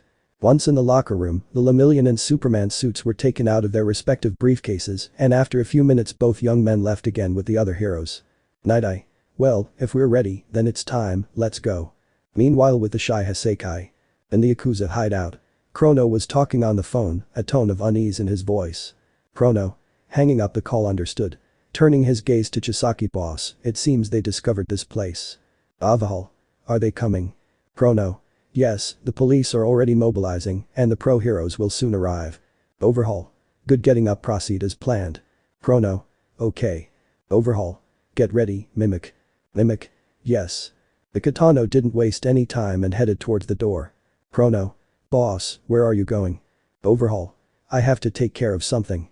The clock in the morning sharp, just as Chrono said, the police were already preparing, having Night Eye's information in their hands. They did the same, creating a list with all the quirks of the Shy Hassaikai members, or at least the ones they knew. Although there was no in-depth plan of the entire Shy Hassaikai complex, the route they had gotten thanks to Night Eye seemed to be the shortest, so together heroes and police began to tell the details of their plan to the heroes who were there, so that no one would have any doubts. Uraraka. Wow, all the pro heroes are too calm. Sigh. It must be the years of practice, I guess. Kiro. Najire. It's all a mystery, isn't it? Ryukyu. Haha, calm down, it's normal to feel a little nervous, it happened to me in my early years, so I speak from experience. Izuku. Well, then it's time, right? Uraraka. Yes, it seems so. Aizawa. Hey, Superman getting Izuku's attention. Izuku. Eraserhead. Aizawa. I'll go with Night Eye's agency, you know what that means, right? I'll keep an eye on you, if you're going to do this, then do it right, Midoriya. Izuku. Yes. Aizawa. Okay, then let me add another thing to the list. The black-haired man walked past his student, saying something in such a low tone that it might have been imperceptible to many, but not to him. Protect and take care of your teammates, if the situation gets tense, I know you can get through it. And saying this, the Eraser hero met again with the pro. Police chief. Attention, heroes. The situation could turn violent. If you detect any suspicious activity or resistance, respond immediately. Don't forget that our rivals are a group of criminals who have survived to this day. Don't forget your role, and don't let your guard down. Saluting, we will act at. Everyone. Yes. So, everyone began to mobilize, surrounding Chisaki's property, blocking all possible exits, and evacuating the people living nearby, thus avoiding possible civilian casualties in the crossfire. Officer. Okay, as soon as you read the order, come in, I'm counting on you being fast enough. Rocklock. Annoyed he's stuck, he repeats things so much because he doesn't trust us. Padgum. You know it's not like that, just leave that alone. Rocklock was about to say something, watching the policeman touch the door communicator, but what they didn't expect is that before anyone could react, a huge fist came out from inside the property, tearing off the door, heading towards Rocklock's face. Insert Polaris from Blue Encount XD. Before it could hit, though, it stopped, raising a large curtain of dust. The brunette just looked surprised, as if it had been Izuku, who was now in front of him, stopping the deadly attack with a single hand. Izuku. Are you okay, Rocklock? Rocklock. You. What do you want? Many have come since early. And so, the attack on the Yakuza base of the group known as the Shy Hassaikai had begun. After this time, we'll do things right. Izuku had a firm grip on the enemy's fist, while everyone looked at him in confusion. Rocklock. Wait, they already discovered us. Shut up and fight instead. Taking out a sword. Izuku. Good morning, holding the rival's hand tightly. We want to see your boss, so please step aside. The boy turned on his heat vision, launching a strong beam which was able to throw the villain backwards, destroying the entrance to the lair, although it didn't take long for him to get up. Villain. Hahaha, thanks for that, standing up, I'm more awake now, raising a fist which got stronger, get out of here. The villain threw the punch, although Izuku began to blow hard, stopping the blow of the monster in front of him. The subject was 3 times bigger than Izuku, but this had not intimidated the boy, who, using his increased breathing capacity, did not stop using his ability, much less when the cold began to form a large layer of ice around him, which soon turned into ice. On the other hand, more villains began to come out from inside the mansion, causing the heroes to face them all. The huge villain was stopped by Izuku, although before Izuku felt that he had won, he saw how the ice began to crack, so he prepared for the fight, although now it was Ryukyu who transformed into his dragon form, used his claw to crush the villain, breaking the ice, but embedding it in the ground. Ryukyu. Anyway, sorry for leaving this guy with you, we shouldn't split our forces, from this point on, the Ryukyu agency will take care of him, you and the rest should go in now. Izuku. More enemies are coming this way. Using his X-ray vision, will they be okay? Uraraka. Calm down, Superman, you go and break that Tauken's beak. The boy looked at the brunette who smiled under her helmet, supporting the green-haired girl who turned to see his superiors, who did not wait, passing quickly through the rubble, avoiding being hit. Najire. Okay, you heard the boss, let's help her, girls. Sayu and Uraraka. Yes. Padgum. Come on, come in. Being followed by Kirishima and Tamaki. Officer. We're heroes and police. Raising the warrant, we have a search warrant for suspected drug dealing and manufacturing. Running to Night Eye's side. Just as Izuku said, there were several villains already waiting for them, who were not surprised by the arrival of the heroes. Yakuza. Order. What does it matter? Using his quirk to attack. The villains attacked mercilessly, using their quirks with murderous intent, but the heroes, prepared for this, also attacked with force, managing to subdue the villains with relative ease. Rock. I understand the other kind, but these rookies aren't afraid. The heroes were already near the main entrance, which was guarded by villains. Padgum. Boy, ring the bell. Seeing Izuku. Izuku? Yes. The boy flew so fast that the villains couldn't even see the moment when Izuku passed through the middle of them, breaking through the door with force. Izuku. Thinking. Eri, just wait, we're already here, this time, we'll rescue you. On the other hand and underneath the entire complex, Overhaul and Chrono were advancing through the corridors of the lair. Chrono. I can hear them now, lots of people moving in one direction. Overhaul. They know where to go, they probably already know this place. I must admit I'm a little surprised, they arrived earlier than expected, they shouldn't find us now. Chrono. What's next? Overhaul. Get out of here, we'll use the emergency tunnels to get to the other lair, once there, we'll declare that the rookies acted violently on their own. Chrono. I see, that's why we created these pawns so manipulable. Overhaul. Also, don't forget, despite the short time, we're using them. Chrono. I know, the 8 bullets from the Hasai. On the surface, the villain was slowly getting to his feet, his muscles swelling, laughing grimly. Ryukyu. This force. Villain. You should have frozen me. That would have given you time to make a better plan. Underground. Overhaul. Well, they buy time, we'll take Eri and all her things to hide her for a long time, opening the door to the little girl's room. But the heroes. Hiroshima. All those guys in the back, did they send them just to buy time? Hitting a villain with his quirk. And what does it matter? You have work ahead, leave it to us and go ahead. Padgum. Thanks. Super Broccoli has already opened the door. This is an emergency, no time to take off your shoes. Rocklock. I'm a little worried, these guys don't seem to be doing anything illegal. Tamaki. We have no choice, we have to keep going, then we'll go over all the details thoroughly. Thinking. Has the information been leaked? We can't forget that these guys seem to be waiting for us. Officer. Yes, but if so, they would have avoided us otherwise. Aizawa. They're used to fighting as a team, they're dedicated to fully carrying out their bond with their boss and colleagues. They're very united, although we have to focus on moving forward. We haven't seen Chisaki or any other subject who looks like someone of high command, they must be preparing to hide or flee. Hiroshima. That's not loyalty. Forcing your men to give their lives in battle while you run away is not manly. Padgum. I agree with Red Riot. Everyone was rushing to get to a specific place, guided by Night Eye, who using the memories of his foresight, stopped in front of what seemed to be a simple decoration, but after removing it and pressing some boards, it began to open slowly. Hiroshima. It looks like a ninja house. Night Eye. It's made this way so that it's hard for newcomers to forget. Bubble Girl. Watching as the corridor slowly opened, we have to be careful with the quirks we don't know yet. Soon, and almost as if the blue-skinned girl had called them, a group of 3 villains came out from inside the corridor in an attempt to take them by surprise, although it failed because showing a quick reaction, Bubble Girl and Centipede showed off their quirks, managing to easily hold back the villains. Bubble Girl. We'll stop them here, boss. You guys go ahead. Night Eye. Thanks Bubble. Come on. And with this, all the remaining heroes and police officers began to go down the stairs, beginning their journey through the great labyrinth. Night Eye. Quick, we're almost there.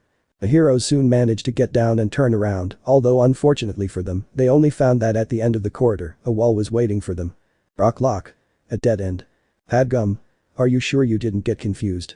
Rocklock. Start explaining yourself, Night Eye. Izuku. He wasn't wrong using his X-ray vision, it's just an obstacle. Mirio. I'll make sure there are no enemies nearby. Hiroshima.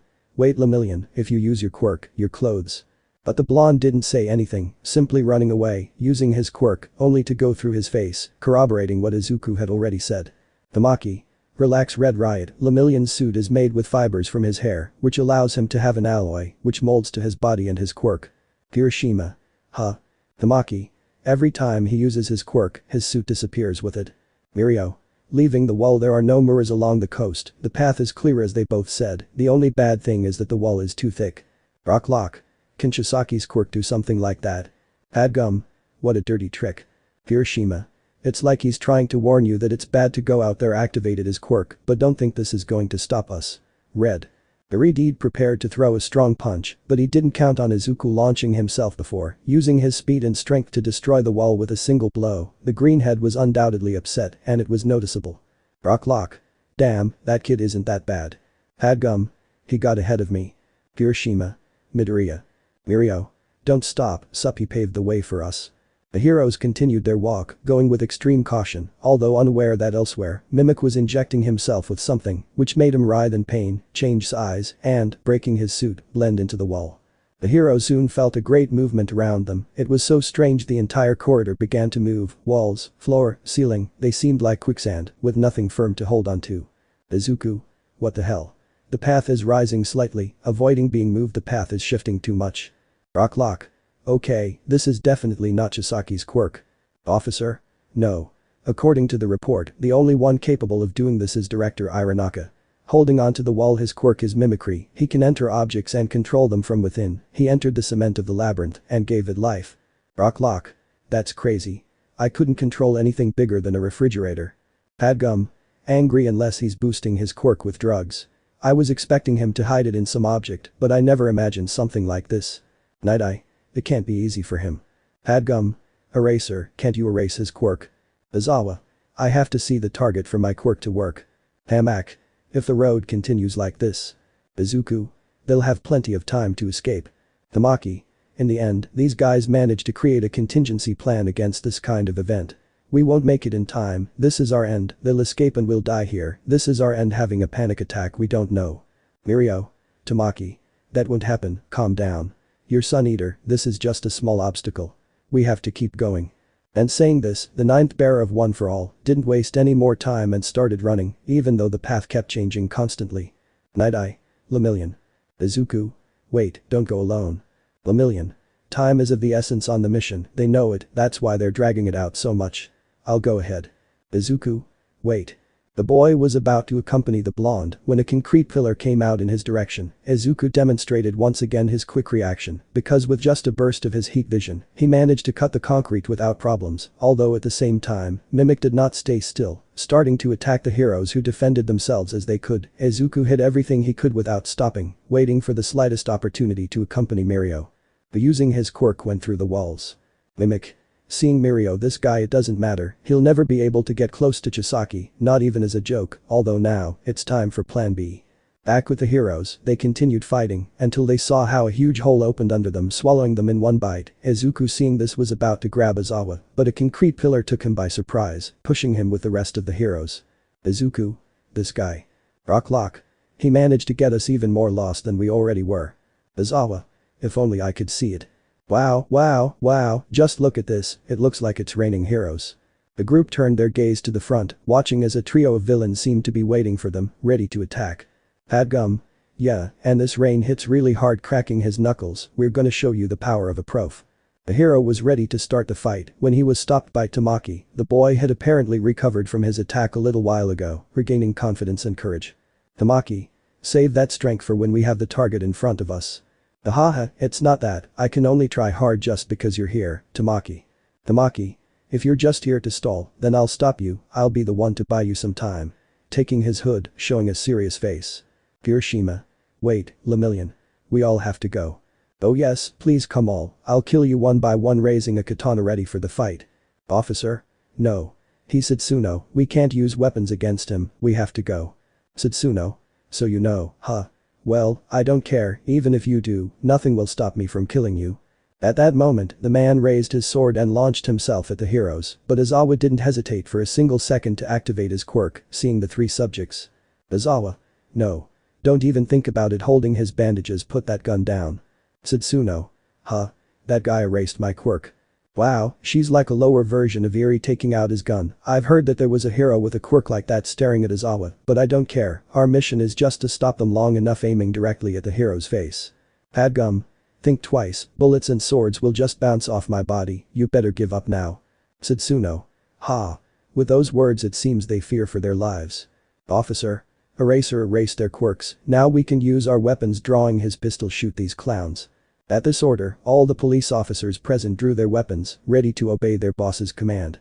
Before they could fire, however, a red stripe split the villain's weapon. He saw it emanate from the green-haired boy, whose red eyes glowed, leaving a trail of reddish smoke. And who is this? But before the villain could do or say anything, Tamaki took advantage of this distraction to neutralize the three villains, using his octopus tentacles, stripping them of their weapons, and crushing them with his crab claws. Tamaki. I checked all your information perfectly, and since I've been shot in the past, I know exactly what I should be careful of. Hiroshima. Wait, Sun Eater. Tamaki. We can't waste any more time with them. If the professionals stay here, we'll be acting as they want, throwing the remains of the weapons away. We must save Eraser's quirk for later. Even if we don't like it, we must separate from here. Save your strength and the police their bullets. Seeing how the three villains rose again, Fat Gum. I can take down all three of them. With determination. Fat Gum. What can I do? Let's go. Trusting his pupil and moving forward. Hiroshima. What? But, Fat. Following the yellow-suited hero. Aizawa. Sun Eater, use my quirk on the three of them, tie them up before the effect wears off. Tamaki. Thanks, Eraser. Satsuno. It's wait, that door. The blonde wanted to use his quirk, but as Aizawa had said, it had been erased, although also, a layer of ice covered his eyes, preventing him from seeing. Izuku. That should buy you some more time. Tamaki. Thanks, kid, now move on, and by the way, I know Mirio will give his all on this mission, so I leave it to you, Superman. The green-haired man stopped walking, turning to see Tamaki, who had his back to him, watching his enemies carefully. Izuku. Count on it, Sun Eater.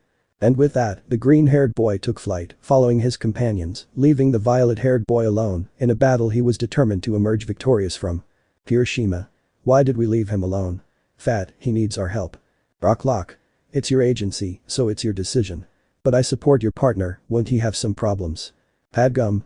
That kid, he's way stronger than all of us, but he's emotionally weak. He always tries his best to make everything perfect, and yet with all that, he still managed to make it to the big three. And now, someone with all that, I declare that he would stop you. Don't trust me if you want, but him, he's someone you could trust your lives to. Seeing you try hard makes me not want to lose to anyone. Tamaki. I am the one who can devour even the sun. I am Sun Eater. 1 against 3, time against you, thinking or acting quickly, which is better? How can you break a trust as solid as a wall? Back with the heroes. They kept running without stopping to think about the third-year student. Hiroshima. Amajiki-senpai, will he be okay? Padgum. I understand that you don't trust him much, normally he doesn't do anything to stand out, but a man is one who trusts the one who has his back without hesitation.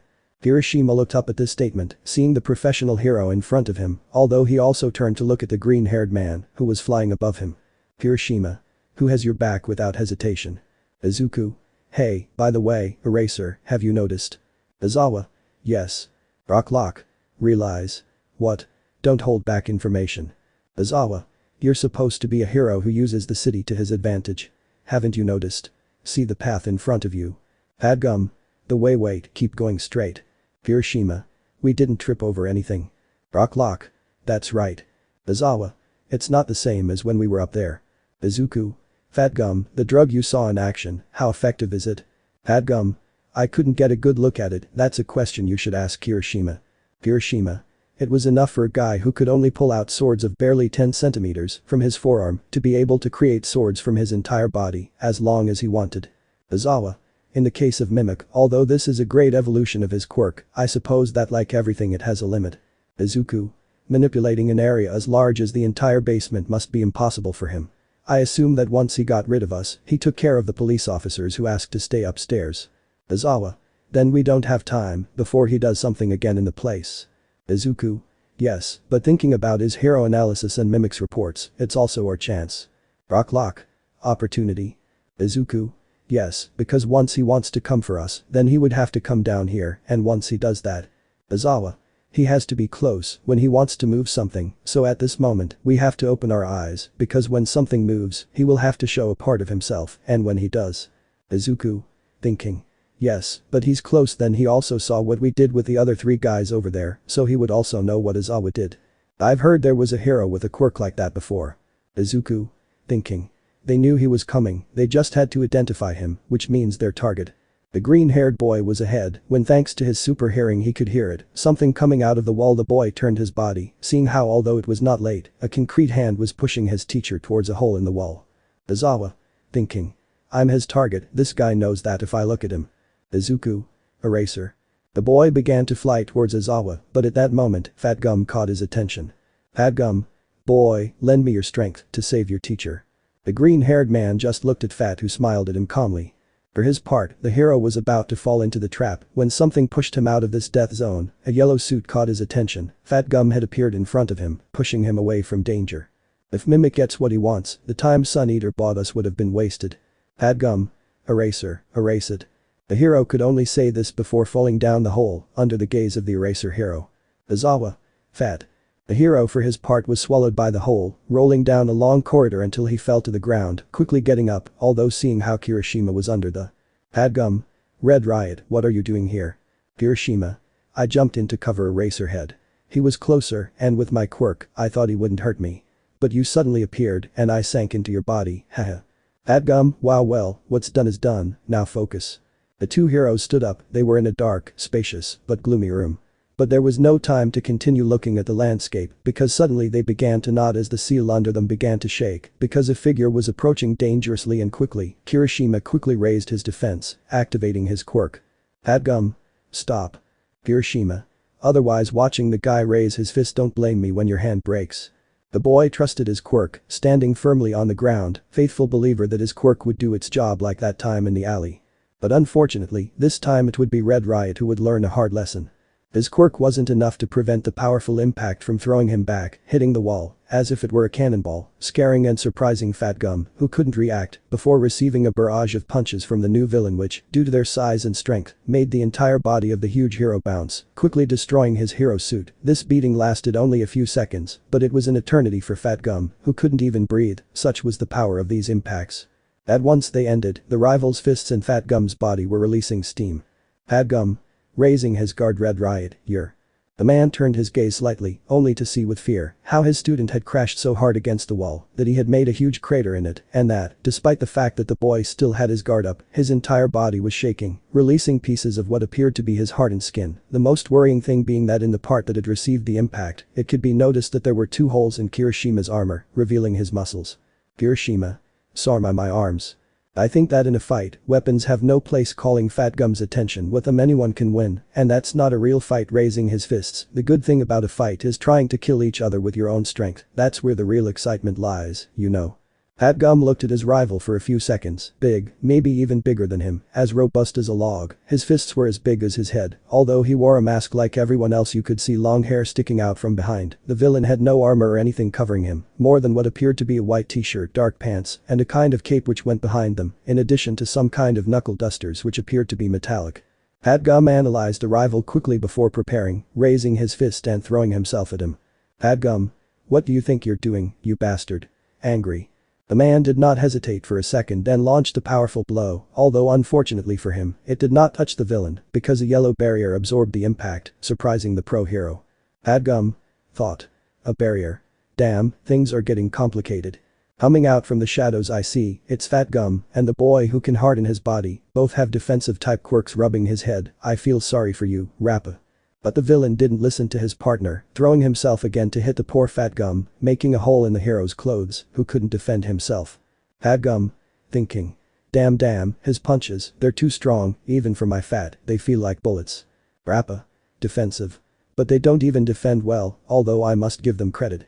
The fact that they didn't get blown away in the first round says a lot about them. Fatgum. Thinking. These 2 weren't on the list the police gave us, could they be new members? Attacks like bullets and a barrier, with Red Riot injured and without someone with a strength like Night Eye's boy thinking about Izuku, it's a troublesome combination. Be smarter, we are a spear and shield, but they are 2 shields together. Rappa. Huh. Wait, we can't fight like this, how bad? Well, to be honest, looking at Kirishima, I don't know if that boy can be called a shield. Kirishima. Thinking. Ma damn, he broke my arms. I couldn't block it. At this rate, if he hits me again. The boy remembered his previous fights, both the one he had with Tetsu at the sports festival and the one he had against that gunman in the alley, both displays of his power. Kirishima. Thinking. I thought I'd gotten stronger. Damn, remembering a past event, I'm going back. The boy was fading away, slowly lowering his arms when he heard it, loud and clear. Fatgum. Don't cancel the unbreakable. If it dampens your spirits, we're done for. Remember what I told you, kid, we have to make these villains surrender. You can't give up first. Now, let's finish off these loser clowns and get back to the others. Huh? They think they're going to win. Well, in that case, cheer up. Rappa creating a new barrier. Rappa. You understand me, right? You're a fatso. Raising his fist, this got interesting. Tengai. Take this away. Touching the barrier, I don't need barriers. Tengai. Don't be foolish, don't forget what Mr. Overhaul ordered, you and I are compatible, we have to finish them off by working as a team. The huge villain just sighed tiredly, but instantly attacked Tengai, but he created a shield around him, which managed to withstand the impact bombs that were these punches. Tengai. What are you thinking, you lunatic? Rappa. Overhaul matched us up the way he wanted. Then guy. Call him Mr. Overhaul. Rappa. As long as we fight to the death, I don't care about anything stopping his attack. Then guy. Sigh okay, do what you want, as long as you can deal with them disappearing the barrier. Rappa. Do you finally understand me? Ha. You're a good hermit. The villain only said this to turn around and unleash again a shower of blows against poor Fat, who could not react in time, although managing to avoid falling, using almost all his strength. Padgum. Thinking. If he gets close, it's impossible to dodge, and his blows hurt even me at this rate, I'll lose by exhaustion. Observing his enemies, the other guy stepped aside, but it's obvious that he'll use that barrier if he feels they're in danger. When I hit him, it felt like a steel wall, no matter how hard I try, I think I couldn't destroy it. He's a hermit, but it's obvious that we can't win if we don't deal with him first. Although there's also the fact that Kirishima took a lot of damage, I think this time I'm alone. I may die, but I must face them and defeat them, alone. Kirishima. F. Fat. Padgum. Your name's Rappa, isn't it? Haha, I gotta give you a point. It's been a long time since a punch hurt me. Back in the day, I was a fighter too. So it's time. Let's see what wears down faster. Your fists or your body? Raising fists. Let's see what's stronger, the spear or the shield. Rappa. You're a good fatso.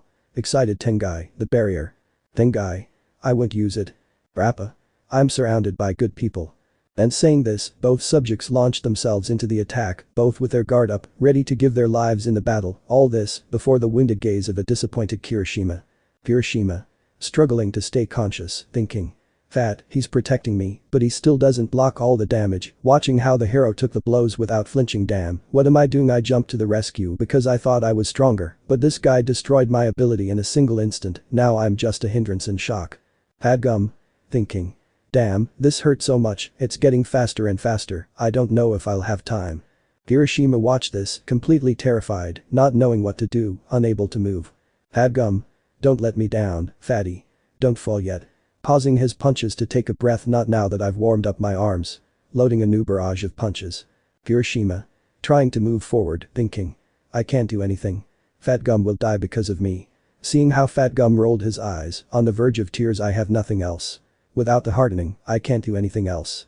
Perhaps, I can't do anything. Kirishima's gaze was a mixture of negative feelings, despair, fear, terror, panic, shock. His own cowardice of yesteryear now broke his spirit. Then guy. Thinking. The boy can't fight anymore. I can see the fear in his eyes, seeing Kirishima. Kirishima. Thinking. I hit Midoriya, but looking back, I haven't changed anything since that time. Nothing. The boy couldn't help it, his mind traveled to the past, long before entering the UA when he still didn't know, to the world he would get into. When his quirk seemed so simple, and despite his best efforts, he couldn't defend anyone. Not like her, Mina Shido, the only girl from UA that he already knew from before, more specifically from his high school days, so kind, had good reflexes, everyone liked her, her quirk was powerful, but she never used it for personal gain, and because of her attitude, she was quite striking. On the other hand, Kirishima, despite his admiration for Crimson Riot, the boy did not feel sure he could even apply to UA, pathetic, weak, his inferiority complex made him doubt everything, his quirk, his knowledge, his own abilities. But even the strongest can feel fear. The boy remembered, he was walking home when he saw him, a huge guy, he had cornered 2 girls from his school, he was 3 times the size of anyone present. Kirishima felt paralyzed with fear, terrified by the sight in front of him, doubting whether to go or not, paralyzed by fear, the boy could only drop his backpack. What was the right thing to do, go or call the police? His classmates were in front of him, maybe his hardening wasn't powerful enough, but if he could give them the time to leave, he would feel fine. But then why couldn't he move? Why weren't there any heroes patrolling? Why was no one doing anything? Was this the moment he had to act? His legs wouldn't stop shaking, his body wouldn't react, he was growing impatient. He would definitely kill those young women. Go. Fear and desperation took over his body, and now because of that, he would witness the death of 2 innocent people. Or not. Sometimes, all it took was a moment, and before they knew it, their bodies would move on their own. Mina Shido had appeared on the scene, and in a firm voice, she gave some instructions. The man simply thanked her and walked away. But once she disappeared from everyone's sight, the poor pink-haired girl collapsed to the ground. She was terrified, she gave a wrong indication, but even so, that saved her friends' lives. After all, she couldn't just stand there, doing nothing, and simply watch them die. Why didn't I go? His cowardice made him doubt again, it petrified him. Could someone like him be fit to be a hero? When you have to risk your life, that's when you show who you are. Those who can take the step, move forward and take risks, are the ones who become heroes. That young man who wanted to be a hero and a knight like his favorite hero of yesteryear, Crimson Riot, because he was a hero who risked his life having a quirk similar to his. Compared to other heroes, you're the one who always rushes into battle, always risking yourself in the process, aren't you afraid of doing so? Who or what do you think I am? Of course I'm afraid. Only an idiot wouldn't be afraid when they knew they'd face their death. When I worked as a partner, people I could have saved died, and yes, I admit, in those moments, I hesitated, and that's why I couldn't save them, because my heart was weak. Although it's also fair to say that villains are just as afraid of dying. But I know something more terrifying than that. And that's the face of the one I couldn't save, along with the pain they feel. I know that terror, and that's why I can throw myself into danger without hesitation.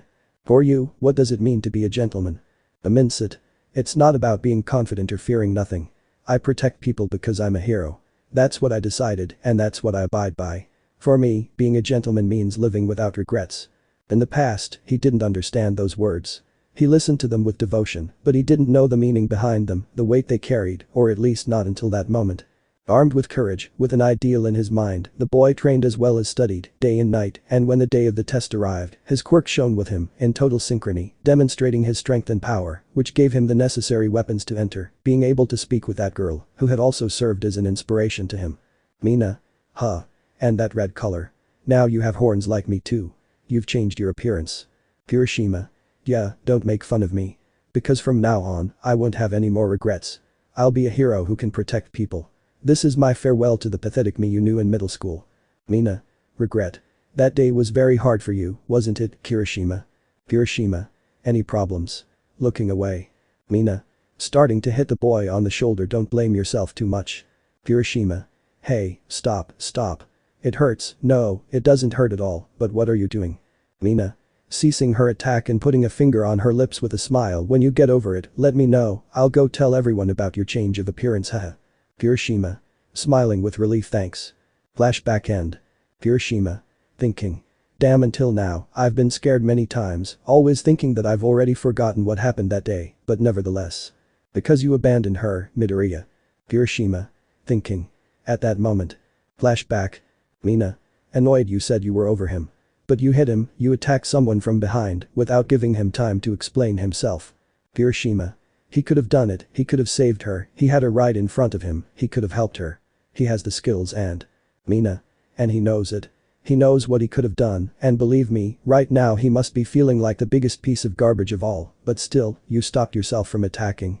He always puts the lives of others before his own, even knowing the sacrifice that entails. He did it in the USJ, a camp, and in the rescue of Bakugo. He planned something that wouldn't involve them directly, because he knew the consequences. Hiroshima. Mina. Mina. Have you ever thought about that? The boy wanted to answer, but as soon as he opened his mouth, no words came out. Mina. Yeah, I thought so. You know what, Hiroshima? You said earlier that you changed, that you'd gotten over what happened in middle school, but what you did today proves to me that maybe you were lying. Flashback end. Hiroshima. Thinking. That time, her words took me by surprise. I wanted to shut her up, tell her that one thing had nothing to do with the other, but the truth is that maybe, she wasn't entirely wrong. Insert the theme. Eternal Courage, by really slow motion and feel the epicness of this scene. Back in the fight, Fat Gum continued to endure all the blows Rappa gave him, with great courage. Blood could already be emanating from his body, but he was not going to fall, not without first using that special. Hiroshima. Thinking. Maybe I hit Midoriya because he did the same thing I did in the past. Maybe I hit him because seeing his back reminded me of myself, but he's not like me. When I had Eri in my hands, I could also hear what was happening around me. What was more important, the lives of multiple civilians, or that of a little girl? No life was worth more than another. I don't want to lose you, or put our friends at risk. After all, I have the power, it's my duty to defend them. No, it's our duty to protect ourselves, having you is just another point in our favor. Hiroshima. Thinking. I hit Midoriya with all my strength, but I know I was only able to knock him down because I took him by surprise, I never hurt him. The boy remembered the way he attacked the green-haired boy, who despite everything, resisted the blows, even preventing his friends from attacking the boy. Hiroshima. Thinking. I attacked him from behind and reproached him for something that was out of his control, but he never attacked me. He could have easily done it, stopped me, but he didn't. I think that in the end, my frustration and fear got the better of my will. I want to be a hero capable of protecting everyone, but I attacked my partner, and now, Fat is. The boy looked up, seeing how once the rain of blows was over, Fat Gum spat out blood in light jets, making Rappa feel discouraged. Papa. Oh no, no no, no. Don't tell me you're going to die now. Hiroshima. Thinking. No, I can't let history repeat itself if I don't move now, if I don't move now. The boy gritted his teeth in fury while closing his fist. If my quirk only depended on my invulnerability, then I would train my speed, this way, I could be more efficient in a battle. Meanwhile, back with Fat, he might be tired, but not defeated, he needed a rest, but he still had time to use one more attack, a special attack. Then guy. That guy isn't finished, in fact, he seems to be. You have to finish him now, Rappa, this guy is plotting something, you have to. But the man couldn't complete his sentence, but at that moment, taking him by surprise, a red blur appeared in front of him, hitting him hard with his head and knocking him down. Then guy. What? But this guy when he. Hiroshima. I will never regret my actions again. And with that, the Redeed started to headbutt the man more, not giving him a chance to use his shields against him, but this time he managed to knock down the right person. For his part, Fat Gum was ready, his special attack was charged, and he only needed a window of time, even if it was minimal, the man needed. Rappa. Hahaha, how intriguing. Come and show me what you've got. The man began to unleash a final barrage of blows directed at the man in the yellow suit, who was planning to use his technique at once, although before that, his time window reached him. Hiroshima had gotten in the way of the attack, unbreakable form activated and guard up, the presence of Ed Riot surprising both men, who didn't believe they would see him standing again. Rappa. Brat. Hiroshima. Fat Gum. I promise I'll never regret it again. Rappa. This damn kid. The strong punches collided with Kirishima, who, although he was dragged backwards, this time, managed to stay in one piece, and with his determined look. Rappa. Thinking. What the hell? He had previously been sent flying with just a couple of hits, but now. Kirishima. Making the man react. I will be a hero, I will become a hero who is able to protect. Padgum. Red Riot. Kirishima. Thinking. Immediately harden whatever this guy breaks. Hold thinking about the high school incident, protect remembering the USJ incident, the attack on the camp and Bakugo's rescue cap on yourself. Remembering his favorite hero. Rappa. Well, now I must admit, you've earned my respect. The precept had ended with that rain of blows, determined to charge one with all his strength, although at the same time, Kirishima did the same. Rappa. I don't know when you stood up, but now show me what your true worth is. Kirishima. If my quirk is based on my hardening, then I will strengthen my speed and strength, this way, I will be able to defeat guys like you. Finishing charging his attack Red Gauntlet. The boy shouted this from the bottom of his heart, and with a great impulse, he jumped, ready to attack his rival with all his strength. Hiroshima. Thinking. When I'm done with this mess I'll apologize to Midoriya. The man, for his part, threw his punch with a smile, although before both fists could collide, a yellow barrier appeared between them. Rappa. What? Hey, I told you, seeing how Tengai was on the ground. Tengai. I was going to use it, I underestimated that damn kid. Watching as Kirishima deactivated his quirk, releasing a puff of steam, but it doesn't matter, this was their best attempt, they will never be able to break down my barrier. Padgum. Are you sure about that? Tengai. What? Padgum. Holding Kirishima. Thanks mate, get ready. Watching the guys because now I'm a very good spear. Smiling. Rappa. Tengai, the barrier. Tengai. No matter what happens, my defense is unstoppable. Padgum. Shut up. This day, you will lose. And all because both you and I underestimated the chivalry and bravery of the hero Red Riot. And releasing this powerful shout, the blonde hero unleashed a powerful impact, which was able to break Tengai's pride and barrier, hitting both villains and throwing them backwards, creating a huge curtain of smoke and steam, embedding them in the wall, from where they no longer came out. Padgum. The duel of spears and shields. Still smiling with his fist raised, we won. Hiroshima. Smiling slightly, thinking. Haha, in the end, you were right, Midoriya, if I became stronger, I became an impenetrable wall. It had cost more than either of them had imagined. Now, both of them were tired, battered, and unable to fight again. But they had won this battle. And with it, an opportunity. Chapter: The Cost of Failure. While the fight was taking place in the basement, Chisaki walked with an annoyed face, followed by Chrono, who was carrying an unconscious Eri. Chisaki. How much noise are they making? At least they're doing something useful. Chrono. I don't want to be the bearer of bad news, but I'm afraid the Heiseikai is finished. Chisaki. Don't talk nonsense, as long as the president and I remain, the Heiseikai will not be finished. The majority of us here support the president and not me, even though I respect his will. Let them fall, let them die and rot in prison. Taking 2 boxes out of his pockets, when the serum is finished, all this absurd fight will be seen as a simple stumble, and we will flourish again when they find out what it can do. People will go crazy putting both boxes away, a drug that heroes would fear. I could see the imbecile apes throwing money at us, although for now, it's time for you to be worth the money I invested, you pair of idiots. The man just walked aside, leaving behind ID and Twice, who looked at him mockingly, although nodding affirmatively. There would be time for the rest. On the other side, in the other room, Kirishima had fallen unconscious after seeing his enemies fall. He was exhausted, his muscles ached, but even so, even if it was because of the emotion of the moment, Kirishima could still gesticulate a few words. Kirishima. I will protect you, fat. The hero saw the deed with a dejected face, slightly sad, remembering some words from the past. I no longer want to be like my past self, that coward who abandoned others to their fate. I want to be a hero that others can trust. I want to protect everyone, a shield that brings peace to the world. Padgum. Kirishima. But the surprises didn't stop there. Rappa managed to get up, even with his arms completely broken, but contrary to what Fat could expect, the former fighter not only finished knocking down Tengai, but he even promised to give Kirishima his healing time. After all, if both could not continue fighting, then everything had ended in a draw. Padgum. Thinking. Rejoice, Red Riot, and tell your past self that now, not only me, but even the enemy recognizes and respects your strength. On the other hand, far away, Uraraka watched angrily as one by one, the 8 precepts slowly fell. The Uraraka. Damn, you're stupid, one of them escaped, and the precepts bunch of useless people. If I could trigger alone will last me at least a few more minutes. In that case, seeing Night Eye's team, I'll take care of these guys once and for all. Back with the main group, Night Eye led the way, following the map his foresight had given him. Rocklock. Damn it, stop acting so stoic, Night Eye, this is all your damn fault, so take responsibility. Aizawa. Soups, do you see anything? Izuku. Flying nothing, even erase her head. I don't know if this guy is in another hallway or moves between the walls as if he were swimming. Aizawa. If you see something, let me know, at some point it will have to appear. Izuku. If we don't know the duration of the drug, it will be difficult to find it. Aizawa. Do you think he injected himself again? Izuku. I don't think so, if it's like a drug, then his heart should also resent it, one more dose, and he would be risking his own life. Aizawa. We can't make many assumptions when we don't have physical evidence, but still. The man would continue speaking, but at that moment, everyone could feel how the floor and the walls were moving again, making it unstable, although at the same time, they could notice that the hallway was becoming increasingly smaller. Rocklock. Uraraka. Aizawa. He's not around here, but then he's using all his power to compress this corridor. Izuku. A desperate move, I guess, just like heroes, villains also have their special technique. Rocklock. This is not the time to show off your classes. Izuku.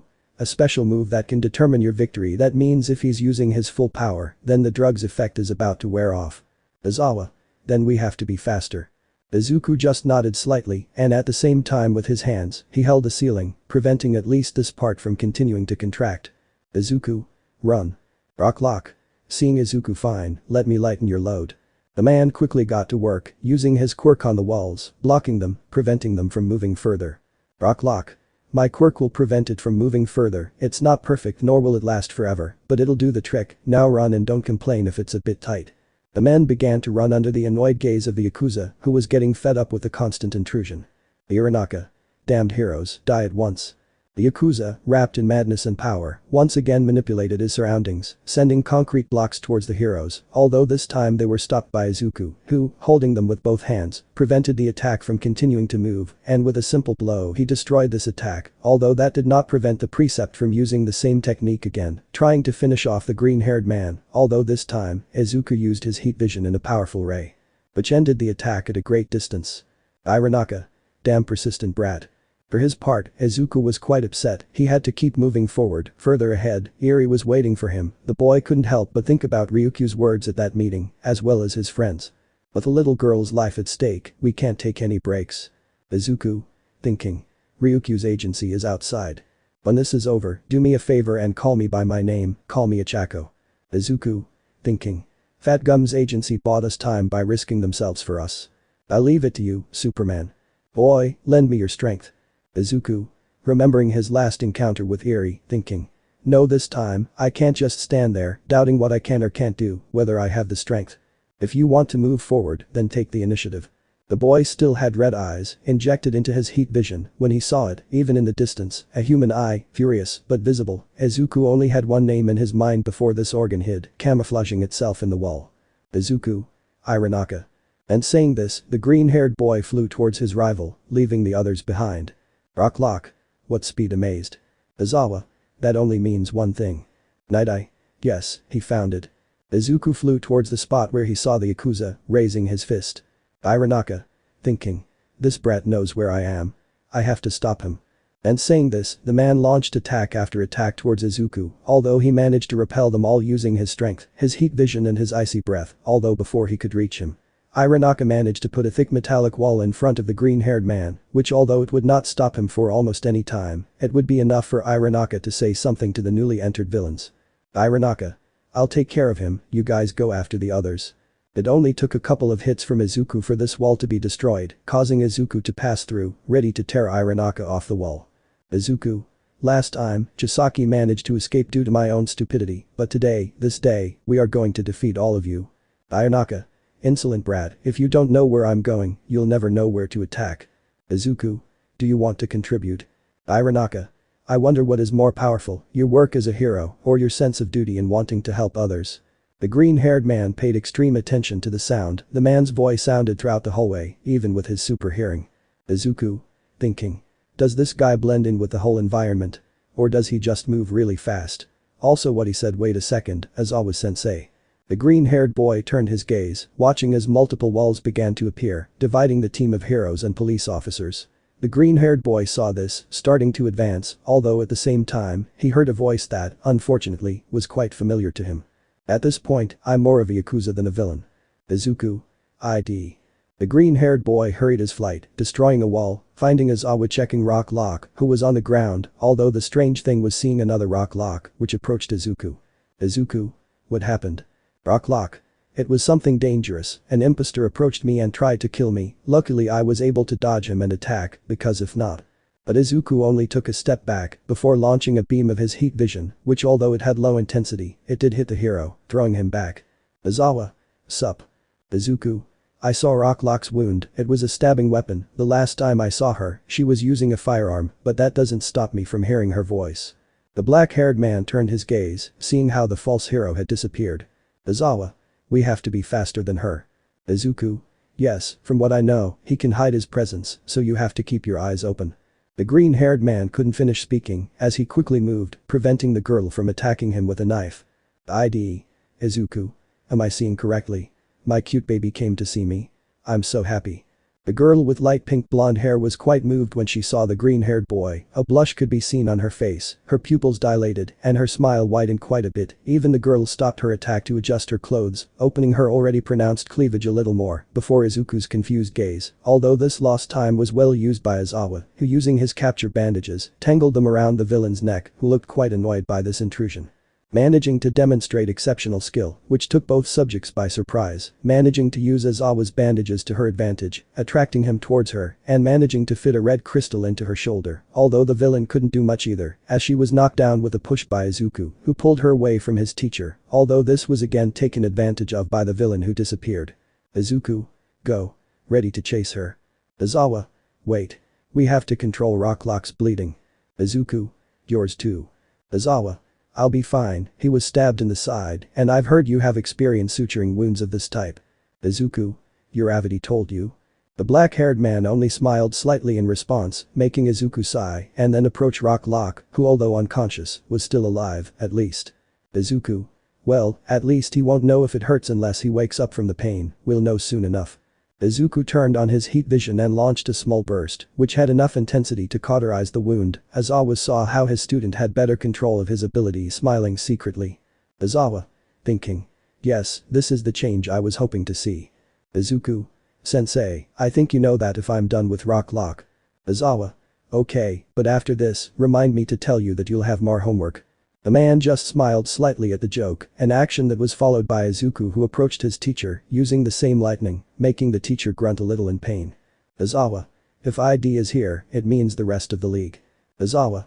We can't be completely sure about this yet. Izuku. What he told me before, about the league.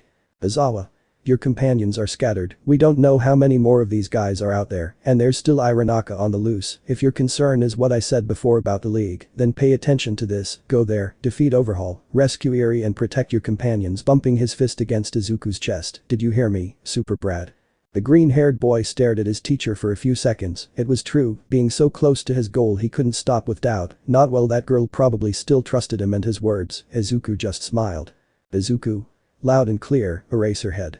Fortunately, help for the heroes would come from the most unexpected place, because despite working with them twice an ID did not work for them, so after the villain with the duplicator gift was defeated by Sir Night-Eye, they both decided that it had been enough, and taking advantage of the fact that Uraraka was short on patience, they began to bother him, in such a way that they forced him to use his quirk to its full capacity, making Izuku could see a blind spot that he did not see. So using his heat vision, he managed to tear off this piece of wall, making Uraraka's body visible, which was instantly taken advantage of by Aizawa, who using his quirk, managed to stop Uraraka's labyrinth, making Night-Eye able to meet again with Eraserhead and Izuku, who saw how in the distance, ID and twice, walked away. Night-Eye. Did they betray them? Aizawa. After their confrontation in that warehouse, I don't think they ended on such good terms, this took us all by surprise, but still. Izuku. More than an alliance, it seems they were looking to benefit the League, so when they saw that they failed. Aizawa. They decided to betray them and leave the place. Izuku. There's no honor among villains anymore, I guess. Night-Eye. It doesn't matter anymore, we have to meet with Mirio, considering we have Uraraka, then he should already. For his part, the hero was face to face with Overhaul, who was still at Chrono's side, with a terrified but conscious Eri who saw the scene in front of her. Having met Overhaul. Mirio. I'm sorry, but this time, I really want to talk to you with an annoyed face. Overhaul. I don't understand, it must have been almost impossible for you to get here so quickly. Mirio. Taking a breath, breathing heavily you could say I took a shortcut staring at Chisaki and came for that girl. Overhaul. Breathing tiredly are you seriously going to tell me that up until now you're trying to pass yourself off as a hero, rookie?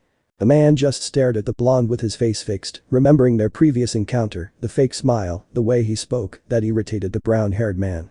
Overhaul. That day you pretended not to have seen anything, even your partner looked more heroic than you, don't come to me with nonsense now, after all, not even Eri would like someone like you to take her away, for her, you are not even a hero. At these words, the blonde looked at Eri, who although she didn't want to admit it, agreed with Overhaul, looking at Mirio terrified, not knowing what to feel. Mirio. Perfectly, that's why I came. Overhaul. You don't understand, but we don't have time. Turning his back on the blonde to be more concise, you're going to die. Seeing this, Mirio became enraged, taking a step forward, ready to charge his quirk and stop Chisaki in one step, though before he could do this, he suddenly felt a massive dizziness rush through his head, causing him to lose track slightly, tripping over his own footsteps and crashing into a wall. Mirio. What? I lost my balance, falling to the ground. The blonde was just trying to stand up when he heard a laugh approaching. Haha, what's up kid? Don't you feel a little drunk? The owner of this laughter was a man who was glued to the ceiling, drinking a bottle of sake in one gulp, not even caring that some drops spilled onto the floor. Your legs don't listen to you, do they? Neither do they to me, that's why I don't walk on the floor. Seeing how the spilled sake was reaching Mirio's boots, you shouldn't get too close to me. Mirio. Thinking. This guy is weird, but what I feel, could it be the work of his quirk? It doesn't matter, Eri is in front of me, I can't waste time with this guy. The boy was about to advance, but at that moment, he heard a gun being loaded, pointing straight at him. Mirio didn't hesitate any longer and moved, dodging the shot just in time, almost miraculously, although he also had to use his quirk, because the Yakuza fired a second shot, which, if not for his permeability, would have ended in disaster. Wow, despite your drunken state you can still move, huh? Moreover, you can use your quirk without any problems, it takes a great deal of willpower for this. Tell me something, young one, what is your quirk? Pointing at Mirio and using your quirk. Mirio. No, I have no interest in telling you anything about my quirk, but it's the mix of two great quirks. My permeability is my natural quirk, it allows me to go through anything, but first and foremost, you should worry about my most powerful ability, a legendary quirk that passed from generation to generation, with the mix of the wills of those who fought for a better world instantly covering his mouth, thinking. What am I saying? Surprised. As soon as the blonde said this, he immediately stepped back, taken by surprise, scared by it. Mirio. Thinking. Could it be the work of the drunk's quirk? I remember something about children and drunks never lying, but this. Permeability, huh? That explains why you appeared out of nowhere, but besides, you mentioned another one, tell me more about that quirk. The boy wanted to show his resistance to this, covering his mouth with his hand. Mirio prayed to heaven not to continue talking, he even clearly heard the voices in his head, which constantly repeated it to him. Don't do it. Don't do it. You have to resist, Lemillion. Mirio. Trying to resist the burning flame that seeks the well-being of justice, a quirk that holds the dreams and hopes of people, an inherited quirk that grows stronger with each wielder, increasing my physical abilities and allowing me to use other quirks. I, Mirio Tagada, am the ninth wielder of One for All. The blonde stood up, shouting this, although at the same time he stepped back again scared of what he had just said. His quirk was supposed to be the best kept secret in the world, and now he. One for all, huh? My, what an interesting boy. I'd really like to know a little more about your quirk, but I'm afraid that right now, that would be impossible. The leader already said it, you're going to die taking a sip from the bottle of sake to finish it. Hey, you better aim well, don't tell me you're drunk. Don't talk nonsense, that's you loading the gun. The leader dreams of a world free of disease. Who are the heroes? I will follow him with body and soul to make that dream come true, and when I achieve it, we will walk together in greatness. The man shot again, while the drunk villain threw some knives, although both attempts were unsuccessful, since once again, the rookie used his quirk and managed to dodge these attacks and get back on his feet. I remember you, you're the guy the boss talked about that time, you're the one who let Eri go, aren't you? Using his quirk. Mirio? Yes, thinking. Shut up, Lemillion. I see, then, this is nothing more than a simple and plain selfish desire, because at the time, you could have rescued her, but you preferred to turn a blind eye for your personal desires, and you let her go. At this statement, the blonde simply remained silent, knowing deep in his heart that even though he was a yakuza, the man in front of him was somewhat right. But then you saw what was happening, and you thought there was no other way to heal your heart than by actively participating in her rescue, right? Using his quirk you found no other way to repair your morale than to use the rescue of an innocent girl to your advantage, aiming at Mirio again. How selfish are you, and yet you still call yourself a hero. Using his quirk again on the poor blonde, who was dejected, thinking. Yes, this is easier than I thought. First, I'll attack his heart. A wounded hero is an easy target, after all. He's still dizzy. Raising his gun again. I only need one shot. Yes, Mirio had his head down, his face shadowed, something that made the shooter smile under his mask. But the hero Lemillion could be anything but defeated, and his rivals made a mistake by underestimating him. The rookie hero took a breath, and before the eyes of both subjects, the boy got into the wall, using his permeability. What the hell? Can this guy still move? Mirio? Dizziness like this is nothing to me, I've overcome much worse vertigo, and I'm still standing. The hero activated his quirk again, starting to bounce all over the place, confusing his rivals. Can this guy move despite the dizziness? His heart is wounded, but how stubborn must he be to keep fighting? Mirio? Yes, I left Eri, but there's something you're wrong about. I didn't use her rescue as an excuse to feel better. If I'm here, it's because I can't let you guys keep experimenting on a girl like her. If I'm here, it's so she can get to know the world, because that's what heroes do, save the people in front of them. The blonde activated his one for all, moving faster and faster between the walls, increasingly ready to use a special movement, determined to do the right thing, to save a girl who before he could not take. Mirio? Special moves starting to take out a smokescreen phantom. The blonde said this, and then took his rivals by surprise, starting to hit them with a force that was more than enough to leave them knocked out, with no chance of getting up. Mirio? Phantom menace. Finishing the beating of the yakuza, aided by their simultaneous activation. And although this looked like something great, the blonde knew he couldn't stop, so quickly turning his body, he fixed his attention on the next target, Kaichisaki, overhaul. Mirio sighed, reactivated his quirks causing the golden rays to envelop his body again, and in the blink of an eye, before Overhaul and Chronos could finish turning their gaze, the hero had disappeared from their range of vision, also that with that same speed, he could appear behind Overhaul. Mirio? Activating his one for all Chisaki. The chestnut just turned around upon hearing this, feeling how he managed to step back. Mirio's fist, if he managed to hit slightly on his cheek, making an instant mark, at the same time rotating his body, he was able to use his quirk on his foot, avoiding hitting the girl, but managing to kick Chrono, who due to the impact, released Eri, who was caught by Mirio, who deactivated his one for all, pressed her tightly against his chest, ready to fight for his safety. Eri? Terrified because you shouldn't have come, he'll kill you. Mirio?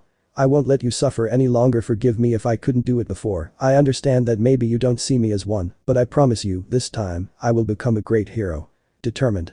For his part, Chisaki, despite having been hit, kept a serious face, although he seemed more irritated than anything else. Overhaul. Rubbing his cheek. How dirty. Come back here. Eri recovering. Are you saying I'll kill him? How many times do I have to say it? That's your job, you were born to destroy people. Eri? No. I don't. Mirio? No, don't listen to her. Overhaul. Didn't she listen to me? Kid, you don't understand, that girl's whims make me get my hands dirty, it's her actions that kill people. Staring at Eri, who had her head down, completely terrified. That girl is cursed. Mirio? Furious. Shut up. How can you say something like that about your own daughter? Overhaul. Oh yeah, about what I said the other day. Crouching. I lied, I don't have any daughter. And after saying this, the man showed the glove on his hand, something that made Mirio instantly alert, remembering what Night Eye had said in the past. Hisaki's gift is Overhaul, a quirk capable of destroying and restoring materials. Mirio could only watch as the floor beneath his feet began to be destroyed in a matter of seconds, barely giving him time to react, using his one for all and taking a great leap, dodging this attack. Mirio. Thinking. This guy. His quirk is faster than I thought. He destroyed and repaired everything instantly. Said and done, despite the great leap that Mirio had made, several spikes had come out of the floor, sticking into the body of the blonde, who using his quirk on his torso, managed to prevent both he and Eri from suffering damage. Mirio. Thinking. Even with my one for all I wasn't able to get far enough away. What's wrong with you? You were thinking of killing us both. Furious. Overhaul. Wow, for a hero you're pretty slow-witted.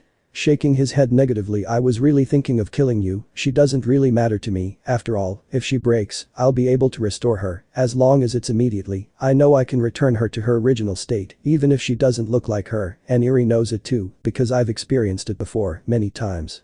This comment was able to disturb and annoy the blonde, who also couldn't do much more than dodge Overhaul's attacks, which were too fast, even for the quick reaction of the boy, who could be seen, had trouble dodging them, since the spikes appeared and disappeared randomly, too fast. Overhaul. You're probably thinking. I have to move fast, what if Eri gets hurt? Kid, I'm the only one who can heal her immediately. Seeing how Mirio landed, you have no escape, carrying Eri, you won't be able to use your permeability, and your high speed that one for all gives you, it would only scare and hurt Eri, you have to leave her in a safe place to be able to attack me by surprise, but unfortunately for you there is no safe place, and you know why. Mocking Mirio because I'm here.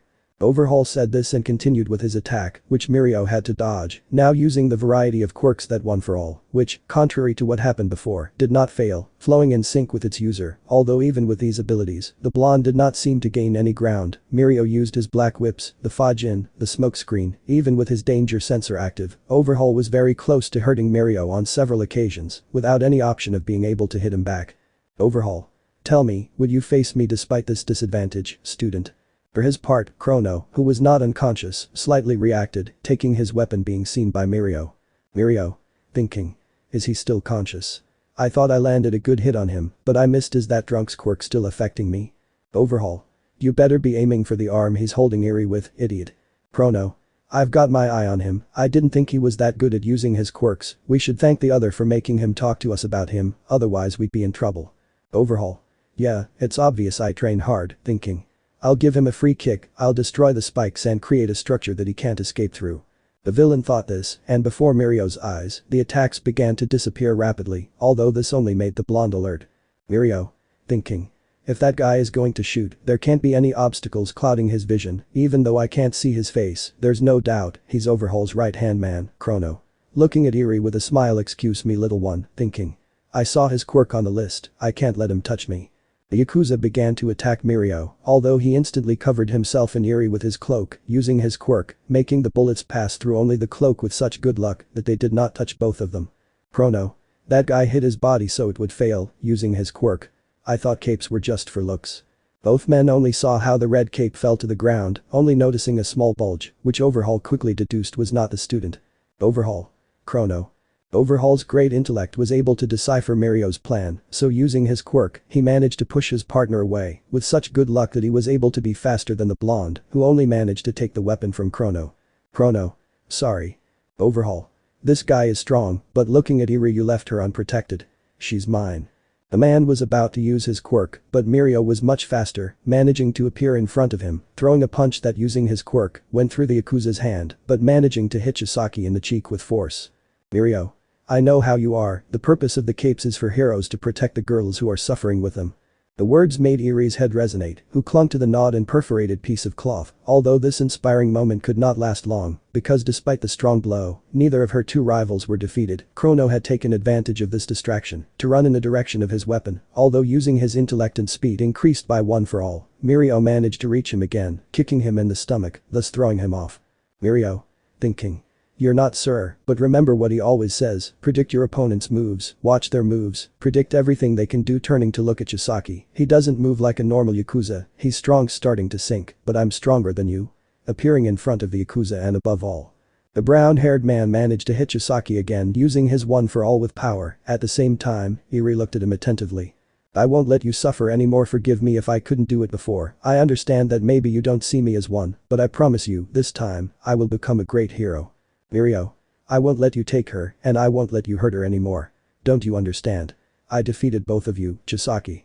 The blow had the necessary force to instantly knock someone out, but Overhaul's will was as strong as Mirio's, and the fact that the hero used his name only made him wake up instantly. Overhaul. No, don't say that name, I abandoned it a long time ago. Don't lose your humanity, Chisaki, no one will follow a heartless, soulless person.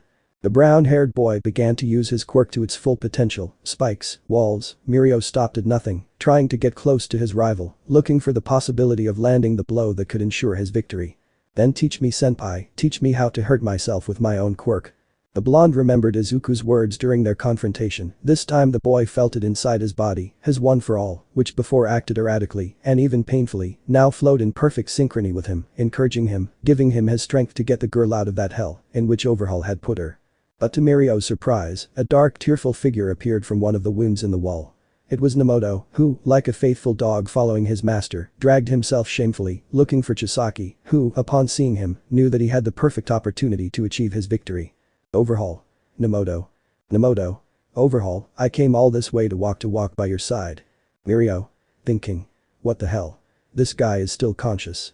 Nemoto. Master, give me a chance to guide your path, give me a chance to forge your legacy. Overhaul. Moving quickly in that case, take them and use them. The Yakuza boss threw a small metal box, which opened upon falling, revealing to have some red bullets, which the villain recognized instantly, taking out his revolver and loading it with the new ammunition. Mirio. No. The blonde didn't think much, he knew that if Overhaul had that box stored, it must be for a reason, the boy remembered the shot at Tamaki, so decided to stop him, he went towards him, this being Chisaki's first opportunity to be able to hit him. Overhaul. You won't achieve anything. Mirio. Shut up. Nemoto didn't take long to load his revolver, aiming towards the fight, although without being able to get a clear shot, since Mirio's speed and imperviousness didn't give him the opportunity to do anything. Nemoto. Thinking. No, stay still, these bullets are precious, I can't waste them on missed shots, I have to find a way to. I left Eri, but there's something you're wrong about. I didn't use her rescue as an excuse to feel better. If I'm here, it's because I can't let you guys keep experimenting on a girl like her. If I'm here, it's so she can get to know the world, because that's what heroes do. Save the people in front of them. Nemoto remembered this, so without hesitation, he changed target towards one that couldn't dodge the shot. Eri. Mirio. Realizing this in the distance, no, Eri, get out of the way. The blonde didn't hesitate any longer, using his one for all, Mirio headed towards the girl, although clearly, Overhaul wouldn't let this happen, so using his quirk, he tried to attack the blonde, who used his whips to rise, and mixing it with Nanashimura's float, he rushed towards the little white-haired girl, although again, he had to dodge consecutive attacks from Overhaul, which although they didn't slow him down, they did prevent him from seeing. But Chisaki used to his advantage to move Eri without hurting her, so Mirio knew he had an option to rescue the girl. The blonde returned to the ground, smashing Chisaki's obstacles with his bare fist, although also, using his permeability, the blonde sank into the ground, making Chisaki smile. Using his morals to his advantage, Chisaki had manipulated him. The Yakuza moved Eri in different directions, making it so that every time the blonde came to the surface, he had to sink again, to try to take the girl by surprise, without knowing that the brunette was guiding him to his end. One last move, Overhaul placed Eri in the center of the place, a death threat in front of her, terrified Eri wrapped her arms around herself, using the cape that Mirio had placed on her, but before this attack could take effect, the student who swore to be the girl's hero, came out of the ground, then pushed himself and carried the girl, and leaving the impact zone. Lemillion. Enough, Chisaki, you lost. Eri is safe. Holding the little girl tightly. Chisaki. Really? You're not the only one who can do tricks.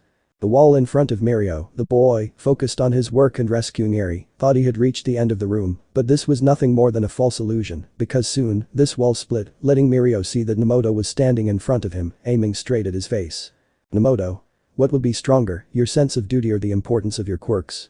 Insert Emmanuel Pateta's death of a hero and read on.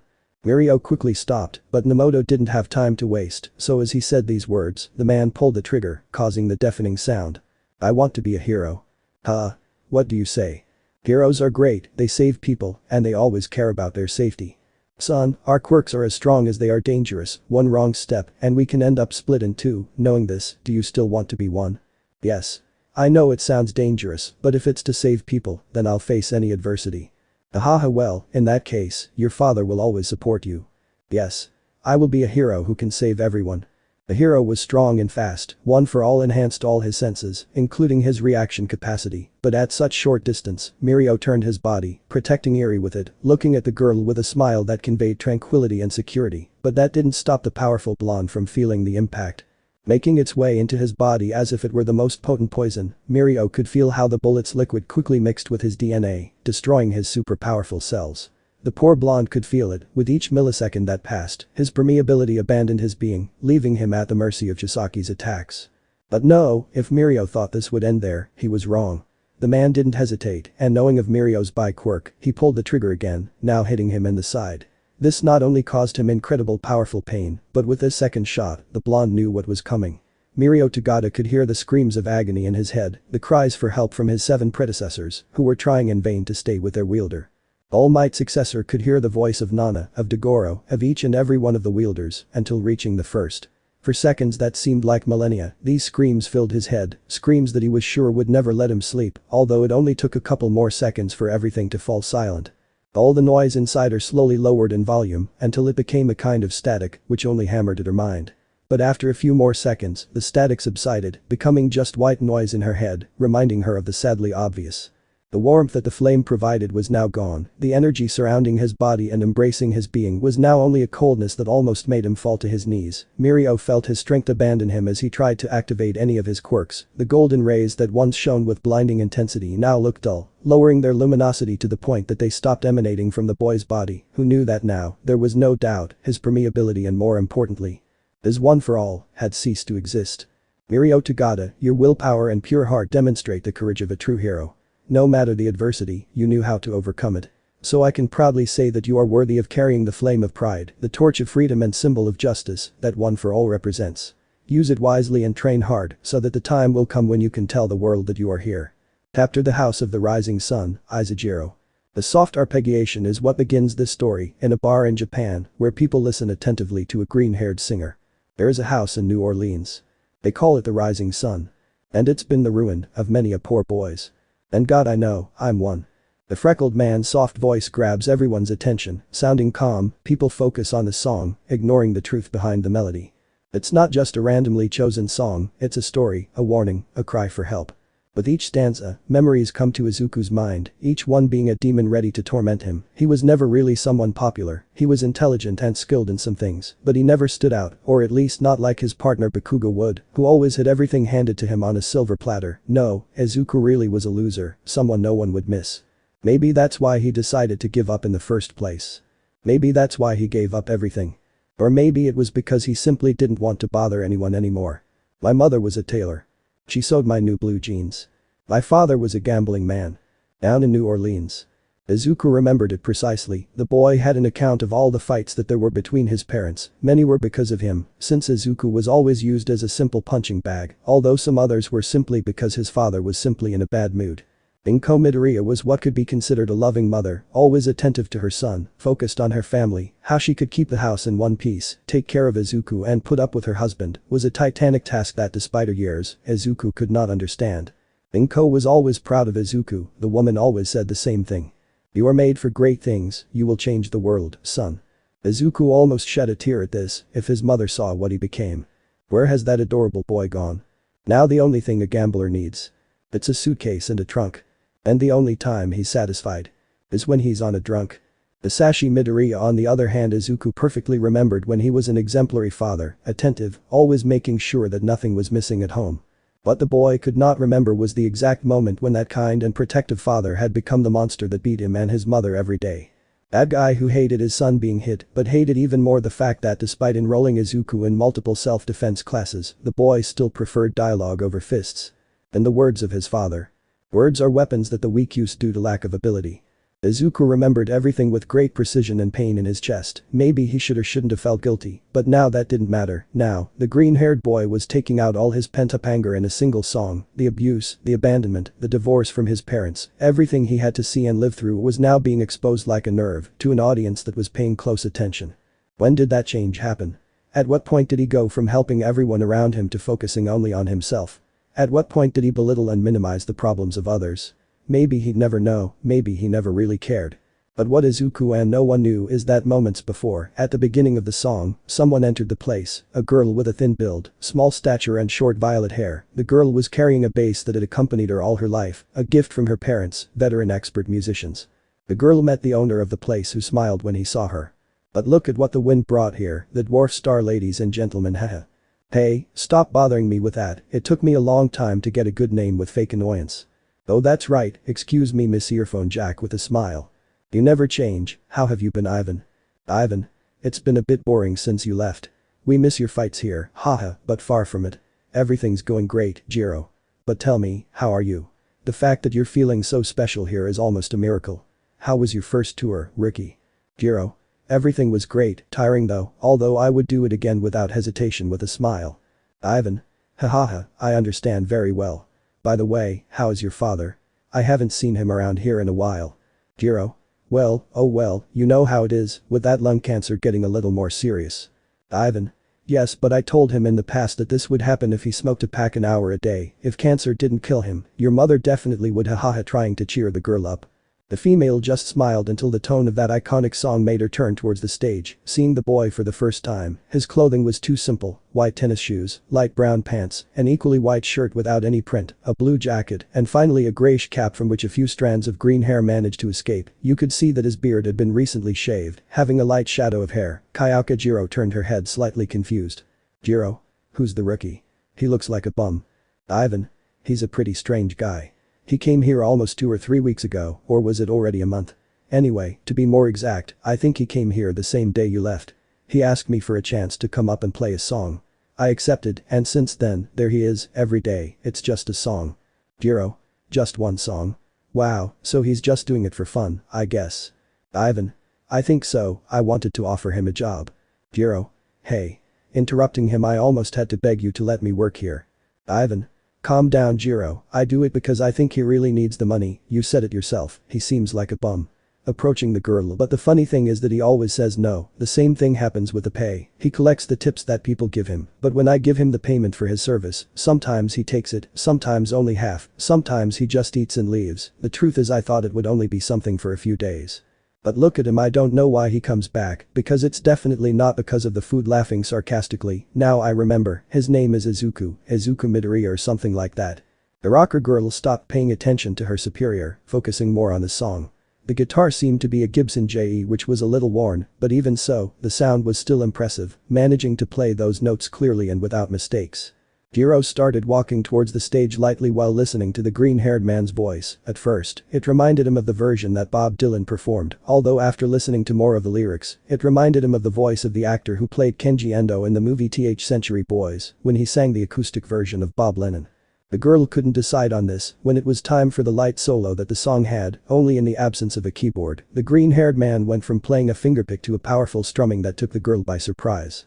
Jiro was now much more confused because before, it was obvious that the song was trying to sound identical to the theme of Eric Burdon and the Animals, but now, again, she couldn't decide because this little one only had the energy that only the Ventures would play. But there was something else, and the girl, daughter of musicians and a potential artist, guessed it at the moment, a past, something that the green-haired man in front of her was saying indirectly, hidden in his song. Jiro?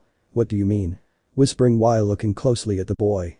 The solo ended and at that moment, the classic riff returned, now slower, and with an almost imperceptible touch of melancholy and sadness.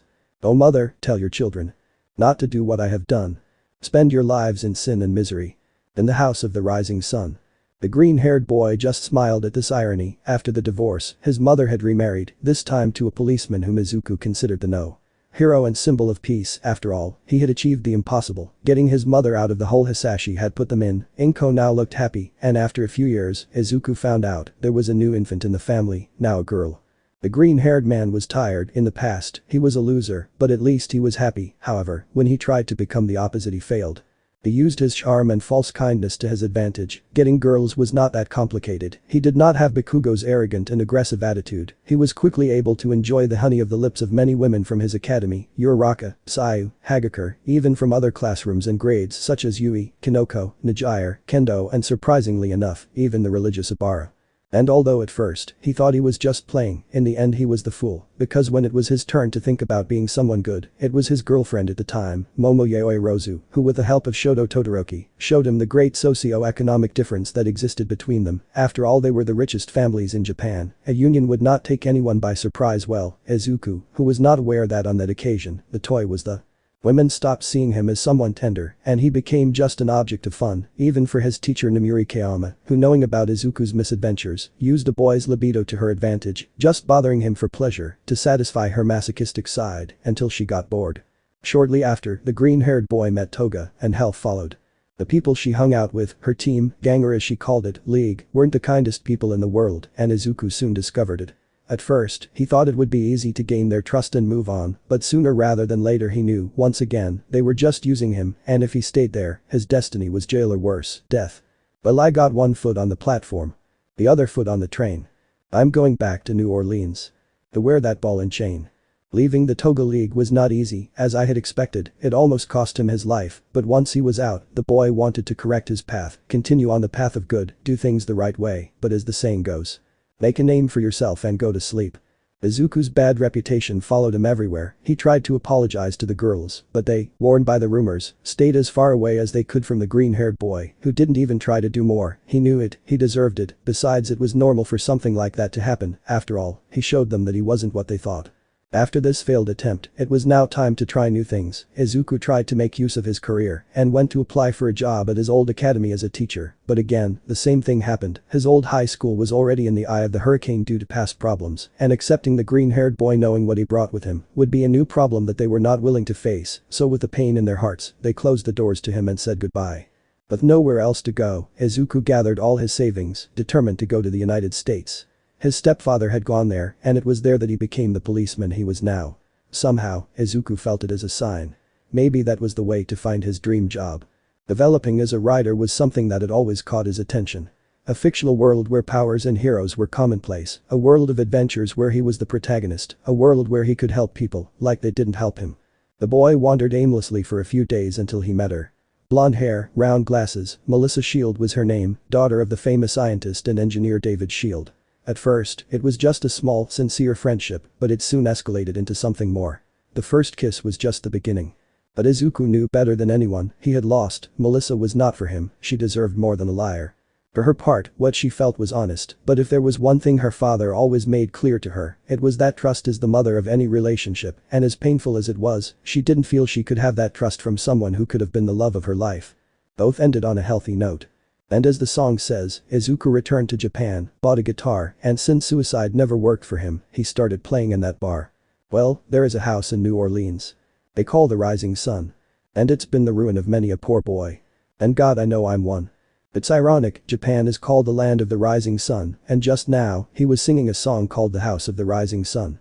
No one had to tell him, he had lost everything. He tried to take his own life several times, but somehow he remained in that world. It seemed that not even death wanted him, or worse yet, his life. It would be his punishment and death would be to give him rest, and no one, both above and below, was willing to give it to him.